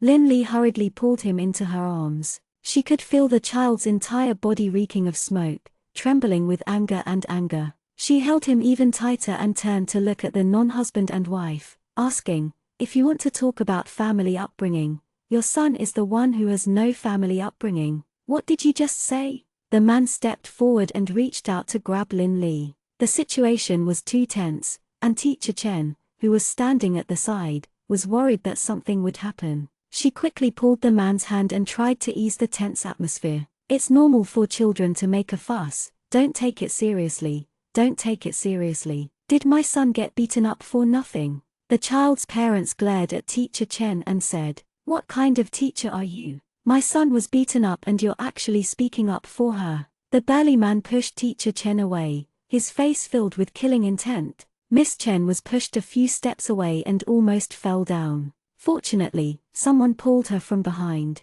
Lin Li looked at Teacher Chen, who had been pushed away. She couldn't care less about the fear in her heart. She stood up angrily and confronted the man, sternly saying, "I understand now. Only the kind of parents can raise the kind of children. Both of you, as parents, didn't set a good example for your children. No wonder your children don't have any manners. Who are you calling uncultured? Who are you calling uncultured?" The woman stepped forward and pointed at Lin Li, scolding her. Her sharp voice was a little piercing to the ears. Lin Li pushed her hand away and looked straight at them, saying, "You hit a 6-year-old child like this? Is that an act of upbringing? You're really asking for a beating?" The burly man gritted his teeth as he spoke. He clenched his fist and raised it, ready to hit Lin Li. The surrounding onlookers couldn't help but gasp, and some even exclaimed. Lin Li subconsciously squatted down and tightly pressed the little guy in her arms against her chest. She hugged him tightly to prevent the child from being hurt. However, the expected punch did not come down. The originally noisy environment also quieted down, so quiet that there was no sound at all. After a while, Lin Li opened her eyes and slowly looked up. She saw that Juhan had come over and was standing beside her. He was still holding a briefcase in his left hand and his right hand was holding the wrist of the fist that was about to land on her. 181 Disturbance in the kindergarten, 2. Lin Li looked at the man standing beside her in a daze. She didn't know when he had arrived, but his arrival made her feel at ease and let out a sigh of relief. She let go of the child in her arms and caressed his tender face. She comforted him gently, "Xiao Bin, Dad is here." Perhaps Juhan's presence didn't mean anything, but it could only make the child believe that his father loved and cared about him. Even if this belief might be wrong, it was a beautiful illusion that could give the child hope, right? The little guy seemed to be a little frightened by his father's appearance. He was so shocked that he didn't know what to do. He just stared at Juhan without blinking. Juhan glanced at Lin Li and the rest, then turned his head to look at the burly man in front of him. His eyes were cold as he said coldly, "You hit a woman and a child. Are you still a man?" His voice was cold, but his tone was flat. There were no ups and downs, but his natural aura was intimidating. The burly man's wife went forward and wanted to say something, but Juhan glanced at her and she was speechless. The man struggled to break free from Juhan's grip, but he didn't expect that he couldn't resist Juhan's strength. His entire face was a little red, but he couldn't break free from Juhan's grip. She looked at Juhan and her tone became much weaker than before. What do you want to do?" Juhan just looked at him steadily. His hand didn't seem to be using any strength, but he let him break free and said, "Please apologize to my wife and son." "You must be joking," the burly man roared subconsciously. He had always been known for being overbearing. If he were to apologize to a woman and a child, how could he continue to live in the future? "You're not apologizing?" Juhan asked slowly. His voice was so calm that no emotions could be heard. The expression on his face was still indifferent, and one couldn't tell whether he was happy, angry, or sad. "Impossible." The burly man spoke very unyieldingly and had no intention of compromising at all. When his wife saw her husband being held like this, she didn't dare to argue with Juhan, so she shouted at Teacher Chen, "Teacher Chen, what do you think this is? Why did this person hit my husband? Are you bullying the weak and fearing the strong?" F***ck. Teacher Chen looked at her and then at Lin Li. She was really in a dilemma. No matter who was right or wrong, it wouldn't be good for her to fight in the kindergarten. She looked at Lin Li for help. "Mrs. Ju, look at Ran Ran. Lin Li interrupted her unfinished words and looked at her seriously. Miss Chen, this matter could have been very simple. There's no need to be so responsible. It's normal for two children to fight and fight. Our Xiaobin was wrong to push someone, but their child was wrong to scold Xiaobin. We can educate them if they make mistakes, but their parents are adults and have the ability to think independently. We can't accept this. We don't want our child to be traumatized by this, so he has to apologize to our Xiaobin. We will stick to this. Since she said that and her attitude was so firm, Teacher Chen naturally did not say anything more. I'll ask you one last time, are you going to apologize or not? Juhan looked at him and asked in a deep voice. The man looked at him, and the fear in his heart made him swallow his saliva. He thought to himself, if I have to apologize to a woman and a child in front of so many people, then I'll have lived for more than 30 years in vain. That's impossible, he said through gritted teeth. Juhan nodded. Very good. The corner of his mouth curled up into a sarcastic smile, and then his hand suddenly exerted force, grabbing the big man's wrist with more force, and said, "You're not apologizing." The burly man cried out in alarm. All of a sudden, only the screams of the burly man could be heard in the classroom. As for the reflective Juhan, he was still calm and even had a faint smile on his face. Seeing his father screaming, the child who was pushed down by Xiaobin burst into tears. Wah! His mother seemed to be a little frightened as well. It was as if she had never expected her husband to be pinched so hard that he would scream in pain. She panicked and looked at them in a daze, unable to react for a long time. Lin Li was also a little surprised. She lowered her head to look at the child and pulled the little guy closer to her. The burly man's expression began to twist and turn ferocious from the pain. The pain from his wrist made him lose his courage, and he could only beg for mercy. Let go, let go. I apologize, I apologize. Ying Gluo. Hearing this, Juhan shook his hand off and looked at him coldly. Apologize. The burly man's hand was being held. He looked down and saw that his wrist was already red and swollen. He looked up at Juhan. Although he was not convinced, he didn't dare to argue with him anymore because the difference in strength between him and the man in front of him was too great. He could only clench his teeth and step forward to Lin Li and Xiaobin, saying with hatred, "I'm sorry." That tone seemed to be able to eat people up, carrying a thick murderous intent. Lin Li glanced at him and knew that things should stop. After all, this was a kindergarten, and she shouldn't make a big deal out of it. She insisted on an apology from him only because she wanted him to show his attitude. She didn't say anything else and just nodded, accepting his apology. The man turned around and glared at Juhan. Then, he shouted at his wife, who was a little dumbfounded. "What are you still standing there for? Aren't you embarrassed? Hurry up and leave." As he said that, he carried his son who was sitting on the ground and walked towards the door. As he walked, he shouted at his son, "What are you crying for? Shut up, or I'll break your legs." Only then did his wife come back to her senses. She glanced at them and ran out of the classroom in a hurry. After the barbaric family left, the entire classroom was left with awkwardness and strangeness. Almost everyone present was staring at Juhan.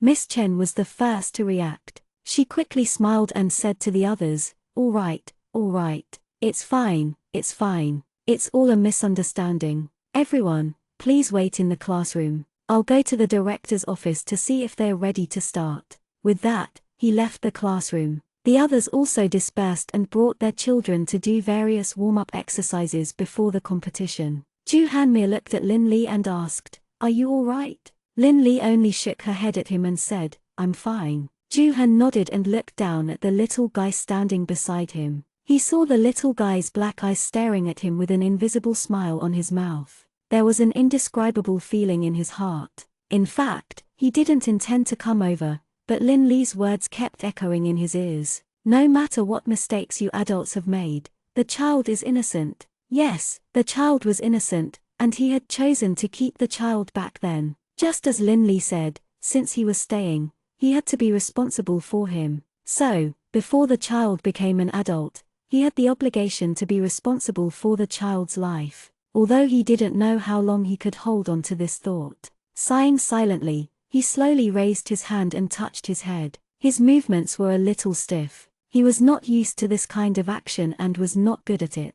However, when he saw the little guy's expectant eyes, he covered his head and gently rubbed his hair, but did not say anything. Lin Li stood at the side and looked at the father and son, the corners of her mouth slightly raised. Ju Jiabin. A clear and loud voice rang out behind them. The three of them turned around at the same time and saw a little girl with braids like a doll behind them. She was smiling at them. On the other hand, Ju Jiabin was just looking at her expressionlessly. Lin Li bent down and whispered into the little guy's ear, "Xiaobin, introduce us to your classmate." Ju Jiabin just frowned, as if he was thinking about something. However, before little Ju could figure out how to introduce her, the doll-like girl in front of him had already laughed and said, "Auntie, my name is Yi. It's not Yi for clothes, but Yi for reluctant to part." That young tone and slightly exaggerated expression made her look extremely cute. Behind them, the mother of the doll Yi also came over and nodded at Lin Li and Juhan with a smile. She patted the child's head lovingly and said with a smile, "Our Yi insisted on coming over to talk to Uncle Superman."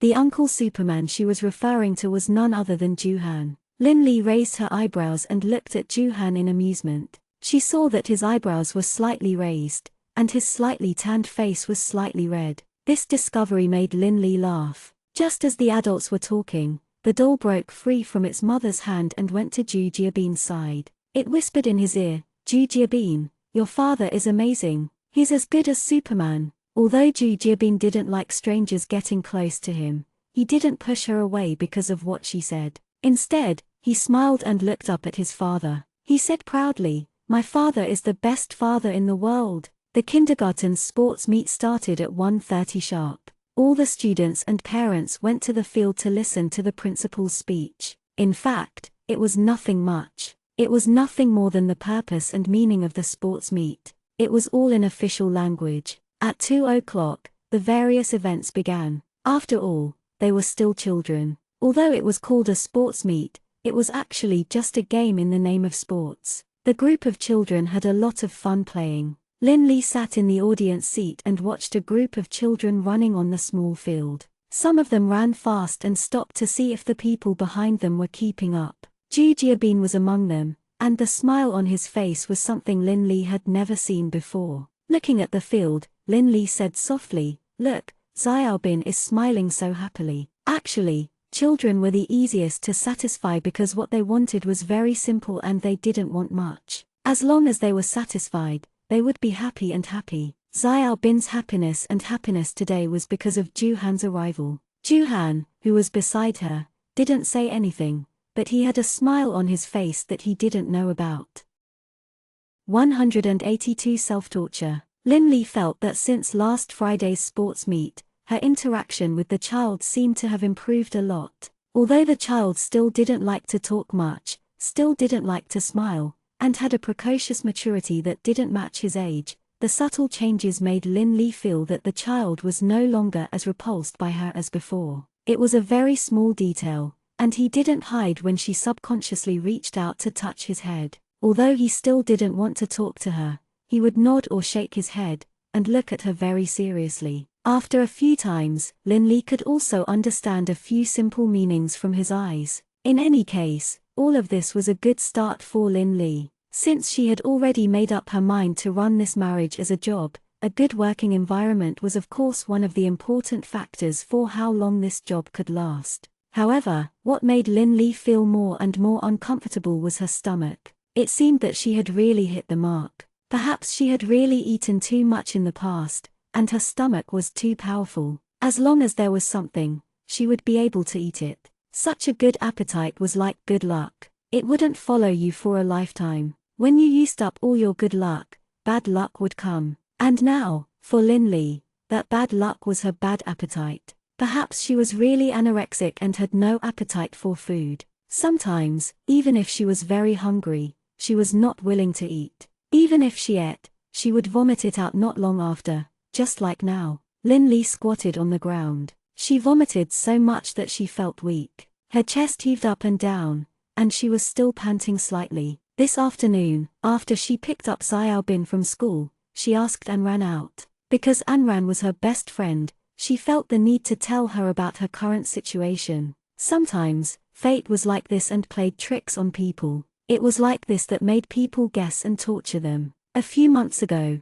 she couldn't accept and understand Anran's flash marriage. In her mind and understanding, marriage was sacred. Only two people who loved each other, with everyone's blessings, made a promise to each other for a lifetime. The union of two people who did not love each other could not be considered a marriage at all. However, only now did she truly understand Anran's feelings and helplessness at the time. Anran had once said, "If you can't marry the person you want to marry, it doesn't matter who you marry."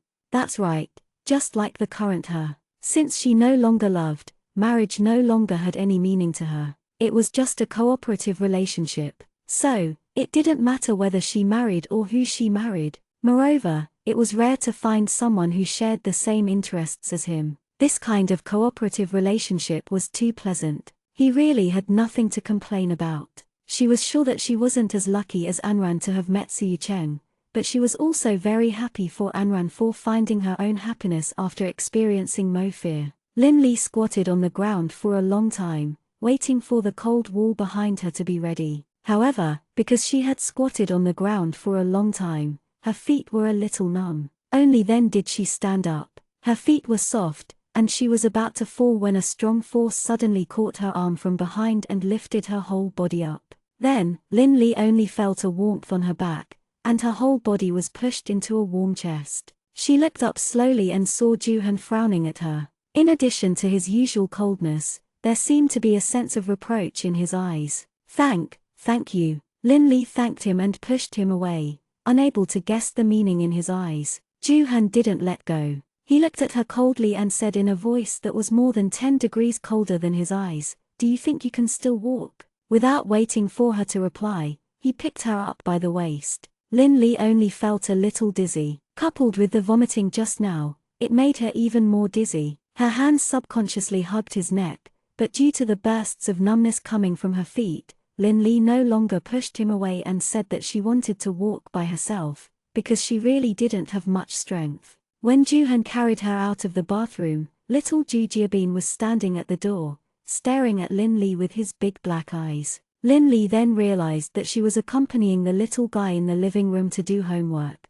but suddenly her stomach was churning badly, so she left him and ran to the bathroom. She was probably worried that something would happen to her, so she went into the study to call Juhan over. As she thought about it, Lin Li suddenly felt a sense of satisfaction. There was an indescribable comfort in her heart, and the corners of her mouth pulled up into a smile. She looked at him and comforted him. "I'm fine." The little guy didn't say anything and gave way to Juhan, but his eyes were still fixed on her. Juhan carried her to her room and placed her on the bed carefully. He looked at her and asked, "Do you want some water?" Lin Li nodded. After vomiting just now, her mouth did feel a little uncomfortable. Juhan only glanced at her and didn't say anything more. He turned around and left. After a while, Juhan came in with a cup of warm water and handed it to him without much expression. Lin Li reached out to take it and softly thanked him. "Thank you." He took a big gulp of water. Juhan looked at her and said without any expression,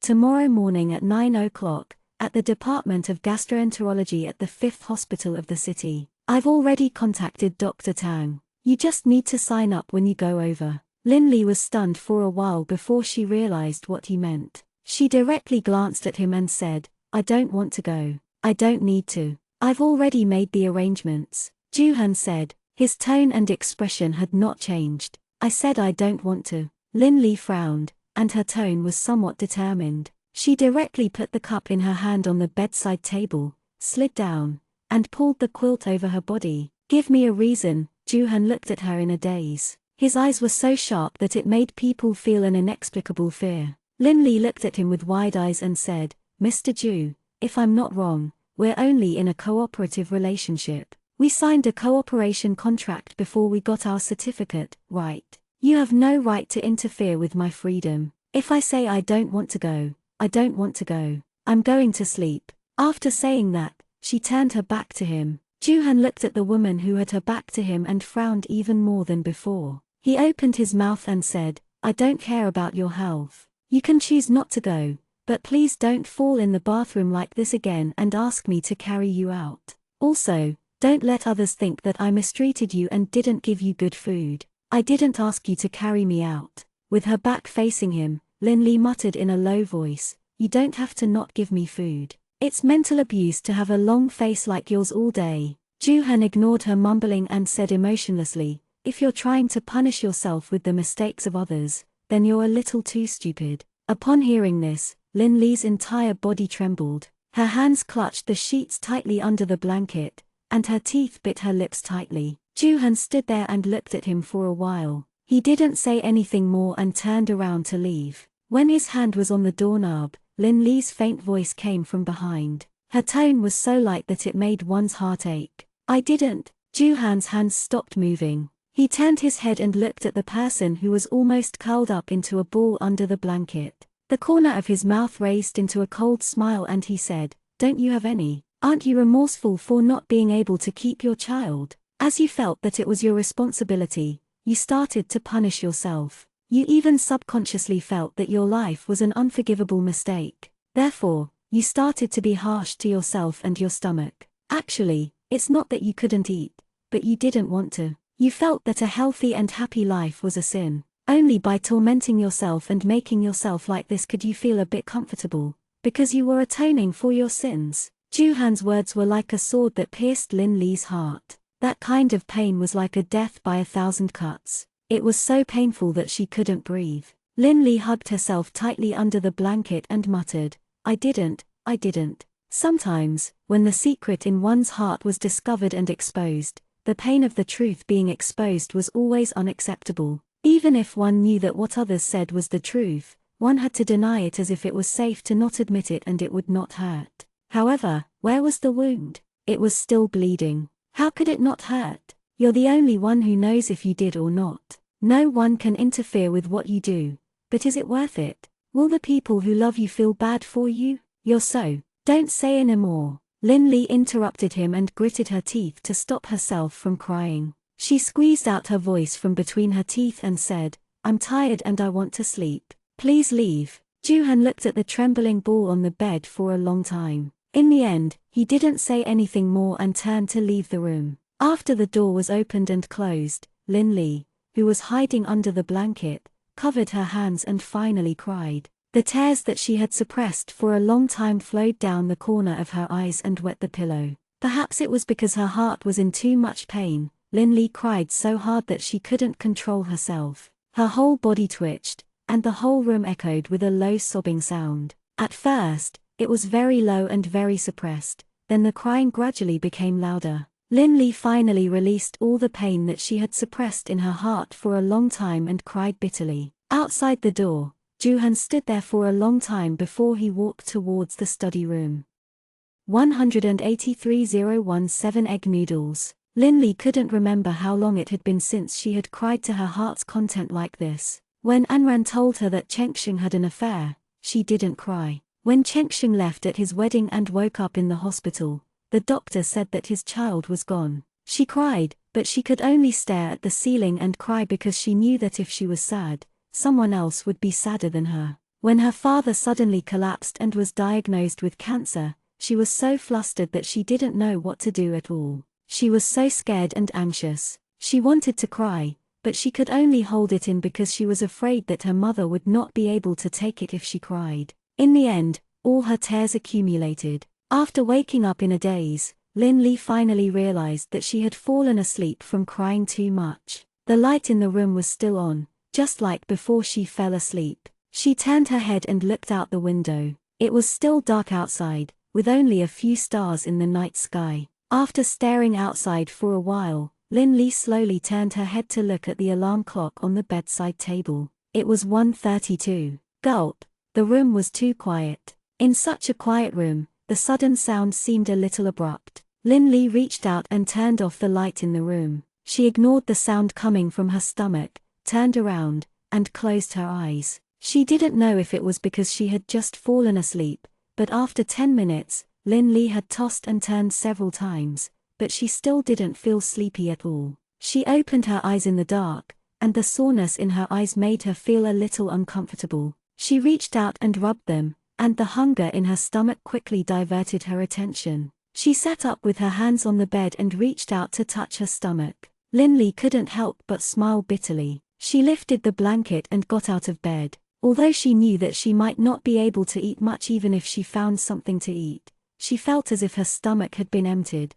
and she couldn't sleep at all. When he opened the door, the room was dark and silent. He pushed open the door in the corridor and followed the light into the kitchen. He turned on the light, and the light illuminated the entire kitchen. When he opened the refrigerator, he realized that there was no food in the refrigerator at all. There were only branded eggs and ham that he was going to use for breakfast the next morning. She reached out to take an egg from the refrigerator. Just as Linley was hesitating whether to boil an egg for herself to fill her stomach, a cold and slightly serious voice suddenly came from behind her. "What are you doing?" Linley was so frightened that she lost her grip on the egg in her hand and it fell directly to the ground. The egg's shell cracked and the egg liquid spilled all over the ground. When she turned around, Juhan was wearing a dark blue shirt, but the sleeves of the shirt collar were unbuttoned, revealing her bronze-colored pectoral muscles. He was holding a mug in his hand and staring at her. He didn't seem to be resting because he was still wearing his daytime clothes and seemed to have not changed out. Linley let out a long sigh. "Why didn't you sleep in the middle of the night? Why did you come out to scare people?" Juhanding looked at her for a long time before saying, "It's better for me to say this." Linley only listened and didn't take his words to heart. She turned around, took the cloth on the counter, and squatted down to clean the egg liquid on the ground. When she stood up and turned around to see Juhan, Linley suddenly recalled the words he said when she slept late. Her cheeks unconsciously turned red. She averted her eyes and didn't look at him. She turned around and put the rag in the sink to wash it. "Looking for something to eat?" As he spoke, Juhan had already walked in. Linley didn't say anything. She just lowered her head and washed the sticky egg liquid in the rag. After the night, she suddenly felt that she was in a transparent state in front of him. His eyes were too poisonous. He could see the thoughts in the depths of a person's heart clearly with one glance, giving her a very unsafe feeling. After washing the rag in her hand and placing it on the counter, Linley didn't even look at him. With a hot face, Linley directly turned around and went back to her room. Juhan took the mug and turned to look at her figure entering the room quickly. Her speed was so fast that it made people think that she had just trotted back. Linley hugged her legs and sat on the bed for a while. She didn't know what was going on today, but her stomach was still growling non-stop. It seemed like she wouldn't let her sleep if she didn't give her food. Linley touched her shriveled stomach and muttered to herself with a bitter smile, "Please, please, stop screaming. You can't eat much anyway, so it doesn't matter if you eat or not." As if it was really trying to go against her, the GRU's voice did not lower at all. Instead, it screamed even louder. Linley buried her head in her knees. After a long while, she finally touched her stomach and resigned herself to her fate. She got up, opened the door, and went out. The light outside the door was still on. She instinctively thought that Juhan might have forgotten to turn off the light when he left. She walked towards the kitchen,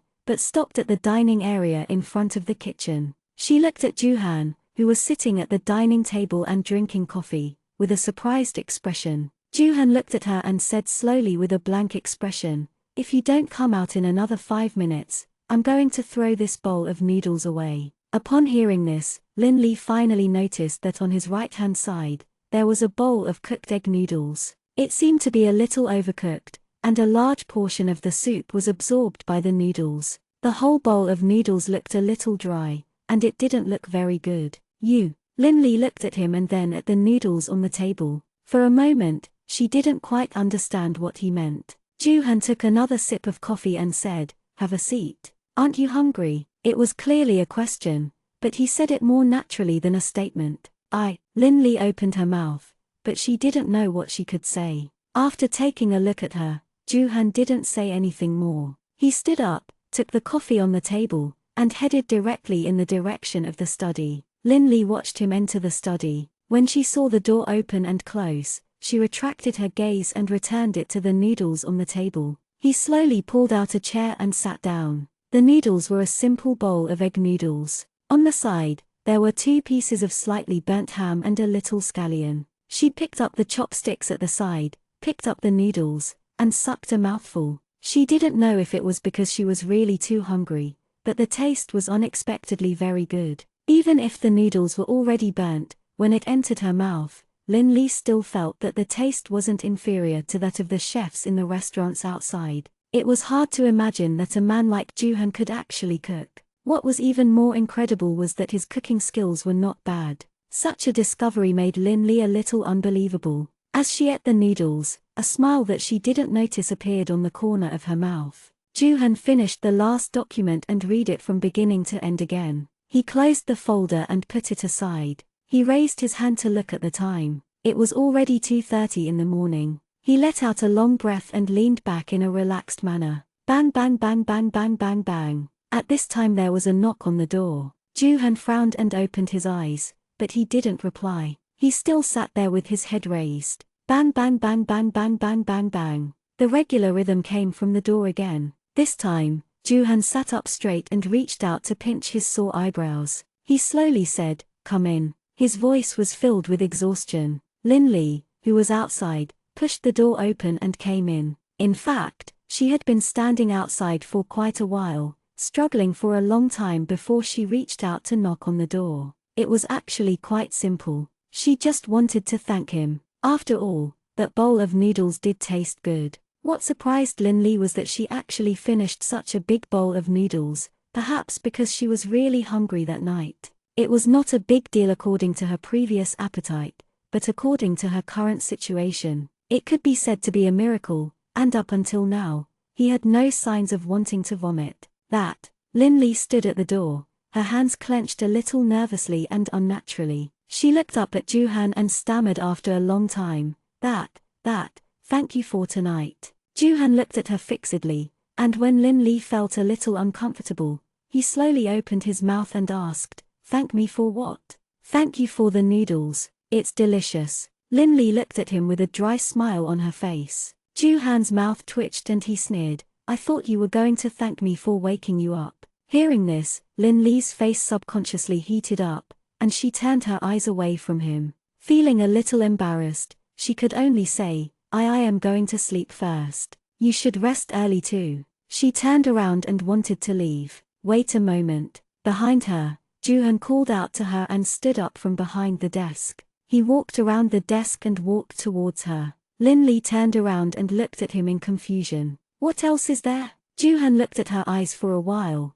then reached out and pulled her into the study room. They sat down on the sofa on the side of the study room. Lin Li was puzzled, not knowing what he wanted to do. She just stared at her and asked, "What's the matter?" Juhan only glanced at her and said, "You sit first." As he spoke, he stood up and walked out of the study. After a while, just as Lin Li was hesitating whether to get up and leave, Juhan came in with Ju Jiabin's basin and placed it on the low table in front of Lin Li. Only then did Lin Li notice that there was a towel in it, and the water in the basin didn't seem to be low in temperature, slowly steaming. When Lin Li was still wondering why Juhan brought these things over, Juhan had already bent down and took a towel from the basin. He folded the towel into a small rectangle and then gestured for her to lean back on the sofa. Lean back. Lin Li didn't understand. She didn't know what he was trying to do. What? Juhan didn't say anything. He directly reached out and pressed on her shoulder.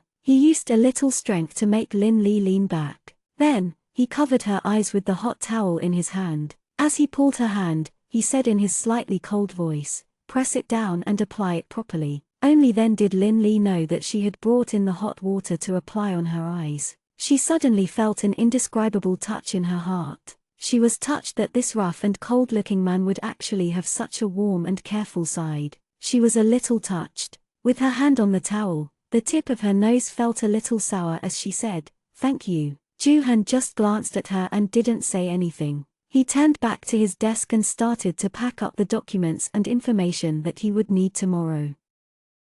184 First meeting with Ling Lan. Although she had already put a hot towel on her eyes last night, her eyes still looked a little red and swollen because she had cried so hard the previous day. When she sent the little girl to school, Teacher Chen even asked her out of concern. Lin Li didn't have the face to tell the truth, so she just said that she didn't sleep well last night. Then, she made an excuse that she had to rush to work and quickly turned around to leave. When she drove back to the company, Juhan had already arrived. He was in the office discussing the contents of the 10 o'clock meeting with Special Assistant Sue. She put her bag aside and turned on her computer. While it was on, she took the mug on the table and went to the pantry to pour herself some water. When Lin Li came out of the tea room with a cup in her hand, a woman came out of the elevator. She was wearing a khaki windbreaker and a big wavy shawl. She was walking over with nearly 10 centimeters heels. Lin Li looked a little dazed. This woman was very beautiful, but the most important thing wasn't whether her face was beautiful or not. It was that this woman had a very elegant temperament. She was born with a skilled temperament that others couldn't imitate. She was so beautiful that people couldn't take their eyes off her. The woman seemed to have seen her as well. She glanced at her from the corner of her eyes. She didn't say anything nor stop walking. She walked directly to Juhan's office in her high heels. Lin Li came back to her senses and quickly called out, "Miss, please wait a moment." The woman didn't pay any attention to him and continued to move forward. Upon seeing this, Lin Li frowned slightly. She thought to herself, even a beautiful woman can't be so arrogant. Moreover, Juhan and Special Assistant Sue were discussing company matters inside. If this woman came with ill intentions and heard something that she should hear, wouldn't it be troublesome? With that thought in mind, Lin Li strode forward and put the mug in her hand on the table. Then, she blocked the woman's way and said with a serious face, "Miss, do you have an appointment? If not, please wait outside for a moment. I'll have to ask our general manager if he wants to meet you." The woman stared at Lin Li for a while, then sneered and said coldly, "I don't need to make an appointment to see Juhan." Lin Li looked straight back at her and said in a tone that was neither humble nor overbearing, "I'm sorry, but our general manager never told me who's special." The woman sneered and flirtatiously reached out to stroke her big waves. She only said, "What if I say I'm his wife?" Lin Li was stunned. She looked at her for a while before asking, "You're Xiaobin's mother?" "What, don't you think so?" Ling Lan looked at her in disdain, the smile on her lips full of mockery. Lin Li stared at her for a while, then muttered in a low voice, "No wonder Juhan doesn't even want his parents or friends. Oh my, so he's been bewitched by her beauty." Lin Li spoke very softly, so Ling Lan couldn't clearly hear what she was saying. Frowning slightly, she said unhappily, "What are you mumbling about? Get out of my way." Lin Li retracted her gaze and looked at her with a smile. "I'm sorry, the general manager is in the middle of a meeting. I'm afraid it's not appropriate for you to go in now." Hearing this, Ling Lan said impatiently, "What's inappropriate about it? Didn't I tell you? I'm the wife of your general manager." As he spoke, he walked past her and headed for the office. Lin Li stepped forward and reached out to stop her. "Sorry, I can't let you in. What's wrong with you? I already said that I'm Juhan's wife. Are you deaf? Can't you understand what I'm saying?" Ling Lan was a little angry. She had never been stopped like this before, not to mention that the other party was just an insignificant secretary. She looked at Lin Li and said coldly, "Do you believe that I'll get Juhan to fire you later? You really don't know what's good for you." Lin Li looked at her and felt a little sorry for her. She had wasted her good looks and temperament, but the words she said and the things she did were two different things. No matter what kind of grudges she had with Juhan, just based on how she treated her own son, Xiaobin, she didn't deserve to be a mother at all. No mother would use their child's ignorance to frame others. Back then, Anran was pushed into the hospital by Xiaobin and almost had a miscarriage. She remembered that in the corridor in front of Anran's ward, Xiaobin personally said that it was his mother who made him do this. She simply could not imagine how there could be such a mother who would instruct her child to harm others just to achieve her own narrow goals. "What are you looking at? Get out of my way." Ling Lan glared at Lin Li. She had come to find Juhan today because of her father's matter. She hoped that she could use the Ju family's power to help her find someone to pull some strings. Although she knew that Juhan definitely hated her, but didn't one say that the deeper the hate, the deeper the love? In the past, he was willing to give up his brothers, friends, parents, and family to hold her hand and not let go for her. So this time, she begged him to think of a way. Perhaps there really was a way. The smile on Lin Li's face slowly disappeared. Looking at her, she said in a firm tone, "I won't." "You." Ling Lan pointed at her. She was so angry that she was trembling. Her beautiful face was also starting to become twisted in anger. Just as Lin Li and Ling Lan were in a stalemate outside, Assistant Zhu opened the door behind Lin Li and came out. Juhan, who was behind Lin Li, also rushed out of the office because of the noise outside. When Ling Lan saw Juhan, she immediately went up and pulled Juhan's arm. She pointed at Lin Li and said, Han, fire this woman. She doesn't have any manners at all. She's shouting at me. Won't you let me in? As he said this, his eyes glared at Lin Li. However, Lin Li wasn't afraid. When she glared at her, she just calmly looked back. Juhan's eyes indicated for Special Assistant Zhu to leave first. After receiving the signal, Special Assistant Zhu quickly nodded and didn't stay for a moment. He strode directly to the elevator and reached out to press the floor button. These series of actions were extremely smooth and didn't stop at all. After Special Assistant Zhu left, Juhan looked at his hand that was being held by someone. He was stunned for a moment without any displeasure. He reached out and pulled Ling Lan's hand away. He didn't look at her and just said, "Why did you come to find me?" Only then did Ling Lan remember the purpose of her visit today. She glanced at Lin Li, who was standing at the side, then turned to Juhan and said, "Let's go in and talk."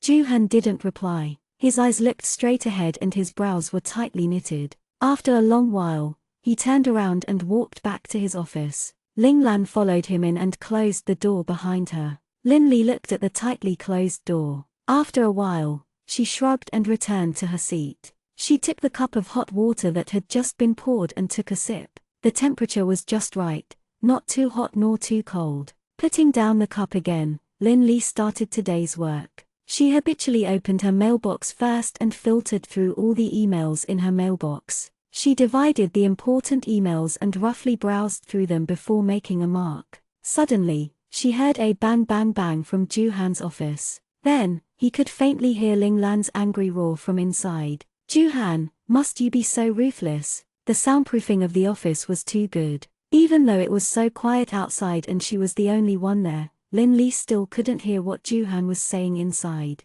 On the other hand, she could vaguely hear half of Ling Lan's loud shouts. She only heard her say that she would make Juhan regret it and that she wanted to take something away. As for how to make Juhan regret it and what she wanted to take away, Lin Li didn't hear it clearly. And just as Lin Li was still trying to figure out what exactly was going on between them, the office door suddenly opened. Ling Lan came out with a face full of anger, walking past her in her high heels, knocking away the stack of freshly printed documents that Lin Li had been sitting on. The papers scattered all over the floor, and Ling Lan entered the elevator without even turning her head. After Ling Lan left, Lin Li stood up and picked up the piece of paper that had fallen to the ground. She then turned her head to look behind her. She saw that the door to Juhan's office was wide open, and there was no sound inside. After arranging and binding the documents, Lin Li carried the documents to Juhan's office with curiosity. Standing at the door, she saw Juhan standing straight in front of the floor-to-ceiling window,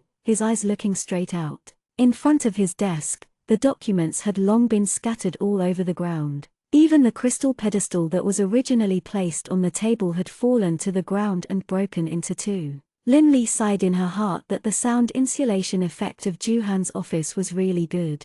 The battle inside was so intense, but she didn't feel it at all outside. He knocked on the door politely, but Juhan didn't turn around or say anything. He went in directly and placed the documents in his hand on the desk. Then, he squatted down and picked up the scattered documents on the ground. He picked up the broken crystal pedestal and threw it into the trash can. Juhan still maintained his posture and stood in front of the window. He didn't turn around and didn't say anything. Lin Li looked at his back and muttered in her heart that he only knew how to talk about others but not herself. In fact, he still hadn't let go of the past. Otherwise, what would he be now? Of course, Lin Li didn't say it out loud. Seeing that he didn't have any intention of turning around, she looked at the documents she had brought in and reminded him, "The contract from the construction material company has been sent over. I've placed it on your table." After that, Lin Li waited for a while. Seeing that he still didn't turn around, she turned around and left the office. Lin Li didn't know how long Juhan stood there like that. When she went in the afternoon to ask him if she wanted to help him order a lunch box, he had already returned to his seat and was seriously looking at the documents in his hands. His entire person was so normal that it was as if Ling Lan had not come in the morning. There was nothing unusual about him at all. Seeing that he had returned to normal, Lin acted as if nothing had happened and didn't mention a word about what had happened in the morning. 185-019 Xiao Bin being picked up. When Lin drove to the kindergarten, the school had just ended. The parents at the school gate led their children out, holding hands as they prepared to go home, chatting and laughing. Lin parked the car to the side. When she got out of the car, she saw Teacher Chen standing at the door and talking to a mother. Lin looked around but didn't see the little guy beside her. After closing the car door, she went straight to Teacher Chen. When Lin walked to Teacher Chen's side, the mother with the child had also spoken to Teacher Chen and left happily with the child. Before she left, the little girl she was holding her hand even waved goodbye to Teacher Chen obediently. Teacher Chen also waved to the child. When she put down her hand, she saw Lin walking towards her. She was stunned at first, then she walked over to her and asked Lin with doubt, "Why is Mrs. Ju here?" Lin was stunned by her question and smiled. "I'm here to pick up Xiao Bin from school." As he spoke, he looked around, but he still didn't see the little guy. He asked, "Teacher Chen, where's Xiao Bin? Why don't I see him?" Teacher Chen looked at her strangely and said, "Xiao Bin was picked up by his mother in the afternoon." "Mrs. Ju, don't you know? Her mother took her away." Lin's eyes widened in surprise. She looked at Teacher Chen and asked, "Are you sure?" Miss Chen nodded and told the truth. "Xiao Bin's mother came to pick him up a few times before, so we know each other." In the afternoon, Xiao Bin's mother came over and said that she wanted to bring Xiao Bin back to his grandmother to celebrate her grandmother's birthday, so she picked him up before lunch. "Mrs. Ju, don't you know?" Lin shook her head. "I don't know." When Lan left in the morning, her face was still filled with anger. Why did she come to pick up the child in the afternoon? How could it be like this? Teacher Chen didn't expect this at all, but she thought that this was Xiao Bin's biological mother and not anyone else.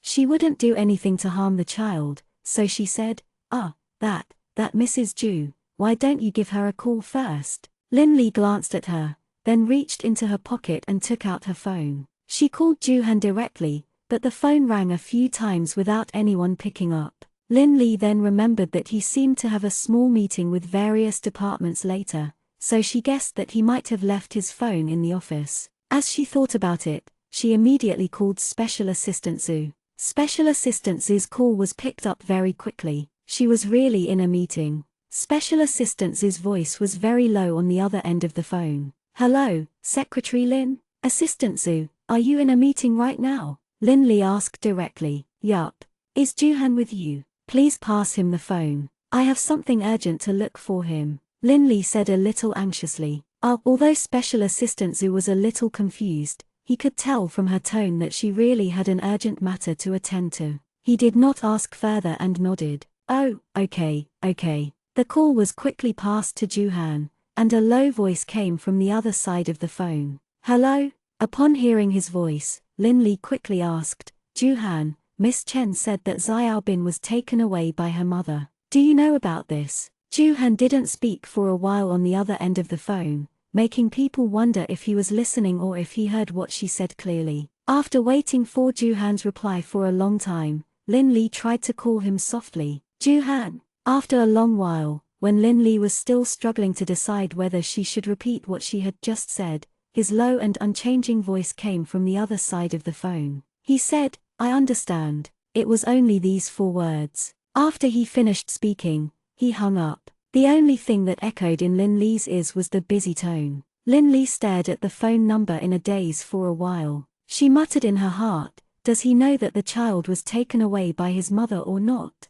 Teacher Chen, who was standing at the side, saw that she had hung up the phone and quickly asked, "What do you mean? Was the child taken away by his mother?" His tone was a little anxious, and his expression was full of worry. In fact, it was no wonder that Teacher Chen was so worried. After all, the child had been studying in their kindergarten, and she was the child's form teacher. If anything happened to the child, she, as a kindergarten teacher, could not bear the responsibility. Moreover, it was the child's mother who picked up the child at noon. She had been here a few times before, so she recognized her. Lin glanced at her and thought about Juhan's calm tone. This child must really be with Ling Lan. With this thought in mind, she nodded at Teacher Chen. Yes, he should be. Seeing her nod, Miss Chen smiled and said, "That's good, that's good. Nothing will happen to the child if he's with his mother. Mrs. Ju, don't worry too much." Lin Li only smiled in response and didn't say anything more.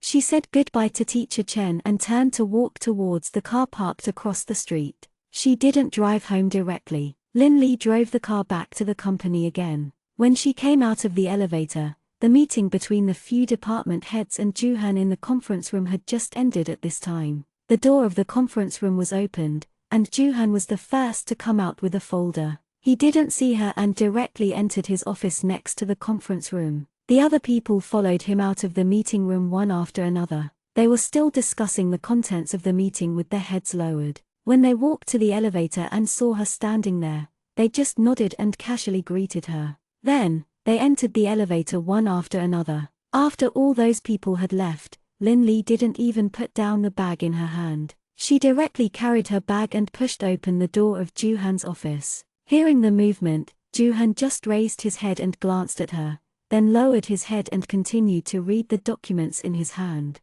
Is Xiaobin at his mother's? He didn't make it clear on the phone, so Lin Li was still a little worried. Yes. Juhan only responded and continued to look at the document in his hand. Actually, he had called Ling Lan right after he hung up. The child was indeed with her, but it wasn't that she missed the child or anything. Ling Lan just wanted to use the child to threaten him. Just like what she had said in the office this morning, she said that if he didn't help her, she would take the child away. Why? Upon hearing this, Juhan raised his head and saw Lin Li standing there, looking straight at him. The expression on her face was one of confusion. He put down the document in his hand and looked at her. Juhan asked, "She's the child's mother. Is there a problem with her coming to pick up the child?" Lin Li was at a loss for words. Ling Lan was Xiaobin's mother. It wasn't a problem or inappropriate for her to take the child away. However, she was still a little worried. She thought of the day when the nurse had given the child an injection.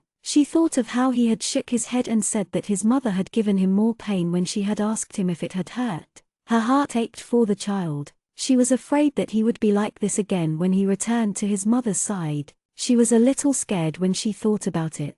She looked at Juhan and said with some emotions and excitement, "Ling Lan will abuse children. She'll stab Xiaobin with a needle." Juhan only glanced at her and didn't say anything. He lowered his head and continued to look at the document in his hand. He took a pen and drew circles on it. Lin Li was a little anxious. She put her hands on the table and looked at him. She said a little quickly, "Did you hear what I said? She will really hit the child. Are you really the father of the child? How can you not care about your own son at all?" Pa! Clang clang. Juhan fiercely slammed the document in his hand on the table and stared at Lin Li. His face was filled with anger. As she was not prepared, she was shocked by his sudden situation.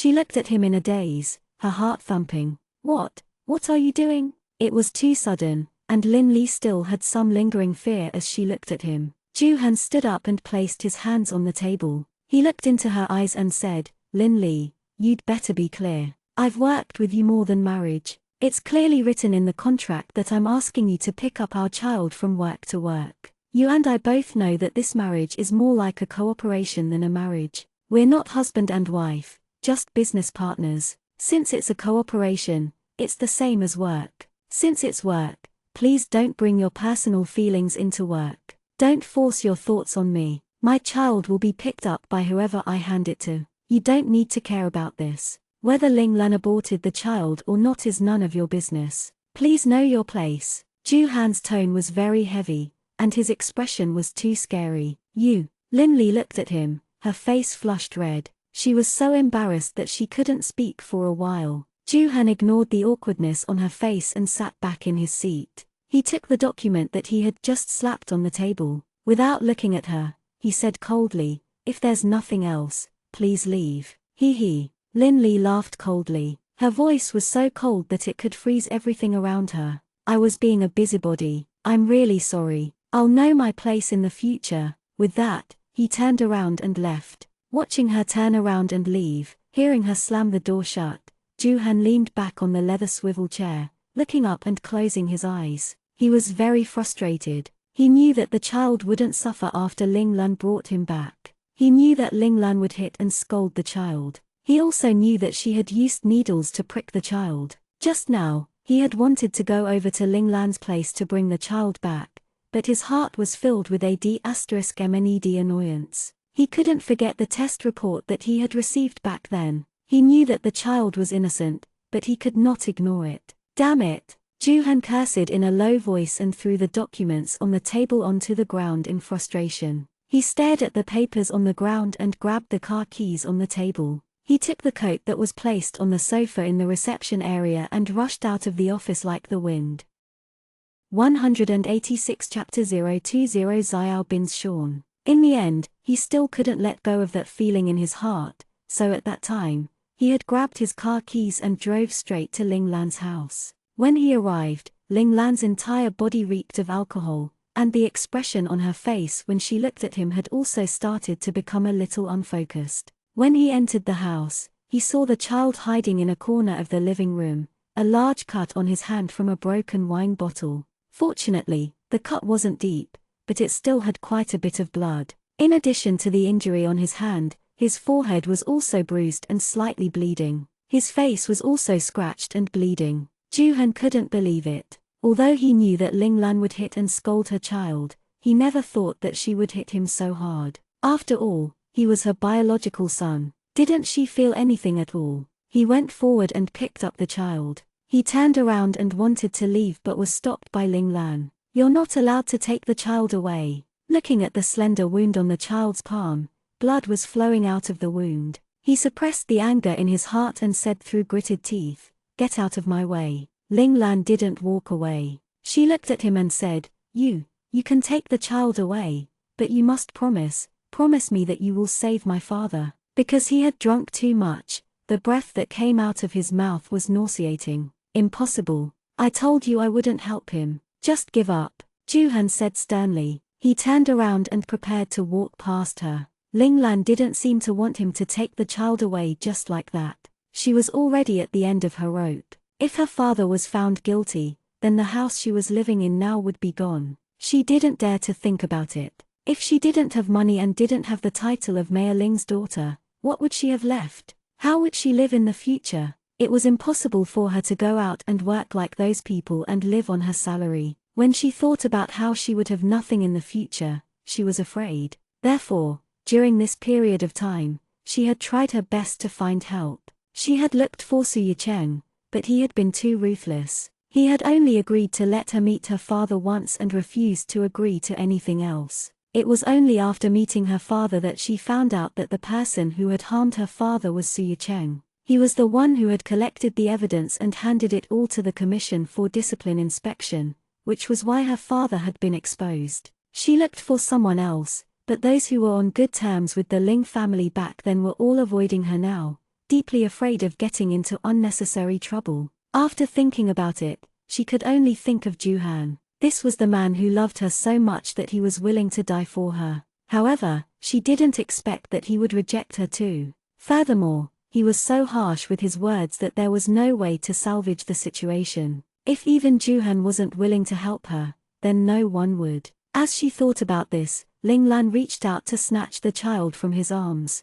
She said, "If you don't help me, don't even think about taking the child away. If you don't help me, your Ju family can forget about having this grandson." At this moment, Ling Lan's expression was so ferocious that it was frightening. The little guy in Ju-han's arms was really afraid of her. He suddenly turned around and hugged Ju-han's neck tightly. Ju-han moved sideways to block her, letting the child lie on his shoulder. He looked at Ling Lan and said coldly, "You were the one who didn't want children. I'm taking it now." Ling Lan shouted loudly. The child was her protective talisman now. The Ju family couldn't possibly abandon their grandson. As long as the child was with her, even if Ju-han refused to help his father, the Ju family would still treat her well for the sake of the child. As she thought about it, she reached out and pounced on Ju-han while shouting, "Give me the child, give me the child." Ju-han pushed him away. He used quite a bit of force and pushed Ling Lan to the ground. He said,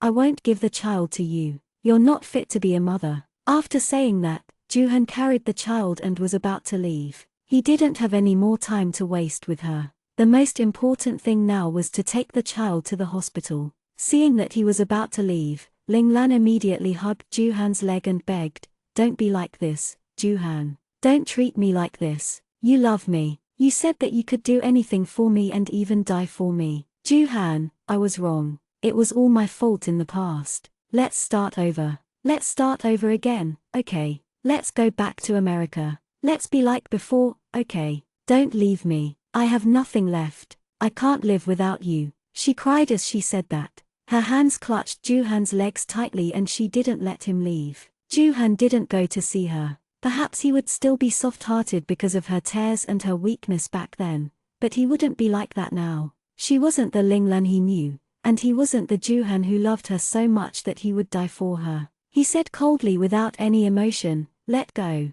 His tone was filled with determination. "No, I don't want to." Ling Lan hugged him even tighter, her mouth mumbling non-stop, "You love me, you love me." He. Juhan sneered and looked down at her. He only said, "I was too stupid to fall in love with you. No one will be stupid forever." After saying that, he pulled his leg away and left without looking at her again, even though she was growling at him on the ground. Lin Li came out of Juhan's office and went down with her bag. All the way from the office to the company's parking lot, Lin Li didn't stop at all. When she got into the car, she was still panting slightly. It was unknown if it was because she had walked too fast or because she was still angry at Juhan for what he had just said. After sitting in the car for a while, he finally caught his breath. He leaned back in his chair and sighed. He shook his head with a self-deprecating smile and said to himself, "It's a cooperative relationship to begin with. I was being meddlesome." She sat in the car and self-deprecatingly reflected for a long time. Only then did Lin Li start the car and leave. He didn't drive back. Instead, he drove the car and enjoyed the breeze to relieve the frustration in his chest. She had wanted to call Anran and ask her out for a chat, but she was afraid that Anran would notice something and worry about her. Besides, she was pregnant. Just like that, she drove aimlessly. It just so happened that it was rush hour, and the car was directly stuck in the long traffic flow under the neon lights. Unlike the other car owner's anxiety, Lin Li only had one hand on the windowsill, her hand gently supporting her head. There was nothing wrong with blocking the way here. At least she didn't have to worry about waiting. The cool wind outside the window blew past her face, and it was a little dry. Lin Li slowly drove the car and moved slowly with the large team. She stopped for a few minutes for each step, and after more than half an hour, she had not even driven 50 meters. Her chest was still a little stuffy and uncomfortable. She was still uncomfortable with Juhan's words just now. In fact, she calmed down and thought about what he said carefully. They were not husband and wife to begin with. Not only were they not husband and wife, but they were not even friends. She indeed did not recognize her identity and meddled too much. Lin Li didn't deny that she had indeed treated the little guy as her unborn child. Thinking of that child who wasn't fated with her, the pain in her heart increased a little. She raised her head slightly and forced back the tears in her eyes. After a long while, she heard the sound of pa pa pa pa pa pa urging her from behind. Lin Li raised her head again and saw that the long queue in front had slowly moved away. The traffic police stood at the intersection and directed the vehicles coming and going. The car lights shone on their clothes and lit up the warning light. Under their command, the road slowly cleared. Perhaps seeing that Lin Li's car had stopped and blocked the traffic behind her, the traffic police in the distance gave her a stern look and waved at her, indicating for her to drive quickly. Only then did Lin Li come back to her senses. She quickly started the car and left before the traffic police officer could come over to her. In the end, there was still no place to go, so Lin Li drove home. However, there was a gambling traffic jam on the way home, so it was already past 7 o'clock when he got home. She opened the door and entered. Juhan had not returned yet. It made sense since he had always put work first. The room was pitch black. After turning on the light, the whole room brightened up. Lin Li reached out and pressed her forehead. She only felt that she was particularly tired today. She put her bag on the low table and directly leaned back on the sofa, closing her eyes and looking up. Lin Li was indeed a little tired. Just lying down and sitting like this, she actually felt a little drowsy. Just when Lin Li thought she was going to fall asleep, the door was opened at this time. However, Lin Li didn't fall asleep because she was sleepy. This kind of movement made her suddenly open her eyes and sit up. She raised her eyes to look at the door and saw Ju-han carrying the child in from outside. His face didn't look good, and it was more gloomy and angry than his usual coldness. The child in his arms was lying on his shoulder, his arms wrapped tightly around his neck. He did not move, as if he was asleep. And this child was none other than Ju Jiabin, the child his mother had picked up. Ju-han also saw her and was a little stunned. His originally cold and gloomy face flashed with guilt and apology, but it was only for a moment. Before Lin Li could confirm it, his expression had returned to normal. He turned around and carried the child to the child's room. Just as he turned around with the child in his arms, Lin Li noticed the little guy sleeping on his shoulder. The hand that was hugging Ju-han's neck was wrapped in gauze, and even his forehead had a band-aid. There was a scratch on his white and tender face. Although it wasn't serious, there were still traces of blood. Lin Li suddenly stood up and walked over to them. Looking at the child's hands and face, she couldn't help but ask, what's going on? His tone was a little anxious, and his voice was a little loud. The little guy on his back trembled uneasily and hugged Ju-han's neck even tighter, as if he was afraid of something. Ju-han frowned and reached out to pat the child gently. He only glanced at Lin Li and didn't say anything. He directly carried the child into the room. Lin Li followed him, but she stopped at the door. Thinking of Ju-han's words in the afternoon, she was afraid that she would overstep her boundaries again. Ju-han gently placed the child on the bed and covered him with the blanket. When he was about to come out, his hand was grabbed tightly by the sleeping little guy. The little guy who was originally asleep had already woken up. Those black and bright eyes were fixed on Ju-han. They flickered slightly,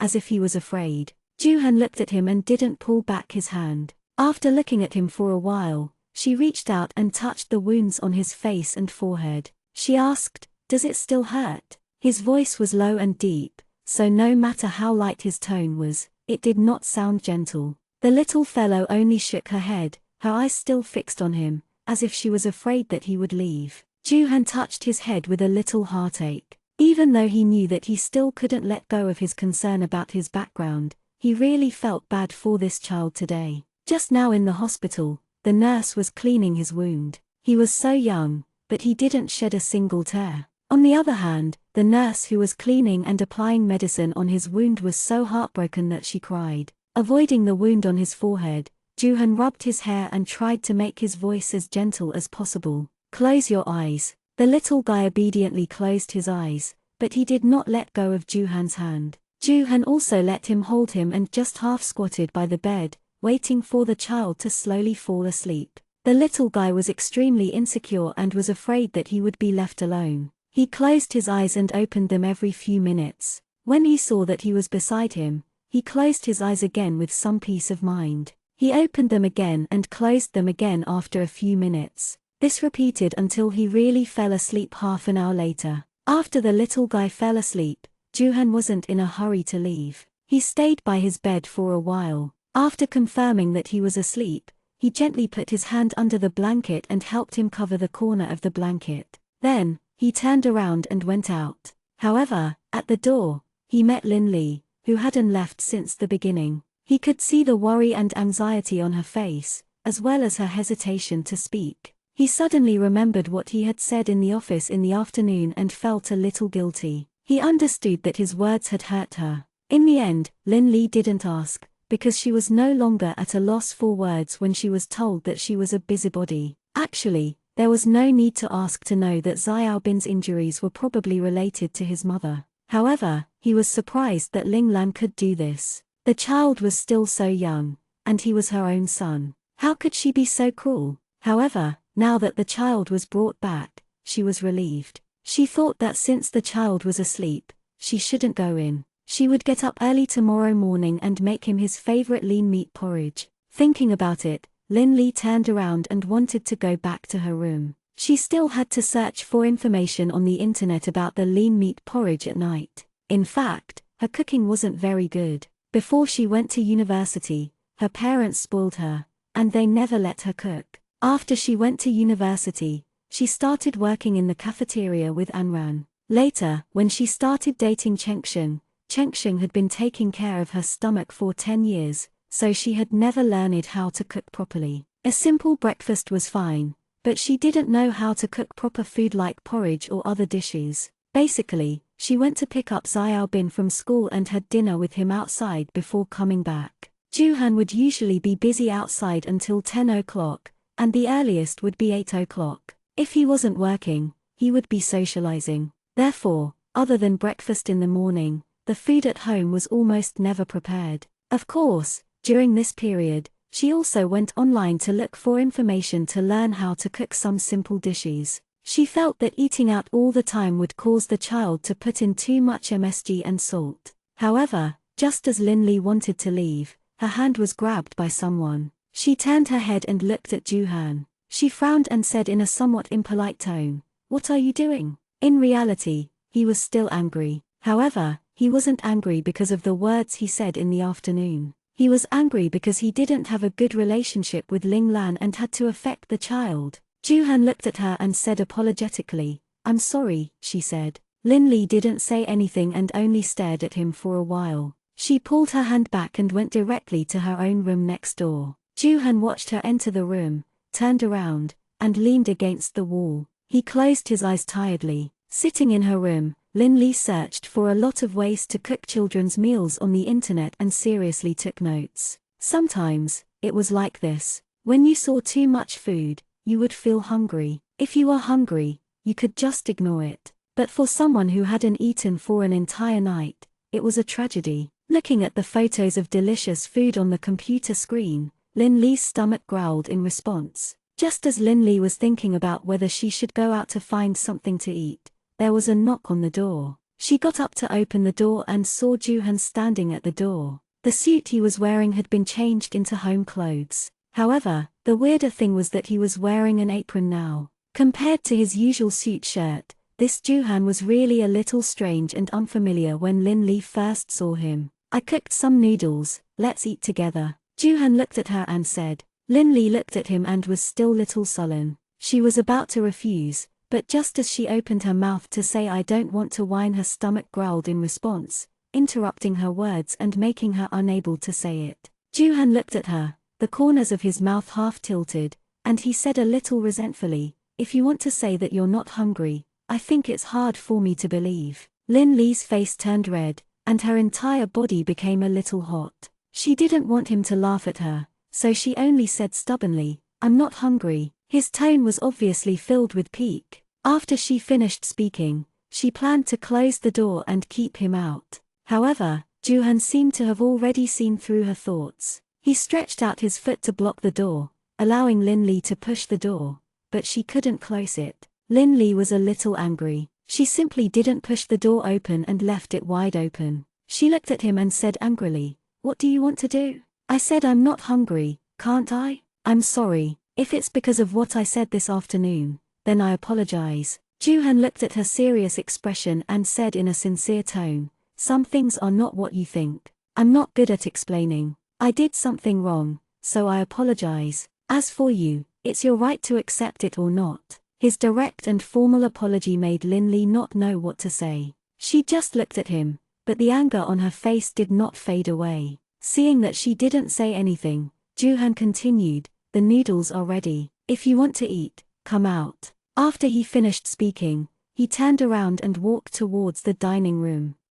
187 The arrival of parents. Juhan left after he finished speaking. He didn't say anything else. He left in a carefree manner, but Linli was a little conflicted. His apology was also open and frank. If she didn't accept it, it would seem too pretentious and bashful. If she accepted it, she would feel strange to sit face to face with him while eating noodles in the past. However, he couldn't go over now. He was really hungry. He didn't know what had happened these 2 days, but his appetite seemed to have improved. Although he still didn't eat much, it was much better than before. He didn't feel nauseous and wanted to vomit anymore. In the end, Linli struggled internally, but she was forced to go to the dining room because she was really hungry. When she went over, Juhan had already eaten more than half of his food. When he saw her coming over, he raised his eyes and looked at her. Linli was a little embarrassed by his gaze. She pulled out a chair and sat down,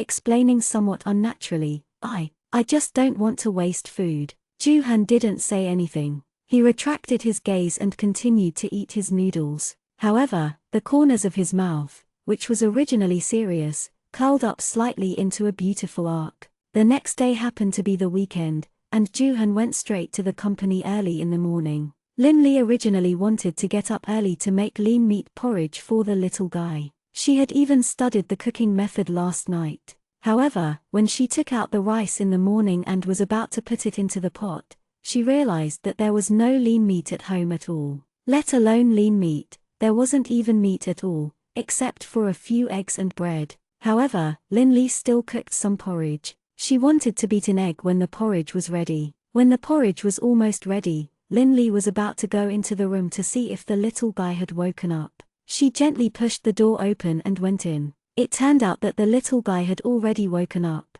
He sat on the bed alone and looked at the edge of the bed. He was so focused that he didn't even notice Linley entering. Linley went in and half squatted in front of him. She chuckled and asked, "What's wrong? What are you looking at?" Only then did the little guy come back to his senses. Looking at Linley in front of him, he only shook his head and turned his head to look down at his hand on the quilt. Linley followed his gaze and took his hand to her palm with a pained expression. She gently stroked it and asked, "Does it still hurt?" The little guy still didn't say anything and just lowered his head. Upon seeing this, considering the child's fragility, Linley didn't ask any more questions. She touched his head and said with a chuckle, "Come, let's get up. Auntie will help you put on your clothes." The little guy nodded and allowed Linley to help him put on his clothes and wash his face before coming out of the room. She fed the child some porridge. The little guy was not picky and ate frangipani with porridge quite happily. After breakfast, Linley was ready to take the child to the supermarket. She planned to buy more ingredients and try to make some delicious food for the little guy at home for the next 2 days. After helping the little guy put on his coat, she changed her clothes and took her car keys. Just as she was about to leave, the phone in her pocket rang. It was her mother. Only then did Linley remember that she had been so busy these past 2 days that she had forgotten to call home. She hurriedly pressed the call button and picked up the phone. "Hello, Mom, it's Wayne Wan." Linley was about to explain that she had forgotten to call home for the past 2 days when Mother Lin interrupted her. "Xiao Li, it's the weekend. Aren't you home? I've been ringing the doorbell for a long time, but you didn't respond." Mother Lin's slightly anxious voice came from the other end of the phone. Father Lin's voice also came from beside her. Linley was stunned. She took out her phone and asked, "Mom, you and Dad came to Jiang City?" she asked. "Yeah, he arrived this morning," Mother Lin said. "I wanted to give you a surprise, but you didn't come out even after I rang the doorbell for a long time." She thought again and asked, "Isn't today Saturday? You still have to work today?" Linley didn't tell her parents about her marriage with Juhan. It wasn't that she didn't want to tell them, but she just wanted to take it slow. After all, she and Juhan weren't considered to be in a normal marriage relationship. There were many elements of cooperation, but there was no guarantee how long this cooperation could last. Linley planned to tell her parents by the end of the year if she could continue working with Juhan like this. It would be more convenient to find an excuse then. If she told them now, it was hard to guarantee that her parents would think more about it. Hence, Mr. and Mrs. Lin had originally wanted to come to Jiangcheng to give their daughter a surprise, but they didn't know that Linley had already gotten married and moved more than 20 days ago. She even stood at the door and rang the doorbell for a long time with the address her daughter had given them. After waiting for more than 10 minutes and half an hour, she finally took out her phone and called her daughter. "Mom, wait for me there with Dad. I'll go and pick you up now." Linley told her mother to wait for her downstairs at the house she had rented before, then she hurriedly hung up the phone and drove over with the little guy. When Father Lin and Mother Lin saw their daughter drive to them in a small car, they couldn't help but be puzzled. Seeing his daughter get out of the car, Father Lin asked in confusion, "Xiaoli, what's wrong with your car?" Linley looked at Xiaobin and then at her parents. Because it was too sudden, she really didn't think of an explanation at this time, so she could only try to fool them and said,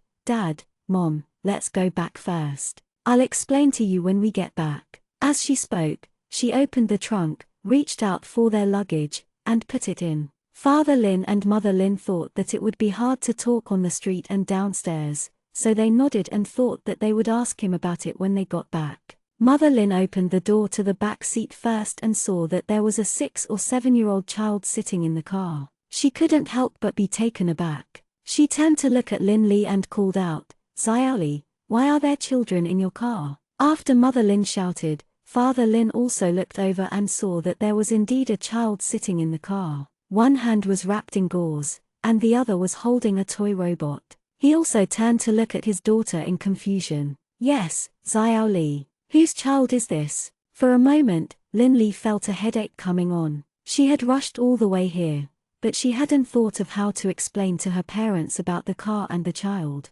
She only smiled and said, It's a friend's child. Dad, Mom, please get in the car first. I'll tell you later." Although Father Lin and Mother Lin were puzzled, they could only nod and get into the car first. Father Lin sat in the front, while Mother Lin sat in the back with the little guy. The little guy was not surprised by the sudden appearance of two people in the car. He was still playing with the Transformers toy in his hand, but because of the injury on one hand, the movement of the other hand seemed a little clumsy. Lin Li started the car and left, thinking about how to explain the car and the child later. "Xiaoli, what's wrong with the child? His hands and face are injured." Mother Lin couldn't help but ask as she looked at the injuries on the little guy's body. Lin Li only smiled. The child was naughty. She accidentally broke it. "Where are the child's parents?" Mother Lin asked again. Seeing the wounds on the child's face and hands, she couldn't help but sigh softly. How can parents be so careless these days? How could they hurt their child like this? Lin Li smiled and quickly changed the topic. "Dad, Mom, why did you suddenly come to Jiangcheng?" Hearing this, Mother Lin's face froze and she secretly looked at Father Lin. "It's nothing," Father Lin said with a smile. "Your mother and I miss you. We know that you're busy at work and can't find time to come back, so we thought of coming to see you." Lin Li glanced at her mother in the rearview mirror and naturally saw her strange behavior. She had a bad feeling in her heart and tightened her grip on the steering wheel. "Mom, why aren't you saying anything?" Mother Lin was taken aback. She laughed dryly and said, Yes, your father and I missed you, so we came." Upon hearing this, Lin Li didn't say anything. She just held the steering wheel tightly, her eyes fixed on the front. Father Lin and Mother Lin seemed to be deliberately hiding something. Seeing that their daughter wasn't speaking, they didn't speak either, afraid that their daughter would find out if they revealed it. The atmosphere in the car was so silent that it was a little strange. Even Zhu Jiabin, who was sitting on the side and playing with the Transformers toy in his hand, vaguely felt something and looked up at them. However, because he was a child who didn't like to talk much, he didn't say anything and just lowered his head and continued playing with the toy in his hand. The car slowly stopped at the red light. Lin Li, who had been silent for a while, slowly said, "Dad, is there something wrong with your body again?" Father Lin, who was sitting at the side, was stunned for a while. He laughed dryly and shook his head. No. Father's health is great. We really missed you, so we came to see you." Lin Li turned her head to look at him and said firmly, "Dad, when you lie to us, your hands will always grab onto your pants tightly." As he spoke, he looked down and saw his father's hands clutching his pants. Only then did Father Lin come to his senses. He quickly let go of his hand and looked at his daughter with a dry smile. "No, nothing. AI." Mother Lin sighed in the back seat and said, "Elder Lin, we can't lie to Xiaoli. If something really happened to you, we wouldn't be busy with Xiaoli. Xiaoli, your father's illness might have relapsed again, so we came to Jiang City to have a thorough examination." Upon hearing this, Lin Li turned her head and looked at her father. "Dad, how could you hide such a big thing from me?" As she spoke, her eyes turned red. She was afraid and worried. Seeing his daughter's red eyes, Father Lin looked at Mother Lin resentfully, then quickly explained, Actually, it's nothing much. The weather has suddenly turned cold recently. I might have caught a cold, so my cough hasn't gotten better. It's just that your mother is very suspicious and worried, so she insisted on coming over for a checkup." Lin Li didn't want to listen to his explanation. When the red light turned green, she started the car and said, "Let's go to the hospital now." 188 Caught off guard. In the end, Lin Li didn't take Father Lin to the hospital, because before calling her daughter, Father Lin and Mother Lin had already gone to the hospital. Because the doctor in charge of Father Lin's operation last time was off the weekend, they had to wait until next Tuesday for his specialist consultation. Lin Li drove Father Lin and Mother Lin home. When Lin Li took out the keys from her pocket and opened the door, then skillfully took out the slippers from the shoe cabinet, these series of actions made Father Lin and Mother Lin, who had followed her in, exchange a puzzled look. After entering the house, Lin Li asked Father Lin and Mother Lin to sit down on the sofa in the living room. She poured 2 glasses of water from the kitchen for them, but she was still frowning because she was worried about her father's illness. Mother Lin and Father Lin took the water and turned around to look at the entire house. The couple exchanged a look and were about to ask their daughter when Lin Li said, "Dad, Mom, please take a seat. I'll go in and make a call." After he finished speaking, he turned around and went back to his room. Father Lin and Mother Lin were left sitting in the huge living room. For a moment, they couldn't understand what was going on. "Elder Lin, what do you think is going on with this house?" Mother Lin nudged Father Lin, who was sitting beside her, but her eyes kept darting around the house. Father Lin shook his head. He was also at a loss. "Let's not talk about the house. There was also that car. Where did Lin Li get such a good car and house? Right.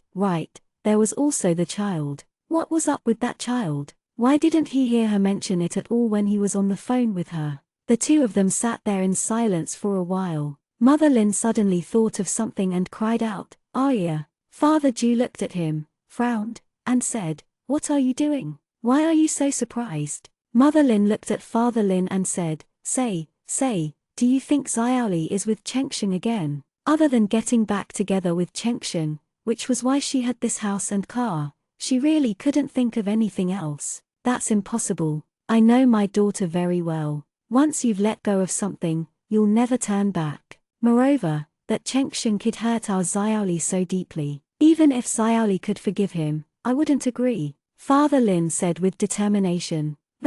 Then what do you think is going on with this house? Mother Lin asked him. Father Lin looked at the decorations in the room and didn't say anything for a long time. In the guest room on the other side, Lin Li was worried about her father's illness, so even though she knew that the specialist consultation wouldn't be until next Tuesday, she still wanted to arrange for her father to do a comprehensive examination as soon as possible. If the cancer cells really relapsed and spread, it would be easier for him to be treated as soon as possible. As she thought about this, Lin Li took out her phone and called Anran. She thought about the ringtone for a long time before Anran picked up. Anran's slightly lazy and sleepy voice came from the other end of the phone. She seemed to still be sleepy. "Hello," she said. If it were any other time, Lin Li would hang up the phone and not disturb her, because she knew that pregnant people were always sleepy. But today, she was really in a hurry and couldn't care too much. She directly said, "Anzi, wake up. Do me a favor. It's urgent." On the other end of the phone, Anran seemed to hear the urgency in Lin Li's tone, and her originally dazed mind suddenly became much clearer. She asked over the phone, "What's wrong? What's happening? Xian, can you get Suyu Cheng to contact the Dr. Li who operated on my father last time?" Suyu Cheng was the one who had been busy with the last operation. Because of Suyu Cheng, the hospital had used almost all of its best medical resources, and even the director had been alerted. Several rounds of ward rounds had been personally visited by the director to ask about the situation. She knew that all of this had to do with Suyu Cheng's identity, and if she had Suyu Cheng's help this time, perhaps the arrangements for examinations and other things would progress much faster. "Lin Li, what happened? Is it Father Lin?" Anran asked worriedly. Lin Li was silent. After a while, she nodded. "Dad has been coughing badly recently. The symptoms are similar to before, so I'm worried." Lin Li couldn't say it out loud. It wasn't a situation she wanted to face. On the other end of the phone, Anran was also silent. After a while, she said, "I'll call Suyu Cheng right now." Hearing this, Lin Li nodded and said to the phone, "Thank you, Anzi." "What are you saying?" Anran said unhappily on the other end of the phone, but she was clearly a little worried about Lin Li. She asked worriedly, "Lin Li, are you all right?" Lin Li raised her eyes and stared at the ceiling. She tried her best to force a smile and said while holding her phone, "I'm fine. What could be wrong with me?" Knowing that she was stubborn, Anran didn't ask any more questions. She only said that she would immediately contact Su Yucheng and ask him to contact Dr. Li. Then she hung up the phone. Staying in the room, Lin Li calmed down her emotions. Just as she reached out to open the door and go out, she suddenly thought of another problem. How was she going to explain the house, the car, and Xiao Bin to her parents later? After staying in the room for a while, Lin Li had already thought of a set of excuses. If her parents asked later, she would say that she was Xiao Bin's tuition teacher. Because she usually had to help take care of the child, she was now living in his house. As for the car, she was also borrowing it for a while. Lin Li knew that although this explanation was too shoddy and crude, her parents had come over without her being prepared at all. She was really caught off guard, not to mention that she had prepared a perfect excuse in advance. For now, she could only deceive them for the time being. Later, if Anran contacted Dr. Li, they would be busy with her father's examination and would not have the extra energy to explore these things.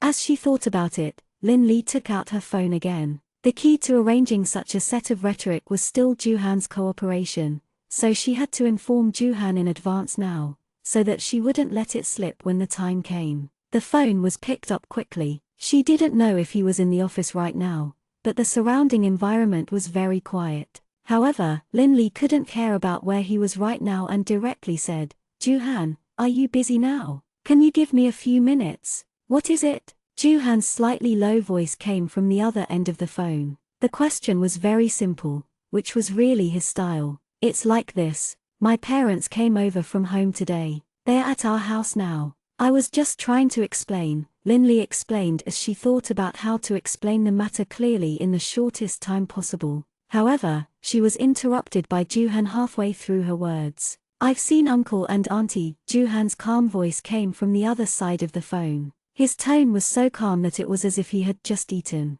It was so natural that it was a little unbelievable. However, Lin Li was so shocked by his calm words that she almost jumped up. She shouted in a sharp voice, "What did you just say?" Did she hear it wrong? Why did she feel like she had heard him say that he had seen his parents? But wasn't he in the office? How could they see it? "I just got home. You can come out." After Juhan finished speaking calmly, he didn't care about Lin Li's reaction and directly hung up the phone. Lin Li stared at her phone for a long time before she reacted. She immediately opened the door and rushed out. When she ran to the living room, she saw Juhan standing there with a briefcase. Xiao Bin was standing beside him. His parents, who were originally sitting, were also standing and looking at him in a daze. Their expressions were full of confusion. As if he heard the commotion, Juhan turned his head and looked over. His parents and Xiao Bin also looked over. The few of them looked at each other, and no one spoke first.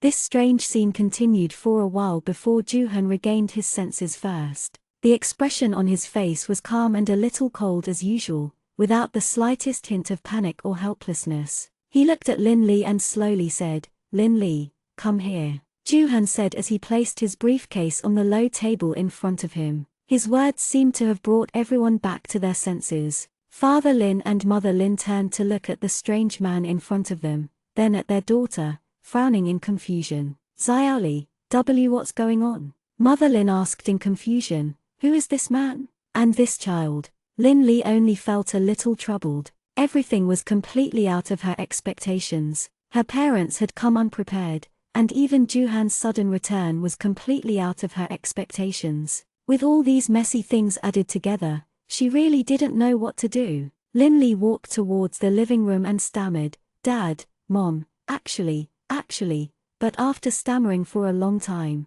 she still couldn't come up with a reason. She looked at Juhan helplessly for help, only to see Juhan's brows raised slightly. There was a faint smile on the corner of his mouth. That expression was completely like he was watching a show. Lin Li gritted her teeth and thought about how she should say it as she had just thought in the room. She closed her eyes, took a deep breath, and opened them again. She had already made up her mind. Looking at her parents, she said firmly, "Dad, Mom, it's actually like this, I'm actually Han." Lin Li was about to explain when the doorbell rang. Ding dong dong dong dong dong dong dong dong dong dongle. As soon as the doorbell rang, everyone in the room turned to look at the door. Joo-han looked in the direction of the door and frowned slightly. However, he just stood there without any intention of opening the door. Lin-Lee had been living here for more than 20 days and almost a month, but she had never encountered a situation where someone rang the doorbell. There wasn't even a courier.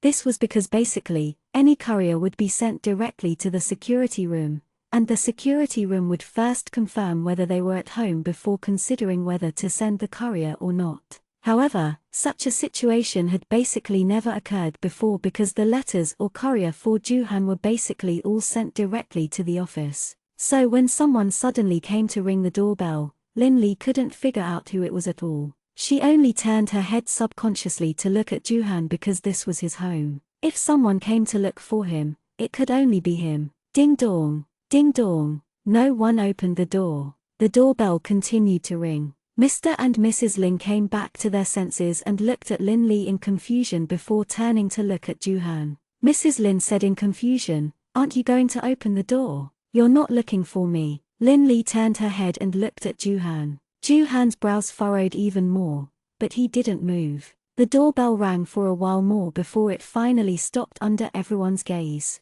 Perhaps the people outside thought that no one was home and left. After returning to her calm state, Lin-Lee wanted to continue explaining the topic that she hadn't finished explaining. She laughed dryly as she looked at her parents and said, just now, he was probably here to sell insurance. He was especially annoying. Let me explain to you." As she spoke, she pulled Joo Jiabin, who was standing next to Joo-han, over and touched his head. She looked up and was about to explain to her parents that this little guy was her student and had just returned from the United States. He wasn't good at Mandarin, so she would come over and ask him to learn Mandarin when she had spare time after work and on the weekends. However, just as he had prepared his explanation in his mind, he heard the door open from the outside with a bang. Someone at the door muttered, "Why aren't you home? Isn't it the weekend? Did they take Xiaobin out to play?" Hearing this, the group of people in the room all looked towards the door. When they saw who it was, Lin-Lee couldn't help but widen her eyes. She sighed in her heart. How could she explain this clearly? On the other hand, Joo-han, who was standing at the side, glanced at Lin-Lee's reaction from the corner of his eye. The faint smile on the corner of his mouth became obvious. From the side of his face, he looked very beautiful, and the person who opened the door and came in was no one else, much less the insurance advertisement that Lin-Lee mentioned. The person who came in was her legal mother-in-law, Joo-han's mother. Mother Joo seemed to feel the gazes directed at her. She closed the door, holding the old duck soup that she had made for the whole day and night, as well as the toy car that she had prepared for her grandson. He slowly raised his head and saw the person standing in the living room. He was stunned for a moment before he smiled and said, "They're all here. I rang the doorbell for a long time, but no one opened the door. I thought you guys went out with your children this weekend."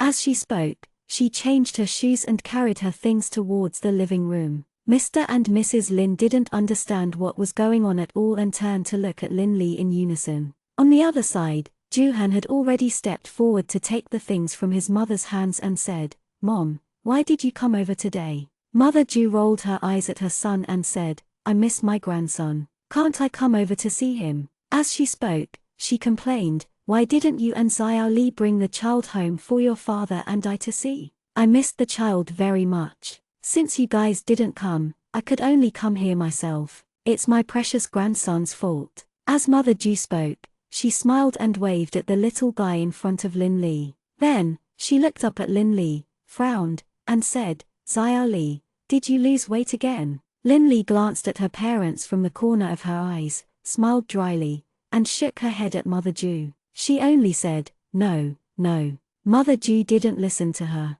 She just turned her head and scolded Joo-han. "How do you take care of others? You've taken care of your own wife like this." Joo-han glanced at Lin-Lee and reached out to touch his nose in embarrassment. "Joo-han, you have to know that Xiao Li's house is far away and her parents aren't around. If you don't dote on her and take care of her, how can you face your in-laws' parents who handed their precious daughter to you?" And Yingluo. Mother Joo wanted to continue scolding her son for not knowing how to take care of others and dote on his wife, but she was interrupted by Father Lin, who had finally caught the main point. Wait a minute, what in-laws, what wife? Father Lin interrupted Mother Ju's unfinished words with a puzzled look on his face. Then, he turned to look at Lin Li with a puzzled look. His face was a little serious as he said, Lin Li, what the hell is going on? You better explain it to me. Mother Ju then noticed Father Lin and Mother Lin who were standing at the side. She also turned to look at Juhan in confusion and asked,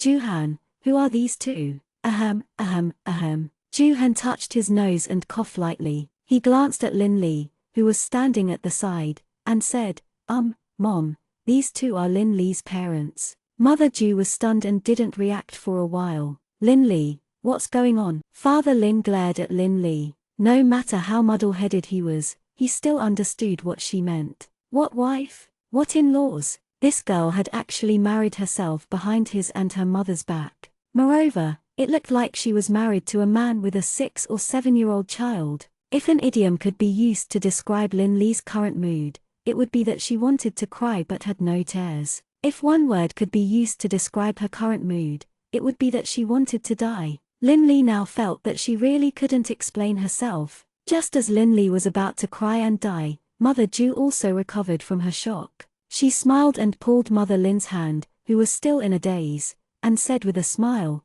In-law's mother, we're finally able to meet you and your in-law's father. Juhan's father and I have been looking for an opportunity to meet you, but Lin Li said that you were in your hometown. We should have gone over, but our old Ju has been too busy at work recently and can't leave. We thought that after old Ju is done with his work next month, we would let the young couple bring us to visit you. We didn't expect you to have already come. This is really great, really great. Mother Ju's words were very sincere, so sincere that Mother Lin didn't know how to react for a moment. She could only turn her head innocently to look at her husband, and then at her daughter. She was speechless for a while. All of these things happened too suddenly. Lin Li really couldn't react in time and things had turned out like this. She wasn't mentally prepared at all. She didn't even know what to do now, let alone how to explain things clearly. She could only turn her head helplessly and look at Juhan. Juhan looked at her pitiful look and tried to hold back his smile. He went forward and hugged his mother's shoulders to separate her hand from Mother Lin's. He smiled and said to her, Mom, Uncle and Auntie just came over. They haven't had time to sit down yet. Hearing this, Mother Ju quickly greeted Father Lin and Mother Lin and said, In-law Dad, in-law Mom, come sit down, come sit down. It's tiring to come all the way here by car. Upon hearing this, Lin Li could only smile dryly as she looked at her parents and followed Mother Ju's words. Mom, Dad, let's sit down. Now that things had developed to this point, it was probably impossible to explain it clearly. Father Lin glanced at her and sat down again. Mother Lin saw that Father Lin had sat down and naturally sat down as well. Looking at Father Lin and Mother Lin, and then at Lin Li, who was standing beside them, Mother Ju said apologetically, In-law Dad, in-law Mom, Juhan's dad and I have always wanted to have a meal with you guys. Juhan and Lin Li only got married and they didn't even hold a wedding ceremony. No matter what, it's our family's fault, so ran. Before Mother Ju could finish, Father Lin interrupted her and said in a heavy tone, What in-laws? What marriage certificate? What wedding? What's going on? What wedding? What in-laws? How could he not know about his daughter's wedding? Someone suddenly appeared and said that he was her in-law. What was this? Upon hearing this, Mother Ju was also stunned. She looked at Father Lin and Mother Lin in a daze, then turned to look at Juhan who was standing beside her. She asked in confusion, Han, what's going on? Did you misunderstand me? Don't call me that. I'm not your in-law. The more he thought about it, the angrier he got. He turned to glare at his daughter and said, Lin Li, tell me clearly, what wedding? When did you get married? She pointed at Mother Ju and said, Also, why did this person call us in-laws? Why didn't I know that I had in-laws? Why didn't I know that my daughter was married? The more he spoke, the angrier Father Lin got.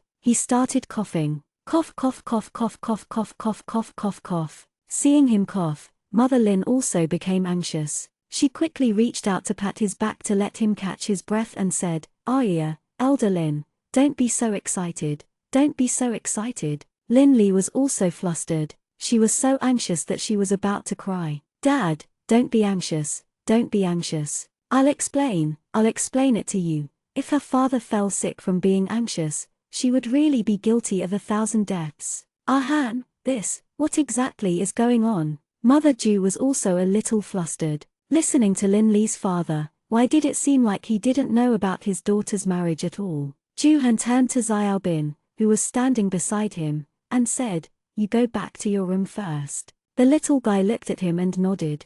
When he turned around to leave, he looked at Lin Li again. After Xiao Bin entered the room, Father Lin finally stopped coughing after drinking a few sips of water. However, he was still panting heavily, and Mother Lin kept caressing him. Upon seeing this, Mother Ju sat back on the sofa. After hearing Father Lin's words, she had roughly guessed it in her heart. When she sat back on the sofa, the expression on Mother Ju's face became a little serious. She looked at Ju-han and asked, "Ju-han, tell me, what's going on?" Her tone and demeanor had an indescribable sense of authority. Of course, this was due to the fact that she had accompanied Father Ju to various occasions for a long time. Upon hearing that, Father Lin and Mother Lin looked at Ju-han at the same time. They were also waiting for an explanation. Ju-han looked at Lin Li and finally touched his nose, coughed, and said, that I haven't had time to inform Uncle about my marriage with Lin Li, so Uncle and Auntie don't know about our marriage yet. Upon hearing this, Mother Ju reached out and patted the armrest of the sofa, saying sternly, "Nonsense. You guys are simply making a scene." 189 A True Love Confession. Nonsense, you guys are simply nonsense. Mother Ju reprimanded Ju-han seriously and said, "Marriage is such a big thing. How could you not inform your parents? Why did your parents raise you up? It's just to watch you get married and have children. You actually didn't let your parents know about your marriage. This is simply too absurd." Perhaps she was really a little angry. She changed her dignified image from the past and Mother Ju almost roared out. Lin Li was stunned and looked at Mother Ju. Mother Ju had been very good to her several times, and she could clearly feel her sincerity. This was the first time she saw her get angry. Not only was she afraid, but she was also a little shocked. Lin Li wasn't the only one who was shocked by Mother Ju. Even Father Lin and Mother Lin, who were sitting at the side, couldn't help but be stunned. It took a long time for them to come back to their senses. Since she had already said that, it would be too uncouth of them to argue with them. Father Lin coughed lightly and stood up from the sofa. He turned to glare at Lin Li and said, "Come with me." As he spoke, he turned around and walked towards Lin Li's room, but he suddenly stopped halfway. The reason was that he didn't know where Lin Li's room was. He turned his head and glared at Lin Li again. Lin Li understood and quickly went forward to lead the way, bringing Father Lin and Mother Lin to her room. After Father Lin, Mother Lin, and Lin Li left, only Ju-han and Mother Ju were left in the living room. Mother Ju still had the same expression as before, and when she became serious, she looked really scary. Ju-han touched his nose and scratched his head. He could avoid his mother's eyes. Mother Ju turned her head and looked at Lin Li's room door that was opened and closed again. Only then did her expression relax. She reached out and slapped her son's thigh, saying, "What have you done?" Ju-han coughed unnaturally. He opened his eyes and didn't look at his mother. How would he know that Lin Li didn't tell her family clearly about her marriage to him? Look, he only has one daughter, and he dotes on her like a treasure. You, on the other hand, kidnapped her without even saying a word. That's not right. Mother Ju could completely understand the feelings of Lin Li's parents now. This meant that she didn't have a daughter. If Lin Li was her daughter, she might faint from anger if they got married without even saying a word. Actually, this was the same as when Ju-han fell out with his family and brought Ling Lan to the US because of Ling Lan. For Ling Lan, Ju-han didn't even say goodbye and brought Ling Lan to the US overnight. After searching crazily at home for a month, he called to tell them that he was in the US. After that, he got married and had a child without telling his family. It was only 7 years later when he returned from the US that she found out that her grandson was already so old. Other people might not know about the bitterness he went through, but she understood it too well. Ju-han reached out and took the briefcase that was placed on the low table. He was about to take out the documents inside to take a look.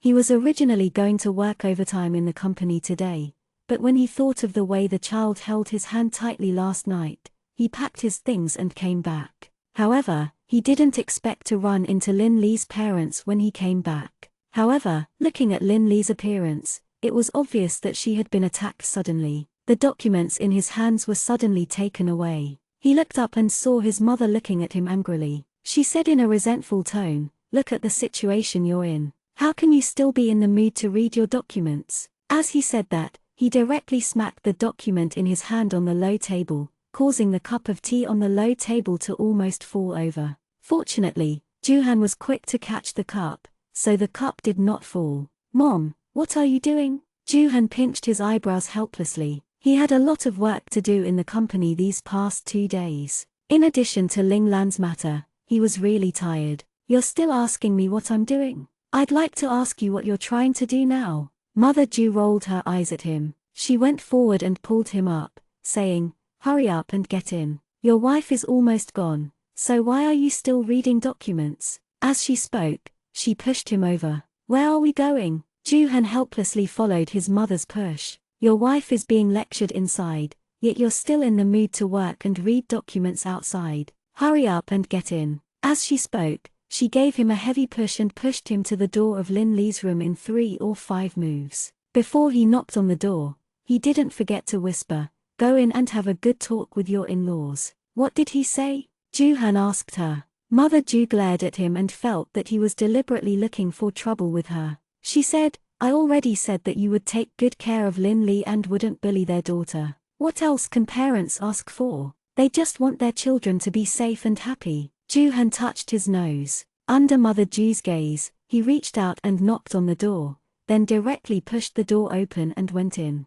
When Juhan pushed the door open and entered, everyone in the room was stunned and turned their heads to look at the door. Juhan cleared his throat and reached out to close the door behind him. Then, under the gaze of the 6 eyes in the room, he went straight to Lin Lee and reached out to pull Lin Lee's hand over, holding it tightly. Lin Lee looked at him in a daze, then lowered her head to look at the hand he was holding tightly. She couldn't react in time to what was going on. She subconsciously tried to break free from his grip, but she couldn't overcome his strength and couldn't break free. Father Lin and Mother Lin were also a little stunned by his sudden entry and looked at him fixedly. Ignoring Lin Lee's struggle, Juhan used a little strength to pull Lin Lee's entire body towards him. His hand went along with the flow and wrapped around her waist, locking her in place and not allowing her to move. Due to her height disadvantage, Lin Lee could only look up at Juhan and ask, "ZZH Juhan, W what are you doing, Yingluo?" As she said that, she wriggled and tried to break free from the man's embrace.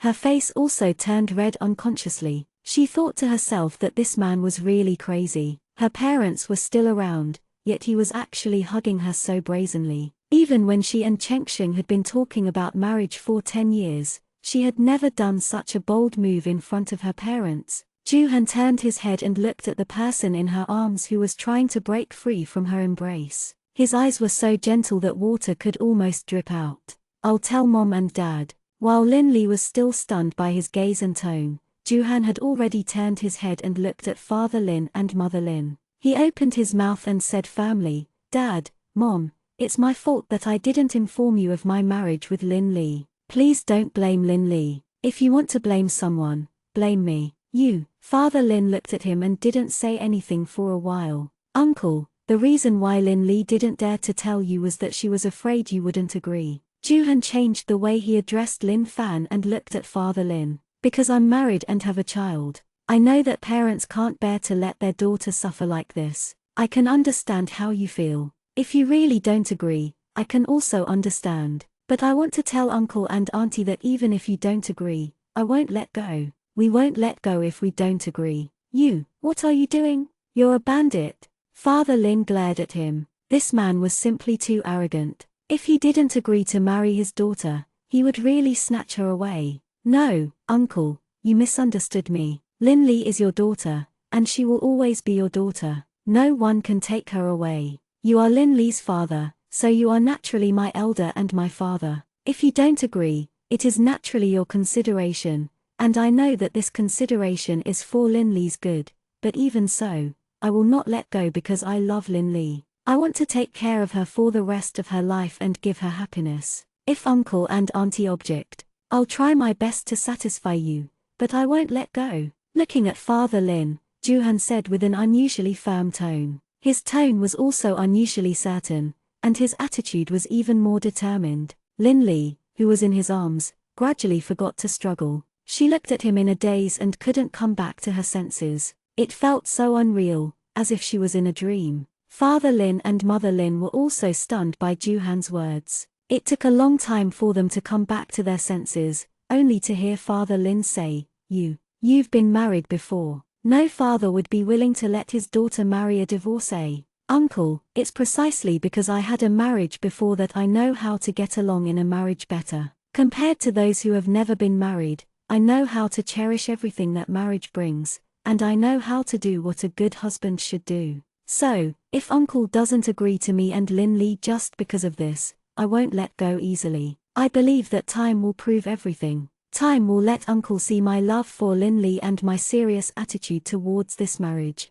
I'm sure Uncle will accept me. Juhan was very sincere. His attitude was also very sincere. Father Lin was silent in the room. He just stood there and looked at Juhan, as if he was thinking about what Juhan had just said. Lin Li didn't react to what was going on until Juhan finished speaking. She didn't understand why this man suddenly came to her father and said these strange words. Their marriage was obviously just a cooperation, and they were both taking what they needed. Just as the room was eerily silent, Lin Li's phone in her pocket rang. Lin Li came back to her senses and quickly took out her phone from her pocket. It was a call from Anran. She remembered that she had just delayed Anran, so she quickly picked up the phone and said, Anzi, is there any news? Lin Li, I'm sorry. Suya Cheng went to the countryside for an inspection, so I can't contact him for the time being. I probably have to wait for him to come back tonight. I was afraid that you would be anxious, so I called to tell you first.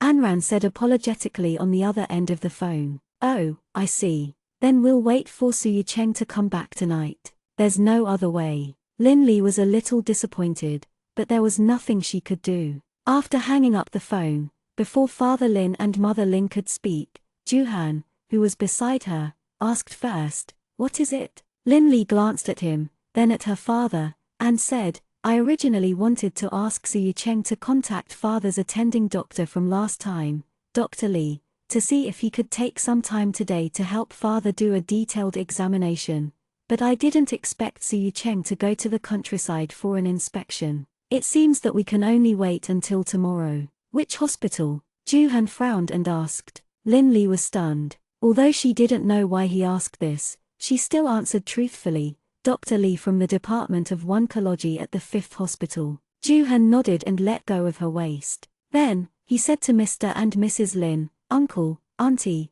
I'll go out and make a phone call first. Then, he opened the door and left. Only Father Lin, Mother Lin, and Lin Li were left in the room, looking at each other. After Juhan went out, he didn't make a phone call immediately. Instead, he looked for Mother Ju first. However, he couldn't find Mother Ju in the living room, so he thought of going to Zhao Xiaobin's room. Pushing the door open, his mother was indeed in Xiaobin's room. At this moment, she was holding Xiaobin's hand and looking at him, her eyes red from heartache. Juhan closed the door gently and stood behind his mother. He called out softly, Mom. Mother Ju turned her head, looked at him, and asked, Where did the child's hand injury come from? Juhan stared at the child for a while before he slowly said, Ling Lan did it. This cruel woman, I knew she wasn't a good person, Mother Ju said hatefully. She reached out and took the child into her arms. She gently stroked his back and said with heartache,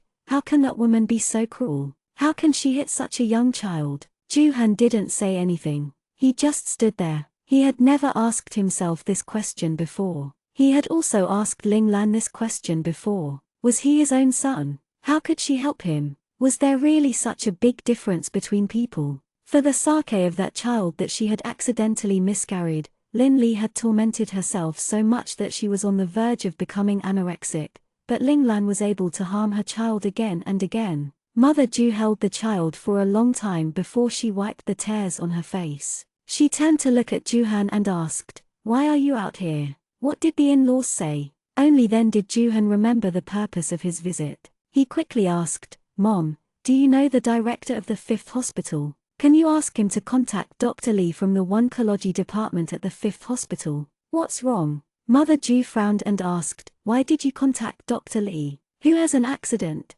Lin Lee's father used to be Dr. Lee's patient. He came to Jiangcheng this time to get a detailed examination, worried that his old illness would relapse. Ju Han said honestly, I have it.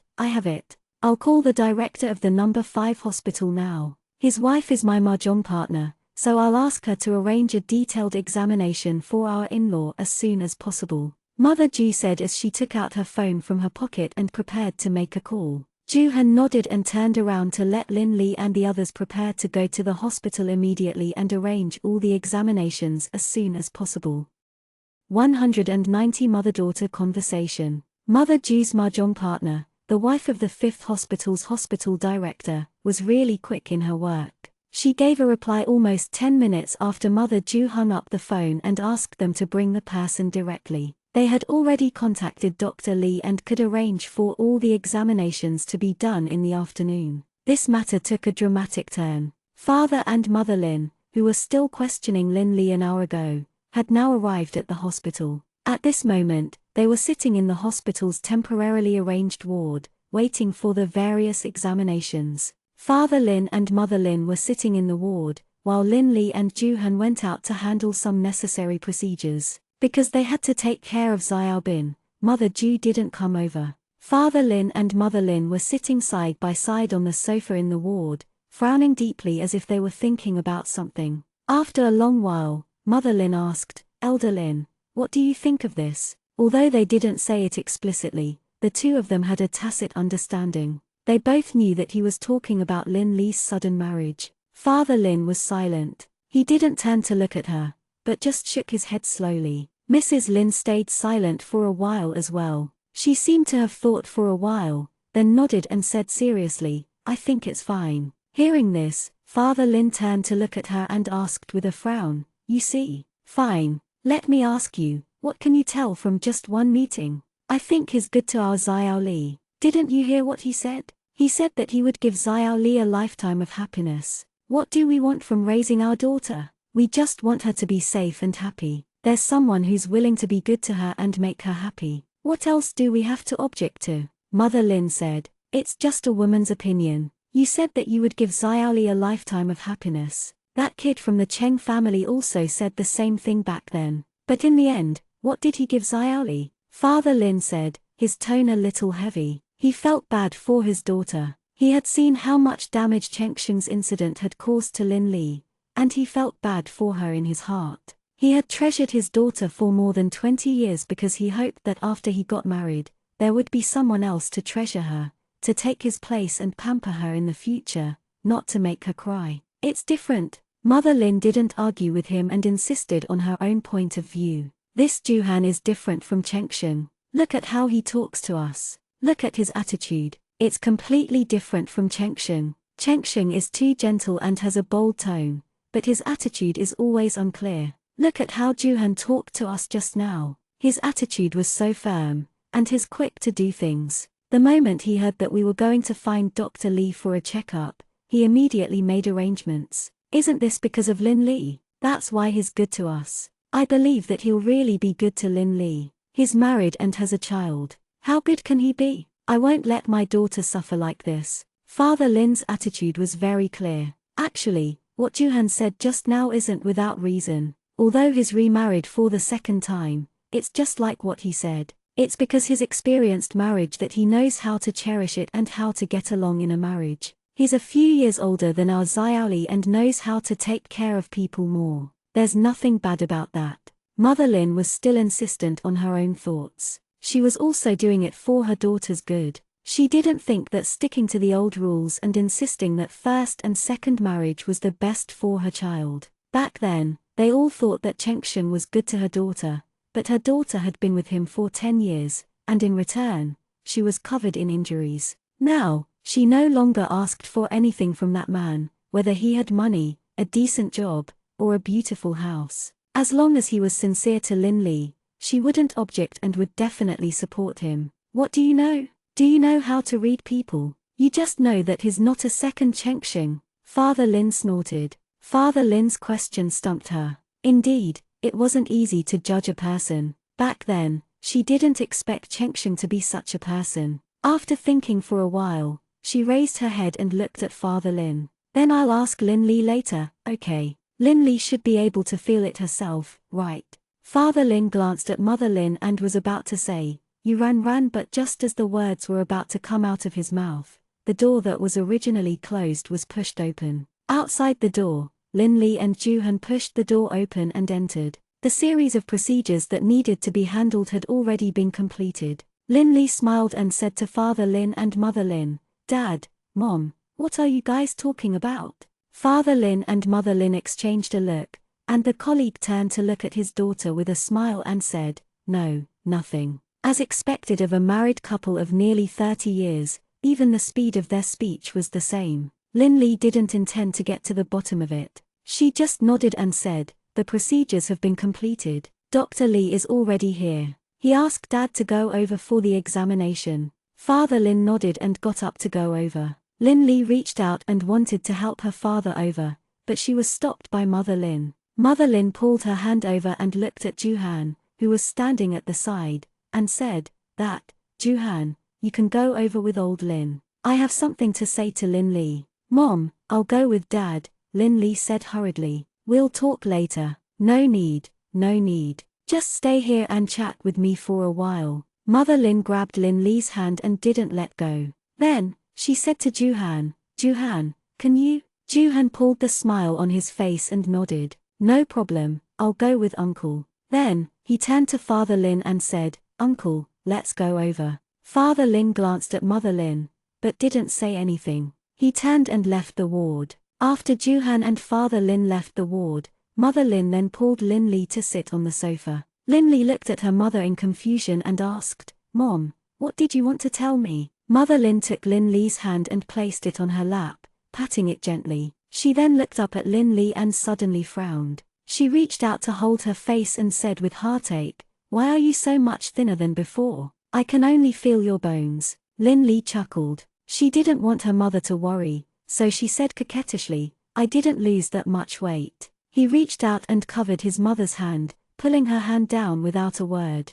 Mother Lin sighed softly. Sigh. Lin Li looked at her worriedly and said, "Is Mommy worried about Daddy?" "Don't worry, it might not be. Daddy will definitely be fine. Don't they say that the heavens will help the good? Don't worry." Looking at her, Mother Lin nodded and patted her hand gently. Then, she looked up at her and asked seriously, "Xiao Li, tell Mommy, why did you marry this man?" Lin Li was stunned. She couldn't react to how the topic had suddenly jumped to her. For a moment, she really didn't know how to answer. Mother Lin's expression slowly turned serious when she saw that she was silent. She looked at her and asked tentatively, "Don't tell me you married in a fit of pique." In fact, this was not impossible. Back then, she had been hurt so deeply by Chengsheng. After all, he was her daughter, and she could feel that he was passive and insecure. Lin Li quickly shook her head and explained, "No, Mom, don't think too much. I didn't give up on myself. I know what I'm doing. Don't worry, I will take responsibility for my life." "Really?" Mother Lin was still a little uncertain. She only had one daughter. Of course, she would be happy after washing. When she was like that last time, as her parents, they didn't feel much better than her. They were also very sad. Lin Li nodded her head vigorously. Yes, really. That's good. Mother Lin nodded, then held her hand and asked, "Does he treat you well? Does it hurt you?" Lin Li was stunned for a while before she realized that the he her mother was referring to was Juhan. She nodded awkwardly and said, He's good to me." In fact, if they were to really talk about their cooperative relationship, Juhan was indeed good to her. There was nothing that she was dissatisfied with their current position in their cooperation. Looking at the expression on her face, Mother Lin thought that she was embarrassed. The corners of her mouth curled up and she continued to ask, "What's his temper like? He won't lose his temper easily, right? Also, do you know what happened to his previous marriage? It can't be because of his temper or some other reason that it's bad, right?" Lin Li quickly shook her head and explained, No. His previous marriage wasn't his fault. It was his ex-wife's fault." Hearing this, Mother Lin finally let go of her new husband and nodded. "That's good." Then, He thought of something else and asked worriedly, "Does his family treat you well? Will his child reject you or something?" Thinking of Mother Ju's care and love for her, and Xiaobin's awkward little personality, she smiled gently and shook her head. "Everyone in the Ju family is very good to me. Xiaobin is a very obedient child, he won't be hostile to me. Really, they are all very good to me." Mother Lin looked at her seriously, as if she was trying to see if she was comforting herself so that she wouldn't worry. After a long time, she seemed to be sure that the smile on her face was genuine, and then she nodded in relief. "I'm relieved to hear what you said." Lin Li felt a little guilty and held her mother's hand tightly. She said apologetically, "Mom, I'm sorry, I'm already so old, but you still have to worry about me." Mother Lin glanced at her and smiled. "Silly, which parent doesn't worry about their child? No matter how old you are, when you have a child in the future, I'll still have to worry about you." Lin Li also laughed. She bent over and hugged her mother tightly, whispering in her ear, "Mom, thank you." Mother Lin chuckled as she patted her back. The two of them hugged like this for a long time. Just as Lin Li was about to get up and let go of her mother, she heard her mother whisper into her ear, "Lin Li, do you love this man?" Lin Li was stunned and didn't say anything for a long time. When she wanted to speak, Mother Lin had already let her go. Looking at her mother, Lin Li didn't want her to worry. She opened her mouth to explain, "Mom, it's Ran Ran." Mrs. Lin covered her mouth with a hand, looked at her and shook her head. "You don't have to tell me, just know it in your heart." 191 Father Lin's attitude. Lin Li deeply felt the convenience brought by the word relationship. The specialist consultation, which was originally scheduled for next Tuesday, had come out in less than a day. The good thing was that Father Lin's illness hadn't worsened. The recent coughing and other symptoms were only caused by the flu. As long as the cold was cured, the coughing would be fine, and there wouldn't be any other problems. When Dr. Li read the report and informed them of the situation, the happiest person was Lin Li. She hugged Father Lin tightly for a long time before letting go. Since there wasn't any major problem after the examination, there was naturally no need to be hospitalized. Therefore, after leaving the hospital, Juhan drove his parents-in-law and Lin Li home directly. When they arrived home, Mother Ju had not left yet. She was sitting on the sofa in the living room with Xiaobin and writing. When she saw them coming back, she quickly came forward and asked with concern, "Is my in-law's father all right?" Thinking of Mother Ju's concern and enthusiasm, Father Lin seemed a little cold and awkward. Mother Lin was more natural than Father Lin. She only smiled and said to Mother Ju, "The test results say that there's no problem. It's just a cold. She'll be fine after she recuperates." As she spoke, she sincerely looked at Mother Ju and said, "Thank you so much for today. If you didn't help us contact them, we would have been worried for another 2 days." Mother Ju went forward and directly pulled Mother Lin's hand, saying, "What's the point of saying all this? We'll be a family in the future. How can you distinguish between family members?" Mother Lin just smiled and didn't answer. She turned to look at Father Lin, who was standing at the side, only to see him turn his head away a little awkwardly. Seeing this, Mother Ju said, "In-law Mom, in-law Dad, it's rare for you to come over today. This time, you should stay in Jiangcheng for a few more days. Let Lin Li accompany you." Mother Lin smiled and nodded. Although she didn't know what Juhan was like, she felt that this in-law was quite good. She was different from the rich lady from Chengsheng's family. At least she didn't look down on others. Mother Ju raised her hand to look at the time, then looked up at Mother Lin apologetically and said, "I wanted to spend more time with you and chat with you, but it's getting late and old Ju doesn't know that you're coming over today. He should be back from work soon and I have to go home to cook, so I can't spend more time with you. I'm really sorry." It's fine, Mother Lin said politely. Mother Ju smiled and nodded. She thought of something and said, "After all, Juhan and Lin Li are already married now. Old Ju and I originally wanted to take time to visit our in-laws, but now that our in-laws are here, it's convenient for old Ju and me. In-laws, why don't we have a meal together tomorrow night? What do you think?" Hearing this, Mother Lin didn't reply. She turned to look at Father Lin. In the Lin family, Mother Lin made all the small decisions,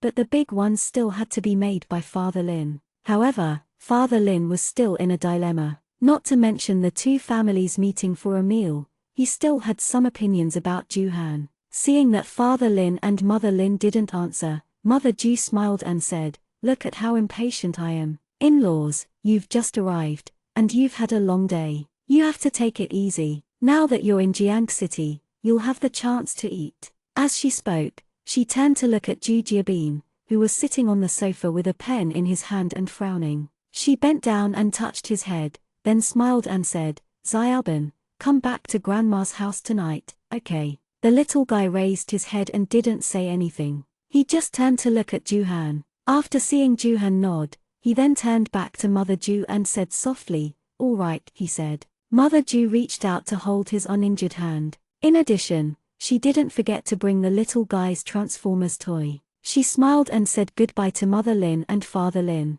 She also didn't forget to remind Lin Li to pay attention to her diet in the future when her stomach wasn't good. Finally, she asked Juhan to send them back to the institution's compound. After Juhan and the others left, only Lin Li and her family were left in the house. Mother Lin and Father Lin were sitting on the sofa while Lin Li went to the kitchen to pour 2 cups of tea. After taking the tea from Lin Li, Father Lin raised his hand and motioned for her to sit down. Lin Li sat down on the sofa opposite them. Because she felt a little guilty, she also felt a little uneasy. No matter how she sat, she felt a little awkward. She was afraid that she wouldn't be able to answer her parents' questions. Father Lin turned to look at Mother Lin, took a sip of tea, and looked at Lin Li. Then, he slowly asked, "Lin Li, tell me the truth. Did you marry him because you were angry?" Almost without thinking, Lin Li subconsciously shook her head. She looked at her father and said seriously, "No, I'm not." Although she no longer believed in love after her relationship with Chengxian, this had nothing to do with Juhan. She had seriously considered it before. Although her considerations were very formal, it didn't mean that she got married in a fit of pique. She treated marriage as a job, but this didn't mean that she could accept any job. It was only after serious consideration that she felt that this job was something that she could take on and was suitable for herself. That was why they agreed to sign the cooperation contract. Even though their marriage wasn't for a simple reason, it didn't mean that she wasn't serious. "How long have you known him? Aren't you afraid that you'll regret your hasty marriage?" Father Lin continued to ask. Lin Li shook her head and looked at her father, saying, "Although I haven't known him for long, I can tell that he's a good person. Although he's usually cold and unsmiling, he'll use his own way to care and comfort me. Although I don't know if I'll regret my decision in the future, at least I don't regret marrying him." She didn't know what kind of person Juhan was in the past, but after getting along with him for this period of time, she could feel that there was a delicate and considerate heart under his cold appearance. Although their relationship was very formulaic and she wasn't smart, she wasn't too stupid either. She could still hear the words of concern he said for her, even though those words were a little cold and emotionless. If she were to be asked if she had any regrets about this sudden marriage, she knew that her answer would definitely be no. Father Lin looked at her. Seeing how certain she was, he felt a little comforted. Actually, what could parents ask for? Their children's greatest wish was for them to live well. It didn't really mean what kind of person could be worthy of his daughter. If there was really a matter of whether they were worthy or not, then he felt that no matter how good a man in the world was, he might not be worthy of his daughter. This was because no matter how bad a child was in the eyes of parents, they were still the best. As a father, he just didn't want his daughter to make the wrong decision in a moment of rashness and anger. If that happened, it would affect her own happiness. Since she was so certain, what could he object to? After a long while, Father Lin sighed and said to her, "As long as he's good to you and you don't regret it, then your mother and I have nothing to say. The future is your own. It's up to you to choose how you want to live and how you want to go. If you don't regret it and think that this man can spend the rest of your life with you, then you can continue moving forward. We won't stop you. We can only support you." "Dad," Lin Li looked at her father, and her eyes suddenly became a little wet for no reason. She had always known that her parents loved her. Their love was very obvious, and she had always been able to feel it clearly since she was young. She wanted to cry only because she felt a little guilty and reproached herself. She felt guilty that she had not been filial to them and blamed herself for making them worry about her until now. She felt that she should not have done that. Mom and Dad just want you to live well and not get hurt. We're more hurt than you are because you're hurt. Father Lin looked at him, the corners of his mouth gradually lifting into a smile. Mom and Dad are old. We don't ask you to repay us. As long as you're well and happy, that's the best repayment for us, understand? Lin Li nodded, and the tears in her eyes finally fell uncontrollably. With a thick nasal voice, she replied, I'm sorry, Mom and Dad. I always make you worry. As she said that, her tears fell even more violently. Mother Lin looked at her husband with a smile on her face. She got up and sat next to Lin Li, pulling her into her arms. She reached out to wipe away the tears that she didn't even know when they had fallen. Silly girl, you're already so big and you're still crying. Aren't you ashamed? Lin Li shook her head and reached out to wipe her face. She looked at her mother, then turned to look at her father, her tears turning into a smile. Looking at his daughter, a smile slowly appeared on Father Lin's stern face. He sighed silently in his heart. This time, his daughter was really going to become someone else's wife. After a long while, Father Lin slowly opened his mouth and said, when Juhan comes back, tell him to ask his parents out for a meal tomorrow. Hearing this, Lin Li was stunned for a while. She turned to look at him and softly said, Dad, if you don't want to, we can. You and Juhan are already husband and wife. Even if we don't hold a wedding, it's still necessary for our two families to meet. Looking at her, Father Lin said jokingly, at least I have to let the Ju family know that we have people on our side. They can forget about bullying my daughter. Pfft, Lin Li chuckled, her face still streaked with tears. She didn't want her parents to worry, so she blushed and said, they're very good to me, they won't bully me. The Ju family was really good to her and didn't make things difficult for her at all. Mother Ju even treated her as her own daughter. Even if she wasn't by her side at the moment, she could still feel her mother's warmth. When Lin Li said that, Father Lin smiled and turned to look at Mother Lin. You see, you're already protecting them and can't bear for me to say a bad word. Hearing Father Lin say this, Lin Li's face turned even redder. She pouted and said, I didn't. Mother Lin also smiled and reached out to stroke Lin Li's head. She said with relief, that's good. This shows that the Ju family is really good to my daughter. Father Lin nodded with a smile and didn't say anything more. 192 His gentleness. When Juhan sent his mother back, Lin Li and the rest were still chatting in the living room. However, the expressions on their faces were no longer as serious as they were in the morning. They were now talking and laughing. Lin Li turned her head when she heard the voice and happened to meet Juhan's eyes, who was standing at the door. The two of them looked at each other for a while. Lin Li opened her eyes a little awkwardly, and her face inexplicably became a little hot. Mother Lin also saw Juhan standing at the door. She smiled and said to Juhan, Juhan's back. Did you send your mother back? Juhan nodded his head. His usually cold face now had an extremely natural smile on it. He walked towards Mother Lin and said, yes, I've already sent my mother home. As he said this, he naturally stood beside Lin Li and called out to Father Lin, Uncle. Father Lin was still a little embarrassed. He only nodded and didn't say anything. Mother Lin thought of something and asked,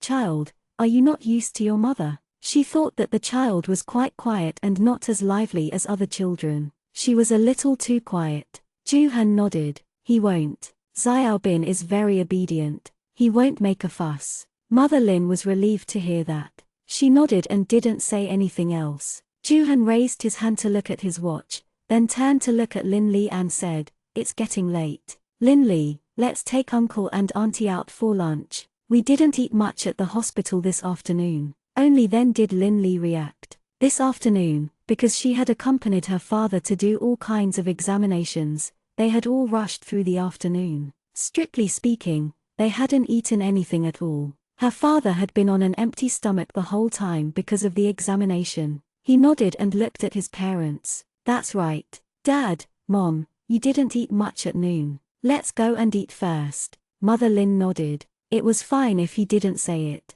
They didn't feel anything while chatting, but now that he mentioned it, she was really a little hungry. She looked at Juhan and smiled. Don't go out to eat. It's too troublesome. We'll just make something to eat at home. Then, he turned to look at Lin Li and asked, what do you have at home? I'll make it for you. Lin Li laughed dryly and touched her nose. I wanted to buy it this morning, but I received your call just as I was about to leave, so I didn't manage to buy it. Juhan chuckled and reached out to touch Lin Li's head. He didn't even notice his actions. He only looked at Father Lin and Mother Lin and said, Uncle, Auntie, there's a pretty good Chinese restaurant nearby. Let's go and try it together. Mother Lin smiled at the two of them and turned to ask Father Lin, Elder Lin, go on. Father Lin's mouth twitched. He nodded and said, all right, he said. After making the decision, they got up and prepared to go downstairs together. Because they had to get their car, Juhan and Lin Li walked in front,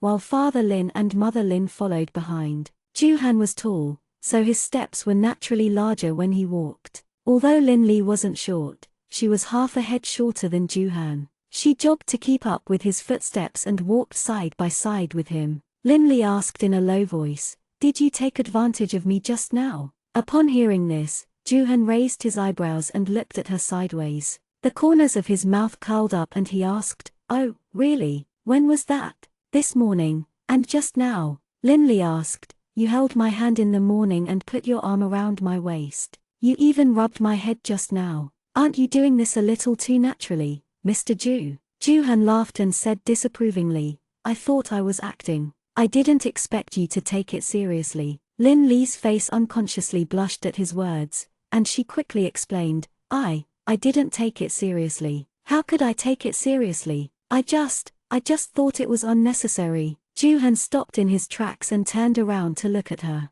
Lin Li also stopped and looked at him strangely, not quite understanding what he was trying to do. She asked, what are you doing? Why did you stop? Juhan's eyes swept over Father Lin and Mother Lin, who were walking behind him. Then, he bent over and whispered in Lin Li's ear, do you think we'll let outsiders see that we're very close? Lin Li was at a loss for words and couldn't answer for a moment. He was too close and he could clearly feel his breath blowing into her ears. The warm and ticklish feeling made her face heat up. Without looking at the mirror, Lin Li knew that her face must be red at this moment. She subconsciously reached out to push him away, but her hand was held by Juhan. She only heard Juhan say in his ear, I don't like to make simple things too complicated. It's a waste of time for me to wait for you to think of the lines and plot before arranging how to cooperate with you. You just don't want your parents to worry, right? Then we'll just make it more realistic. Won't your parents be more at ease this way?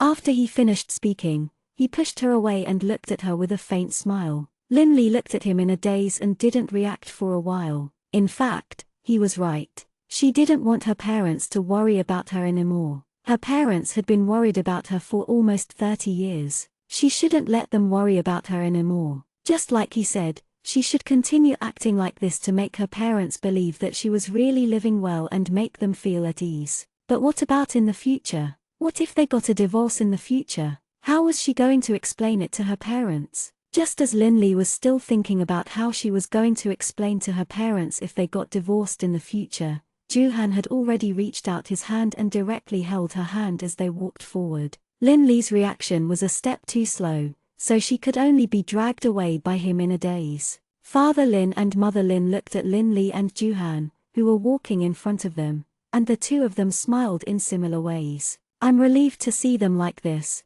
Mother Lin sighed softly. Her tone was relaxed. Father Lin didn't say anything. The smile on his face showed that he agreed with his wife's words. He nodded and continued to walk. The Chinese restaurant that Juhan mentioned was actually a hotel with a 4-star standard and above. It had the ability to host banquets on its own. Juhan parked the car in the parking space in front of the hotel and turned off the engine. He turned to Father Lin and Mother Lin and said, Uncle, Auntie, we've arrived. Father Lin looked at the hotel outside the car window and stammered, This doesn't look like a normal Chinese restaurant. My client Pei came here before. The food here is really good, so I've been wanting to come back and try it again. I have the opportunity today, Juhan said with a faint smile. The few of them got out of the car. When they reached the entrance of the hotel, Father Lin and Mother Lin were in a daze again. It could be seen that the expenses here were definitely not low.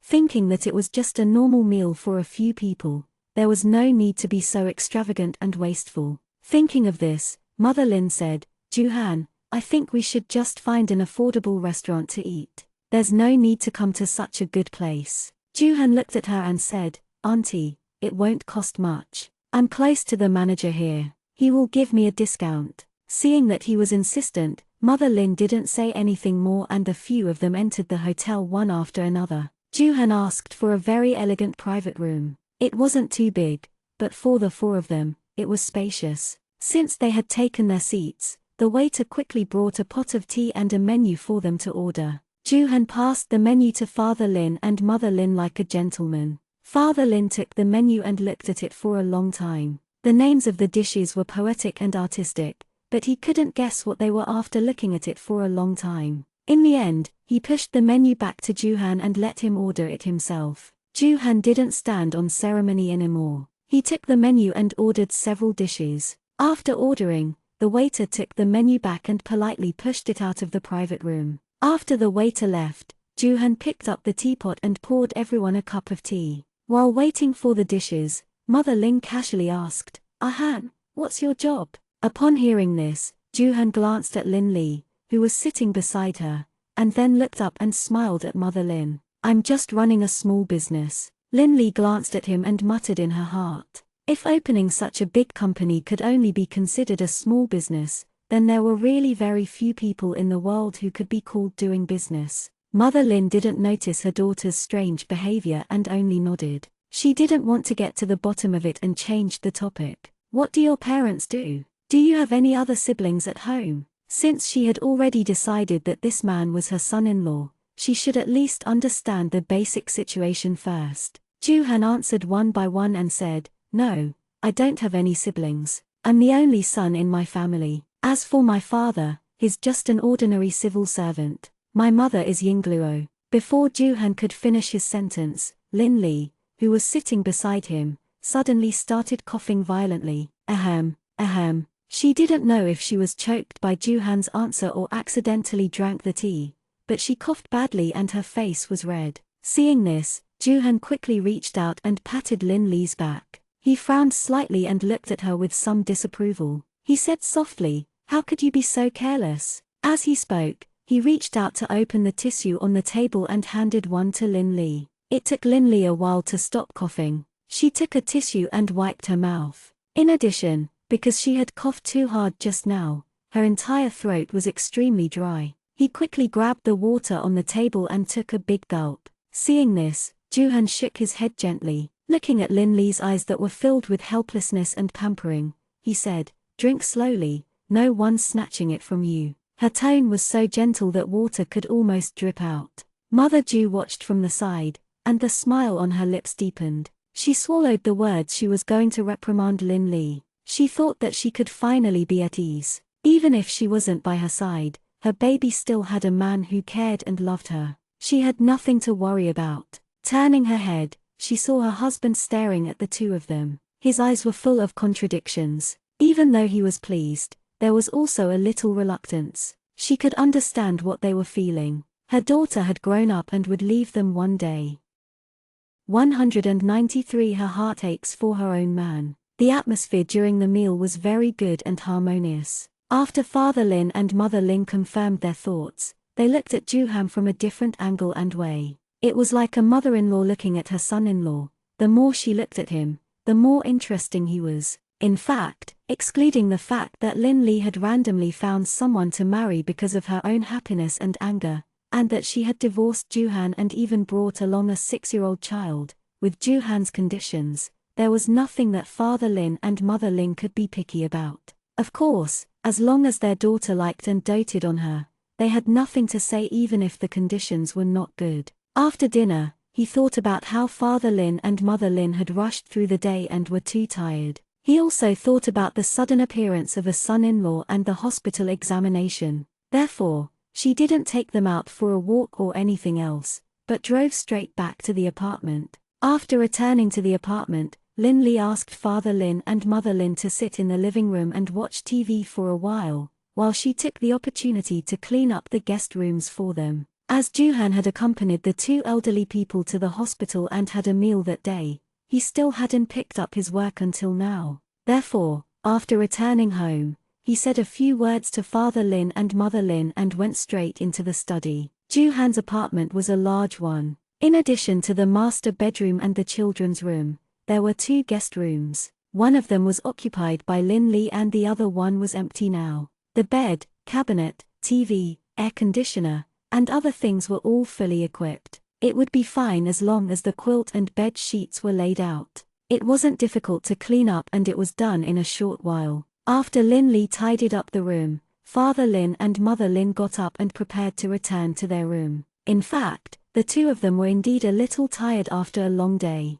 Lin Li led her parents into the guest room, but Mother Lin stopped in her tracks at the door. Lin Li turned her head and asked in confusion, "What's wrong?" Mother Lin looked in the direction of the study and asked Lin Li, "Is this Joo-han very busy in the company? Why do you have to work overtime on weekends? He's the boss of the company. If he wants to do the company well, he'll naturally be busier than the average person." Lin Li replied. Mother Lin frowned and asked, "Does it have to be very late every day?" Lin Li thought for a moment and nodded. "Yeah, the company is quite busy." Mrs. Lin furrowed her brows even more and murmured in a low voice, "How can that body take it?" Lin Li didn't say anything. There was only a faint smile at the corner of her mouth. Her mother was like this. She always had an endless heart to worry about. She was worried about this and that. Lin Li put her arm around her mother's shoulder and half pushed her into the room. She whispered in her ear, "Mom, don't worry, he's so strong.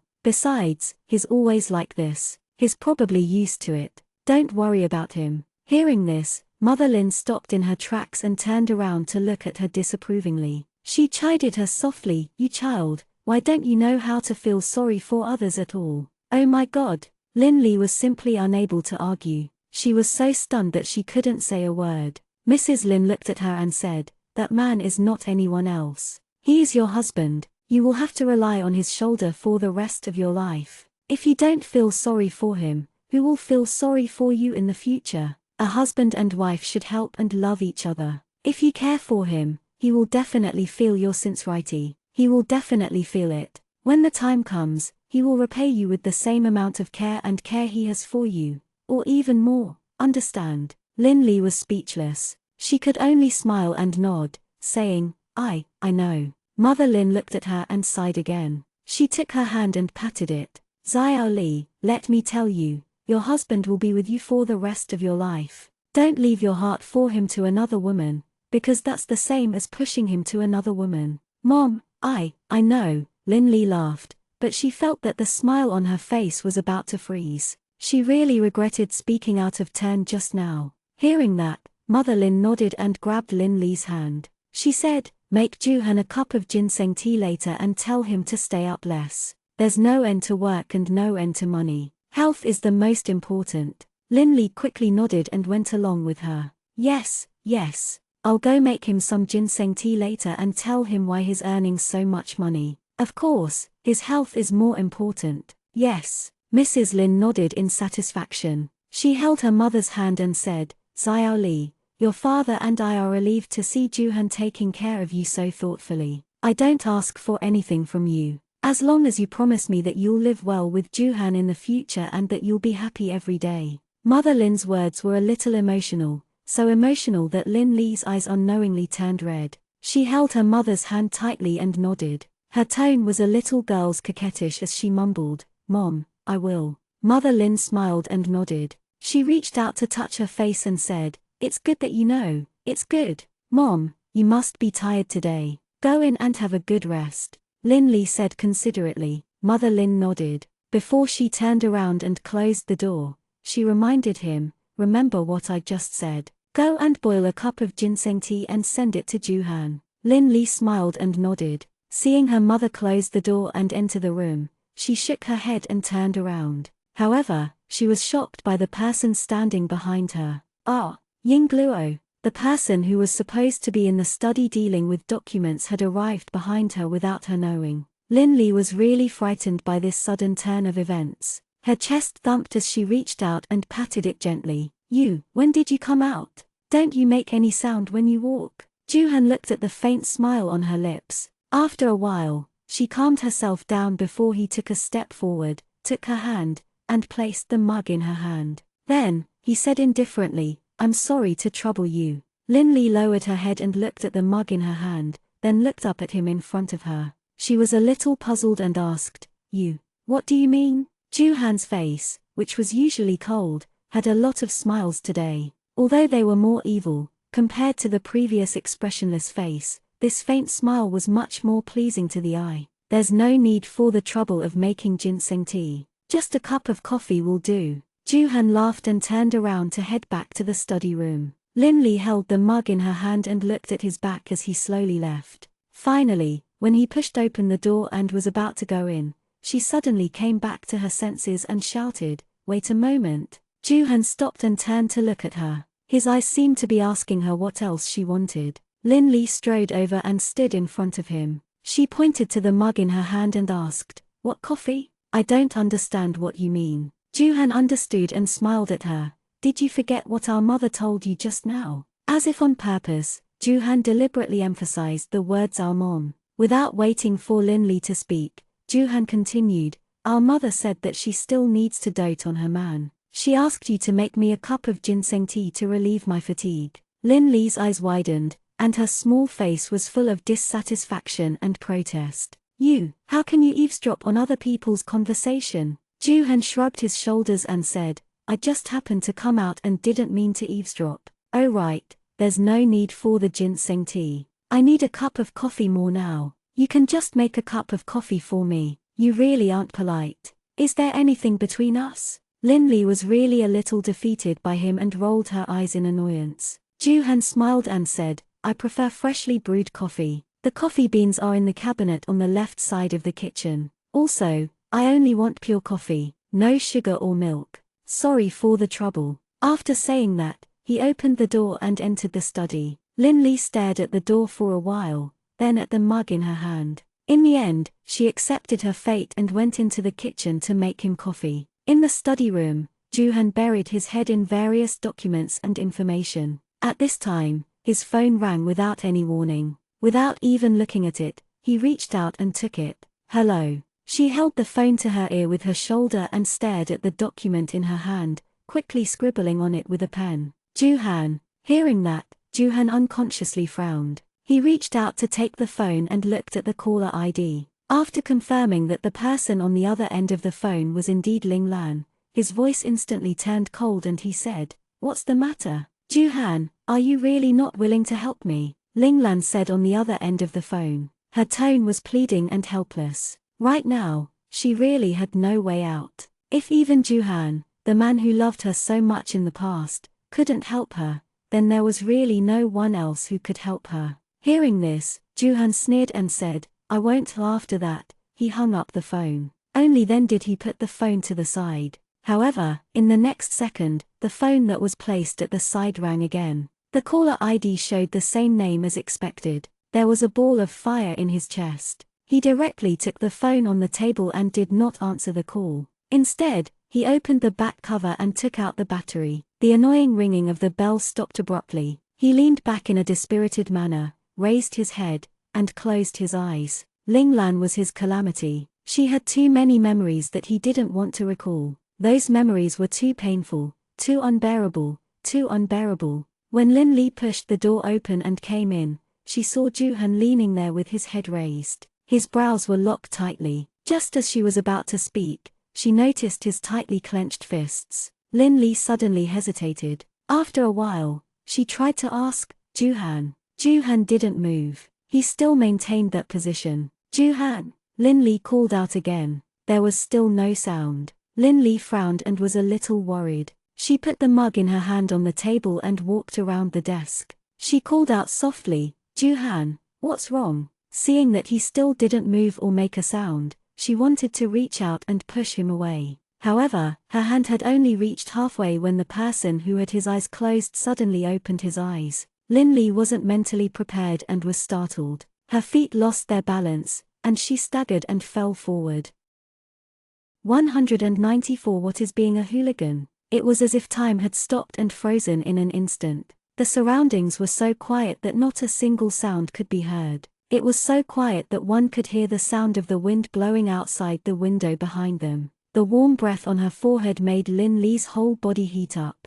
Only then did she snap back to her senses and hurriedly tried to stand up, but what her hand touched made Linley stunned. She slowly lowered her head and saw where her hand was supporting. She was dumbfounded for more than a second, and when she came to her senses, her whole body suddenly burst red. Linley shouted in her heart, "Oh my God, where was her hand?" Compared to the heat just now, at this moment, Linley felt as if she could be roasted. The temperature of her entire body seemed to be so high that if a raw egg was hit on her body, she would instantly fry it into a poached egg. Linley only felt that her entire body was frozen. She didn't dare to move at all. In fact, she didn't even seem to be breathing, let alone moving. She held her breath, and her small face was flushed red. "Still not getting ready?" Juhan's cold and emotionless voice came from above her head. Only then did Linley come back to her senses in shock. She hurriedly pulled back her hand and pressed down hard on the place under her hand in a hurry, using the force to stand up. On this side, Linley had not even stood up properly when she heard Juhan beside her take a deep breath and curse in a low voice. "Damn it." Upon hearing this, Linley turned her head and looked over. Before she could even see what was going on, her hand was suddenly pulled by someone and she fell back into Juhan's arms. However, it was different this time. She was half lying down earlier, but now she was sitting. Her posture was naturally more comfortable this time, but when it came to awkwardness, it wasn't much better than before. In fact, it was even more awkward than before. Linley wasn't a 17 or 18-year-old girl with no experience. At this moment, she didn't need to look down to know what the foreign object under her butt was. She only felt that her face was burning even more, and the scorching temperature was almost enough to melt her. Juhan's eyes stared at the woman in his arms. His eyes seemed to be burning with fire. Linley swallowed her saliva a little dryly. She was so nervous that she couldn't say a word. The thing under her body was so hot that she twisted her body and wanted to get up, but her waist was tightly held by someone. Juhan looked at her and said through gritted teeth, "If you dare to move again, try it. I can't guarantee what I'll do." That deep and hoarse voice revealed suppressed lust. Linley really didn't dare to move. She looked at him and didn't even dare to breathe, let alone swallow her saliva. She was deeply afraid that she would get burned. Seeing that she really didn't dare to move in his arms, Juhan leaned over and buried his head in her shoulder. He let go of her waist, but he clenched his fists tightly and tried to suppress the desire in his heart. After a while, Linley felt that she couldn't breathe anymore and was about to suffocate to death. Juhan's low and hoarse voice sounded in her ear. "Open your mouth and breathe." Only then did Linley realize that she had been so nervous that she had forgotten to breathe. She hurriedly took 2 deep breaths, and then her consciousness and rationality returned in an instant. Without caring about anything else, she pushed him away with a red face and stood up. After getting up, he quickly stepped aside and pointed at Juhan, who was still sitting on the swivel chair. After what had happened just now, he still couldn't calm down completely. The finger he pointed at Juhan was trembling slightly. Now, he was a little angry from embarrassment. He pointed at him and said, You're obscene." Juhan looked at her fixedly, his eyes as deep as a deep pool, so deep that you couldn't see the bottom. Linley was a little flustered by his gaze, but her unyielding personality made her force herself to say, You're despicable and shameless. You're too shameless." As she spoke, she remembered that she had just sat on top of him, and her face turned even redder. Juhan curled his lips, and the smile on his lips made Linley feel a little scared. She secretly regretted it in her heart and subconsciously took a few steps back. Juhan stood up and stared straight at Linley. He walked up to her and the smile on his face was even deeper than before. Linley swallowed her saliva and nervously asked, What do you want to do? Didn't you say that I'm perverted, despicable, shameless, and shameless?" Juhan asked word by word, and the smile on his face looked a little strange. I was," Linley said as she took another step back. "Is that so?" Juhan smiled and stood in front of her. Linley had a very bad feeling. She felt that if she continued to stay in this room, something would definitely happen, and it would definitely not be a good thing. Thinking of this, he quickly made a decision in his heart and quickly said, It's getting late. I'm going to bed. Good night." With that said, he turned around and wanted to leave. However, as she walked away, her hand was pulled by someone. Juhan held her hand as she walked away. Linley laughed dryly and turned her head to look at him. The smile on her face was uglier than crying, and she said in a trembling voice, what are you doing? The devilish smile on Juhan's lips didn't diminish. He reached out and turned her body around, saying, I just want to prove that what you just said is wrong. Eh? Linley was stunned. She didn't quite understand what he meant and asked, before he could say the words, what do you mean by AO? He was directly blocked in his mouth. Juhan cupped her face and kissed her deeply. Because it was too sudden, Linley didn't react at all. Hence, her slightly opened lips allowed Juhan's moving tongue to enter. His tongue overbearingly swept all the sweetness in her mouth. Linley didn't react for a long time. Her eyes were wide open, and she didn't know how to resist at all. Juhan couldn't help but want to laugh when he saw her like this. He pressed his lips against hers and muttered, close your eyes. The voice was so gentle that even he was surprised. Linley was in a daze and completely didn't know what was going on. Hearing this, she obediently closed her eyes. It was a very comfortable thing to kiss her. Juhan followed his heart and slowly closed his eyes. He slowly forgot the frustration and depression in his heart before. He held her face and kissed her deeper. After an unknown period of time, Linley suddenly opened her eyes as if she had just woken up from a dream. She saw the enlarged face in front of her and felt humiliated. The anger in her heart burned and she pushed Juhan away. She glared at him with hatred. Her eyes were so sharp that they could eat people up.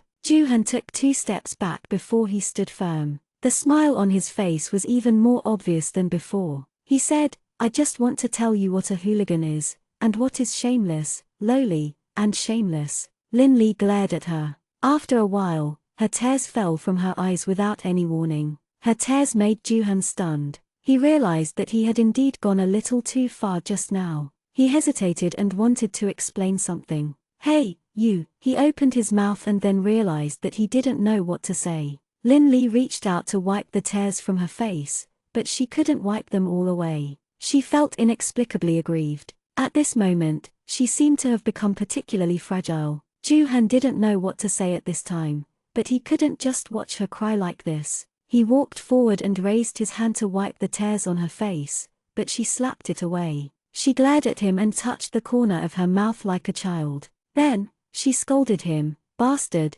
Then, he turned around and left the study. Juhan was stunned on the spot for a while. Then, he couldn't help but laugh out loud. He reached out to touch his lips and shook his head with a smile. Then, he turned around and returned to the swivel chair behind the desk. When he reached for the documents on the table that he had just finished reading, he caught a glimpse of the coffee she had just brought in. White smoke was still rising in spirals, and the air was mixed with the faint aroma of coffee. He reached out for the cup and took a sip. The temperature was just right because it had been left there for a while. However, the bitter taste of today's coffee now had a faint sweetness to it. Such a feeling made Juhan frown. He held the coffee and looked at it carefully for a while. He took another sip and confirmed that the taste this time was the bitter taste of coffee. Only then did he relax his brows and take the document again to read it. In the room, Linley grabbed the pillow and sat at the head of the bed. She slapped the pillow in her hand in a fit of pique and muttered softly, bastard, big bastard, despicable, shameless, and obscene big bastard. She recalled everything that had happened in the study room. At that time, she could even clearly feel the heat coming from the thing under her butt through her clothes. The scorching heat could almost burn people. As she thought about it, Linley's face turned red again, and the anger on her little face rose a lot. She cursed in a low voice, obscene and shameless. Then, he slapped the pillow even harder, as if he was hitting the pillow like it was Juhan. The more she thought about it, the more she couldn't vent her anger. However, this act of hitting the pillow was too childish. In the end, Linley took the pillow and stared at it for a long time. Then, she placed the pillow at the head of the bed, leaned back, and directly closed her eyes and fell asleep on the pillow that had been deformed by her. The next day, Linley was woken up by the sun outside. She woke up in a daze, and the light in the room made her a little uncomfortable. She raised her hand to block her forehead for a while before she slowly got used to the brightness in the room.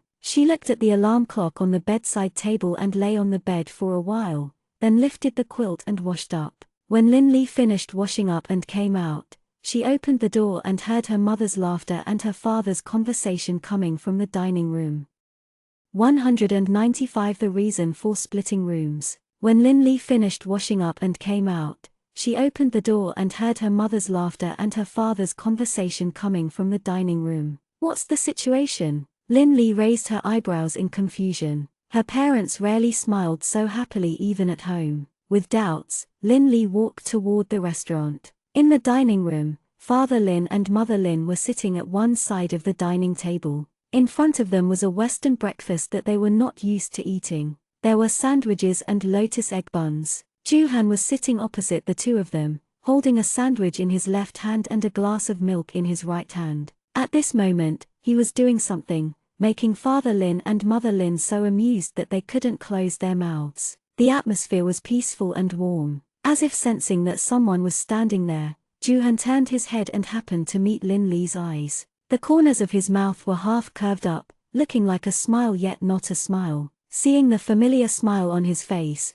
Linley immediately thought of the unpleasant memory of last night. Her ears unconsciously heated up, and she glared at him and turned her head away, not looking at him. Mother Lin, who was sitting opposite Juhan, seemed to have noticed something. She followed Juhan's gaze and turned her head. Only then did she realize that Linley was standing at the door of the dining room and living room behind her. She smiled and said to her daughter, "Linley, you're up. Come and have breakfast. Juhan made it himself early in the morning. It's not bad." Linley raised her eyebrows and looked at the sandwiches and fried lotus egg on their plates. They looked pretty good. She was a little surprised that Juhan actually knew how to cook noodles, and the sandwiches were also made quite well. Juhan also spoke at this moment. "Come and sit down. I'll heat your portion in the microwave." He put down the sandwich and milk and went into the kitchen. Looking at the transparent glass that separated the kitchen and dining room, Juhan was pouring a glass of fresh milk and heating it in the microwave with the sandwich he had made earlier.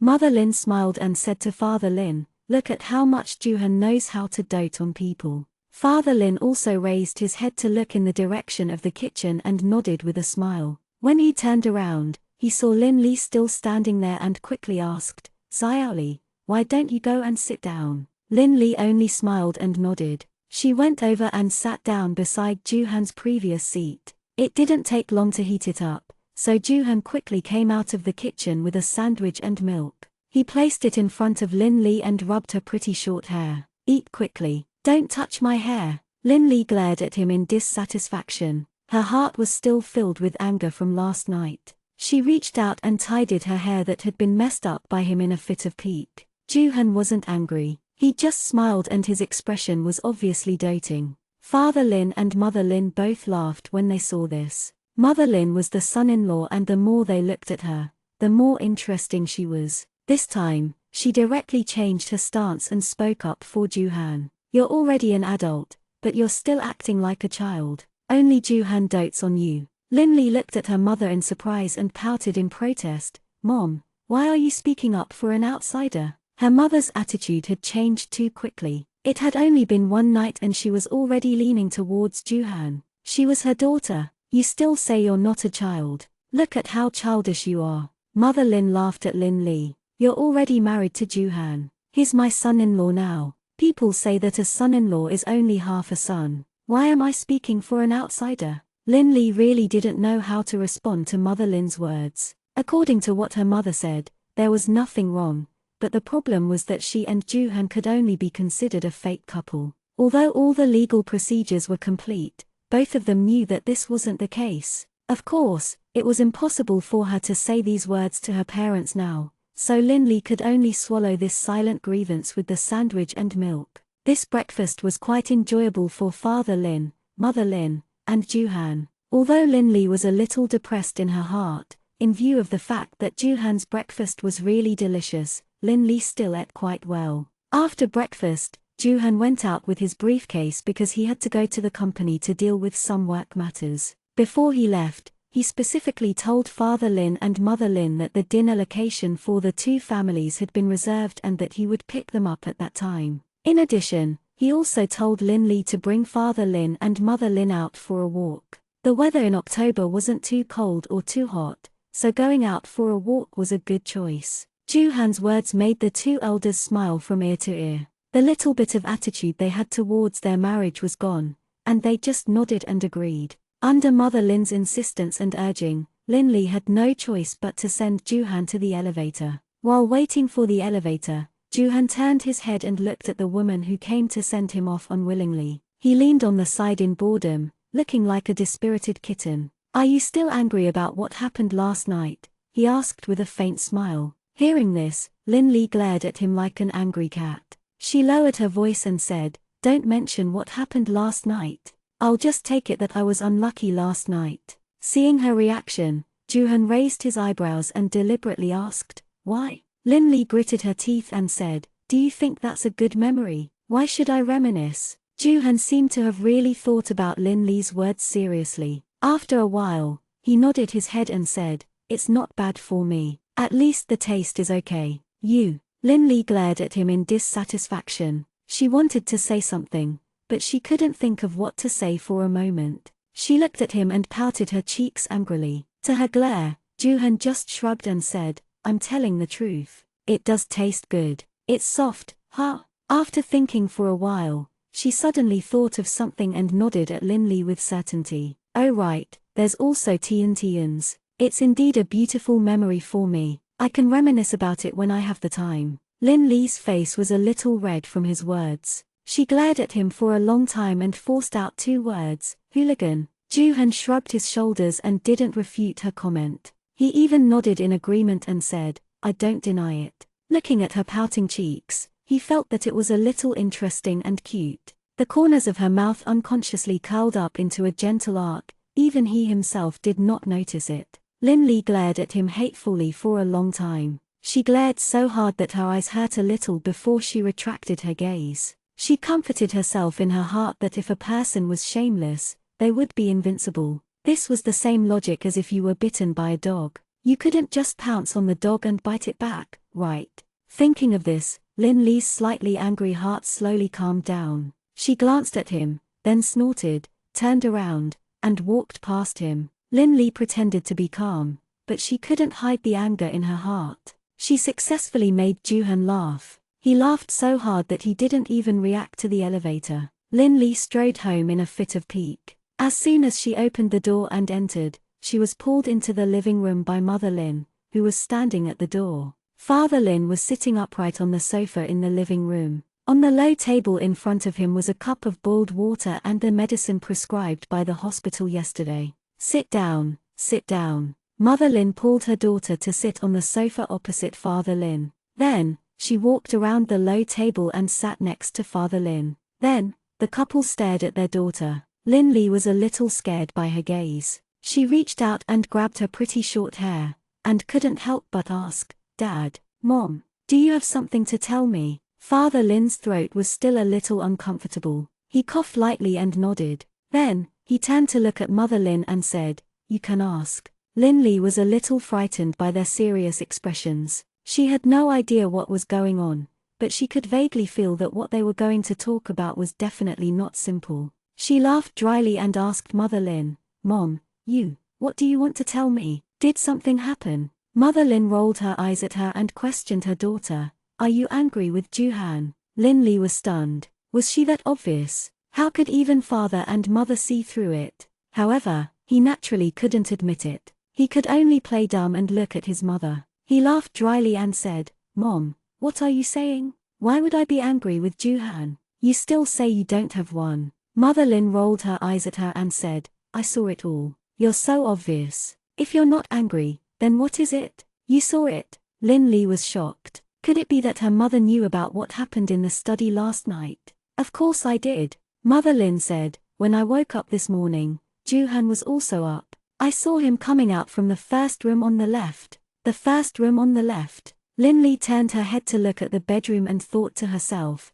"Isn't the first room on the left the master bedroom? What's so strange about Juhan getting up and coming out of that room? No problem, he was sleeping there anyway." "AI." Mother Lin sighed softly and stood up again. She walked around the low table and sat down next to Linley. She reached out to take Linley's hand and gently patted it on her leg. In a gentle tone, she said with some emotion, "Xiao Li, based on your father, and I've observed him yesterday and this morning. Joo-han is really not bad. He's considerate and knows how to take care of you. He's also good to us. Don't be stubborn and act like a child. It's normal for couples to have conflicts. There are many ways to deal with it, but don't do it too much. Once you do it, people's hearts will turn cold. If people's hearts turn cold, it's hard to warm them up again. The more Lin Li heard, the more confused she became. She didn't quite understand what her mother meant by this. She laughed dryly and said, "Mom,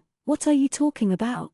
I don't understand a word you're saying. Don't try to hide it from us anymore. We already know. Joo-han already told us." Mother Lin said, "Actually, you can't blame Joo-han for this. Joo-han started his own company and is busy with work. Naturally, he will have less time to spend with you. As your wife, you should be more understanding. Don't be stubborn." Lin Li's mouth twitched and she asked, "Mom, what did Joo-han say to you?" "He said that you've been throwing a tantrum at him because he's been working until midnight every day. That's why you've been sleeping in separate rooms." Mother Lin glanced at her and said. Father Lin also expressed his opinion at this time, criticizing his daughter. "Xiaoli, you're in the wrong." Lin Li didn't know what else to say. She could only smile dryly with the corners of her mouth twitching.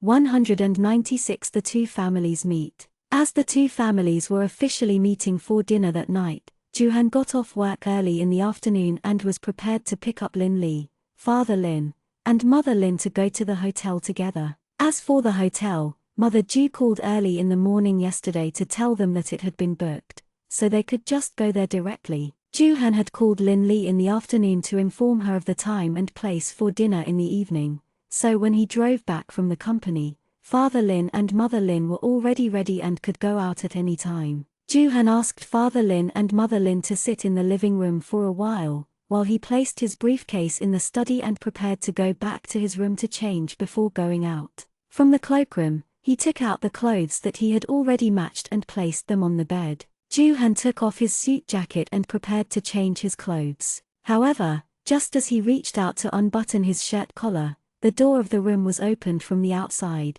Lin Li, who was at the door, glanced at the living room. After making sure that her parents weren't looking in her direction, she sneaked in and locked the door. When she turned around, she happened to meet Joo-han's eyes that seemed to be smiling. Joo-han looked at her amusedly. After getting along with her for the past 2 days, he actually realized that this woman had such an interesting and childish side to her. He thought that she was just a person who pretended to be strong and suppressed her emotions. It turned out that she could be silly sometimes, and when she was silly, she was especially interesting and cute. Lin Li glared at him and walked over. Before he could speak, she directly asked, "What did you say to my mom this morning?" Joo-han raised his brows, then he seemed to have thought of something and nodded his head in understanding. He said indifferently, "Oh, so you know." His tone was so light that it was as if he wasn't talking about himself. After he finished speaking, he turned around and let her continue to unbutton his shirt.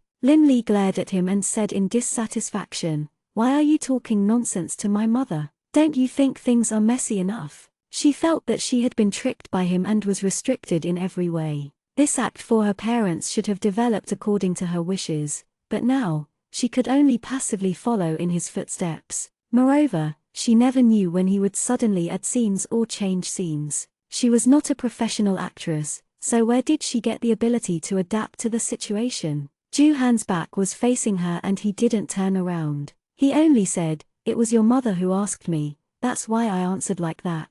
As he spoke, his hands didn't stop moving. "Then why did you say that I didn't want to be disturbed by you and insisted on staying in separate rooms?" He put it this way and pushed all the blame to her, making it easy for him. Joo-han turned his head and saw that the buttons of his shirt were all unbuttoned. He took off his shirt and threw it on the bed, revealing his well-maintained figure. Joo-han's figure was very good. He was not fat but strong. His bronze skin was very tight, and even his abs could be seen clearly on his lower abdomen. He was so sexy that he was just like the ones you would see in the gym. While Lin Li was still dazed by his figure, Joo-han was already approaching her. He stared at her and asked, "Then what should I say? Should I tell them the truth that we're just a fake couple and that we're just acting to put their minds at ease?" Lin Li swallowed her saliva, and her reaction became a little slow. She instinctively said, Of course not. Juhan laughed and looked down at his own body. A hint of slyness flashed in his eyes. When he looked up again, it was still the same deep gaze. He took another step closer to her and asked, Or do you actually not mind sharing a room with us? As he approached, Lin Li retreated. She didn't have time to think about what he had just said. In the end, she was forced to retreat to a dead end. She looked up at him and swallowed her saliva. What did you just say? Juhan reached out and pressed against the wall, trapping her between the wall and himself. With a slightly evil smile on his lips, he deliberately lowered his voice and said, I said you want to sleep with me. Lin Li was stunned for a moment, as if she was thinking about what he had just said. After a while, she finally reacted, blushed, and widened her eyes as she said loudly, How is that possible? Juhan laughed and teased her on purpose. You really don't? As he said that, he deliberately leaned closer to her. This time, Lin Li wasn't tempted by his beauty. She pushed him away and said righteously, Of course not. I'm not crazy. Juhan was pushed away by her and took a few steps back. He smiled and shrugged his shoulders. That's a pity. Lin Li's face was still a little red, and she averted her eyes from him. She said a little shyly, Why are you taking off your clothes? Juhan turned around and directly took the shirt that he took out from the closet and changed into it. As he buttoned it, he said, I'm changing my clothes. Naturally, they did not feel embarrassed at all. Lin Li didn't say anything else. She stood there and thought that she would warn him not to talk nonsense in front of her parents after he changed his clothes. When Juhan turned around after putting on his shirt, he saw her staring at the television hanging on the wall. Her ears were red from embarrassment. The corners of his mouth curled up as he reminded her kindly, Aren't you going out? I'm going to change my pants. Upon hearing this, Lin Li didn't even turn her head and immediately rushed out of the room. She closed the door with a bang. Her actions were swift and agile. In the room, Juhan looked at the closed door for a while and shook his head with a smile. Lin Li's face was still burning hot when she came out. Mother Lin couldn't help but ask worriedly, Xiaoli, why is your face so red? Are you not feeling well? Lin Li quickly shook her head and said with a dry smile, No, I'm a little hot, just a little hot. As he said that, he used his hand like a fan and fanned with all his might. The place where the two families met for dinner at night was booked by Mother Ju. It was booked at a 5-star hotel and had a private room. She had specifically instructed the kitchen to prepare the dishes according to the taste of Lin Li's hometown. For the sake of tonight's dinner, Mother Ju specially went to the hair salon in the afternoon to get her hair done. She reminded Father Ju no less than 3 times a day to free up his time at night and not go to socialize again. When Juhan drove Lin Li and the others over, Mother Ju and Father Ju had already arrived with their little friend Ju Jiabin. As the hotel manager smiled and told Juhan to bring them to the VIP room, Mother Lin, who was following behind, pulled on the corner of Father Lin's shirt and whispered in Father Lin's ear, Why do I feel that the Ju family is not an ordinary family? Father Lin didn't look at her. He only nodded and replied softly, No matter how special they are, we'll only be in-laws in the future. Mother Lin didn't say anything else. She understood what her husband meant. It didn't matter to them what kind of family the Ju family was. They just wanted to marry their daughter over as long as they treated Lin Li well. The hotel manager opened the door personally and said to Juhan with a smile, Director Ju, Elder Ju and the others are already inside. I'll arrange for the kitchen to serve the dishes. Juhan nodded at him and said, Sorry for the trouble. And NBSB. The hotel manager nodded with a smile. Of course. Enjoy your meal. He then turned around and left. Juhan turned sideways and said to Father Lin and Mother Lin, Mom, Dad, let's go in. Father Lin nodded and walked into the private room with Mother Lin. When Juhan turned around and wanted to go in, he was grabbed by Lin Li. She bent over and whispered a warning in his ear, Don't talk nonsense later. Juhan looked at her and just smiled without saying anything. Mother Lin and Father Lin had just entered when Mother Ju stood up to welcome them. She was smiling as she said, In-law Daddy, in-law Mommy, you're here. Quick, come and sit down. As she spoke, she held Mother Lin's hand and led her to the dining table. Father Ju also stood up to welcome him. He nodded at Father Lin with a smile that he usually didn't have. Before Mother Lin came, she was a little worried that it would be too awkward when they were angry. She didn't know what to say when they sat together. But after a few minutes, she let go. Because Mother Ju loved to talk and laugh, ever since they came in, the atmosphere had not been cold. She pulled Mother Lin to talk about some common things, and the atmosphere became warm. Father Ju had been a leader for a long time, and his serious face was a little stiff, but he really valued his future in-laws. Although the smile on his face wasn't too stiff, at least his attitude was sincere. This meal was very harmonious. At the end of the conversation, Mother Ju talked about Lin Li and Juhan's wedding. According to her and Father Ju's wishes, they wanted to hold a wedding for Lin Li and Juhan. They felt that Lin Li's marriage to Jiang Cheng was already unfair to her.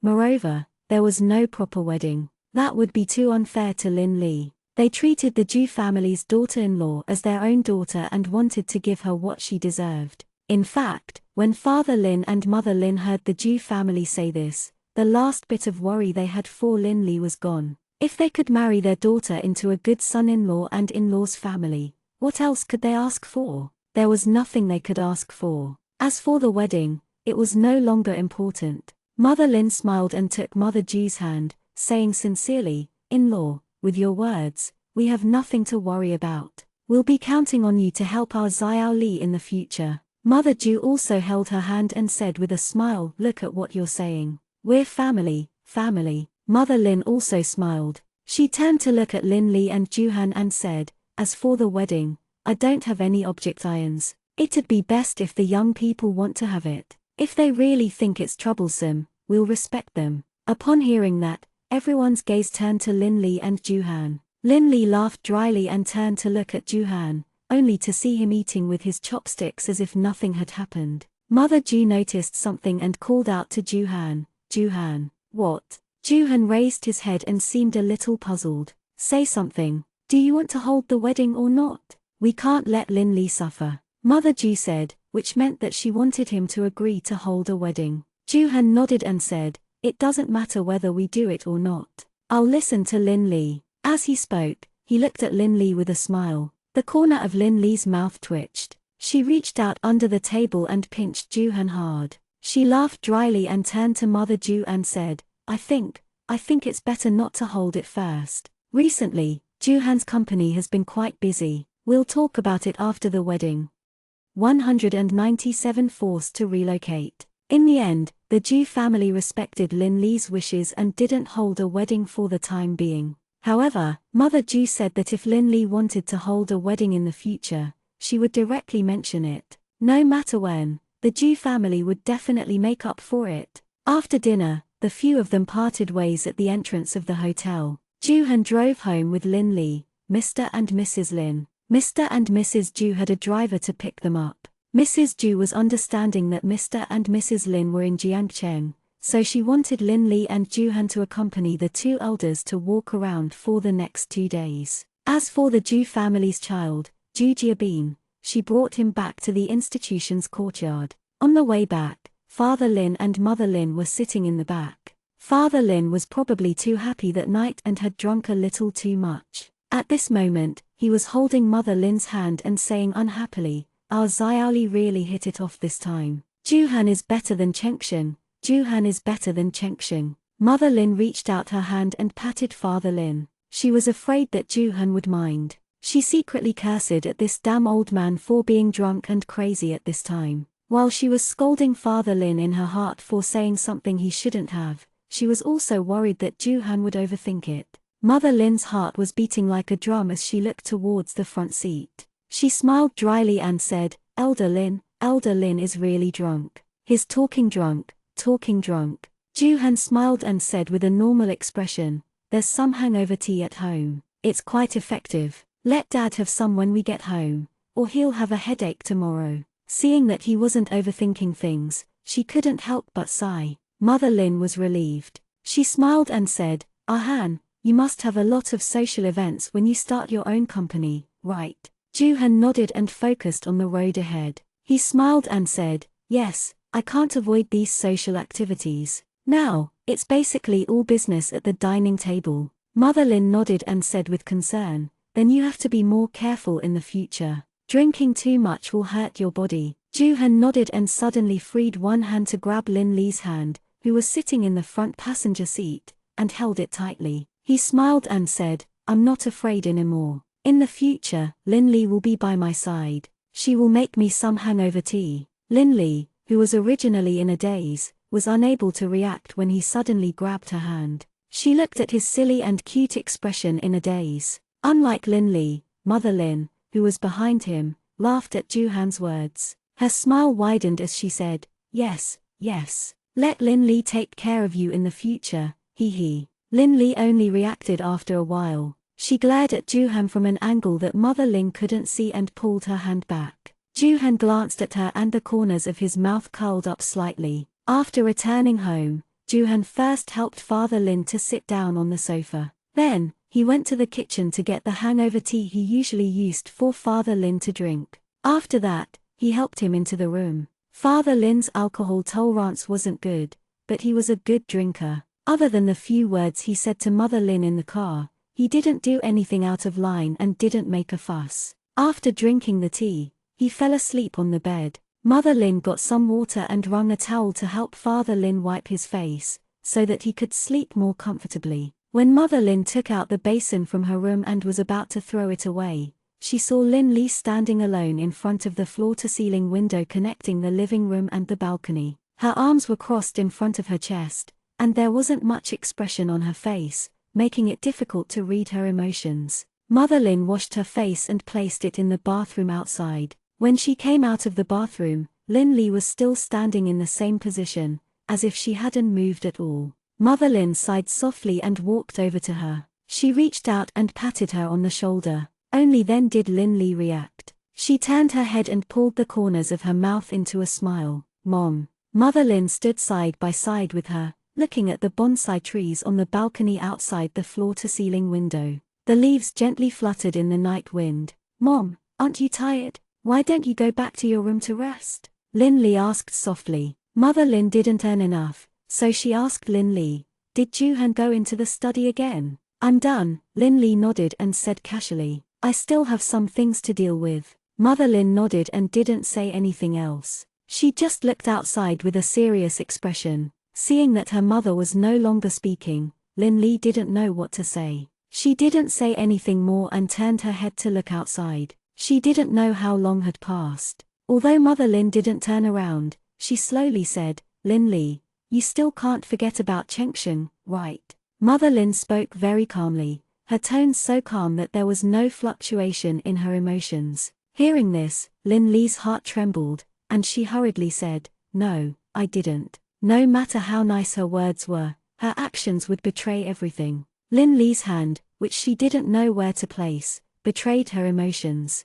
Mother Lin turned her head and saw the faint smile on Lin Lee's face. She reached out to hold Lin Lee's hand and said gently, "Silly girl, how can you forget a relationship of 10 years so easily? Why force yourself to pretend that nothing happened?" Lin Lee turned her head and didn't dare to look at her. She only stubbornly said in a low voice, "I didn't. I've really forgotten." A mother knows her daughter best. How could she not know if she had really forgotten about Mother Lin? When she mentioned Chengsheng in the car just now, her expression had changed, and the change was so obvious. It would be strange if she had really forgotten about it. Furthermore, Joo-hun must have noticed it just now, so he probably grabbed her hand to snap her back to reality. She was glad that Joo-hun could be so understanding and tolerant, and she also believed that with Joo-hun's tolerance and love, she would not be able to forget. Even if Lin Lee still couldn't forget the 10-year relationship in her heart, she would really let it go one day. When she thought about it again, she could just smile and let it go. Seeing her insist that she didn't, Mother Lin didn't say anything more. She pulled her by the hand and led her to her room. At first, Lin Lee was still immersed in her own emotions. After her mother took her back to her room, Lin Lee came back to her senses and looked at Mother Lin in a daze, somewhat puzzled. "Mom, why are you taking me back to my room? Do you have something to tell me?" Mother Lin glanced at her and pushed open the door of her wardrobe. She pointed at the clothes inside and said, "Go, pack up all these and move over." "Move?" Lin Lee was even more puzzled and asked, "Move to where?" Mother Lin glared at her and poked her on the forehead. She scolded her with a smile, "Where else can I move to?" "Of course, I'll move to your room and Juhan's room. Ah. Lin Li was shocked and quickly waved her hands to explain. No, we're good like this, very good. It's not so troublesome to move them around. What nonsense are you saying? Mother Lin chided. You're already husband and wife. Why are you still sleeping in separate rooms? If there are guests coming over, wouldn't you be laughed at? If your in-law's mother sees this and says that you don't like Juhan being busy until late at night every day and disturbing your sleep, what do you think your in-law's mother will think? Lin Li opened her mouth to explain, but she realized that her words were too weak. There was nothing that could be explained at all. All the reasons had been told to Juhan, and she could only continue to follow his story to smooth out these lies. Sighing, Mother Lin said with a heavy heart, Xiao Li, now that you're married, you're a wife and a daughter-in-law. There are many things that can't be the same as before. It's fun for couples to quarrel occasionally, and the husband will side with you because he loves you. But you can't be stubborn or paranoid. It's not good if you go too far. I didn't. It's not what you think. Lin Li was helpless. She really couldn't explain it clearly now. Mother Lin thought that she was just throwing a tantrum and continued, Xiao Li, listen to mommy. It's not easy for two people to be together and become husband and wife. It's a blessing from their previous lives. We have to cherish it. The relationship between husband and wife is only love or whatever feelings or passion you guys are talking about. It's not reliable and won't last long. You have to understand, and tolerate. Put yourself in each other's shoes. Don't always only care about your own emotions and live life with a stumbling tone. Isn't it better for two people to understand each other and think for each other? Lin Li didn't know what else to say. She never knew that her mother could actually say so much about the relationship between husband and wife. She was almost as good as those relationship experts on TV and radio. Seeing that she didn't respond, Mrs. Lin pushed her back and said, Don't just smile like a fool. Did you hear what I said? Lin Li laughed dryly and nodded. She could only say perfunctorily, Yes, I heard it. She had no choice but to listen. If she didn't, her mother would probably continue talking to her. Mother Lin nodded in satisfaction. She pulled her and said, Quick, pack up and move the things over. As she said that, she began to take out Lin Li's clothes from the closet. Seeing this, Lin Li could only reach out and press her aching temple. After sitting in the study room for nearly 2 hours, Juhan finally finished all the unfinished work. He massaged his sore neck and walked out of the study room. The study room wasn't far from the master bedroom. He reached out to open the door and entered. As he was really tired after a whole day, Juhan didn't notice that the bathroom light was on at this moment. He walked straight to the bed and took off his coat. He took his pajamas from the cloakroom and headed to the bathroom tiredly. He didn't think much about it and directly opened the door to enter. The moment he opened the door, he smelled the misty fragrance of shower gel. He subconsciously frowned and realized that something was wrong. When he looked up, he met a pair of big eyes that were a little dumbfounded at the moment. 198,032 Turning a fake act into reality. Juhan felt as if there was a hot current rushing up in his body. The feeling was so strong that it seemed like it was about to burst out. He didn't know if it was because of the warm light and hot water in the bathroom, but Juhan only felt that his entire body was a little hot. Lin Li was stunned for a while before she came back to her senses. She lowered her head to look at herself, then looked up at him again, and instinctively screamed, Ah! Ran. She hurriedly reached over and pulled the large bath towel hanging on the towel rack to cover her chest. She subconsciously grabbed something beside her and threw it directly at Juhan. Juhan had yet to come back to his senses when he saw a foreign object flying in front of him. He cursed in a low voice, *T. He instinctively reached out to block it, but the foreign object hit his arm directly and fell to the ground. Bang! Bang! With a cracking sound, Juhan finally saw what was flying towards him. It was a soap box. At this moment, it was lying on the ground with two sides cracked open. The soap inside had also popped out. Get out! You get out! Lin Li grabbed the bath towel to cover her chest, and her voice began to become a little shrill. Lin Li's shrill voice slowly brought Juhan back to his senses. Seeing Lin Li standing there with the towel in her hand, his face turned red in embarrassment. Get out now! Lin Li's hands clutched the bath towel in front of her chest tightly, and her expression was on the verge of tears. Joo-han hurriedly turned around and walked out of the bathroom with Chien-chien. Without any pause, he opened the door and left the room. He strode to the bathroom outside, turned on the water, and pounced on himself a few times. After a while, when she felt that she could calm down, she raised her head and looked at herself in the mirror. Her face was covered in water, and even the hair on her forehead was wet. His head uncontrollably reappeared everything he had seen in the bathroom. The temperature of his face and even his entire body suddenly heated up by a few degrees.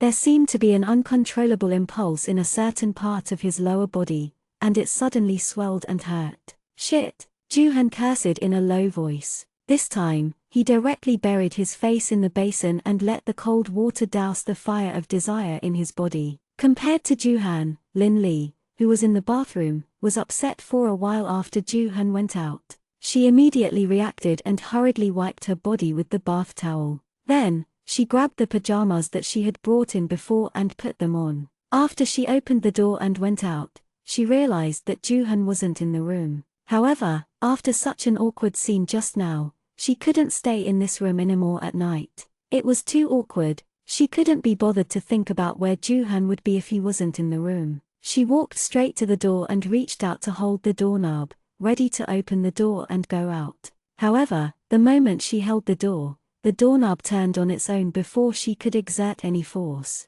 Then, the door of the room was opened from the outside. She looked up and saw Joo-han standing at the door in a shirt. His hair that was originally combed neatly was now in a mess, and there were still water droplets hanging from the ends of his hair. The few buttons on the white shirt that he was wearing were all unbuttoned at this moment, revealing his bronze-colored skin. A large area of his chest was already wet because he extinguished his fire for himself just now. The white shirt that was wet from the water was in a transparent state, and the bronze-colored skin that was close to Joo-han's chest had an indescribable sexiness at this moment. For a moment, Lin-li felt that her brain had stopped working, but she quickly reacted. Thinking of the scene in the bathroom just now, the anger in her heart rose up. She looked at Joo-han angrily and said, What did you just see?" Because of the anger in her heart, Lin-li didn't even realize that she couldn't control her voice and had raised it a little. Joo-han looked at the woman in front of him and suddenly felt a little angry and funny at the same time. She thought that she was the only one who was embarrassed and awkward,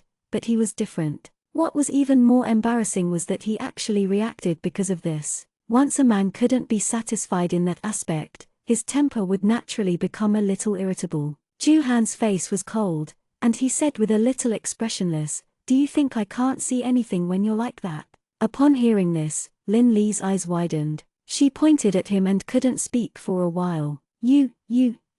Looking at her angry little face, pointing at him and wanting to scold him but not being able to, Joo-han suddenly felt that his mood was much better. His originally cold lips slowly curved into a beautiful smile. You.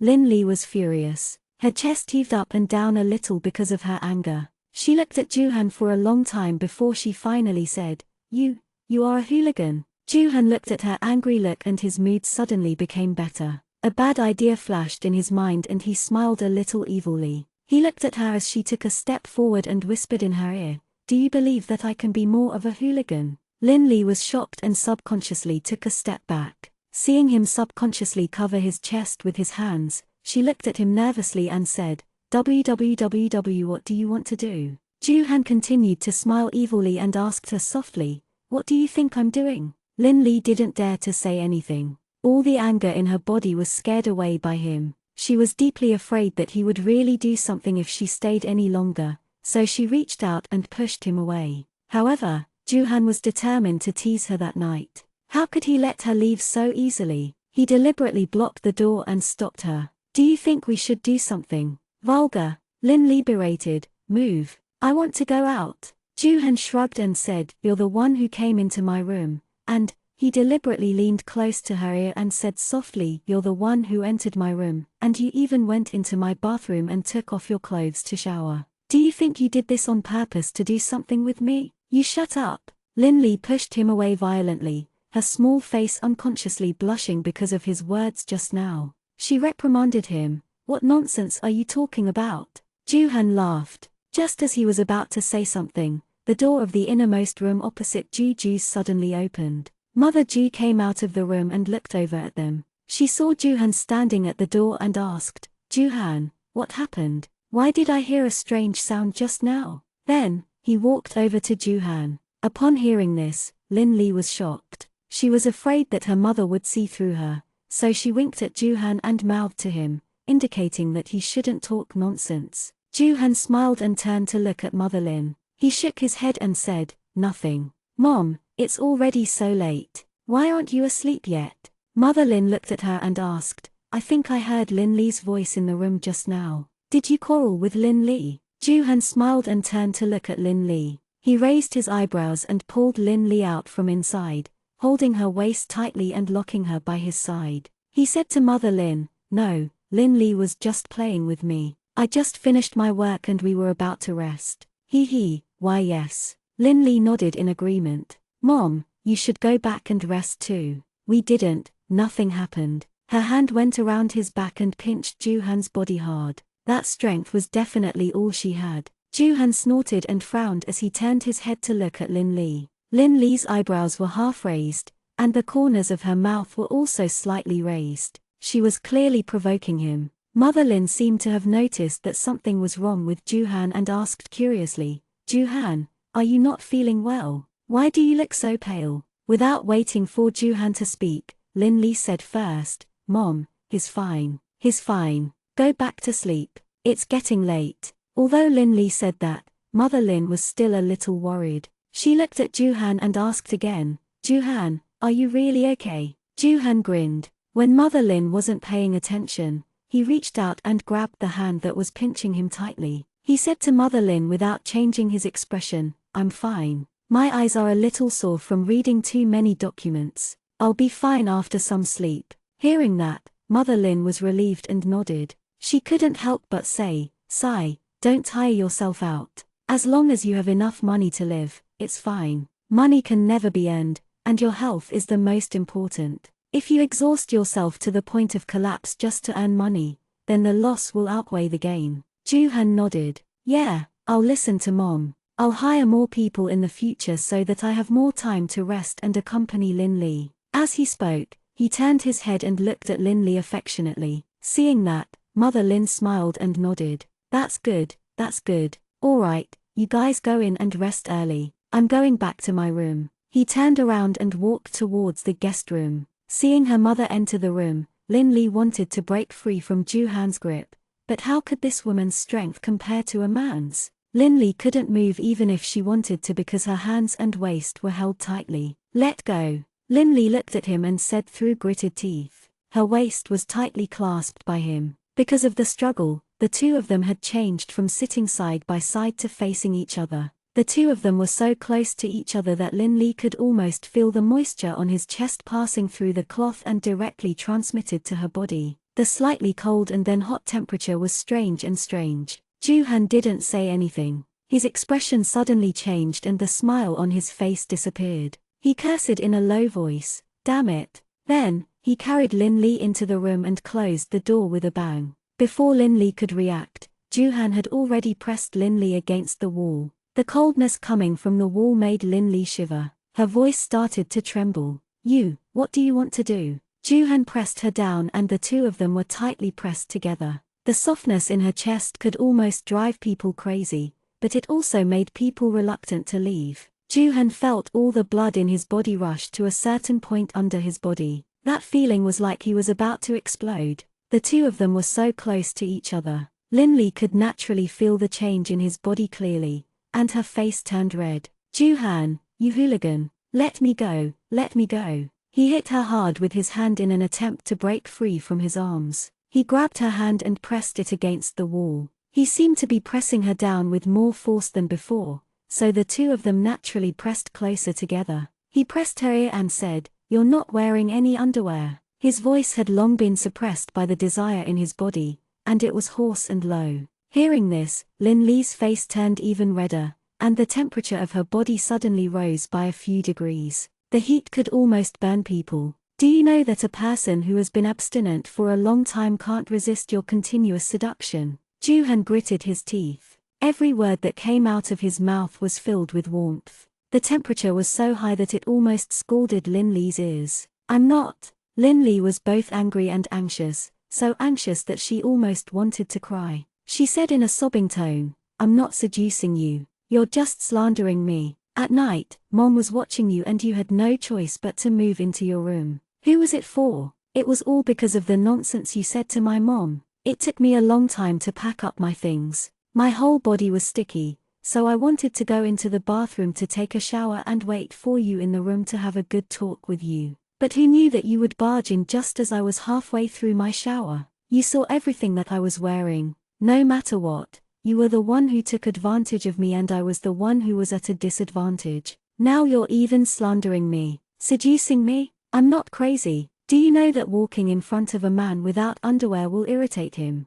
As Juhan spoke, he pressed down on her even more tightly, making her feel the changes in her body. Who would put on a corset after taking a bath and going to bed for one day? You men only know what corset women wear to make them sexy and bigger. You never know how uncomfortable it is being bound by the two steel wires. Lin Li glared at her. Because of her anger, she forgot her fear and embarrassment and shouted at him angrily. "What's wrong with taking a shower and preparing to sleep without wearing underwear? It's you men who think about things you shouldn't think about all day." Juhan looked at her steadily. The swelling and pain in his lower body made his forehead start to sweat. Lin Li was a little uncomfortable from being pressed down by him, but what was even more uncomfortable was the thing that was now pressing against her lower abdomen, struggling to push him away. Juhan leaned over to her ear and said, "If you want me to do something that I shouldn't do, try to move again." Lin Li didn't dare to act rashly. She only said stiffly, You, back off." Juhan didn't say anything. He just stared at her. After a while, he suddenly laughed softly. He. "What are you laughing at?" Lin Li asked with a frown. She only heard Juhan whisper into her ear, "Why don't we just turn this into reality?" 199 Chapter 033 Intimate Heat. Lin Li looked at him in a daze and didn't react for a long time. It was as if time had suddenly been frozen and stopped. The two of them stared at each other, neither of them speaking or making any movements. However, it would be great if time could really stop, but it couldn't. The hot breath on her ear was so obvious. The two of them were so close to each other at the moment that they could clearly feel each other's movements. Not knowing how long had passed, Lin Li finally recovered from the shock of Juhan's words. Perhaps she realized how awkward their position was and how dangerous she was in at the moment, so she didn't dare to act rashly anymore. She only smiled and looked at Juhan, saying, You must be joking." Juhan leaned towards her and asked in her ear with a hoarse voice, "Do you think I'm joking?" The clear heat on her lower abdomen made Lin Li unable to laugh anymore. Her whole face turned red, and she hurriedly said, "Juhan, we've signed a contract before. We're only in a cooperative relationship. No, we can't do that kind of thing." Upon hearing this, Juhan's lips curved up slightly and he blew into her ear. "You don't do that kind of thing." "What kind of thing is that?" Lin Li's entire body trembled unconsciously, and she subconsciously shrank her neck. She only felt that she was slowly becoming hot. Whether it was her chest or her lower abdomen, even her breathing had become a little heavy. She looked at Juhan for a long time before spitting out 4 words. "You're asking the obvious." Lin Li bit her lower lip tightly and held her breath, deeply afraid that she would lose control and get lost in such an ambiguous atmosphere. Her reaction was naturally seen by Juhan. The smile on his lips was even wider than before. He leaned his face close to her and said to her ear, "On the bed, do you love her?" "Juhan." Lin Li's face was full of anger. Her hands, which were hanging by her sides, were tightly clenched, trying to remind herself to remain rational. Juhan ignored her anger and still said in his ear with a smile, "You really don't want to?" As he spoke, his hand went under her pajamas, and he slowly explored her body while sticking close to her skin. "I don't." Lin Li gritted her teeth and glared at him fiercely. "Take your hand away." Hearing this, Juhan's hand stopped, but he didn't listen to her words and take his hand away. His large palm was on her back. He knew that she wasn't as calm as she looked on the surface because he could clearly feel the slight trembling of the skin under his large palm. His eyes were fixed on her as he said in a deep voice, "We all have needs in this area, don't we?" Lin Li turned her face away from him and said coldly, I won't have sex without love. If I go into heat everywhere just for such needs, what's the difference between a man and an animal? Lin Li didn't realize that she had turned her head away. With Juhan's current position, he could see the view of her chest directly. Although it was a beautiful scene, it was not a good thing for Juhan at this moment. Juhan only felt that the heat in his lower abdomen was more intense than before. That tight feeling was so painful that his forehead began to sweat slightly. His breathing also became heavier than before. He knew that he had to relieve himself immediately or he would die. He would really die. As if she could clearly feel that the heat in her lower abdomen was even hotter than before, and the force pressing against her was even more intense than before. Lin Li turned her head and suppressed the fear and uneasiness in her heart. She clenched her teeth and said, "Juhan, let go. I said I'm not willing. Are you going to use force?" As she said this, she reached out and tried to push him away. Juhan suddenly grabbed her hand and pressed it against the wall behind Lin Li. His legs pressed against her legs, and then he suddenly bent over and kissed her lips fiercely. Lin Li wanted to struggle, but she couldn't overcome his strength. She turned her head to avoid his kiss, but it was in vain. She closed her mouth tightly to prevent him from getting his way, but in the end, she couldn't resist his domineering force and let go. She could only let him attack her mouth without any power to fight back. Juhan's kiss was very domineering. It wasn't gentle at all. He used his tongue to open her mouth domineeringly and sucked all of her beauty domineeringly. He was so domineering that he wanted to pester her to dance with him.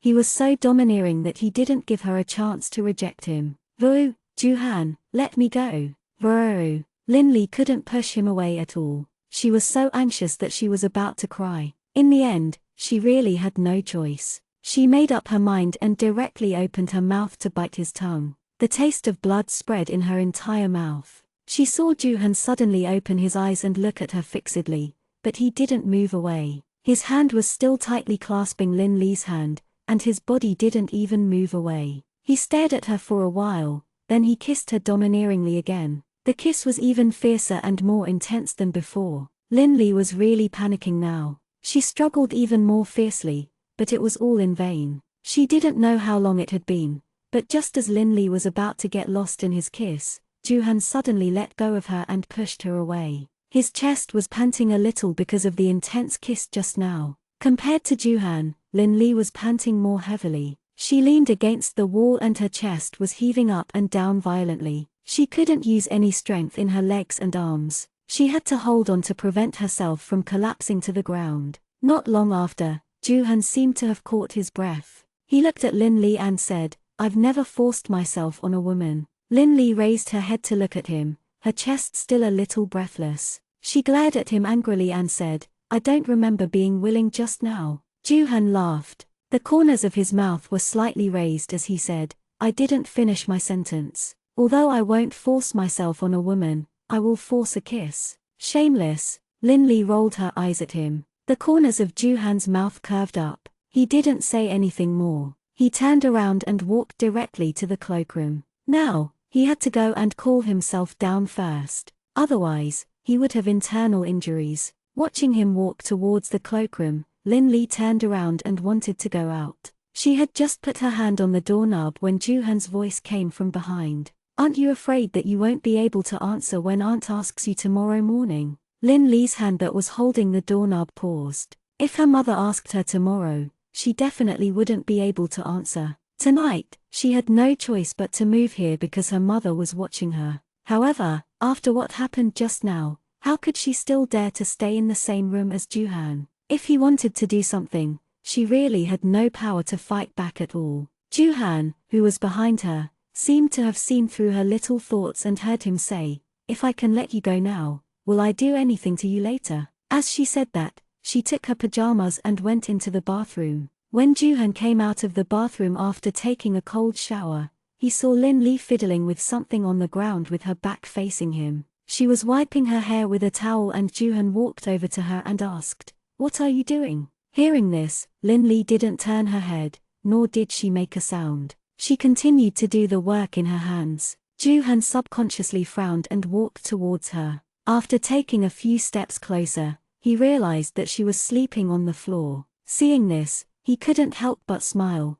He stood beside her and looked down at her, asking, "You're preparing to let me sleep on this?" This time, Linley stopped what she was doing and turned to look at him. She asked with a fake smile, "You're willing to sleep with me?" Joo-han shook his head. "That's impossible." There was no reason for him to sleep on the hard floor instead of the comfortable bed. "HMPH, you have no manners," Linley muttered to herself in a petty manner. She turned her head, took the pillow at the side, and directly placed it in the middle of the bed. "You don't have to be so polite. I don't mind you sleeping on my bed," Joo-han said with a cold smile. Linley rolled her eyes. "I mind." After saying that, she pulled the blanket away and lay down to wrap herself tightly. She retreated to the wall and looked at him guardedly when she saw that he was still not leaving, afraid that he would do something again. Joo-han smiled and said, "That's a pity." And NBSB he turned around and grabbed the towel to wipe his head again. Then, he threw it aside and directly turned over to the bed. He took the magazine on the bedside table and casually flipped through it. Linley lay on the ground, staring at the curtain with her back to her. Her ears perked up to listen for any movements behind her. Her eyelids were obviously very heavy, but she was reluctant to fall asleep. She was deeply afraid that if she slept to death, she wouldn't even know what a certain someone in this room would do to her later. She didn't know how much time had passed, but she only heard a certain someone finally seemed to have finished reading. He closed the magazine and put it aside. Then, the light was turned off with a snap. The whole room suddenly fell into darkness, and then there were rustling sounds in the darkness. Linley knew that it was the sound of Joo-han lying down. After a while, when she confirmed that his breathing had returned to calm and regular rhythm, she guessed that he had really fallen asleep. Only then did Linley relax and let out a sigh of relief. He slowly closed his eyes and fell asleep. When Linley woke up again, it was already the next morning. Today seemed to be another good day. The sun was shining brightly outside, and even though there was a curtain between them, the bright sunlight still lit up the entire room. Linley closed her eyes and frowned slightly because of the light from the outside. She turned around, and the soreness all over her body made her frown even more tightly. She forced herself to sit up, but her eyes were still closed. Sleepiness completely triumphed over her rationality. In a daze, Linley muttered to herself, "Sleep for another 5 minutes." As she spoke, she fell directly behind her. However, just as her head touched the pillow, bang bang, Linley's sleepiness was immediately awakened. The pain from her head made her cry out in pain. "Ah, it hurts. Yingluo." She held her head with both hands and was in so much pain that tears were about to flow out. Just as Linley was holding her head and rolling on the ground, Joo-han's half-smiling voice came from behind her. "Are you practicing the iron head technique?"